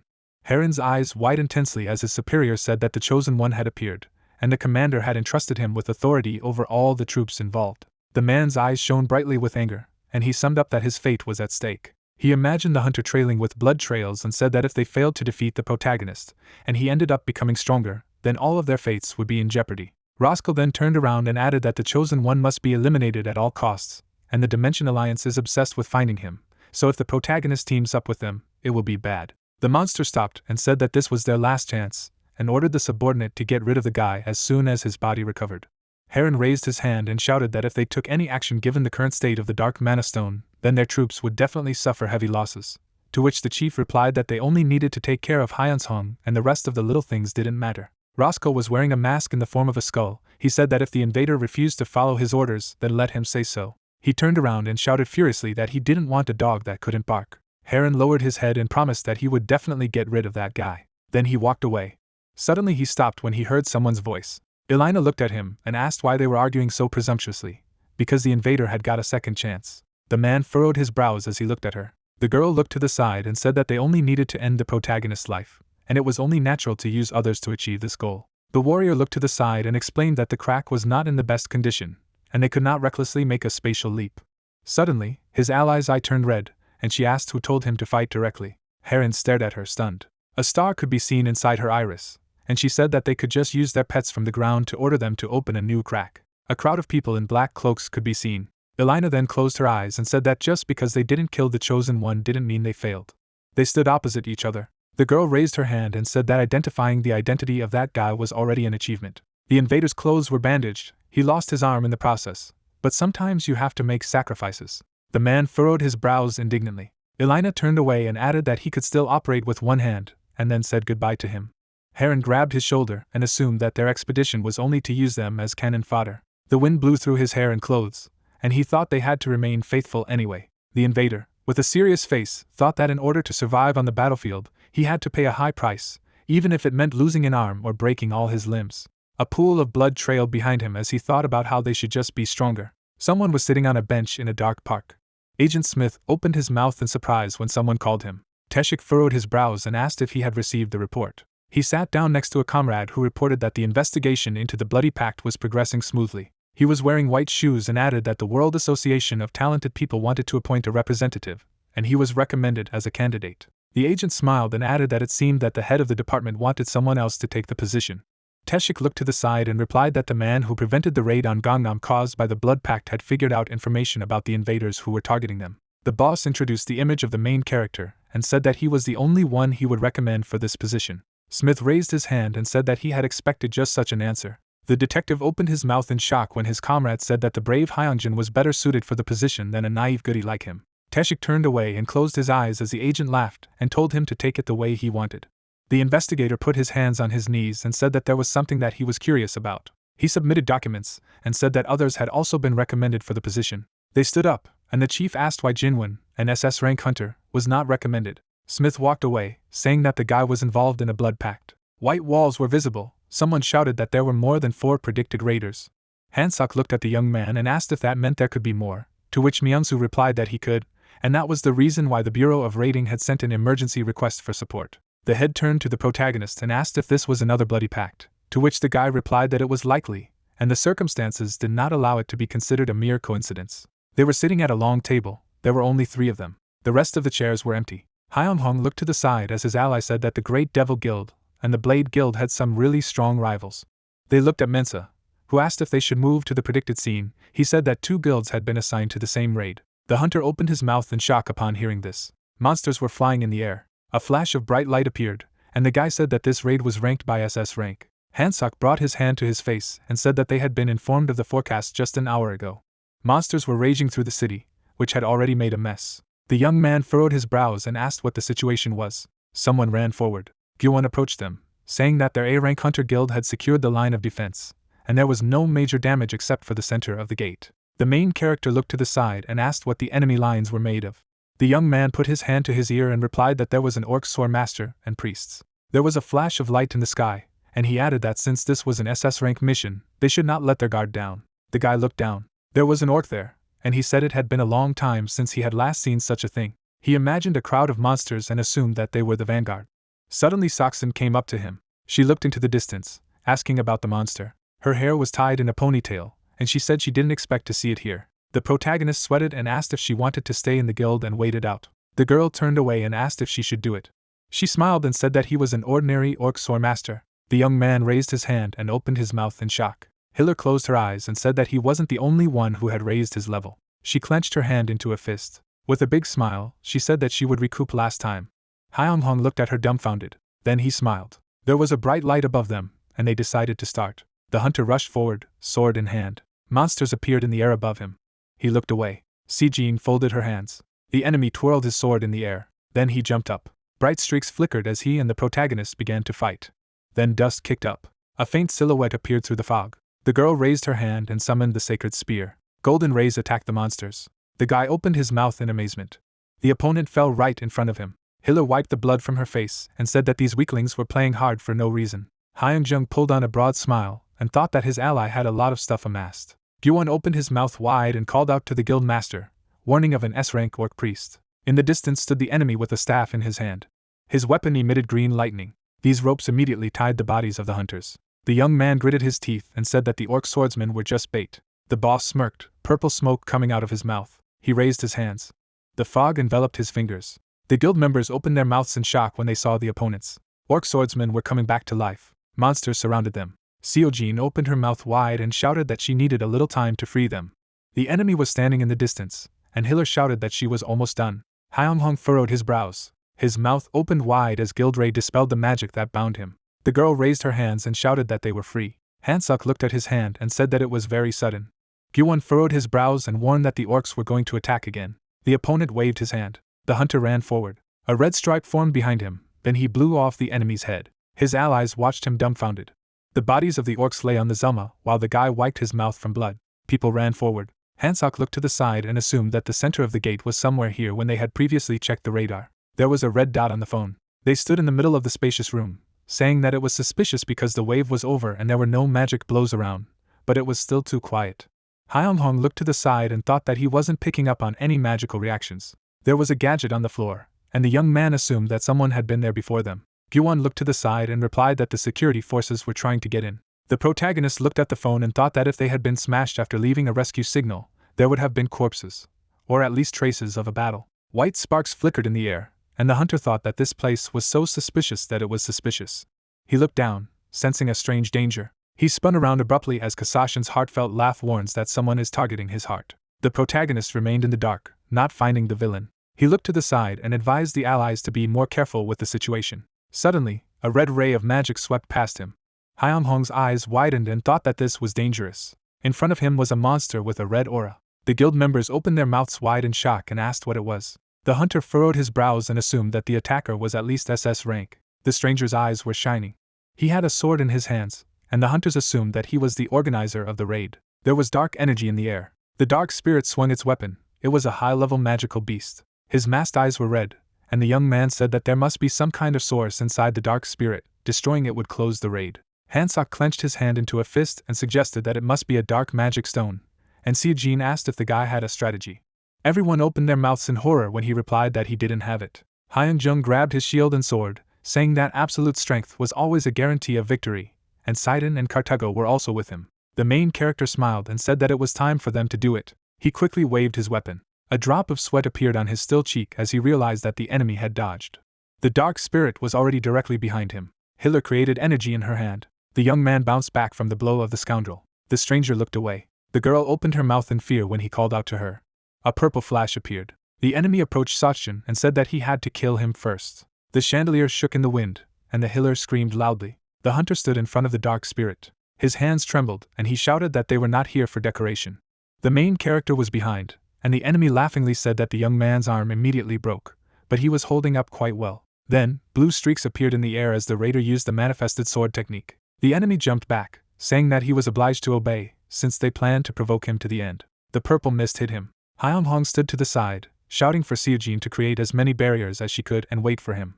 He smirked and added that he had to protect everyone. Suddenly he found himself in the middle of darkness. Then, an enemy appeared in front of him and attacked him. A fresh scratch appeared on the hunter's cheek. The dark spirit's face was hidden behind a mask. He jumped back and said that the protagonist wasn't that bad, to which the guy replied that it wasn't even funny that a magical monster spoke human language. The enemy looked directly and said that in this form he was indeed a magical monster, but he had to take it off himself. The form began to fade, and the young man said with a smile that he did not understand why they were making the invaders look like this. Hyunjung's eyes widened in shock as he recognized this young man as an SS rank hunter, Jinwoo. A yellow light appeared in front of him. Romanoff's eyes were fixed on him. The inscription, Fallen Savior, appeared above the strongest hunter. He noticed that the protagonist had a very murderous look. He said with a mad smile that since the atmosphere had changed, he was now more inclined to battle. The main character furrowed his brows and thought that this scoundrel does not care about human lives and seeks only strength. He rounded his eyes and assumed that it was related to the invaders all this time. The guy gritted his teeth in rage and remembered that Jinwoo was the strongest in Korea. Behind the scoundrel was a sword. He said that since he couldn't allow his identity to be revealed, he would grant Hyunghong an easy death. There were white streaks in the air, and the scoundrel added that this was true of his friends as well. The main character held his sword and shield, thinking that, in addition to absolute stealth, the enemy is very fast. It will be difficult to keep up with him. Suddenly he threw away his shield. He held the weapon in his hands, thinking that there was a way out, because he had the blessings of his previous lives. The young man furrowed his brows and concluded that he had to kill this scoundrel. He then swung his sword, creating a powerful stream of aura. The hunter opened his mouth wide and summoned a manifested sword. The enemy opened his mouth wide as the beam of light caught up with him, and asked what was the toy he had been using recently. He deflected the blow and asked why an adult was wielding children's toys. The object flew towards Hyunghong. Jinwoo furrowed his brows and asked if he really wanted to die. Their swords crossed. Red stripes filled the space. The protagonist furrowed his brows and thought that his opponent was definitely strong. However, he would be able to win if he played the cards correctly. When he drew his sword, the hunter had a gap and a chance to aim. The enemy was holding a weapon in his hand. The young man swung the blade and decided that he had to act now. Jinwoo dodged his attacks. Hyun-jung breathed heavily as the scoundrel said that his single blow was useless. Suddenly, the blade was at the neck of the opponent. Blood spurted. The scoundrel fell down. Without raising his head, he asked if this was the end. Suddenly Kasashin warned the hunter about the danger. The enemy was approaching him from behind. The guy jumped to the side, smoke rose. Blood splashed on the floor. Jinwoo clutched his head and said with a smile that the young man was terribly careful. The protagonist, looking at the enemy, asked if this was an accelerated regeneration. The man threw up his hands and replied by saying that this special ability had been awakened when he had reached S rank, and it was the first time he had used it in front of someone. Jinwoo attacked and said that he was better than he thought. Hyung-hong deflected the enemy's blow. When the sword began to crack, he said that it was slightly dangerous. Jinwoo grinned. The protagonist gritted his teeth. He wasn't going to lose, no matter what it took. With Saiden's encouragement, the guy threw his opponent away. The traitor jumped, saying that he had more special abilities than he thought, but he was still weak. Like a whip, the man attacked the protagonist. As he began to fall, the young man cursed. Jinwoo bowed his head and said that he knew that he would be able to tie the Blood Pact and the invasion team, but he didn't think that he would make things so difficult for the invaders. They must have liked it for a while, since they loved fighting so much. Hyun-jung gritted his teeth. Jinwoo turned into a beam of energy and rushed towards the enemy. The protagonist chuckled, saying that these guys only appear after he has done all the work. The young man, having received the support of his past lives, raised his sword. Jinwoo frowned, not understanding why there was a sudden surge of mana. The protagonist rushed towards him at great speed. Jinwoo's body began to smoke. He clutched his face, hysterically saying that this could not be, because he was the best in Korea. He screamed in despair as his arm and leg dissolved. The man, examining his body, shouted, saying that this was the worst thing that could have happened. His other hand began to dissolve. Falling to his knees, he prayed, asking the Lord to give him a chance. A moment later, the hunter completely disappeared with a scream. The sword, after thinking about it, said to Hyun-song that his technique was very strong. The guy who heard it said that it was not something that he could use all the time, he was just lucky. Hansok walked over and asked the protagonist what happened to the dark spirit, who replied that he had taken care of him. Gyuwon, his mouth agape in shock, said that the dark spirit was definitely an SS rank hunter. Imagining Jinhwa, he asked if the guy had joined the invaders. The protagonist nodded. Hansok said with a nervous smile that if he thought of it, his power came from the dark magic stone. Hyun-hong looked at the girl and said that they needed to get out of here first. The gate was about to close. Placing his hand on Sunjin's shoulder, he asked her if she was okay. The girl, parting her lips, said that she herself was perfectly fine, but what about him? The young man smiled and said that he had already told them that he would protect everyone. The girl's eyes widened. She was startled. The events take us to the invaders' castle. The girl said that it was confirmed that the spatial rift expanded slightly with the raid carried out this time. Elena, lowering her eyelids, said that it gave them the opportunity to send more skilled troops, but it was still not large enough to allow them to cross the dimension. Roscoe, who was standing in front of the couple, said that he understood her, which means that they need more victims. Heron, parting his lips, responded when called. Squinting, Roscoe said that this time he had to bring him the head of the chosen one. Teshik walked into the office. The protagonist sitting at the table asked him how he was doing. The agent replied saying that he was doing well. He had heard that he had defeated an SS rank hunter. The protagonist, raising his eyebrows, asked in surprise if the news had already reached the department. Tavi's hat twitched. The girl, abruptly standing up in front of the agent, said that the views were just off the charts. Earlier, he attached the camera to Sachin, and it was a good idea. Clenching her fists, the girl said that the country was now full of hype. After that, he left with a smile on his face, saying that she should go immediately and make a cut. Soon the door closed. Teshik coughed into his fist, saying that there was someone who wanted to meet him. The protagonist, crossing his arms over his chest, was puzzled. Introducing Jinwoo, the agent said that the World Association for the Gifted was greatly shocked by the incident. When he opened his eyes, he said that they had no idea that Jinwoo was working for the Blood Pact, so they created a national organization called the Defense Alliance Committee. Hyun-yun, parting his lips, said that this was the first time he had heard about it. The man, after thinking about it, said that it was top secret, so to date, only a few people knew about him. The guy's eyes widened, being surprised. He asked what benefits membership would give him. Rubbing his chin, Teshik said that the most important of these are global immunity, privileges, and the ability to mobilize troops on behalf of the association. The agent, approaching the table, said that, in addition, it would be possible to access the confidential data of the members of the association. The rest of the minor benefits are documented in detail in this manual. The man put the sheet on the table. The young man, taking a sheet of paper in his hand, asked what the restrictions were. He replied that there were no restrictions. He could subdue the Blood Pact on his own, and whenever he succeeded, there would be rewards in magic stones or money. The young man thought for a moment as he read the document. Teshik, moving his lips, said that first he needed to cooperate in order to eradicate the Blood Pact. The guy put the documents on the table, deciding that there was no need to think twice. Looking at Hyun-jung with his fingers clasped together, the agent said that he had to answer now. The protagonist, smiling, said that he accepted the offer. Smiling, Taeshik said that there was someone he wanted to introduce to him, Hyunjun. The guy looked up. The doors of the office opened. Smith walked inside with a smile on his face and introduced himself. Sitting in a chair, the man said he had heard that he had prevented a large-scale raid in Seoul, according to reports from a gate that opened in Seoul. A battle took place in the city between hunters and monsters. 3 monsters were A rank, 3 more were S rank, and 1 was SS rank, but the hunters fought valiantly against them. One of the hunters jumped up. Smith lowered his glasses and said that even this gate had been taken care of by none other than Hyunghong. After a moment's thought, he said that Lisa's news source was much better than the press, and that videos with various titles had already been posted. Tavi gave a thumbs up, saying that she was doing a great job today. The protagonist smiled, saying that he just did what he had to do. He didn't deserve praise, but where did he come from? Smith, putting his hand in his jacket, said that he had forgotten to introduce himself officially. After taking out his ID, he introduced himself as a special agent of the World Association of Talented People, came to appoint Hyunjun as a member of their association, as well as exchange information. Placing the badge on the table, he said that it served as proof that he was part of their association, and as long as it was with him, he could enjoy the benefits that Agent Taeshik had previously mentioned. Raising his hand, Smith said that the Blood Pact was certainly involved in the recent major raid in Seoul. They had mobilized all the informants who were in Korea to investigate, but there were no reports of the Blood Pact. Taeshik, frowning, said that the secret of the hunter Jinwoo had been solved and a large-scale investigation had also been conducted. However, they had not been able to obtain any evidence. Hyunghong looked away and pondered, saying that they just couldn't hide. Smith, frowning, said that there was always the possibility that they were operating in secret. The agent, raising his hand, said that there were a huge number of small raids going on around the world, and the number was much higher than before. The protagonist parted his lips, saying that according to the previous investigation, the cracks in the rift were created with the help of a black magic stone. The agent turned his head to him and agreed. Jinwoo frowned, being at the place where the crack opened. She, sitting in the car, saw a rift. On that day, a humanoid called himself an invader appeared there. The protagonist, clasping his fingers, said that dark magic stones can be used to create a creature, but they can also be the key to opening the interdimensional cracks that summon invaders. The young man narrowed his eyes, asking what was the likelihood that they were planning to create a large-scale conscription or summon an army of creatures. Smith stood up and said that at the moment they were watching the whole country. It was strange, but it seemed that they were aiming at him. Slapping Taeshik on the back, the agent said that it was a pleasure to meet him. If they found anything, they would immediately inform him through Agent Taeshik. Hyunghong smiled and said that it was wonderful. The doors closed.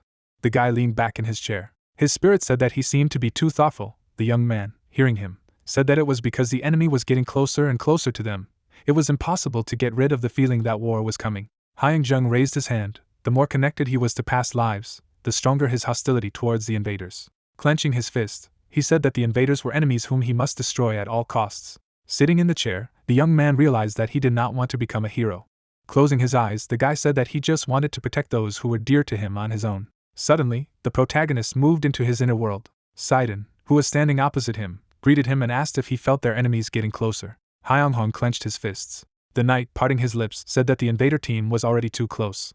Hair covered Hyungjun's eyes. Sidon held out his hand, saying that he had definitely become stronger, but still not enough. Spreading his arms to his sides, the knight said that these invaders were so strong that all of their 990,000 previous lives had not been able to cope. The protagonist frowned, asking if a full-scale invasion wouldn't take place in just a few days. Sidon narrowed his eyes, saying that the invasion team was already preparing to destroy him. They couldn't come now because the dimensions were not connected, but it was only a matter of time. Hyunghong frowned and said that he had to get stronger. The knight summoned his sword, saying that he had come to him specifically for this. The sword flew up to the protagonist. He hung in front of him when Sidon said he believed in him. Kasashin said that this time they might have a chance to stop them, and to be honest, he wasn't sure. Mana streamed in the air. Then the knight said that now he had changed his mind. Now he could not worry. Smiling, he wished the protagonist good luck. The guy frowned at the sword. Now if he needed a sword for defense, his sword would become a majestic glow-piercing despair. Streams of mana swirled around the sword. Events take us to a mansion near the canal. The bishop spread his arms to his sides and said that now, with the magical energy absorbed from different parts of the world, there should be no problem opening the interdimensional rift. Smiling, the bishop said that everything was going according to plan. Glancing at the crystal in the air, he said that it was time for them to start the ritual. Abruptly raising his hands, Arsene said that they should summon them all this time, even if they all lost their lives. The cultists raised their knives, saying that they would sacrifice everything for the invaders. The dagger pierced his throat. Blood began to drip onto the crystal. Dark mana began to flow towards the crystal. A portal formed above him. The team stepped onto the floor of the mansion. 3 invaders have moved to this world.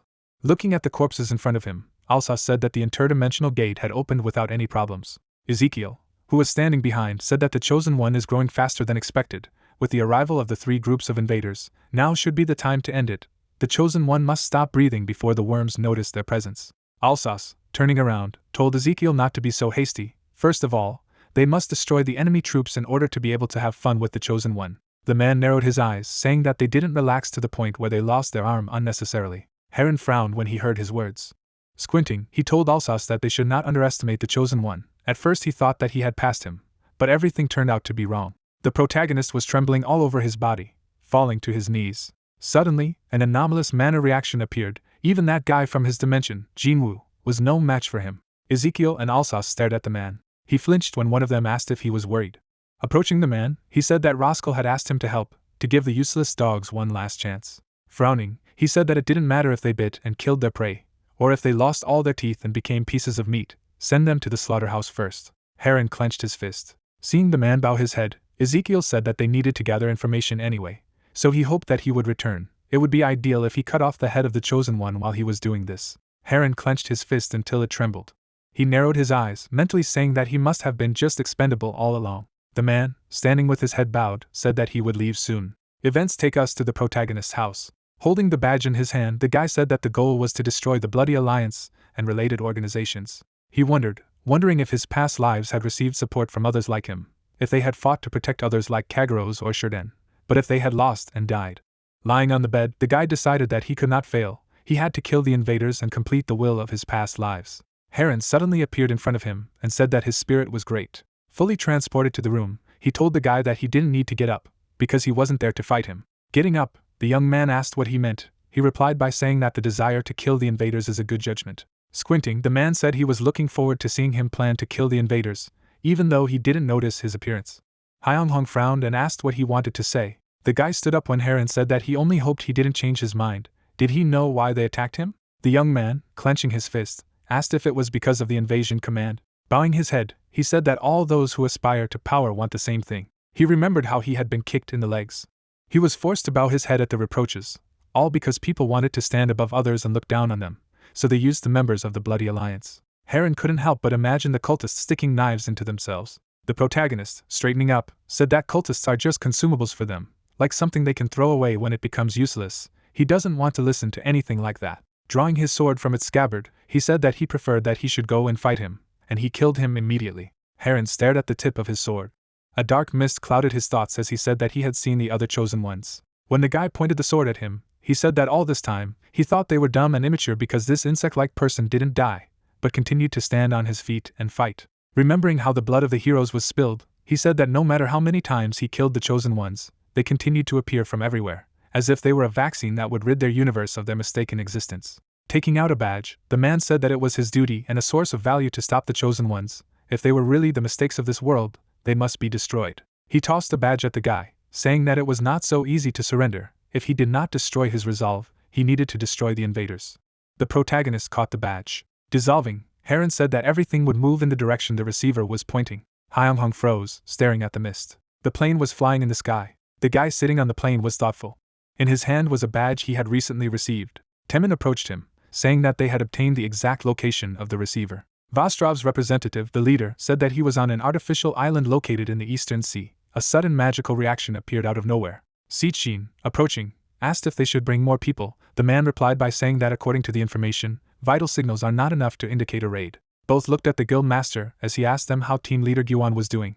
Recalling the attack the commander had taken into his hands, Taemin said that he was still recovering from his injury, and Hansek's injuries had not healed yet. The protagonist, glancing at the girl to the side, said that they would have to deal with it on their own, after which he asked Tavi if she was really going to fight. The girl was trembling, being nervous. The protagonist covered his mouth with his hand, being thoughtful. Taemin approached and asked if everything was okay. The guy replied saying that it was unusually quiet here. The man agreed, saying that they were acting carelessly, but the enemy did not react at all.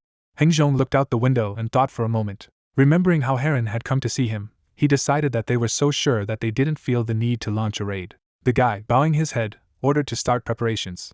Soon the plane landed. Looking around, the guild master said that there was a strong wind here. Seokjin, getting off the plane, said that it didn't look like there was anyone else here. Tavi agreed, saying that she didn't feel any magical reactions. The sword on the guy's belt said that there were enemies inside. He could feel strong magic emanating from the mansion, a lot of magical reactions, about 3 invaders. Hyeonghong turned towards the mansion. As he began to walk towards the castle, he said that there was nowhere else to go except the building. The group went inside. Someone stepped towards them. In front of the Hyeongjong group, a trio of invaders stood up. The protagonist, looking at the trio, said that he thought there would be only Heron. Tavi opened her mouth in horror and asked why she didn't feel anything. Alsace, who was at the head of the invaders, asked the boy if he was the chosen one, who, confirming this, said that they could also call him the man who would destroy the invasion team. Ezekiel threw his head back and laughed. Hyunjun heard his laughter and said that he was too noisy. He wanted to ask a few questions if they were willing to answer. Alsace raised his hand and gave permission. The guy, tilting his head, asked if the capture of the dimension was the main goal of the invaders. After receiving confirmation, the guy narrowed his eyes, asking if the raids would help open the spatial cracks. Squinting, Alsace said that if the members of the Blood Alliance widened the crack, the team's elite troops would be able to land. They had captured many dimensions in this way. Seochong, who was standing behind, was horrified and asked what happened to those who opened the crack. The slit in Ezekiel's helmet caught fire as he laughed and said that this debris was long dead. Small insects didn't matter. Frowning, the girl asked how he could say such a thing. The guy, parting his lips, asked what had become of the locals of the occupied dimensions. Imagining his past lives, he tried to find out what had happened to those they were so desperate to protect. Alsace rubbed his chin, saying that those who were useful had been accepted as soldiers. Throwing up his hand, Taemin asked what that meant, if the invaders were not originally part of the invasion team, if they had joined those who had taken over their dimension. Alsace, bowing his head, asked what was wrong with the pursuit of strength. To be precise, only 10% of the captured men became soldiers, the remaining 90% killed. Blood is spilled, staining everything red.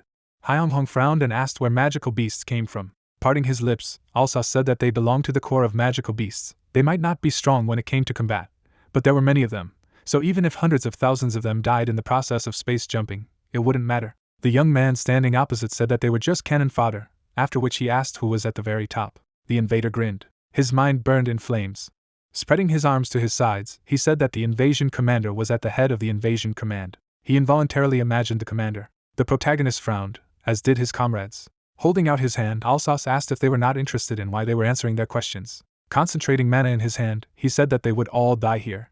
A ray of mana burst out of his hand. The protagonist's eyes widened in shock. The members of the group opened their mouths in shock. The flow of energy rushed forward. Sachin's hair tousled. She formed a sacred barrier in front of the group. Raising his hand, Alsace ordered them to move away. Cracks spread along the barrier. The girl, noticing her, knitted her eyebrows to the bridge of her nose. As she opened her suitcase, Tavi told her that she didn't need to exhaust herself like that. The girl abruptly closed the suitcase. She threw out the chips, forming a nanomechanical shield. A mesh barrier sheltered the group. Alsace, concentrating mana in his hand, was surprised. Looking at Tavi inside the barrier, he said that a rather interesting person had come here. Grinning, the man said that he would also be serious. After killing the qualifier, this dimension would soon come under their control. Ezekiel threw his sword over his shoulder. The protagonist grabbed the sword with both hands. His legs shifted. Standing at the head of the group, he told his subordinates to be careful. Now they had better abandon the idea of returning unharmed. Mana gathered in the palm of Alsace's hand. A magic circle formed under the group. The protagonist gritted his teeth. The defense of Danzig helped him. If he had something to protect, he would never collapse. Glancing at Seojin, he ordered a shield to be formed. The girl immediately raised her hand, forming a barrier.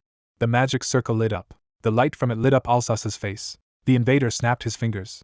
A moment later, an explosion thundered in front of him. Streams of flames grazed Taemin.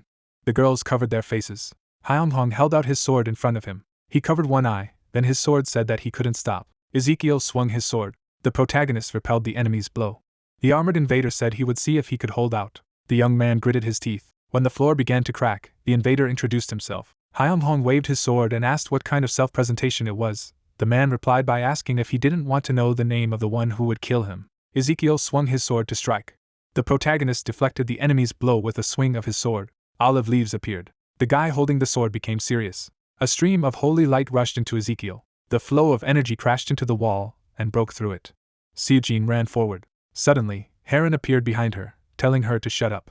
Taking his Morgenstern in his hand, he said that first it was worth dealing with all this little thing. Tavi freed the drones from her suitcase. Taking a gun in her hand, she said that being so close could be dangerous.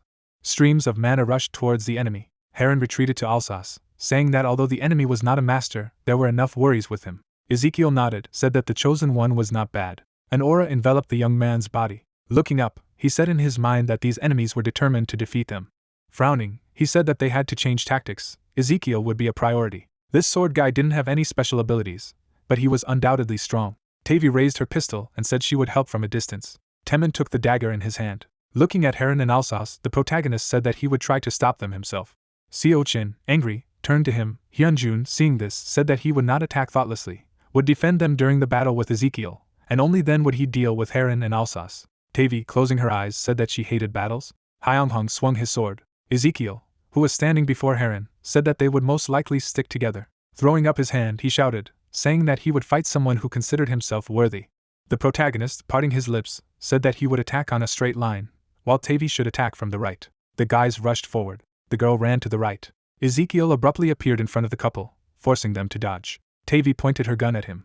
Mana has accumulated at the muzzle. A moment later there was an explosion. Grinning, the girl said that she had hit the target. The enemy who moved behind her said that she was clearly superfluous here. Hanjong's sword pierced the enemy, forcing them to retreat. Standing in front of Heron, the guy asked where he was, if he didn't need to go the other way. Dissolving, the young man said that he hadn't shown it last time, but he was capable of much more. The man shook his head. Glancing at Seokjin, he said that she should be killed first. The girl turned. The invader's eye flashed as she said she wasn't afraid of someone like him. As she swung her weapon, Heron laughed, saying that she didn't seem to know what it meant to threaten an invader. His pupils narrowed as he said that it would not be so easy to cross the threshold of hell healthy. Seojin, imagining Hyunjin, said in her mind that she was not afraid if the guy disappeared, because she felt that even in the pitch darkness, he was protecting him. Standing up, she said that she could fight too. Gathering mana in his hand, Alsace said that he couldn't take it anymore. SS-class magic should be enough. Stretching out his finger, he told Hyunshong that he wasn't even trying, so it was time to stop it. Two invaders jumped back. Raising their heads, they said that it would be dangerous. Squinting, Alsace told Hyunjun to die. Electricity was concentrated in the air. A moment later, streams of electricity rushed forward. The girl created a barrier in front of her. The sacred circles blocked the rays. Seokjun gritted her teeth. Her hand began to tremble. Tavi turned around and said that it was too hard for her to hold on. The protagonist created a magic circle, telling them not to worry. The magic circle grew larger when Gildray helped him, his magic slicing through magic spells against all odds. The protagonist frowned. Streams of his mana began to swirl between the rays. Taemin and Taewi smiled as they were healed. The young man standing in front of the leader said that if their leader continued to hold out, Alsace was under control, they would attack at the same time. Instead they should aim at Alsace. Taemin parted his lips and said that they had resorted to a different strategy. Seojang gathered the mana in her palm. She stretched out her hand, using the sacred chains. Chains enveloped and chained the invader. A second later, he was suspended on a cross. The guy clenched his fist, trying to break free. The protagonist and Taemin rushed forward. Ezekiel rushed toward them, laughing wildly as he did so. Hyeonghong dissolved. Heron frowned, saying that if the guy attacked like that then it would be dangerous. The young man suddenly appeared behind Ezekiel. Swinging his sword, he cut off the head of his opponent. Seeing the blood gushing out, the guy said that the speed really allows you to attack better. The invader's head fell to the floor. The man's pupil shrank. He frowned, roared, and cursed. The young man grinned. One of the drones flew up to him. Mana gathered in the drone. Heron's pupil flashed. The girl pulled the trigger. A flood of mana struck Heron. Temin, jumping, said that there was only one left of the lava of the squad. Alsace's hand trembled. He broke his shackles. Taemin and Hyunjung huddled back to back. Alsace stretched his brush. He looked at Ezekiel's corpse. Afterward, he glanced at Heron's corpse, asking if they had all died without showing their powers. Standing beside the bodies, he said that the chosen one had become better, much faster than he had thought. Moving his lips, he said that it would be very difficult even for him alone against four. The guy, squinting, asked if he was trying to escape. Glancing at the corpse, Alsace said that they would not know the answer now, but that he was exactly what Heron had warned him to do. Raising his hand, he said that he would admit defeat. Hyeonghong swung his sword, saying not to talk nonsense. This is the end of today. The only way to leave this place is to die. The group froze, looking at their opponent. Suddenly, a crack appeared on the wall. Part of the wall collapsed. A huge amount of smoke rose in the hall. The protagonist, covering his face, tried to understand what was happening. The girl walked into the hall, telling Hyunjun that he had become stronger much faster than they expected. Looking at the corpses, she said that the 13th level invaders were dead. Alsace turned when Elina said that even a level 11th invader had been cornered. The girl, putting her hands behind her back, asked if he was about SS class by their standards. The protagonist's face twisted in shock. Elina looked at the protagonist without any emotion on her face, and said that she was pleased to meet him, adding that she had come to pick up Alsace. Her companion was standing behind her at this time. Hyunghong, hearing this, frowned and asked what it meant to take away. The girl did not take her eyes off him, explaining that they had lost enough strength in this battle, so they had to return it to them. He gripped the hilt of his sword tightly in his hand and asked if she really thought he would let them go so easily. But unexpectedly for him, Elena raised her hand and, with glowing eyes, asked what he was going to do if they did not let him go. After these words, the eyes of the protagonist's comrades lit up. At the same moment they clutched their heads and shouted loudly. The guys immediately turned around, and the girl said that no matter how chosen he was, she was a 9th level invader. Under the influence of strong magic, a sword and a pistol were raised. Taemin and Tavi were ready to attack each other. Elena squinted her eyes and said that it was not the business of forcing her comrades to take each other's lives, and if so, she thought it would be useful to her. After saying that, she stretched out her hand towards the healer. The guild master immediately stood up in front of his girlfriend and said that they were just cowardly bastards. At these words, a smile appeared on the girl's face. Raising her hand, she turned away and said that they would definitely meet next time. Alsos looked at the boy out of the corner of his eye. The main character gritted his teeth with anger and said that next time he would definitely cut the throats of all her comrades. And as soon as he finished, the portal closed. The light could hardly penetrate into the confined space. Someone walked on the floor and said that it was interesting. Roscoe stared at those present and said that 4 had arrived at this place, and only 2 had returned. In front of him stood Alsos and Elena. Lowering his hand, the former said that the command had been destroyed by capable fighters, to which he decided to ask if Heron and Ezekiel did not belong to this command, adding that it had not been long since the news of the attack had been received. However, it had been destroyed earlier than expected, and Miss Elena must have been absent from other operations. Then the girl bowed her head and replied that everything was so, after which Roscoe asked Alsos if he had not been on the battlefield during the battle. Then the guy looked at his partner out of the corner of his eye and replied that he had been there since the beginning of the attack. Elena then looked back at him and asked if the other 2 had died while he was there, adding that the protagonist must have been below Sir Heron.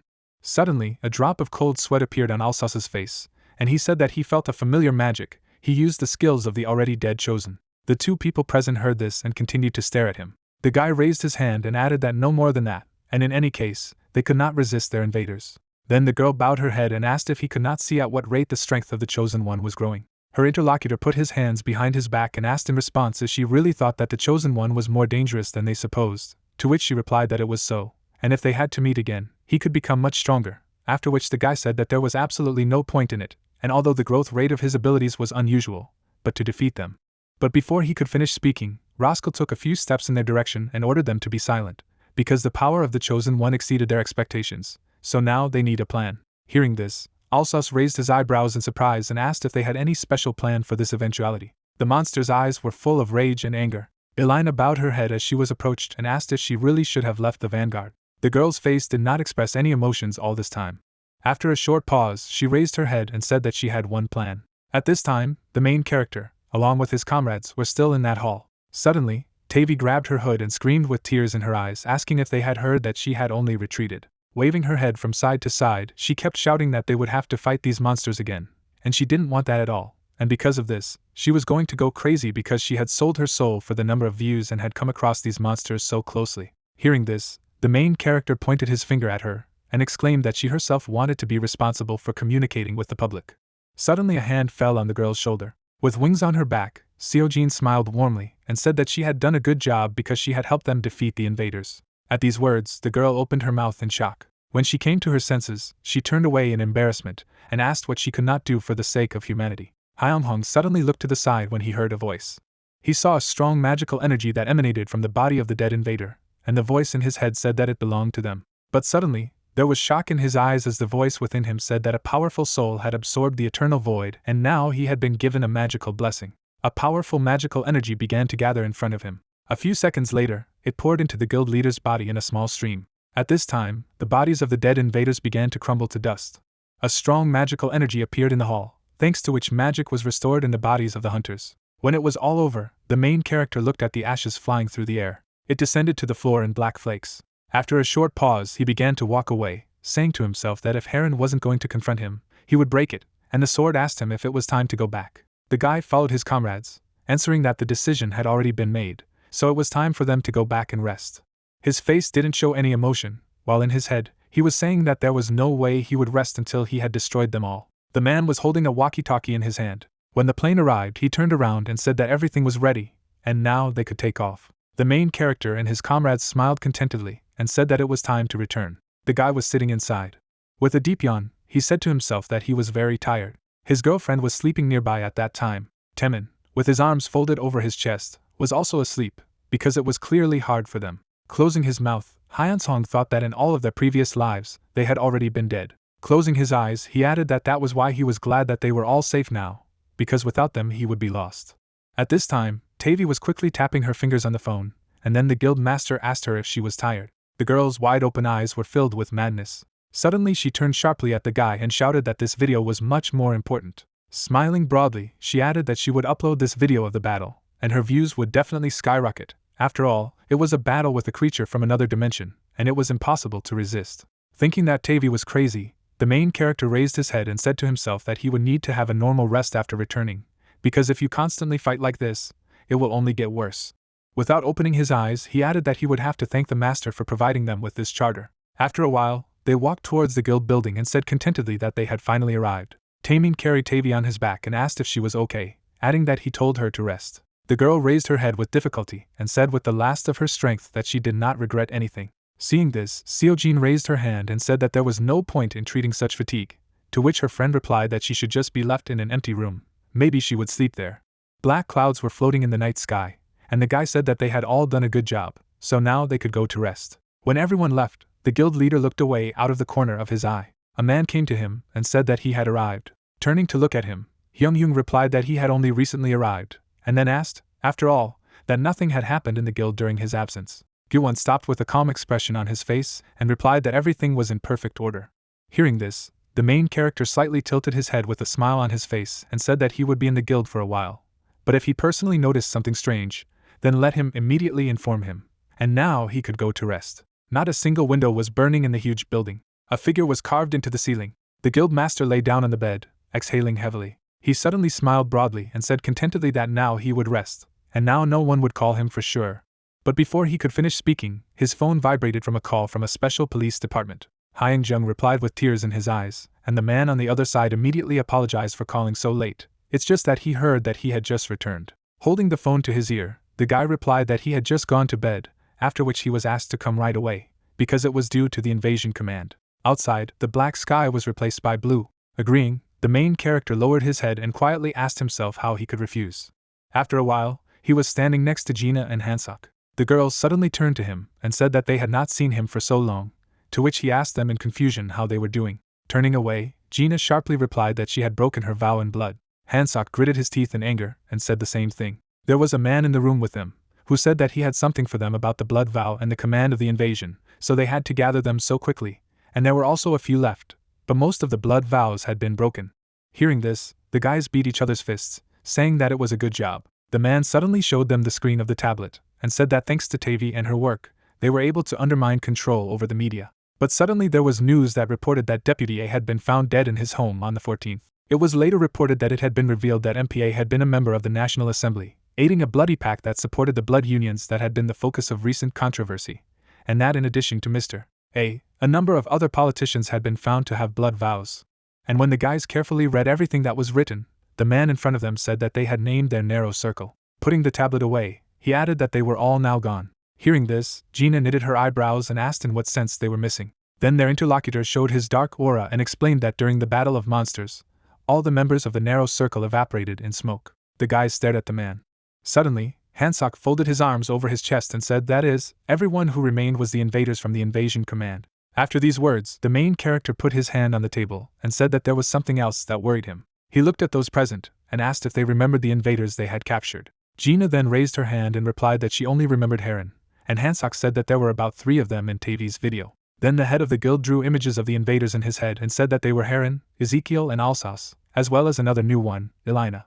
After leaving his performances, he raised his hand and added that he saw that Elena had exactly the same mark as Yeri and Henjin. Hearing this, the girl turned sharply at him and shouted, asking what he had just said. Then, without lowering his head, Hyeonsong added that the same mark was also on the members of their guild, and they pointed their weapons at each other at the same second. After saying that, he remembered how Taemin and Tavi were ready to kill each other under the influence of enemy magic, and then added that if it was the same as Yeri and Henjin, then it could happen again. At this time, a man in a long cloak was standing in the street. He stood unshakably in one place. There was a satisfied smile on his face. Gina looked at the main character and said that now all that remains is to wait. Putting on her glasses, she added that they felt that they were holding up well, and it seemed that only the invaders remained. Raising her hand, the girl said that if the main character had not been with them, everything would have been different, so he was great.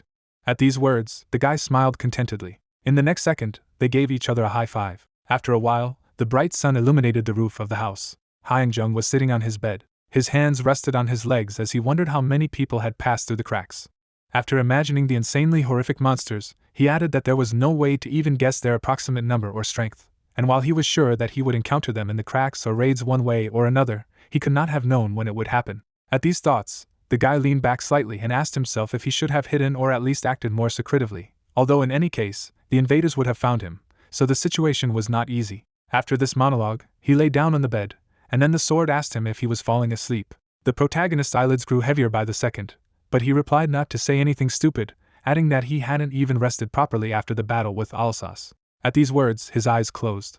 He found himself in an empty space, and there was a door in front of him. The guild leader gritted his teeth in anger, and asked if this was another past life, adding that he couldn't even sleep properly. On the brightly glowing door was the inscription Spearman of Light. After reading this, the protagonist remembered how he came to him after defeating Geo. Reaching out for the door, he said that since he was so interested in defeating a supersonic enemy, could it have anything to do with speed? Asking himself this question, the guy found himself on the other side of the door. A spear rose into the sky, after which a rough male voice said, "The one who will inherit the will of the light has finally come." The burly man sat on a black horse and added that he was glad to meet him, after which he introduced himself as the Spearman of Light and added that until he was destroyed, he was the one who had pierced the enemy in the name of the light. After these words, he jumped off his horse. Smiling, the man said that his name was Raikiri. The main character looked at the stranger tensely and said that he was pleased to meet him, and before he had time to say his name, Raikiri replied that he knew it, because he had been watching him for a long time. The man held a weapon in his hand and added that he had to defeat the invasion command, and he was here to bless him to do so. After saying that, he put his weapon in the direction of the guy. Seeing this, the guild master lowered his head and asked what kind of test he would have to go through this time if it was a blessing. Seeing this reaction, Raikiri's expression changed. Suddenly, he laughed and asked the guest not to worry so much, because fortunately, he had the right to inherit the will of the light. Hearing this, Hyunjung put his hand behind his head and asked if he had the right to defeat that supersonic enemy. The man stood a few steps ahead of him and answered firmly, yes, adding that it was an accident or fate unknown, but everything went according to their plan, and when the guy asked whose will it was, he replied that it was their will, the will of his past lives, but it would not be wrong to say that it was part of the will of one of his closest lives Deus. Hearing this, the guy breathed a sigh of relief and said that he already thought that the cracks would need to be closed again. Raikiri looked at him with a warm smile on his face and said that he did not know if it was an interference in his fate, or if he himself was ready to accept his protection. At these words, a drop of cold sweat appeared on the guild leader's face. The black horse exhaled smoke from his nostrils and said that it was similar to his character, he liked it. Hearing this, the main character opened his mouth in surprise and said to himself that it was a talking horse. Raikiri threw the weapon over his shoulder and said that he would not have to travel through the cracks at the speed of light, adding that he would receive his blessing. Having said that, he put the weapon in the direction of the guest. Seeing this, the main character frowned. His interlocutor smiled broadly and said that he must go and destroy the invasion command. Immediately after these words, the guy woke up with a loud scream. The sword stood next to the bed and said that he didn't feel the darkness this time, and then asked what kind of energy it was. Hyunjung suddenly grabbed his weapon as he began to curse violently, and asked where he had come from to say that. After a while, he came to his friend's office. The girl slept sweetly on the table. Without hesitation, the guy covered her with his coat and asked himself what she was dreaming. A tab about summer houses for rent in Gangwon province was opened in the browser. The head of the guild, reading this, raised his eyebrows in surprise and asked himself if they were summer houses. After a while, Seokjin's eyes sparkled, and she happily exclaimed that the air here was very clean. At this time, Gina lowered her head slightly and asked if they were announcing a general corporate vacation a week before and going on a trip, if Ace's work style had always been like this. Next to her was the main character, who folded his arms on his chest and replied that this is her unique style, and the last time with a trip to the sea it was the same. At this time, Tavi put her hand to her mouth and shouted loudly that everything was ready and everyone should come here. At this time, the guild master and Gina began to raise their hands and shout loudly at each other. Suddenly a girl came up to them and shouted in fury that everyone should go to her, because everything was ready. At some point, everyone gathered. Tavi raised the tongs and shouted loudly, asking if she could really fry all this alone. The main character immediately took everything from her and said that he would help, after which he asked if he should fry the beef first. After asking this, he took one piece of meat. Suddenly, everyone turned around abruptly, and the guy heard a voice in his head, which reported to him about the reaction to magic. Gyuwon frowned and exclaimed that it was some kind of unusual energy. Seojin looked in the same direction and added that someone stranger was coming here. And as soon as she finished, a human leg appeared from the portal. Then the body of a man appeared, who said that he did not want to harm them. Taking a closer look, the main character frowned and said to himself that it seemed to be a person. When the stranger exited the portal completely, he said contentedly that he had finally found it, adding that he missed magic very much. Tears poured from the guy's eyes. Seeing the stranger, the main character raised his eyebrows in surprise and asked who he was, since he missed magic. Then the guy put his hand to his chest and stated that he was an interdimensional wanderer. Hearing this, the protagonist grabbed his weapon and asked if he could explain in more detail what kind of interdimensional wanderer he was. Then the stranger stretched out his hand and replied that this was the name of people attacked while traveling between dimensions and lost their way, after which the guy asked if he was really someone like them, those freaks of invaders who also say that they travel between dimensions. As soon as the stranger heard this, his aura changed drastically and he asked if he had just said invaders, could it be that they had met them as well? Hearing this, the guild master furrowed his eyebrows tensely. Anger appeared on the interdimensional wanderer's face, and he said that he thought they would still need a more precise explanation, after which he asked if they could at least take a sword, otherwise it would be difficult to have a conversation in such a situation. The guy slowly lowered his weapon. After a while, the room was lit by lamps. The main character was sitting on the sofa, and in front of him sat a wanderer who said that his name was Levian, after which he said that the conversation could be long, but he would try to tell everything as succinctly as possible. The guild master looked at the guest in confusion and asked if he had come here through a crack. Despite his interlocutor, the guy replied that everything was so, it was a spatial crack. He suddenly looked at the protagonist out of the corner of his eye and explained that he was a magus of the Mado Alliance. Hyung-hong kept his eyes on the guest, who said that he was also a member of an academy that pursued the truth. Hearing this, the main character raised one eyebrow in surprise and said to himself that he had already heard about this truth academy somewhere. At this time, Levian drew a picture of monsters in his head that had been released from the crack, and told him that one day an interdimensional rift suddenly appeared, which grew into a huge hole, and then they appeared. Hearing this, the guild master frowned and asked who else they were. Lowering his head, the wanderer replied that these were the same invaders traveling from dimension to dimension, but he learned the truth later. But the seeds of discord were sown a long time ago. He presented a powerful magical aura. Drawing a madly strong monster in his head, he finished saying that their name was the Invasion Command. On that day, his master gathered the allied army forces to confront the Invasion Command. The war began, and at first they won, rejoiced and believed that everything would turn in their favor. The guy told this without looking up. Suddenly he remembered the horror that filled them. The invaders, who were the main enemy forces, broke out of the crack. Levian turned to his professor, but his master stepped forward. He looked at the monsters that were bursting out of the crack and said that they had to do everything they could to push forward before they stopped breathing. At these words, a smile appeared on the wanderer's face. Currently, he closed his eyes and said that now the main character can guess for himself what happened next. He remembered the blood and explained that the alliance had been defeated and the enemy had launched a full invasion. An invader stood on the battlefield, and most of the alliance members died in battle, and a small fraction of the survivors were brainwashed and turned into command soldiers. Some of the guys stood without raising their heads. Their eyes were completely blank. Thanks to the master's sacrifice, Levian was able to sneak away, but due to unstable magic, he drifted between dimensions. After this story, the two guys sat in absolute silence. A few seconds later, the main character, without taking his eyes off the guest, asked if he could tell him the name of his master. Levian then drew an image of his master in his head and replied that his name was Gilder. Lowering his head, he added that he felt the magic of the master in him, which he missed so much. Suddenly, shock appeared in the guild master's eyes when he heard a voice telling him about the will of the great magus. There was a cup of tea on the table, and the guest suddenly said that now it was his turn to explain everything to him. After showing his aura, he asked how he could feel his master's magic in it. The guy silently looked at his interlocutor. After a short pause, he closed his eyes and replied that this was his past life. Opening his eyes, he explained that his master was one of his past 990,000 lives. And as soon as he said this, Levian slammed his hand on the table. He immediately prepared to attack and furiously shouted that he shouldn't joke and say such words towards his master, what other past life he was talking about. But suddenly, a strong magical energy appeared around his hand because Gilda's magic had destroyed his magic formula.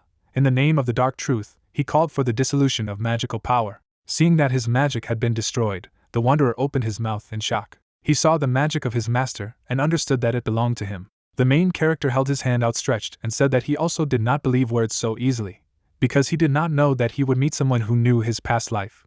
So he suggests that he first calm down and continue the conversation tomorrow. Clenching his hand into a fist, his interlocutor replied that he thought it would be better. All this time, they were watched from the balcony and said that they did not understand what was wrong with this guy, because he had been met only yesterday. Tavi pulled her hat over her head and said that in the end she had to do everything herself, and she didn't even get a piece of meat. Hearing this, the guild leader's friend handed her the roasted meat and told her not to worry, because she had prepared everything in advance, and if everyone was hungry, she offered everyone to eat. Those present began to close their eyes from the bright divine light. Tavi folded her hands and with tears in her eyes shouted that the girl was the best. After a while, the main character was lying on the bed and said to himself that the moment Levian called the name of his master, he resonated in it, after which his sword said that the familiar magic that flowed in the blood of the hero of the previous life also responded. The boy stared at the ceiling and continued to say that everything would be much more pleasant if he met Gilder, to which his weapon asked if he was talking about that room. Closing his eyes, the head of the guild replied that everything was correct, because if Gilder reacted then it means. Before he could finish speaking, he found himself in front of the door in a familiar space and said Manan, that he had touched the truth. Stretching out his hand, he exclaimed happily that he knew it, just like that. After these words, the doors opened. Under the crimson sky, the ground was soaked with blood. With his eyebrows knitted in frustration, Levian shouted that he couldn't just leave. Then his master smiled and replied that he had to survive, and this was his end. He looked at his disciple and ordered him to escape through the interdimensional rift. After all, this was his first and last request. Immediately after these words, the main character woke up. With a loud cry he sat down on the floor. A man walked in his direction and asked if he had already woken up. Smiling, Gilder asked how he felt about his illusion of the past. Drops of cold sweat appeared on the guy's face, and he asked in response what the illusion of the past meant. The mage sat down on a chair and said that he assumed it would be so, and yet he was a little embarrassed to face him for so long. The head of the guild kept his eyes fixed on his interlocutor, asking him if he had anything to do with a man named Levian. Looking down, Gilder replied that it was true, that he was a member of the Motto Alliance in the dimension he was in, and that he was his assistant at the academy. Immediately after these words, the guy pointed his finger in his direction and shouted loudly that he knew so, after which he asked, after all, that he was the same smart teacher. And as soon as he said this, the magician smiled broadly and replied that everything was correct, he could teach a lot, after which he asked if he would like to test his knowledge, to which he shouted loudly that he refused. After this short dialogue, he rose to his feet. Gilder raised his hand to his chin and said that Levian was special, very curious and interested in research, and he was also a great friend. A long time ago, he turned around when someone called out to him. Levian peeked around the corner and asked if he was still there, adding that everyone had already gathered outside, to which Levian replied that it was easier for him because he didn't like noisy places, and there was no one who liked him. Levian listened to his master with his mouth half open. Closing his eyes, the great magus finished saying that if he went, the others would be uncomfortable, so he didn't care. But before he could finish speaking, Levian came up to him and, with his hands folded on his chest, told him to follow him, because there was the result of the creation magic that he had created. Clouds floated across the blue sky. Gilder looked at the boy's work with a disgruntled look on his face and asked what it was. A multitude of people gathered around the wooden statue. With sparkling eyes, Levian replied that it was a living statue, that it was the essence of his magic. But immediately after this answer, his master blew up the tree with a wave of his hand and shouted that it was blasphemy. At present, he was smiling warmly and saying that at first he could not tolerate him until that incident. A long time ago, he and his comrades were sitting at a table and discussing an interdimensional fissure of unknown origin and those beings who had emerged from the fissure, who were behaving extremely aggressively. And when it was reported that most of the scientists who had gone into the crevasse had died, Gilder raised his head and, with complete indifference in his voice, said that he would go there. Those present fixed their eyes on him and asked what he was saying, to which he replied that he would go into the crack tomorrow, and he would lead a squad of magical warriors, and in doing so, they would help the reconnaissance group. After this meeting, Levian ran after him down the corridor. His eyebrows knitted in excitement, he shouted that he would go with him. The great magician looked at the guy out of the corner of his eye and asked why he had decided so. Standing firmly on his feet, Levian replied that he himself had said that no one would take his side. Putting his fist to his heart, he added that he simply had to take care of a professor like him, because who, if not him? Suddenly he abruptly stretched out his hand and asked to take it. Levian put glasses on the master's face and explained that it was a gift, because he knew that his eyesight had recently failed. Gilder raised his hand to his face in confusion and replied that it was so, and then asked why such a gift. Then the guy, closing his eyes, smiled warmly and replied that today was his birthday. After leaving his memories, the great magus put his glasses on the table and said, after all, the power of the invasion command was too great. The main character, having fully listened to the interlocutor, asked if even with his strength they could not win, to which he replied that everything was correct. In just 6 months the dimension in which he was turned into a lifeless desert. His glasses flew to the ground. That day, the protective barrier was covered with cracks, and someone present shouted loudly that if they surrendered, then everything would end here, and they still had a little longer to close the crack. But immediately after this shout, the barrier was broken. From what he saw, shock and horror appeared in the eyes of the master. He saw his comrades being killed by monsters one by one. Monsters strangled them and broke their necks. They squeezed all the blood out of the mages. Gilder's expression changed after seeing this. He threw off his cloak and said that only Levian would go into the crack. Under the crimson sky, the ground was soaked in blood, and the master continued to shout that at least he had to survive. Hearing this, The guy furrowed his eyebrows in fright and shouted that he couldn't do it. But Gilbert smiled broadly and said that this was where he would end his journey. He looked at his friend and ordered him to escape through the interdimensional rift, adding that this was his first and last request. After that, he handed him the glasses, saying that this was all he could give him. Accepting them, Levian raised his head to the master and asked in confusion why he needed them. The great magician continued to smile. Without a drop of fear or doubt in his eyes, he looked at the disciple and replied that today was his birthday, adding that the crack had been closed, so he had to go to another dimension and make sure that he could survive. Stretching out his hand, the guy shouted loudly that he could not cope alone. But as soon as he finished, the crack began to swallow him. Until the very end, he could see a smile on his master's face. Hearing this, the main character gritted his teeth in anger and shouted that the invaders were just bastards. Suddenly Gilda took a few steps in his direction and said that with this he would inherit his will completely, and he would become the third after Kasashin and Sidon Miller, because all the emotions and anger that he felt, his illusions of the past, he had no right to forget. The great magician smiled warmly. The guild leader's eyes were surprised when he heard a voice inside him, informing him that he had obtained Gilda's will, and now true magic lived within him, so any spells would be useless against his magic. After a few seconds, the guy smiled and promised that he would not dare to forget his cherished wish. The next day, the main character and Levian were standing on the street, who said that last night he dreamed of a teacher, and although time did not pass in the dimension where he was, it is still difficult to believe that he became someone's past life. Then the guy smiled and replied that he couldn't believe it either, and then asked who could have known that a person who knew him in a previous life would appear. The wanderer held out his hand to the head of the guild and replied that he was sure that he and the teacher were very different people, and if he was going to fulfill the teacher's long-standing wish, he would help him. After these words, they shook hands. The guys looked at each other, and Hyunjin replied that he would be happy to try. After a while, the guys gathered in the corridor, and the main character told everyone that they needed a good rest, because tomorrow they were going to work. Turning to the wanderer, he said that he could stay here, because they had many empty rooms, and he could choose whichever he liked. Gina had been looking at him from the sidelines with displeasure all this time. On receiving this offer, Levian bowed and said that in that case he would accept his kindness with gratitude. After these words, he left to choose a room for himself. Gina kept her hands folded over her chest and asked Tavi if she thought it was okay for the guild master to give such a person a place in the guild itself, to which Tavi asked in response what to do if he was actually an invader. Having received such questions, the main character put his hand on his shoulder and confused replied that there was no need to worry, because he could be trusted. But then the girls began to angrily ask what they should believe, and the guy's weapon asked why he didn't just answer these words. After a short pause, Gina looked at her comrades and said that Hyunjun had brought him in for a reason after all, so she didn't want to bother her head with complicated things, because she was sure that he would do it completely. Tavi waved her hand as she walked away and said that it was time for her to run too, and let them call her if they needed her. The corridor was lit by many light bulbs. When the guy was greeted, he looked away with a smile on his face and asked if it was true that it was a difficult path. Temin stared at the guild master without any emotion on his face. Stopping nearby, he said that today they called from the Bureau of Underground Management, to which he asked why. In the city, the sky was painted scarlet, and the man was answering about the unusual magical outbursts that are observed in every region of Korea. Hearing this, the main character knitted his eyebrows tensely and asked, after all, that no raids and exits from dungeons were noticed.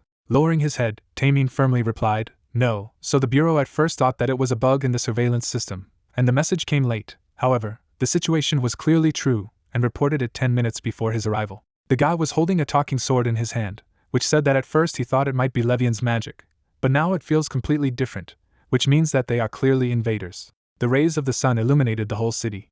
An invader was walking on the floor. There was not a single emotion on Alina's face. Roscoe, with eyes full of anger, walked forward. His subordinates walked behind him as he said that he would never have thought that the corps commander would personally call him. Out of the corner of his eye, he looked behind him and asked Alsace what he thought the invasion commander had summoned him for. The guy looked ahead emotionlessly and replied that it was probably because he didn't kill the chosen one, but let him escape, and besides, 2 important soldiers had died during the operation. After these words, Roscoe stopped. He clenched his hand tightly into a fist. Suddenly he turned to the guys and ordered them to wait here, at the same time saying to himself that if he single-handedly stopped the chosen one, all the laurels would go to him. After a few seconds he looked up. Roscoe knelt before the commander of the invasion corps, Sir Inzul, and reported that at his request, the commander in charge of the command, Roscoe, had arrived. The creature from another world slowly turned to his subordinate. The monster trembled when the boss turned to him, and said that he was waiting for his orders. He did not dare to raise his head when Inzul said that he had received an answer regarding their chosen one. Suddenly, his eyes lit up, and he angrily asked why the information about how fast he was gaining power was withheld, adding that he actually understood why exactly they hid it. Well, if the progress was so great, then why? And most likely the officer was aware of all this. Roscoe continued to kneel, listening to his boss. When he finished speaking, he abruptly raised his head and replied that he was aware of this situation, so he would do his best to correct this mistake, and he would not allow this to happen again. Inzul looked at his subordinate and said that he was right. Such mistakes were unacceptable, so regardless of the damage, he had to get rid of the chosen one. Turning away, he asked if he knew that a dog that could not bark was useless, to which he immediately replied that he would do exactly as he had said. Suddenly, black magical energy appeared in the air, and the boss said that news began to appear that the Dimension Alliance was beginning to act.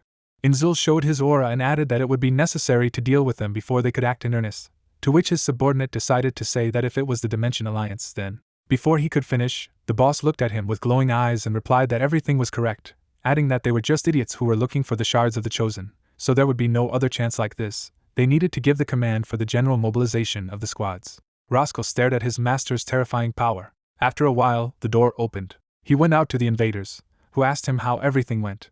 Looking up at his subordinates with burning eyes, he ordered them to get ready as they were heading to the ground. Particles of magical energy hovered in the air. The main character found himself in front of the door. A very bright light emanated from her, and then the guy asked himself if Deus, the one who determines fate, was here. And as soon as he said that, a huge creature appeared in front of him. It looked at the guest and greeted him. Seeing Deus, the guild master smiled happily. Then, raising one hand, the creature said that he clearly wanted to ask something, so he would answer his questions. The smile disappeared from the guy's face, and he replied that he was interested in how he could get more approval from him to begin with. Upon receiving such a question, Deus held out his finger and replied that usually an increase in the level of approval is possible by repeating a certain action or using protection. Passing his hand through the air and leaving a magical trail behind it, the creature continued to answer that in his case it was a self-determination of his fate. In other words, the more he resisted fate, the greater the level, and he did well, because his fate changed extremely quickly. From these words, surprise appeared in the eyes of the main character, and he asked if the fate of the destruction had changed. Deus, having received such a question, fell silent. The guy looked at the powerful creature in front of him, and added that it still looked desperate, to which he received the answer that he had to continue to believe, because he had the powers, and fate itself would take its course. After showing him all of his past lives, Deus added that all of his previous 990,000 lives had built a system of past lives in the process of all 990,000 destructions, and they all shared their skills with him. However, he couldn't get all this knowledge, all because there were interlocking skills, but this time was different. By saying this, he created a flood of light and dark magic that collided. They slowly descended towards the protagonist as the creature continued to say that his strength was that he could obtain all their skills. Besides, a war would begin very soon, which would put an end to this fate. And that's right, those magical bursts that he felt today were the heads of the invasion command who were already heading here. Outside, the sky was painted scarlet. The eyes of Roscoe and his subordinates burned brightly. After a while, the main character and his entire team gathered on the street. An interdimensional gate opened in the sky. The torpor regime in the area has ended. The streets and the metro were empty, and thanks to this, citizens will not be attacked. The guild master looked at the interdimensional gate and wondered if all the senior invaders would arrive. Folding his arms over his chest, Levian said that since the interdimensional cracks are unstable, there is a high probability that there will be no large-scale invasion, so it is not impossible to forcibly open such a crack. The problem is that they seem ready to take over this place at any cost. The guy grabbed the hilt of his sword and said to himself that most likely they wanted to get rid of him, the one who had inherited 990,000 previous lives. He suddenly remembered how magical energy flowed to him, and Deus said that he had a special skill that would allow him to gain all the abilities of previous lives. Leaving his memories, the main character raised his head and told everyone to be ready, because this battle would be decisive. All his comrades were looking at him from the sidelines. Hansock threw his hands behind his head and said that he didn't know if they could win, to which Gina ordered him not to be a weakling, because if they stopped the invaders, the main forces of the invasion command would be destroyed. Jean put her hand to her chest and turned to her friend. Raising her head, she said that if they were defeated, it would be the end of their world. After these words, the comrades stood next to each other. From the interdimensional gates, insanely powerful magical energy was oozing. Suddenly, a bright flash appeared from within. When the light faded, the feet of the invaders appeared. Their bodies were enveloped in a strong aura. Elena and Alsace looked at the main character and said that he had more friends this time than last time, but they also did not come alone. After saying that, the girl raised her hand and added that in their world, they called him an SSS rank hunter, and his name was Vladimir. Immediately after these words, a hunter and his subordinates jumped out of the interdimensional portal. Hearing this, Hansock opened his mouth in shock and asked in confusion if this was the Ice Blade of Russia. Martial rank hunter Vladimir of the Ice Blade landed on the ground spectacularly. He had two abilities when awakened by the second type, one of which was the mastery of cold magic at the highest level. A chill began to gather around his hand. Releasing it towards his opponents, he stated that the main character lasted longer than he thought, so all those who prevent the invasion are in danger of death. Vladimir, without moving from his place, ordered the Alpha Group to follow the will of the invasion command. The main character looked at the opponents and said that it would not be easy, and his sword suddenly said that he had to be careful, because these guys are not many, but they radiate irresistible magical power. Then the guy saw the aura that emanated from these guys and realized that they had all been brainwashed. Gina kept her eyes on her rivals, saying that brainwashing had taken place, just as the guild master had said. Resting her hand on her side, she looked at the girl and said that she must be Ilin's invader, to which she replied that she was smarter than she looked. Raising her hand, the invader added that she thought it would be useful to her.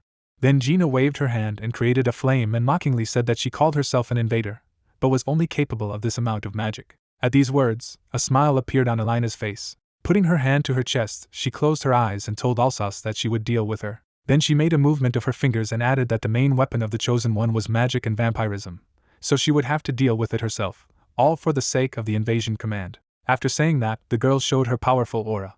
Vladimir waved his hand and ordered all his soldiers not to interfere, because he would deal with him himself, and they would be left with change. One of his henchmen drew a weapon, the rest did the same. Vladimir put his hand on his hat. The protagonist stood in a fighting stance and said to himself that it was worth considering his ability to restore mana and magic, while his sword said that they were definitely aware of his abilities. Vladimir held out his sword in the direction of his opponent, who thought that if he looked ahead, there was a chance of being at a disadvantage. After these thoughts, he tightly gripped the hilt of his sword in his hand. Lowering his head, the guy firmly said that they would perform the operation again, after which he ordered Ginny to deal with Elena, because she was resistant to brainwashing. The girl created a flame in her hand and replied that she would do so, because she understood why they did not oppose her. Teshik frowned when the guild master said that he would leave the Alpha Group to them, after which he replied that the Russian Alpha Group specializes in close combat, which means they have a chance. Levian's face was veined with anger, and he said that his goal was very visible to him. Alsace walked slowly in his direction. Seeing the guy, he raised his eyebrows in surprise. Levian's eyes filled with rage, and he said that he could never forget him. He suddenly remembered how blood spurted from his teacher.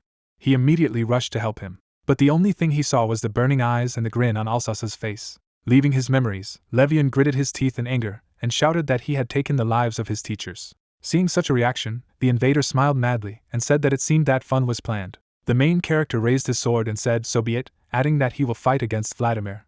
His blade reflected his eyes, which had no fear in them. The head of the guild and all his comrades prepared for a fierce battle against the invaders. Immediately after the start of the fight, Vladimir used the ice zone. Ice immediately covered the buildings around. The ice spread rapidly across the land. Seeing this, the protagonist's girlfriend stretched out her hand and used the sanctuary. A huge barrier protected her and her comrades from the ice. Seeing this, Vladimir grinned and said that their healer was much more useful than he expected. Furrowing his eyebrows in anger, the main character replied that he should be silent. At the same second, the hunter changed his grip. In the blink of an eye, he struck a shot that was blocked. The two opponents' swords were shaking with exertion, and Hyunghong's weapon said that it wasn't just cold, so if he allowed him to attack, everyone would freeze over. From this, shock appeared in the guy's eyes. At the same second, he launched a quick attack. Jumping back a few meters, the protagonist asked if it was an invading type, adding that it would not be so easy to deal with him in close combat, to which his sword replied that there was no need to worry, because if they let him attack, then there was an opportunity to absorb the attack with the help of vampirism. The guy tightly gripped the sword in his hand, which said that this information was absolutely inaccurate.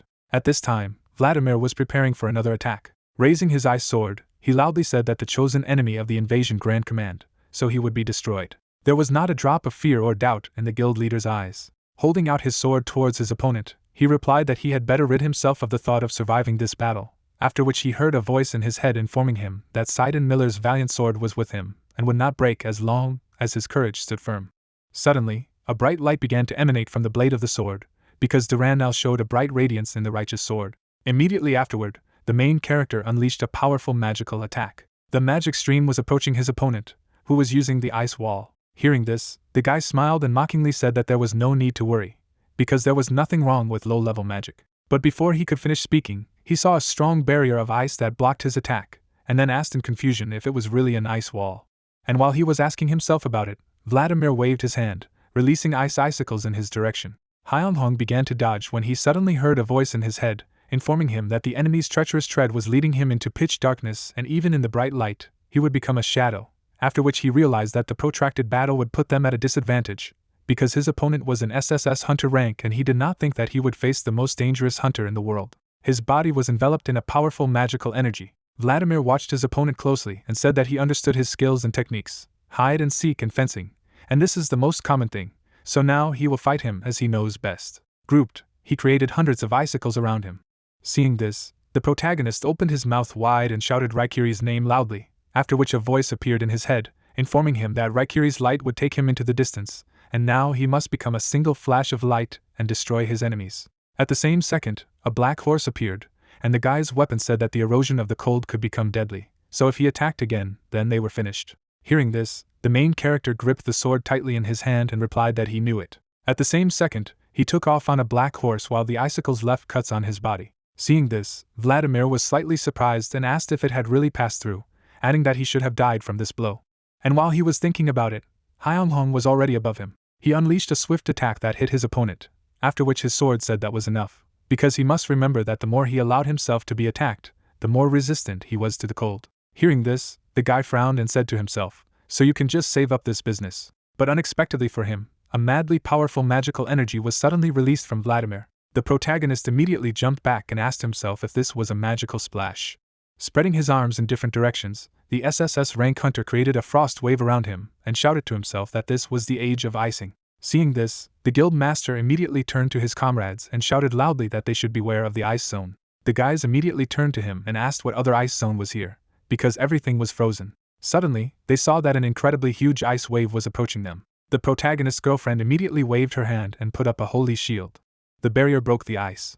At this time, the guy soared above his rival. Suddenly, a black horse appeared below him and a voice in his head announced that Raikiri's light would lead him into the distance, and he would become a single flash of light and destroy his enemies. Seeing this, Vladimir raised his hand and exclaimed that he was just a vile bastard. Waving his hand, he shouted furiously for him to come towards him.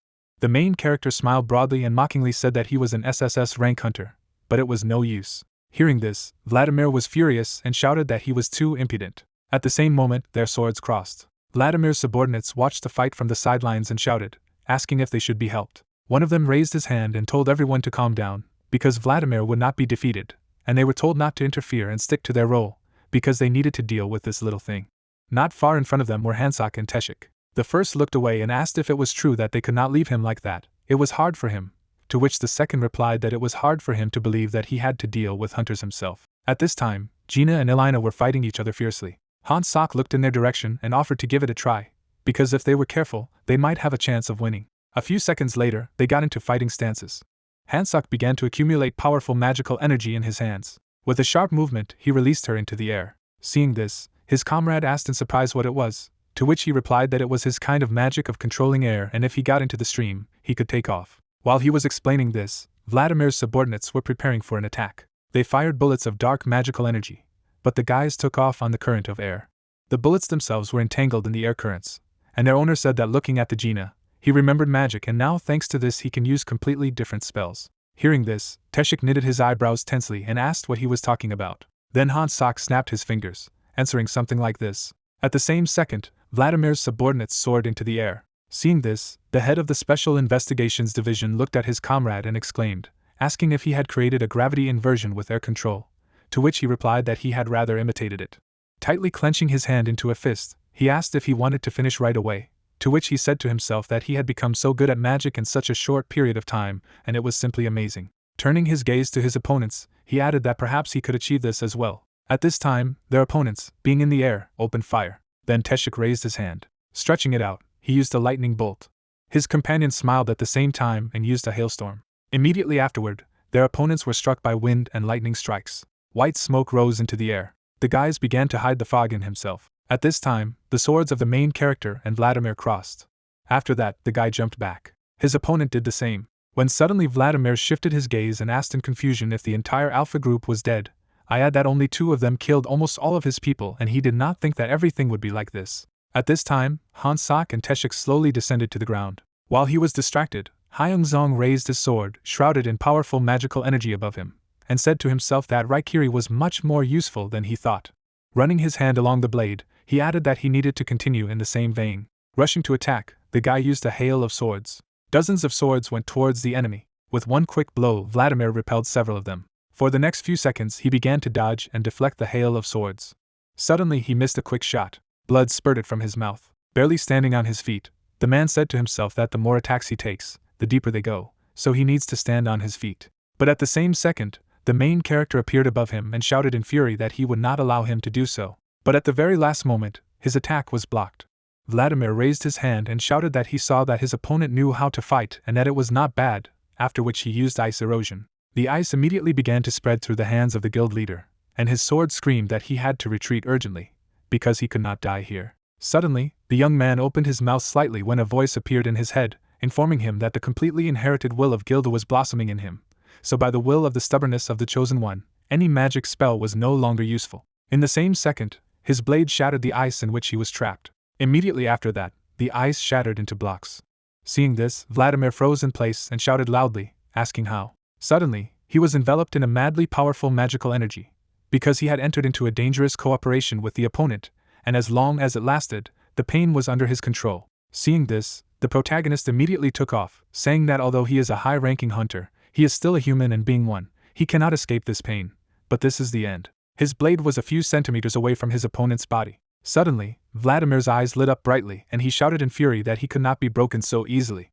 At the same second, he released a madly powerful magical energy from his mouth. The guild leader had to jump back to avoid being hit. Vladimir writhed in pain and wondered why he felt even more magical power. At this time, the invaders stood on the same level. Elina raised her hand and said that apparently everything was not so simple, to which her comrade replied that he completely agreed with this.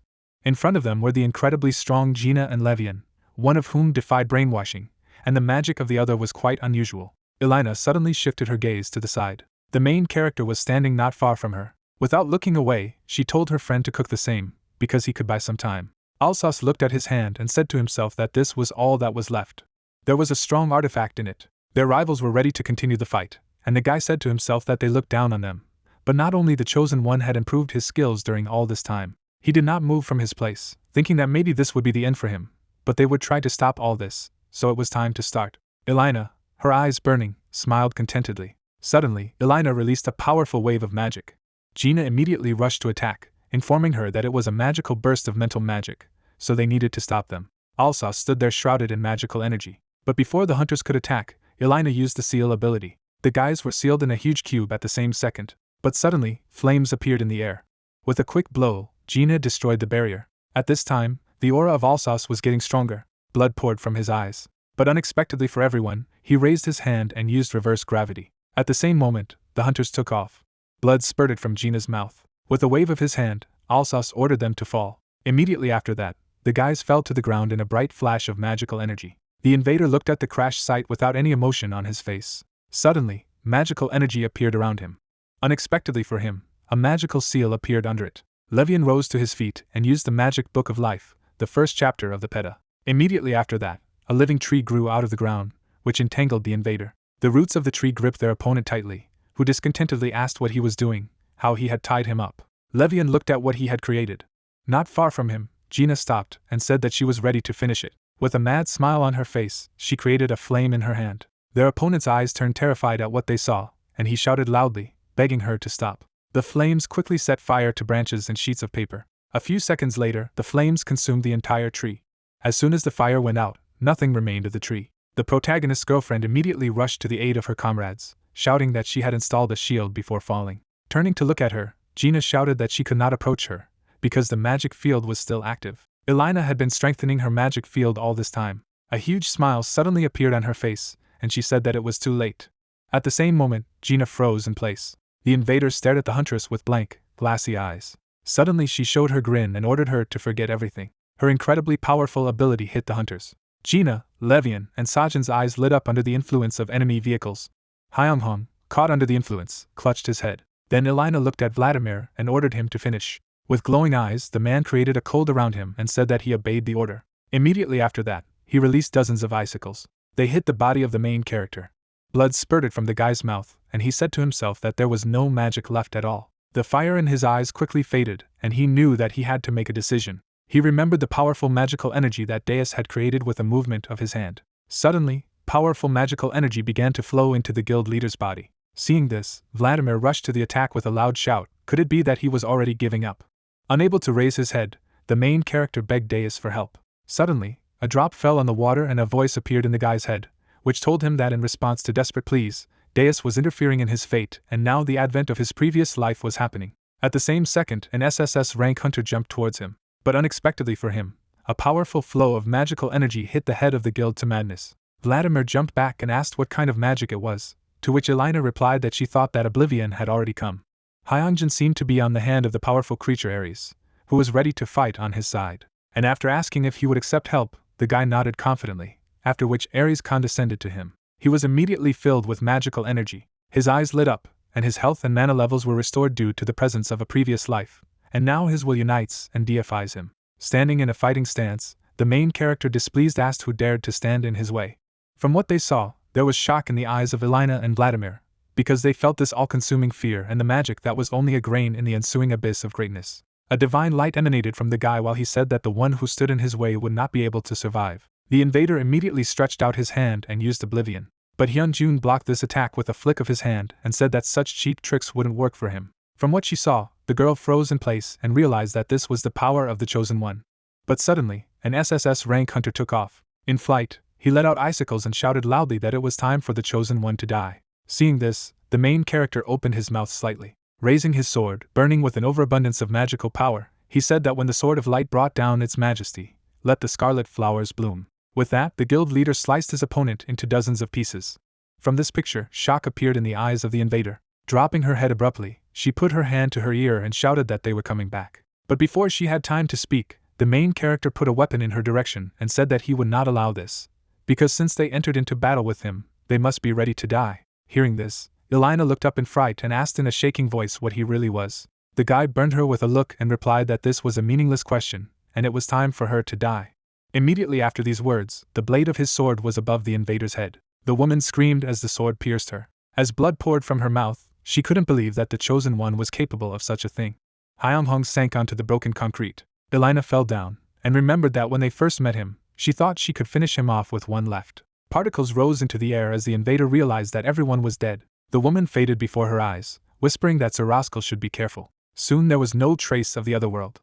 The young man exhaled tiredly, letting go of the protective cover of the hero patron. The swordsman clutched his chest, standing on his feet only thanks to the sword, and the patron asked if he was okay. The guy breathed rapidly, answering that it felt like he was falling apart, but he was reminded that there was no time to lose. The assistant pointed to the crystals and added that last time their souls had already been absorbed. They had to gather themselves before they lost all their strength. Hyunghong picked up the crystal, clarifying whether the patron was talking to the void protection. The young man squeezed the stone, allowing the Bejamos to open their empty mouths and absorb the souls of the invaders. The guys began to come to their senses. Gina clutched her head and asked what was going on. The protagonist smiled with a happy smile. After that, he just fell on the asphalt, realizing that it was all over. The hunters rushed to the fallen guild leader. Everyone looked at the swordsman in surprise as he announced that the battle was over. Gina folded her arms over her chest and clarified what had happened again. She couldn't remember anything after her mind was subjected to the magic of the invaders. The guide broke into a smile, and explained that Elena had cast a spell of oblivion. Everyone had to forget who they were, and what they were doing here. Hyunghong picked up the crystal and announced that he was done. Rascal threw down the trash and cursed. The bottle rolled on the ground, and the invader muttered that he didn't think the Chosen One would be so strong this time. The invader looked gloomily at his feet, remembering that when they had met the Chosen One on the artificial island, Ilin and Alsace had had more than enough. They hadn't thought things could go wrong. Rascal froze when it dawned on him what it was. Cyborg gritted his teeth, realizing that the protagonist's magic could be the one he had read about in the notes. The forerunner of madness, Ares. And the Chosen One cut down dozens of soldiers with just a slight swing of his sword. The villain thought that due to the forced opening of unstable cracks, the losses of troops were great, and if they clashed with the Chosen One, they carried such great power. Rascal lowered his head, and finished that the nightmare would repeat itself. Hyunghong raised his head.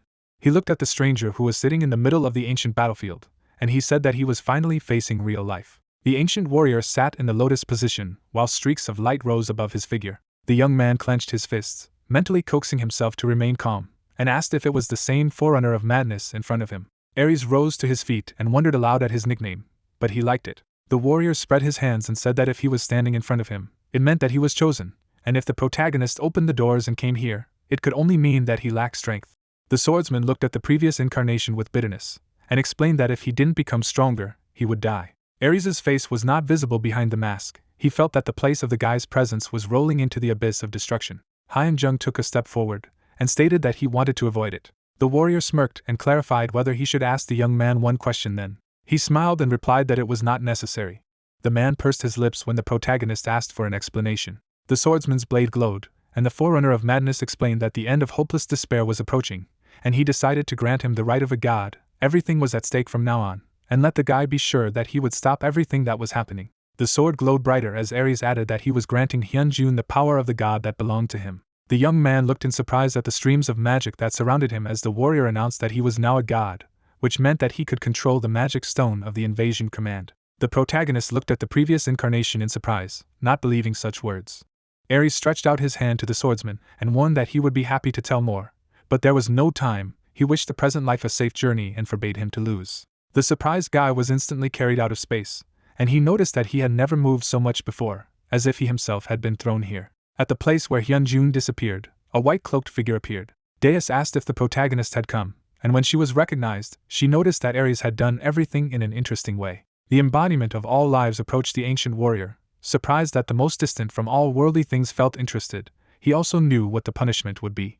Deus pointed the finger at Ares when he suggested that he would have to settle down like Side and Miller, objecting that he would rest forever. The forerunner of madness grinned and called it inhuman, but the interlocutor explained that Hyunjun had to build his own fate. He knew that interfering with fate, as was the case with Miller, was prohibited. Many of them have already disappeared: Kasashan, Miller, Karsago and Zildra, to which Ares suggested pretending that they were the ones who handed over their fate to a new incarnation irrevocably. Deus was indignant, but the warrior reminded her that it was already 990,000 times. Too many people had died in this fate, and he had despaired, as he had hoped for too long, and the embodiment of all lives realized that he was also talking about hopeless despair.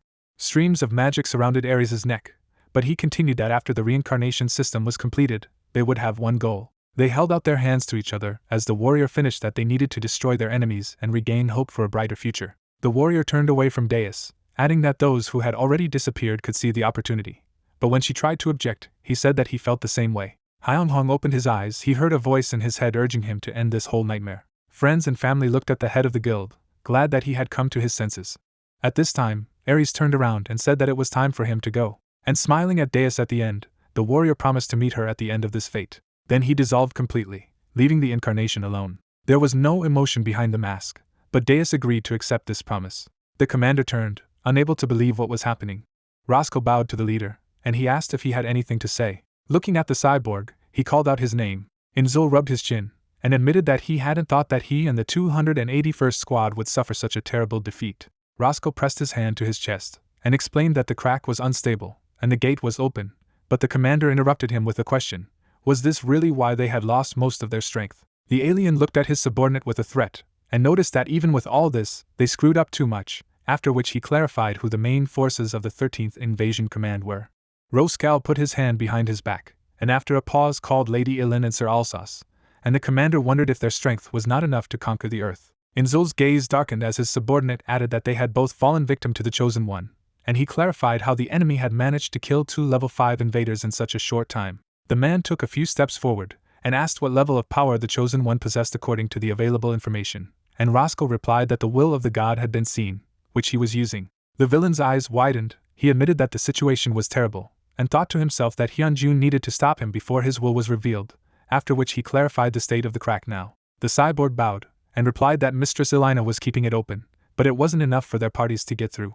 The commander closed his eyes, and said that the main part of the command was currently waging a full-scale war with the Alliance, so there were very few troops, but Roxel had already reported that their soldiers were not in the best condition. The villain narrowed his eyes, and stated that he couldn't even ask for support due to the unstable crack. Cyborg flinched as Inzul ordered the crack to be opened wider and an amphibious operation to begin. He leaned forward and objected that the damage would be too great, but the commander said that the Chosen One was getting stronger too quickly. They could not wait for the crack to open on its own. With a threatening look, the alien added that before that, they must direct all their forces to the destruction of the Earth. Roxel looked at the leader in confusion. Then he lowered his head, turned around, and announced that he had heard the order. The cyborg placed his palm on the crystal, thinking that if he channeled the magic into the controller of the interdimensional gate, the spell would work. Roxel froze, and again asked the commander to reconsider his decision, as the method was extremely dangerous. But the commander interrupted him by asking if he knew who was left in command. The cyborg's mouth opened when he heard that there was no one but the two of them. On the other side, the Chosen One clearly did not lose strength. On the contrary, he only grew stronger. Roxel lowered his head. The villain pointed his finger at his subordinate, and reminded him that this was the last chance, after which he gave the order to begin a spatial landing on Earth with all the forces of the 13th Invasion Command. At the same time on Earth, Gina stretched her neck and reported feeling it was time to end it all. The girl threw up her hands and added that she did not know how many invaders were left there, but this Elena was much stronger than Vladimir, and the head of the guild was surprised that they were able to withstand such an opponent. The friends smiled confidently, and informed the leader that they, in fact, now also had SSS rank. In shock, Hejung opened his mouth and asked when they had time. Tershik scratched his cheek in embarrassment, and said that when the commander was in battle with the invaders, they also had something to do here. The young man was even more confused. He was told that countries around the world had said they would provide any support to the Defense Alliance Committee. Gina and Han Sok, who had suffered enough in the fight, received awards. Tershik folded his arms over his chest and added that he had tried to contact the commander, but it was all in vain. However, all the guild rewards had been successfully transferred. The swordsman sheathed his weapon, happily announcing that they had done it quickly. But the faces of his comrades became confused. A portal opened directly above the protagonist's head from behind, while he offered to go home with a happy smile. The guys were horrified, not believing that the enemy was returning, and the assistant squealed that this was insanely strong magic. Monsters rained down from the breach, and it was immediately clear that this was an attack by the invasion team. The people below saw that there were more and more enemies every minute. Levian looked at this scene in horror. Then he shuddered. He then turned to Hansok, who was standing next to him, but he immediately asked what the strange magic splash was, and he confirmed that he had sensed it. The guy furrowed his brows, and added that this was not a surge from the invasion command. Gina let out a jet of fire, and asked if it could not have been from another invasion. Hansok turned to her, and shouted that he could sense him somewhere nearby. The monsters were approaching the surface of the earth. The defenders noticed this, and prepared for battle. But suddenly, a group of monsters were destroyed by golden light. A bright flash cut through the darkness. The white boots sank to the asphalt. Hyung-jung opened his mouth when he saw the new guests, who were glad that they had finally arrived. Looking at the two slender figures, the protagonist decided that they were elves. The young man was shocked, but then the stranger noticed him. She held out her hand to the swordsman, and said that she was pleased to meet the chosen one. With a warm smile, the elf introduced herself as the consul of the Interdimensional Alliance named Iseria.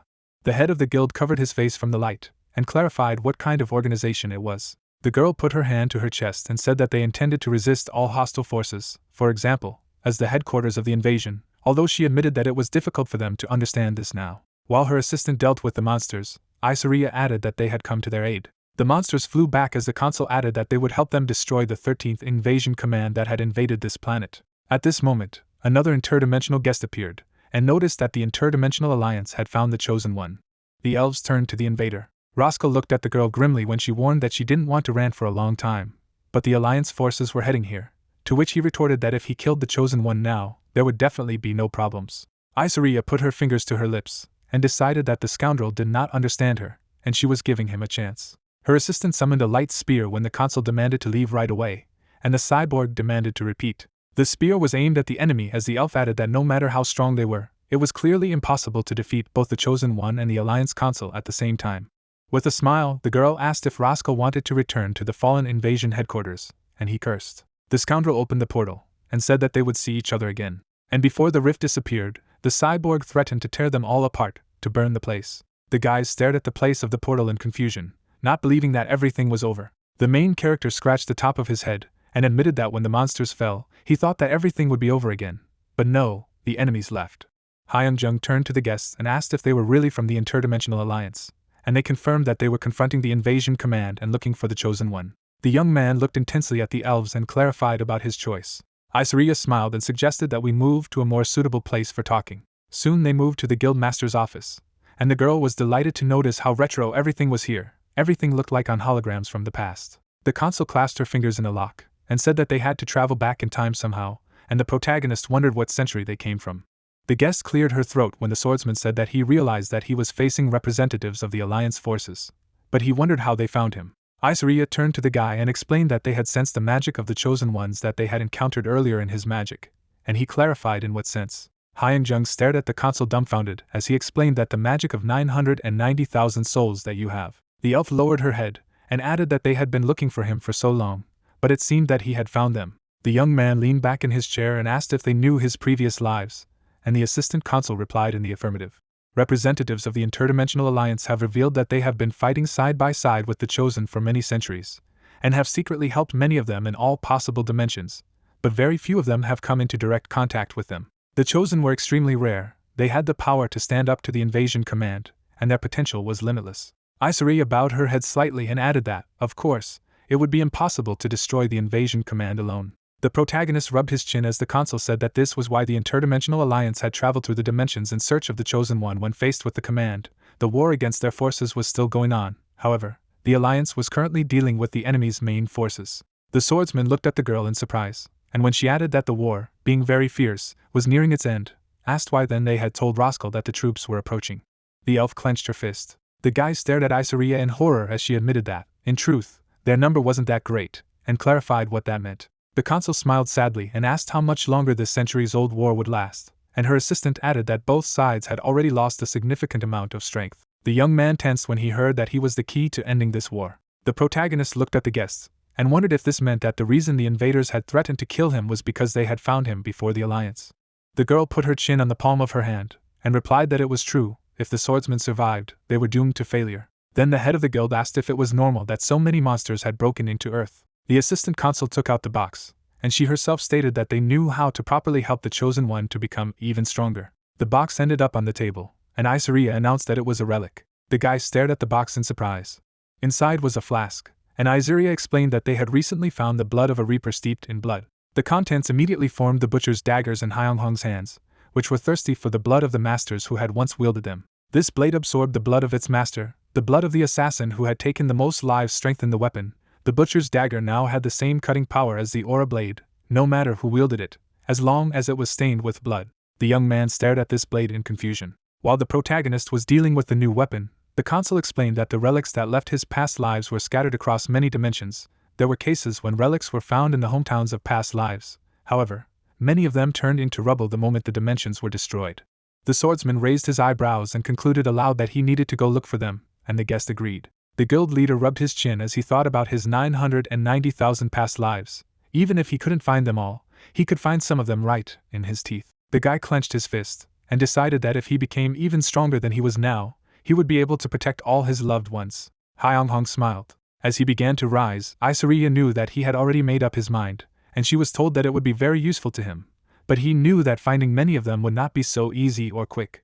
The consul held out her hand to the Chosen One, and asked him not to worry, because, of course, they knew where some of the relics were. The protagonist looked at the girl in surprise, and asked why they didn't find them then. The flask in the box was empty, and the guest explained that they could not mobilize a combat force to search for the relics before a new Chosen One was found. Isaria examined the vessel, continuing to tell that the absence of the Chosen One had led to the fact that the search was inevitably hidden in a distant drawer. She showed the flask to the young man, and added that finding this relic had proved to be a very difficult task for the Alliance. But now that the Chosen One had been found, it was time to go in search of the rest of the relics, even if there were too many of them, and he asked if the search for the relics was really so dangerous. The assistant consul arched an eyebrow, and when his superior agreed that the swordsman could grasp quickly, he said that while the Alliance knew the location of the relics, there was a creature that had mutated under the influence of dimensional magic. The swordsman put his palms on the armrests, and asked if they could leave right away. The man replied that they had some problems when moving between spaces. At the moment the consul needed time to restore his previous level of strength. The girl smiled guiltily, and admitted that it would take her about 4 days. The guild master looked at the guest seriously, and said that he understood her. After that, the guy stood up and said that first he would like to express his gratitude to them. Hyunyoung bowed to the guests, and thanked them for saving them from the Kraken monsters earlier, to which the elf retorted that it was more important that they had found him. The young man held out his hand to Isari, offered to rest here before leaving in search of relics, and then called his deputy. Temin looked into the office and asked what the boss needed, and he asked for restrooms for the guests. The captain opened the door, and offered to go with him. The protagonist waved his hand goodbye, wishing him a good rest.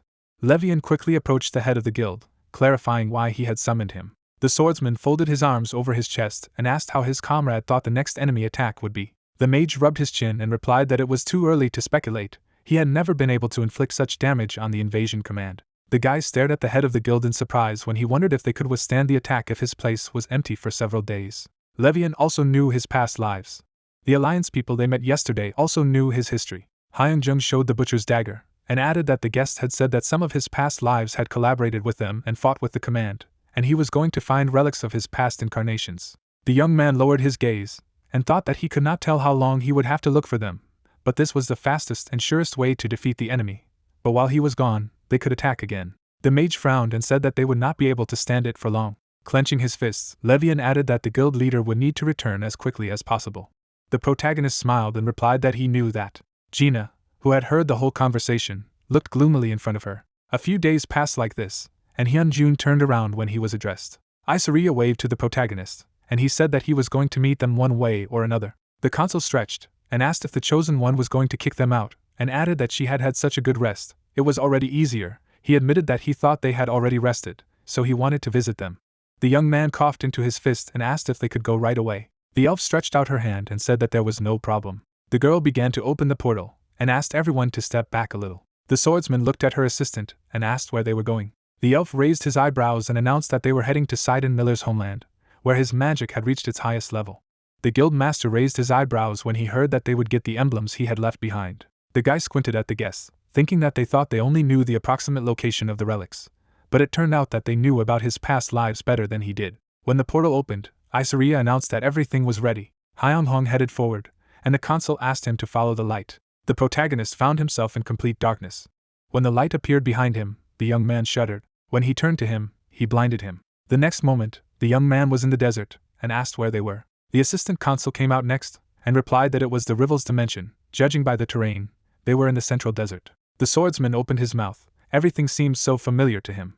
But he immediately remembered that it was at this point that Sidon Miller had given him his title. While the elf, shielding his eyes from the sun, noticed that they were lucky and not far from their destination, the consul reported that fortunately, the interdimensional mutants had left this place. It was now safe here, so it was possible to set off, and the assistant said that he would prepare everything. The group moved forward across the sands. Hyunjung stepped on the sand, wondering if Shurden had died here in front of the invasion command. The burden he had left him was not an easy one. When a tower appeared on the horizon, the young man mentally swore that he would definitely end the war, that it was about to come.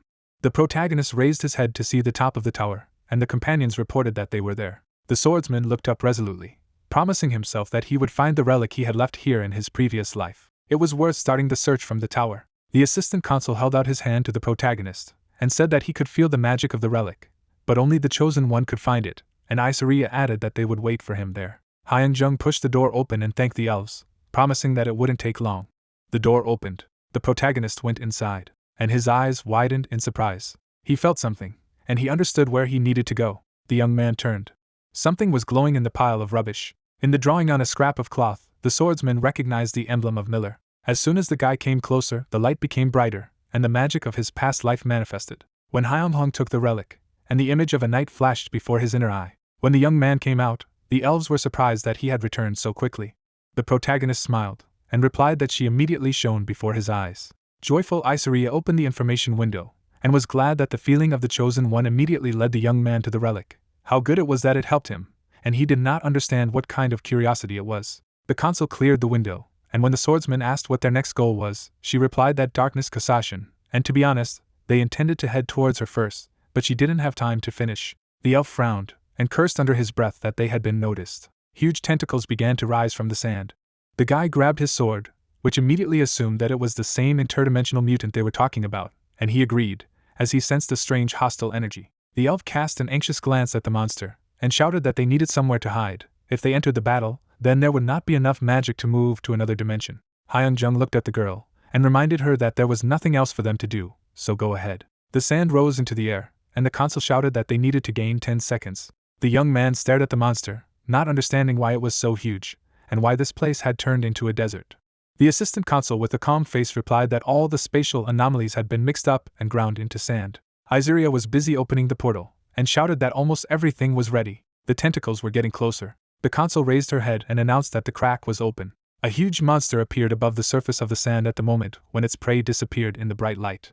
The travelers landed on Earth in another dimension. Hyunjung opened his eyes and asked where they were. The elf opened the watch, and reported that it had lost its way a little, but the relic was there. They found themselves in front of a burning house, and the assistant explained that the relics of Danzig, who had failed to protect them, rested here. The young man looked at the fire with huge eyes.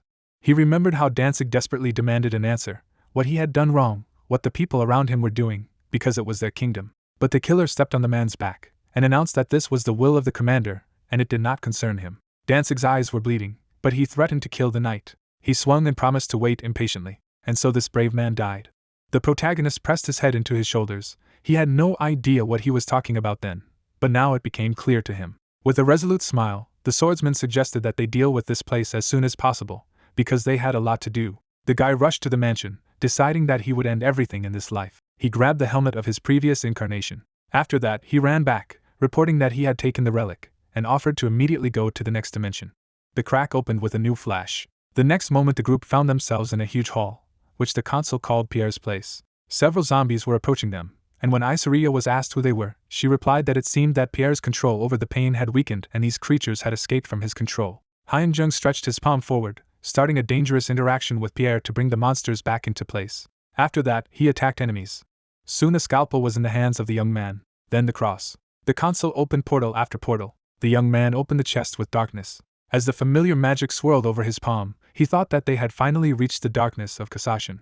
When the swordsman turned to his companions, the girl announced that they had collected enough relics, and he thanked the guests for their help. Thanks to them, he realized how difficult the fate of his previous lives had been. The elf blushed, and reminded them that the war was not over yet, so let her leave these big words for later, and it was time for them to go for the last relic. The guy watched as Isaria opened the portal with determination, and mentally noticed her passion for the cause. The consul wiped the sweat from her forehead, and announced that the next relic was the diary of Zildra. It rested in one of the forgotten dimensions. They did not send a search team, as it was not a priority now, but the invasion command would not find it, since it was an alliance domain. With a satisfied smile, the girl offered to hit the road. At this time, the commander of the invaders turned to his subordinate, and said that the alliance had finally found the chosen one, and with their support, the enemy would soon reach unprecedented strength. The man pursed his lips. Inzul stared thoughtfully in front of him when asked what they should do. The villain threw a glance at the questioner, and ordered to go after them. Roscoe bowed to the leader, asking if he was sure, and he replied that the fact that the Alliance forces had joined forces with the Chosen One was a great opportunity for them. The commander turned around when the cyborg asked if he had any plan. As interdimensional crystals appeared over Earth cities, Inzul asked his assistant how he thought the Alliance would ask the Chosen One first, most likely begging for the return of the fragments of the already fallen Chosen. While the main character's people raised their heads to danger, the villain expressed confidence that the enemies were still in other dimensions. Gina chuckled bitterly, and said that the guild master was right. She wasn't sure if they would withstand this attack. In the meantime, the squad returned to the library. They found all the artifacts. In the hands of the hero was Zildra's diary. Isaria smirked and said that only a chosen one is able to use the power of relics to the fullest. Hyunghong turned around and asked how to use them. The consul opened the system window. According to the records, he should be holding the relic in his hand and feeling the magic. The guy nodded and thought for a moment. He took the helmet in his hands. It began to emit a yellow light. The young man's hair began to rise as if from electricity. He closed his eyes. He clenched his fist, concentrating the power in it. Traces of past lives were discovered. The level of information exchange with past lives began to increase. The relic of Sidon Miller was obtained. The power that he left behind will now be with the hero to the end. With the last sword in front of him, there are no restrictions. The darkness left by his assassin has been found. From now on, real darkness with the hero. Complete secrecy will not be cancelled even when using magic. So the hero took the power from each relic. His eyes began to fill with light. The consul tensed, noting to herself that she saw the true potential of the Chosen One. The man was blazing with strength. He was getting stronger too quickly. The assistant carefully watched him from the sidelines. Isaria smiled. She had heard that the Chosen One was monstrously strong, but she could not have imagined that he had become so much stronger since their first meeting, that there was hope inside her to win the war. The hero looked at the diary. The consul ventured closer and explained that the last relic remained. Was the Chosen One not going to use it? The hunter handed her the book and said that he thought he had his own owner. The fragments of the past Chosen Ones began to burst. Dark portals opened in the sky. Gina smiled. She didn't like it. Levian looked up and said that the second squad had already arrived, but it seemed that both of them were not in full strength. The girl looked at the hunter and asked if he could really tell how many of them were there. Just by looking at him, he explained that the dimension he was in was destroyed by these same idiots. So yes. Gina looked at the portal in the sky, remembering that the commander had said he would bring a lot more monsters next time. The creatures began to fall out of the portal, and although the hero significantly weakened the villain, but if they only waited until the crack stabilized and their troops landed, she was even scared to imagine it. A subordinate ran towards them. He had just received a message from the association. He stopped and anxiously reported that the World Hunters Association had said it had sent as many soldiers as possible. Eric began the battle. He was joined by Duke, the dimensional traveler. Even Drake Storm joined the battle. All of them have SSS rank, thanks to which they will be able to repel the enemy here in Seoul. Levian pondered. He looked seriously at everyone and asked if everyone was ready. He ran forward, even though the hero was not with them now, but he had to focus on what they could do. The rest of the fighters began to join them. Someone asked, when will it finally end? The squad got together. Gina said that they had no choice. Fire appeared in her hand. The girl offered to meet enemies. Everyone began to prepare. The creatures have landed in the human world. Their leaders went to the front line. The portals buzzed and flashed. Levian opened the magic book. The leaders of the enemy side finally appeared. A magic disc opened in the sky above the city. The commander-in-chief of the invasion, Inzul, looked arrogantly at the human world. He chuckled. As expected, there was no chosen one, only motley garbage remained. Hansak looked at him angrily and noticed that he had come as if he were at home and was going to kill innocent people. The invader pointed his hand at him, using dark magic. Luminous chains began to appear from the magic circle. They have chained most of the hunters, Inzul declaring that they will now become their soldiers. He will grant them a power that no one can surpass. He pulled the chains over his fist and asked if they would follow him. Gina destroyed the grip and defiantly refused. The rest of the warriors barely escaped, which provoked the Lord's laughter. He freely took a few steps towards them. He had nothing more to say to them. He pointed his hand at them and promised that they would all die. Hansak and Gina took up fighting stances. The girl said that it would not be easy. If everything turned into a protracted war, they would be at a disadvantage. Levian looked up at the sky and added that the invaders had an incredible number of monsters and the magic that both enemies possessed. Their abilities were not fully known to him. The huntress hit herself on the head and complained that she didn't like fighting such enemies. She looked sadly ahead. Remembering the inspiring hero, she asked herself countless times how much she had changed since the day all her unbending will came from, but she couldn't find the answer. The Lord was approaching her. Perhaps this unpleasant battle would give her the answer. Lights began to appear in the air. A fire broke out and Gina charged, declaring that she would go against Inzul and telling the others to fight as carefully as possible. The others looked at her in fright and shouted that they couldn't go into battle without reinforcements. Gina jumped and shouted that everything was fine, because she would be able to protect herself. The Lord's subordinate asked how she dared to attack the commander-in-chief without permission, who told him to be quiet, and ordered him to march against the others. Sir Roscoe looked at the hunter and said he understood. Inzul's hand was covered in dark magic. He waved his hand and carried himself and his rival into space. He was curious to see what she was capable of. He smiled, wondering who had defeated Lord Alsace, a level 6 invader. The girl frowned at him. Could it be that this man represented all the invaders? A spear appeared in his hand. He attacked with a dark ball of energy. It became difficult to see the battlefield. Gina tried to see something through the darkness. It was obvious to her what would happen next. Then there would be the next attack. Hunter dodged a direct thrust. She grabbed the enemy's spear, and she sent flames at him. The Lord snatched the shaft so as not to burn himself. After that, he clicked and created an arc of fire. He immediately attacked back. Inzul stood majestically in the middle of the fire. His gaze coldly assessed the situation around him. Suddenly, a woman's hand was an inch away from his face. Gina grabbed his head and used the technique. A powerful explosion thundered. Ashes and sparks began to fall into the void. A black tentacle rose into the sky. Roscoe released them from his body and began to transform his body. He was counting on a more merciful death for all of them. His face turned into that of a mutant. He shouted that they all die mercilessly.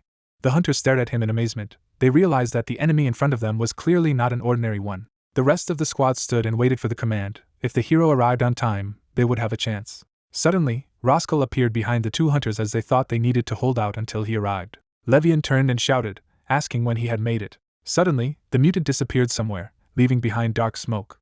The girl searched for him with her eyes as the tentacles reached out to her. She turned around, the monster's voice saying that she needed to get rid of the healer first. Levian waved his hand, not understanding how the enemy carried out attacks even without a magic surge. He used Gleipnir. White threads bound the mutant. The redhead sat down and began to cast the ice. His partner began to sharply reduce the distance. He climbed the ice spike and sliced off the creature's tentacles. Hansuk used magic to support his comrades. An energy tornado has engulfed the monster and tore it apart. His remains began to crumble like rain. Clearly something was wrong. Jean's Leviani looked warily at their defeated enemies. A huge magical splash appeared in the air. Roscoe began to regenerate. In space, black smoke began to gather in one place. Inzul appeared before her again and asked the huntress if they had finished. With a black splash, he threw the girl back. Gina dodged the fatal hit. A little more, and he would have made a hole in her head. The Lord summoned a new spear and asked if she was surprised. He tucked it behind his back and explained that although this increase had caused a certain amount of damage, it was insignificant, so don't let her get conceited. Gina looked at him angrily. She pointed her hands at the enemy and used a powerful inferno technique. The commander-in-chief slowly raised his hand and pronounced the conclusion. A chain of explosions appeared in front of him. The spirit of Ifrit jumped out of it and rushed into battle. The villain pointed his hand at him and used penetrating force. The huntress grinned nervously and wiped the corner of her lip. Black wands appeared around her. A new flame flashed in his hand. He pounced on the invaders' guns and began to change their trajectory. He enveloped black arrows and burned. The huntress stretched her arm. Black ash fell on her. She decided that she shouldn't have used this skill, because the enemy was not as strong as she expected. She went on a new attack. She just needed to prevent him from moving too far. The Lord tried to use thrusts on her again, and Gina was about to switch to close combat. Purple chains appeared around her. The huntress predicted a new explosion. She used the chains as a fulcrum and began to shorten the distance at unpredictable angles. Her hand reached forward, her pupils narrowing wildly. Inzul looked at her calmly, and he smiled contentedly and began to use exile. Dark clumps rushed to Jin's face. She used fire and tried to dodge with the help of an inferno. At the ends of the chains, she noticed sharp hooks. She gritted her teeth and cursed to herself. The enemy lord majestically raised his trident, and at that moment the chains bound his rival. The girl looked ahead in fright. Rays shot at her from the trident. Jin was thrown back. The damage went through her. Red clots enveloped the hunter's body, and she screamed in pain, the enemy telling her not to think that this was the end. The purple chains were imbued with dark energy, and the new ones pierced the body of the defenseless protector. She realized that the enemy had more than one ability. These chains were stronger than she imagined. She clenched her fist. Small flashes appeared inside. She had to get out of the hold. His face was covered with sweat, his hair was ruffled, and his mana concentration was lost due to the pain. Horns grew from her head, and in another voice she said that this was not the end in any case. A violet light flashed high above her head. Clots of energy began to rush towards her. She asked what was it. The commander-in-chief smiled madly and replied that it was a force of destruction. Gina just chuckled. Tears appeared in her eyes. She began casting fireballs everywhere. They rushed to the target. Flashes illuminated the bound silhouette of the huntress. She used a piercing blow. On the ground, some of the hunters were already lying defeated. Healer and Levian survived. The vice guild leader looked angrily ahead and realized that they couldn't do anything. Roscoe looked at them and noticed that only the two remained. Its tentacles regenerated after the attacks. A woman who challenged the commander-in-chief, he said. It looks like she's still breathing, but it won't last long. The vice leader took out his phone. He thought that they could hold out for a day, and in just half of it, he used up almost all his strength. Tears flowed down his cheeks. It seemed that he could not keep his promise. At that moment, the chosen one appeared and apologized for being late. The survivors looked at him in fright. Hyeonghong walked out of the portal. He looked at the defeated and noted that they fought well. He understood that he could not miss it. Levian approached him, unable to say anything. They shook hands. Levian clung to his arms in tears and told him of his master's wishes. Hengzhong nodded gloomily and said that he could rely on him. Hengzhong looked at Yingzul and said that there were only two opponents left. The creature, looking at the guy with the sword, said that no matter how strong he was, he couldn't handle them alone. The young man, parting his lips, said that it would be difficult. Hyeongjung imagined a smiling taming. He remembered how his group of 4 people fought against the invaders. Gina smiled at him, hoping for him. Seokjin's mouth dropped open in amazement. When the souls of past lives came after him, he said that he had not come alone. Inzul chuckled. Gathering mana in his palms, he said that for him, living his last life, they would fight on a more familiar battlefield. Suddenly, darkness enveloped the space around him. A moment later, the invader threw down his spear. The hero swung his sword and dodged the spear. The beast rushed forward. Hengzhong sneered. His sword began to envelop mana. Half of his face was covered by the soul of a reaper. He had awakened, and now no living creature was able to resist instinctive animal fear. The monster froze in horror. The hero pointed his sword at him and told him to get out of the way. The creature's eye narrowed. Mana gathered on the tip of the sword, and the Durandal skill was used. A moment later there was an explosion. The young man, escaping from the smoke, rushed to Inzul. He threw his spear again. The chains that broke out of the spear tried to forge the Hyeonsung's sword. The guy frowned, realizing that the invader was trying to neutralize the sword first. Chains bound the sword. A second later, a huge number of swords appeared around the young man. A helmet formed on the guy's head. Carthage helped him, saying that as long as he was around, nothing posed a threat. The sword shattered into pieces. The hero turned around abruptly as the sword warned him of a hidden magical attack. The fetters shackled the guy. The invader's eyes lit up. Whips burst from his back. Tentacles with spikes rushed towards the young man. Hyunjun used Shaiden's power to cut his shackles. A moment later, he cut the invader to pieces. The mechanism rushed towards him. The young man raised his hand, using Gilda's protection. The whip struck his arm. The young man, looking at his hand, realized that Gilda's protection could not be used. At this moment, his sword said that their magic was different from normal. Inzul narrowed his eyes, looking at the enemy. Hyeonghong chuckled and said that they had been playing a terrible weapon, but in fact, one of them had already died. The hero, having collected mana in his hand, used the ability of the behemoth and absorbed the soul of the killed invader. In return, he was granted the blessing of rebirth. The commander gritted his teeth. He raised his spear, telling the guy not to even hope for a peaceful death. Dark mana rushed towards Hyeonghong. The hero used Raikiri's light, and it swept through the darkness. Inzul blocked his sword. The light struck the invader's chest. The man frowned at the pain. He threw his opponent back with a swing of his spear. Dark tentacles of mana burst out of the young man's body. The Reaper's bloodlust awakened. The young man stood up, wanting to use Durandal's ability. A stream of light covered the invader. He gripped his spear tighter, saying that he could not die like that. Spreading his arms to his sides, he dispelled a beam of energy. Hyeonghong gritted his teeth and frowned. The beast opened its mouth and said that it had no choice. The guy landed and stared at his opponent in shock. The commander took on his true form, armor covering his entire body. The hero frowned. The enemy's armor looked strong enough. Dark mana was released from the commander. Inzul raised his hand and said that even after hundreds of thousands of reincarnations, he would not be able to stop them. He had better shrink and be able to accept his fate. Like ripples on water, the mana rings passed by Hyunghong. The young man looked at his sword. Looking at the six-armed demon, he realized that his strength was now comparable to Calamity. The guy lowered his gaze when the demon said that he didn't expect him to go this far. The hero dodged the enemy's attack. Turning to Inzo, he asked how he had made it so that there was not even a reaction to mana. Gritting his teeth, he said that he didn't know that everything would be so bad. The Reaper's bloodlust burst out of his body. Looking up, the young man decided to break through. He abruptly shifted his gaze to the side. Inzo moved behind him. The enemy's attack was blocked by the barrier of Carthage. Suddenly, a crack formed in the barrier. Seeing the barrier break, the hero was amazed. A moment later, the barrier was blown to pieces. Hyunghong jumped back. The monster stretched out his hands to him. A lot of swords formed behind the young man. He immediately bent his foot. The guy jumped up. Inzo stretched out his fingers. A multitude of swords immediately pierced Hiroya. Blood escaped from his mouth. Starting to approach the enemy, the invader asked if he had surrendered. As if holding the guy in the palm of his hand, the demon said that if he surrendered, he would declare the end of his world. Hera's eyes rolled back. Blood spurted from his neck. Deus, summoning the soul of the young man, told him that there was no way he could resist it. The guy, throwing up his hand, asked if this was really the end, if it was all in vain. Deus, bowing his head, said that this was the strength of the commander of the invaders. None of them could cope with him, not even Ares, the precursor of madness from a past life. The hero, looking at his hand, said that he could not lose now. Looking down at his hands, he said that there was still a lot he hadn't done. It couldn't end like this.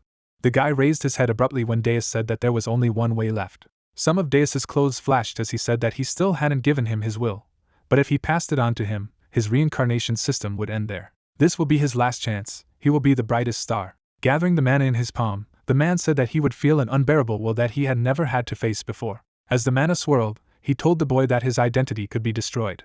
Hiroya's hair fluttered as he said he was ready for this. Deus narrowed his eyes, saying that he was entrusting him with his will. He was giving him a blessing to break the established order. The mana web has diverged from Hiroya. Deus' mask broke as he told Hyunyoung to stop at nothing. The guy smiled and thanked him. Then he called out to the jester of fate, his past life, who, hearing him, offered to put everything on the line. The young man, parting his lips, accepted his offer. The cards swirled around the jester. He drew one card. Then, unfolding it, he said that he had drawn an infinite regressor card. The jester stretched out his hand to Hero, asking if he was willing to endure eternal suffering. Hangzong sneered. Moving his lips, he said that he was ready for anything. Looking at the cosmos, Inzul said that even after hundreds of thousands of reincarnations, he could not stop them. The demon that had taken on his true form told Hyunshong to surrender. The guy clenched his blade. He realized that he had moved at the moment when the enemy revealed his true appearance. He returned and again stood in front of the enemy. The young man swallowed. His sword enveloped the mana. He jumped up. Hyunghong, along with 2 horses, rushed at the enemy. Looking at the beam of light, Inzul said that Raikiri had previously appeared in the Amos dimension. The commander of the 8th Invasion Corps had killed him. Although he was fast, which was nicknamed the Spearhead, it was not enough to kill the commander. The monster tilted its head. The hero, who turned into a ray of light, realized that his body was not moving the way he wanted. The guy was right in front of his opponent. Blood spurted from the young man's body. He barely raised his head, being wounded. The monster, having created many swords, said that this was the end. Hyunghong's eyes widened as he went back in time. His back bent. He looked at his hand, realizing something. Raikiri's blessing was gone. In exchange for the regression blessing used, he was losing one random blessing from his past life. The guy seemed to be in the middle of darkness. Swords of darkness formed in the air. The hero stood up, deciding not to think anymore. As the swords rushed towards him, the young man said in his mind that he had already lost twice, but now he needed to think carefully before taking any risks. Thanks to the will of Danzig, the swords fell apart. The demon in front of the boy learned Danzig's will. Opening his mouth, he said that Danzig was losing to them in defense. His blessing was too weak, although the records of him were preserved in the system of past lives, but he still could not protect anyone. The old man was crying because of his weakness. Having created many swords, Inzul said not to rely too much on this protection, it would not help him. The swords rushed at Hiroya. The guy's muscles tensed. The Carthaginian shield formed around him, protecting him from attacks. The man, holding out his hand, said that the aura of Carthage was too familiar to him. He was the one who had first succumbed to them. A moment later, the barrier shattered into pieces. The hero rushed to the side. Hyungjung poured mana into the sword. A wound formed on his arm. The guy began to deflect attacks from all sides, but there was no mana reaction. The sword unwound the young man's cheek. Swords were constantly attacking in the darkness. A wound formed on the side of the young man. The guy swung for a punch, trying to figure out how to handle it. Hyung-hong lowered his sword as the spirit alerted him to attack from the front. A spear formed behind the young man. The spirit immediately warned of this. A moment later, a spear pierced his chest and cut off his arm. The hero grabbed the wound. The demon, putting his hands behind his back, asked the guy if he would give up now. Hangjong smiled broadly and asked if he really thought he had given up. Stretching out his fingers, Inzil said that if he didn't, then he would end his world. A multitude of swords formed in the air again. The guy gritted his teeth, intending to kill this demon next time. A huge number of swords pierced through him. The young man's eyes widened. He swung his sword. He then poured mana into the sword using Shaiden's will.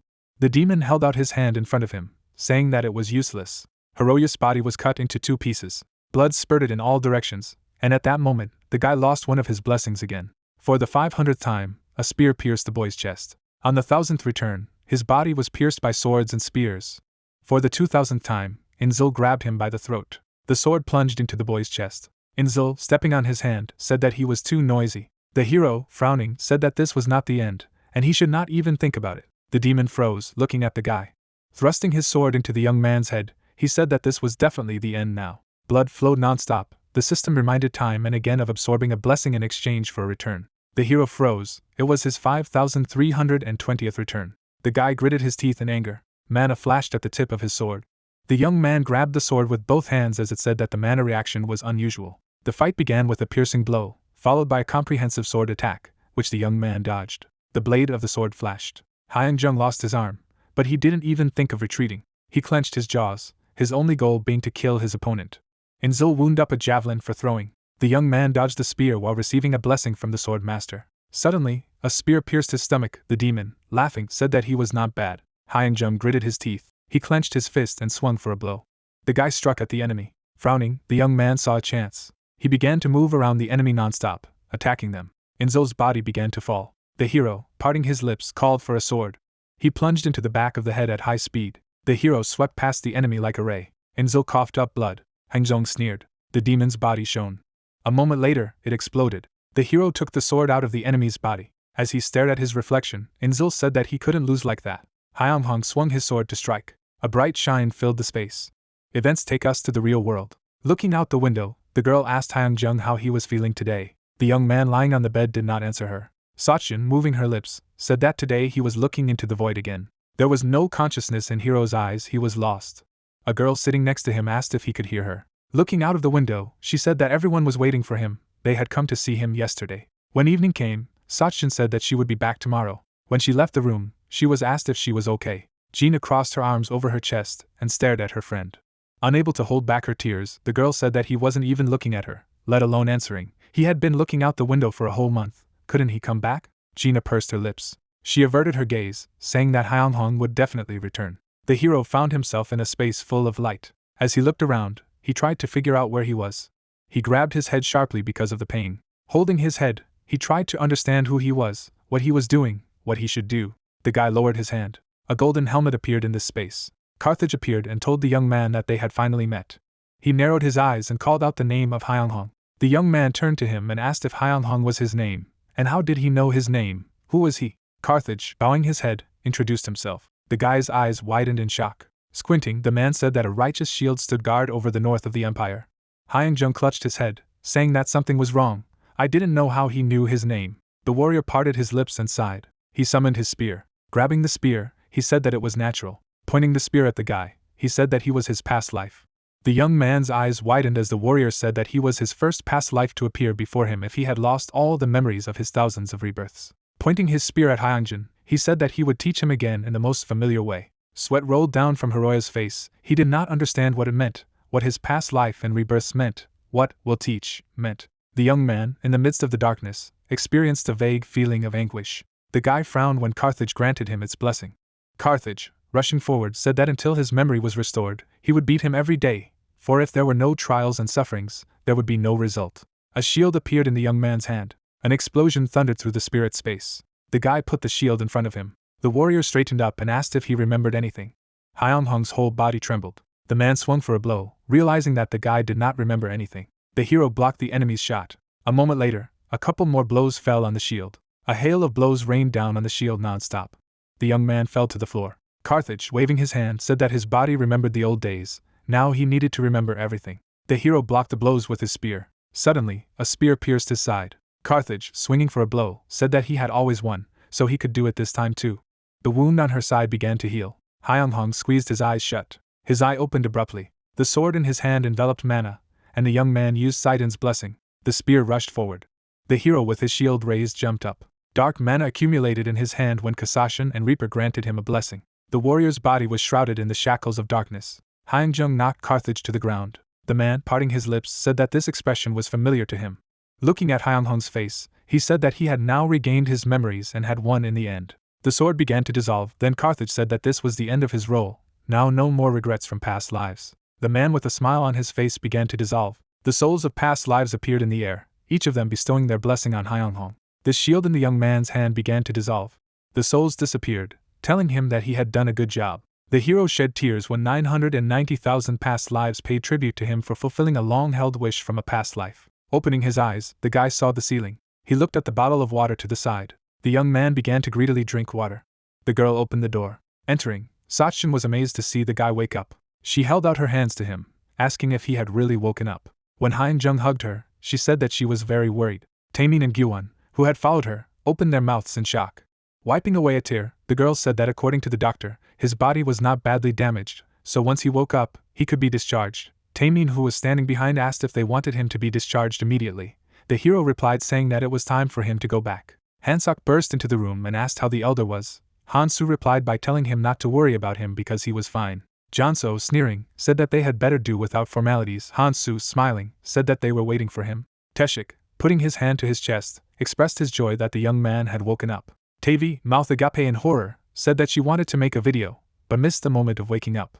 Levian, smiling, said that he had no idea how much they feared that he would follow the same path as the teacher. After the death of the invader commander, he had the highest level of magical response, and the news spread that the cracks that had appeared all over the world began to heal, losing their strength. Seku, smiling, said that although he had looked from afar, it was surprising, he had done a very good job. The man, putting his hands behind his back, asked if he was satisfied with the service of the VIP ward of jail hospital. Izeria, smiling, said that it was all thanks to him, they had done a good job. While the hero was thinking about the possible appearance of new enemies, Gina entered the hall. She parted her lips, saying that he looked too smug. Did he know that in the end, she saved him when he fell? Smiling, she said that she now knew what he was worth. The hero also smiled, asking if this was really his teacher. Friends approached the young man one by one. Now all the obstacles were not scary, because they were not alone. Hyung-hong closed his eyes and laughed. He would go on no matter what, for a better future. Everything trembled. The wolf rushed to attack. The guy pointed the blade of his sword at him. He made a dash and pierced him. The beast fell to the ground. Hyun-jung wiped away his sweat. The vice leader thanked him for his good work. The man smiled and slammed the book shut. Everything quickly returned to normal in the restored world. The hunters began to help the wounded, but when the invasion headquarters collapsed, he thought that the cracks would not appear again. After the death of the commander, the invasion disbanded most of its forces. Devastation reigned around. There were those who did not do this. They could be considered as a remnant. The man laughed at the question of how big the remainder is. He explained that there are still quite a lot of them. But this is all nonsense, of course, the threat has not yet passed. Hyun-hong yawned tiredly. Levian said that due to the impact of defeating the last opponent, hunters around the world were uplifted. If you think about it, the invaders said that there were too many monsters. The hunters behind were already skinning the beast. All this would not end quickly, of course, there were fewer cracks. But they continued to arise and their work was not over yet. The hero could only sigh. He looked around and asked if they could go once they were done here. They left the dungeon. Levian began to admire the sunset. The Chosen One called out to him and told him that before the last battle with Inzil, did he remember how he traveled through the dimensions with his allies? The vice leader remembered that the hero was looking for relics of his past lives. Hyun-hong smiled and reached into his pocket. He had one left. He handed him the diary. The man stared at her in amazement. The guy calmly explained that looking at his reaction, he did not need to explain anything. With a trembling hand, the leader accepted it. He pressed her breasts and stared at her silently. Then he bowed. A grateful smile appeared on his face. Now Hyun-hong was sure that he had done everything right, but Levian thought that this was not the case. He looked at the hunter, even if he gave him this book, but he was different from the teacher. Tears began to flow down his face. Now he admitted that they would not find any more traces of the teacher. Hyun-jung raised his hand and revealed that there were many spells in the book, most of which he would no longer be able to use. Levian looked up in surprise. The hero was sure that he would definitely cope with it. The sunset lit up two real men, Levian being Gildra's only successor. Hyun-hong smiled and stated that he was leaving this will to him. The vice leader laughed embarrassedly and thanked him. The day was turning to night. Hyun-jung returned to the city. He was called out on one of the streets. Nuna ran up to him. She slowed her pace and asked if the battle was already over. She showed me the box and asked me to guess what day it was. The guy scratched his head embarrassedly. He didn't know anything. He was even more embarrassed after the girl laughed and asked to open the box. The chosen one leisurely reached for the lid. Inside was a birthday cake. Hyun-jung shuddered. He knew that his holiday was still far away. He realized with horror that today was Nuna's birthday. The girl ostentatiously frowned, seeing how the hero said that he had forgotten and did not even prepare a gift. She closed the lid and said that the director had given her the cake. He snidely poked his finger at her. It was clear to him that the hero had forgotten everything, so he asked to take this cake and eat it. Healer turned away and said that it was the director, told me to ask him. The first snow fell. The girl came closer and, since the hero had not prepared a gift, she smiled shyly and asked to fulfill her wish. A blush appeared on Hyun-jung's cheeks. He didn't know what to expect. Nuna smiled.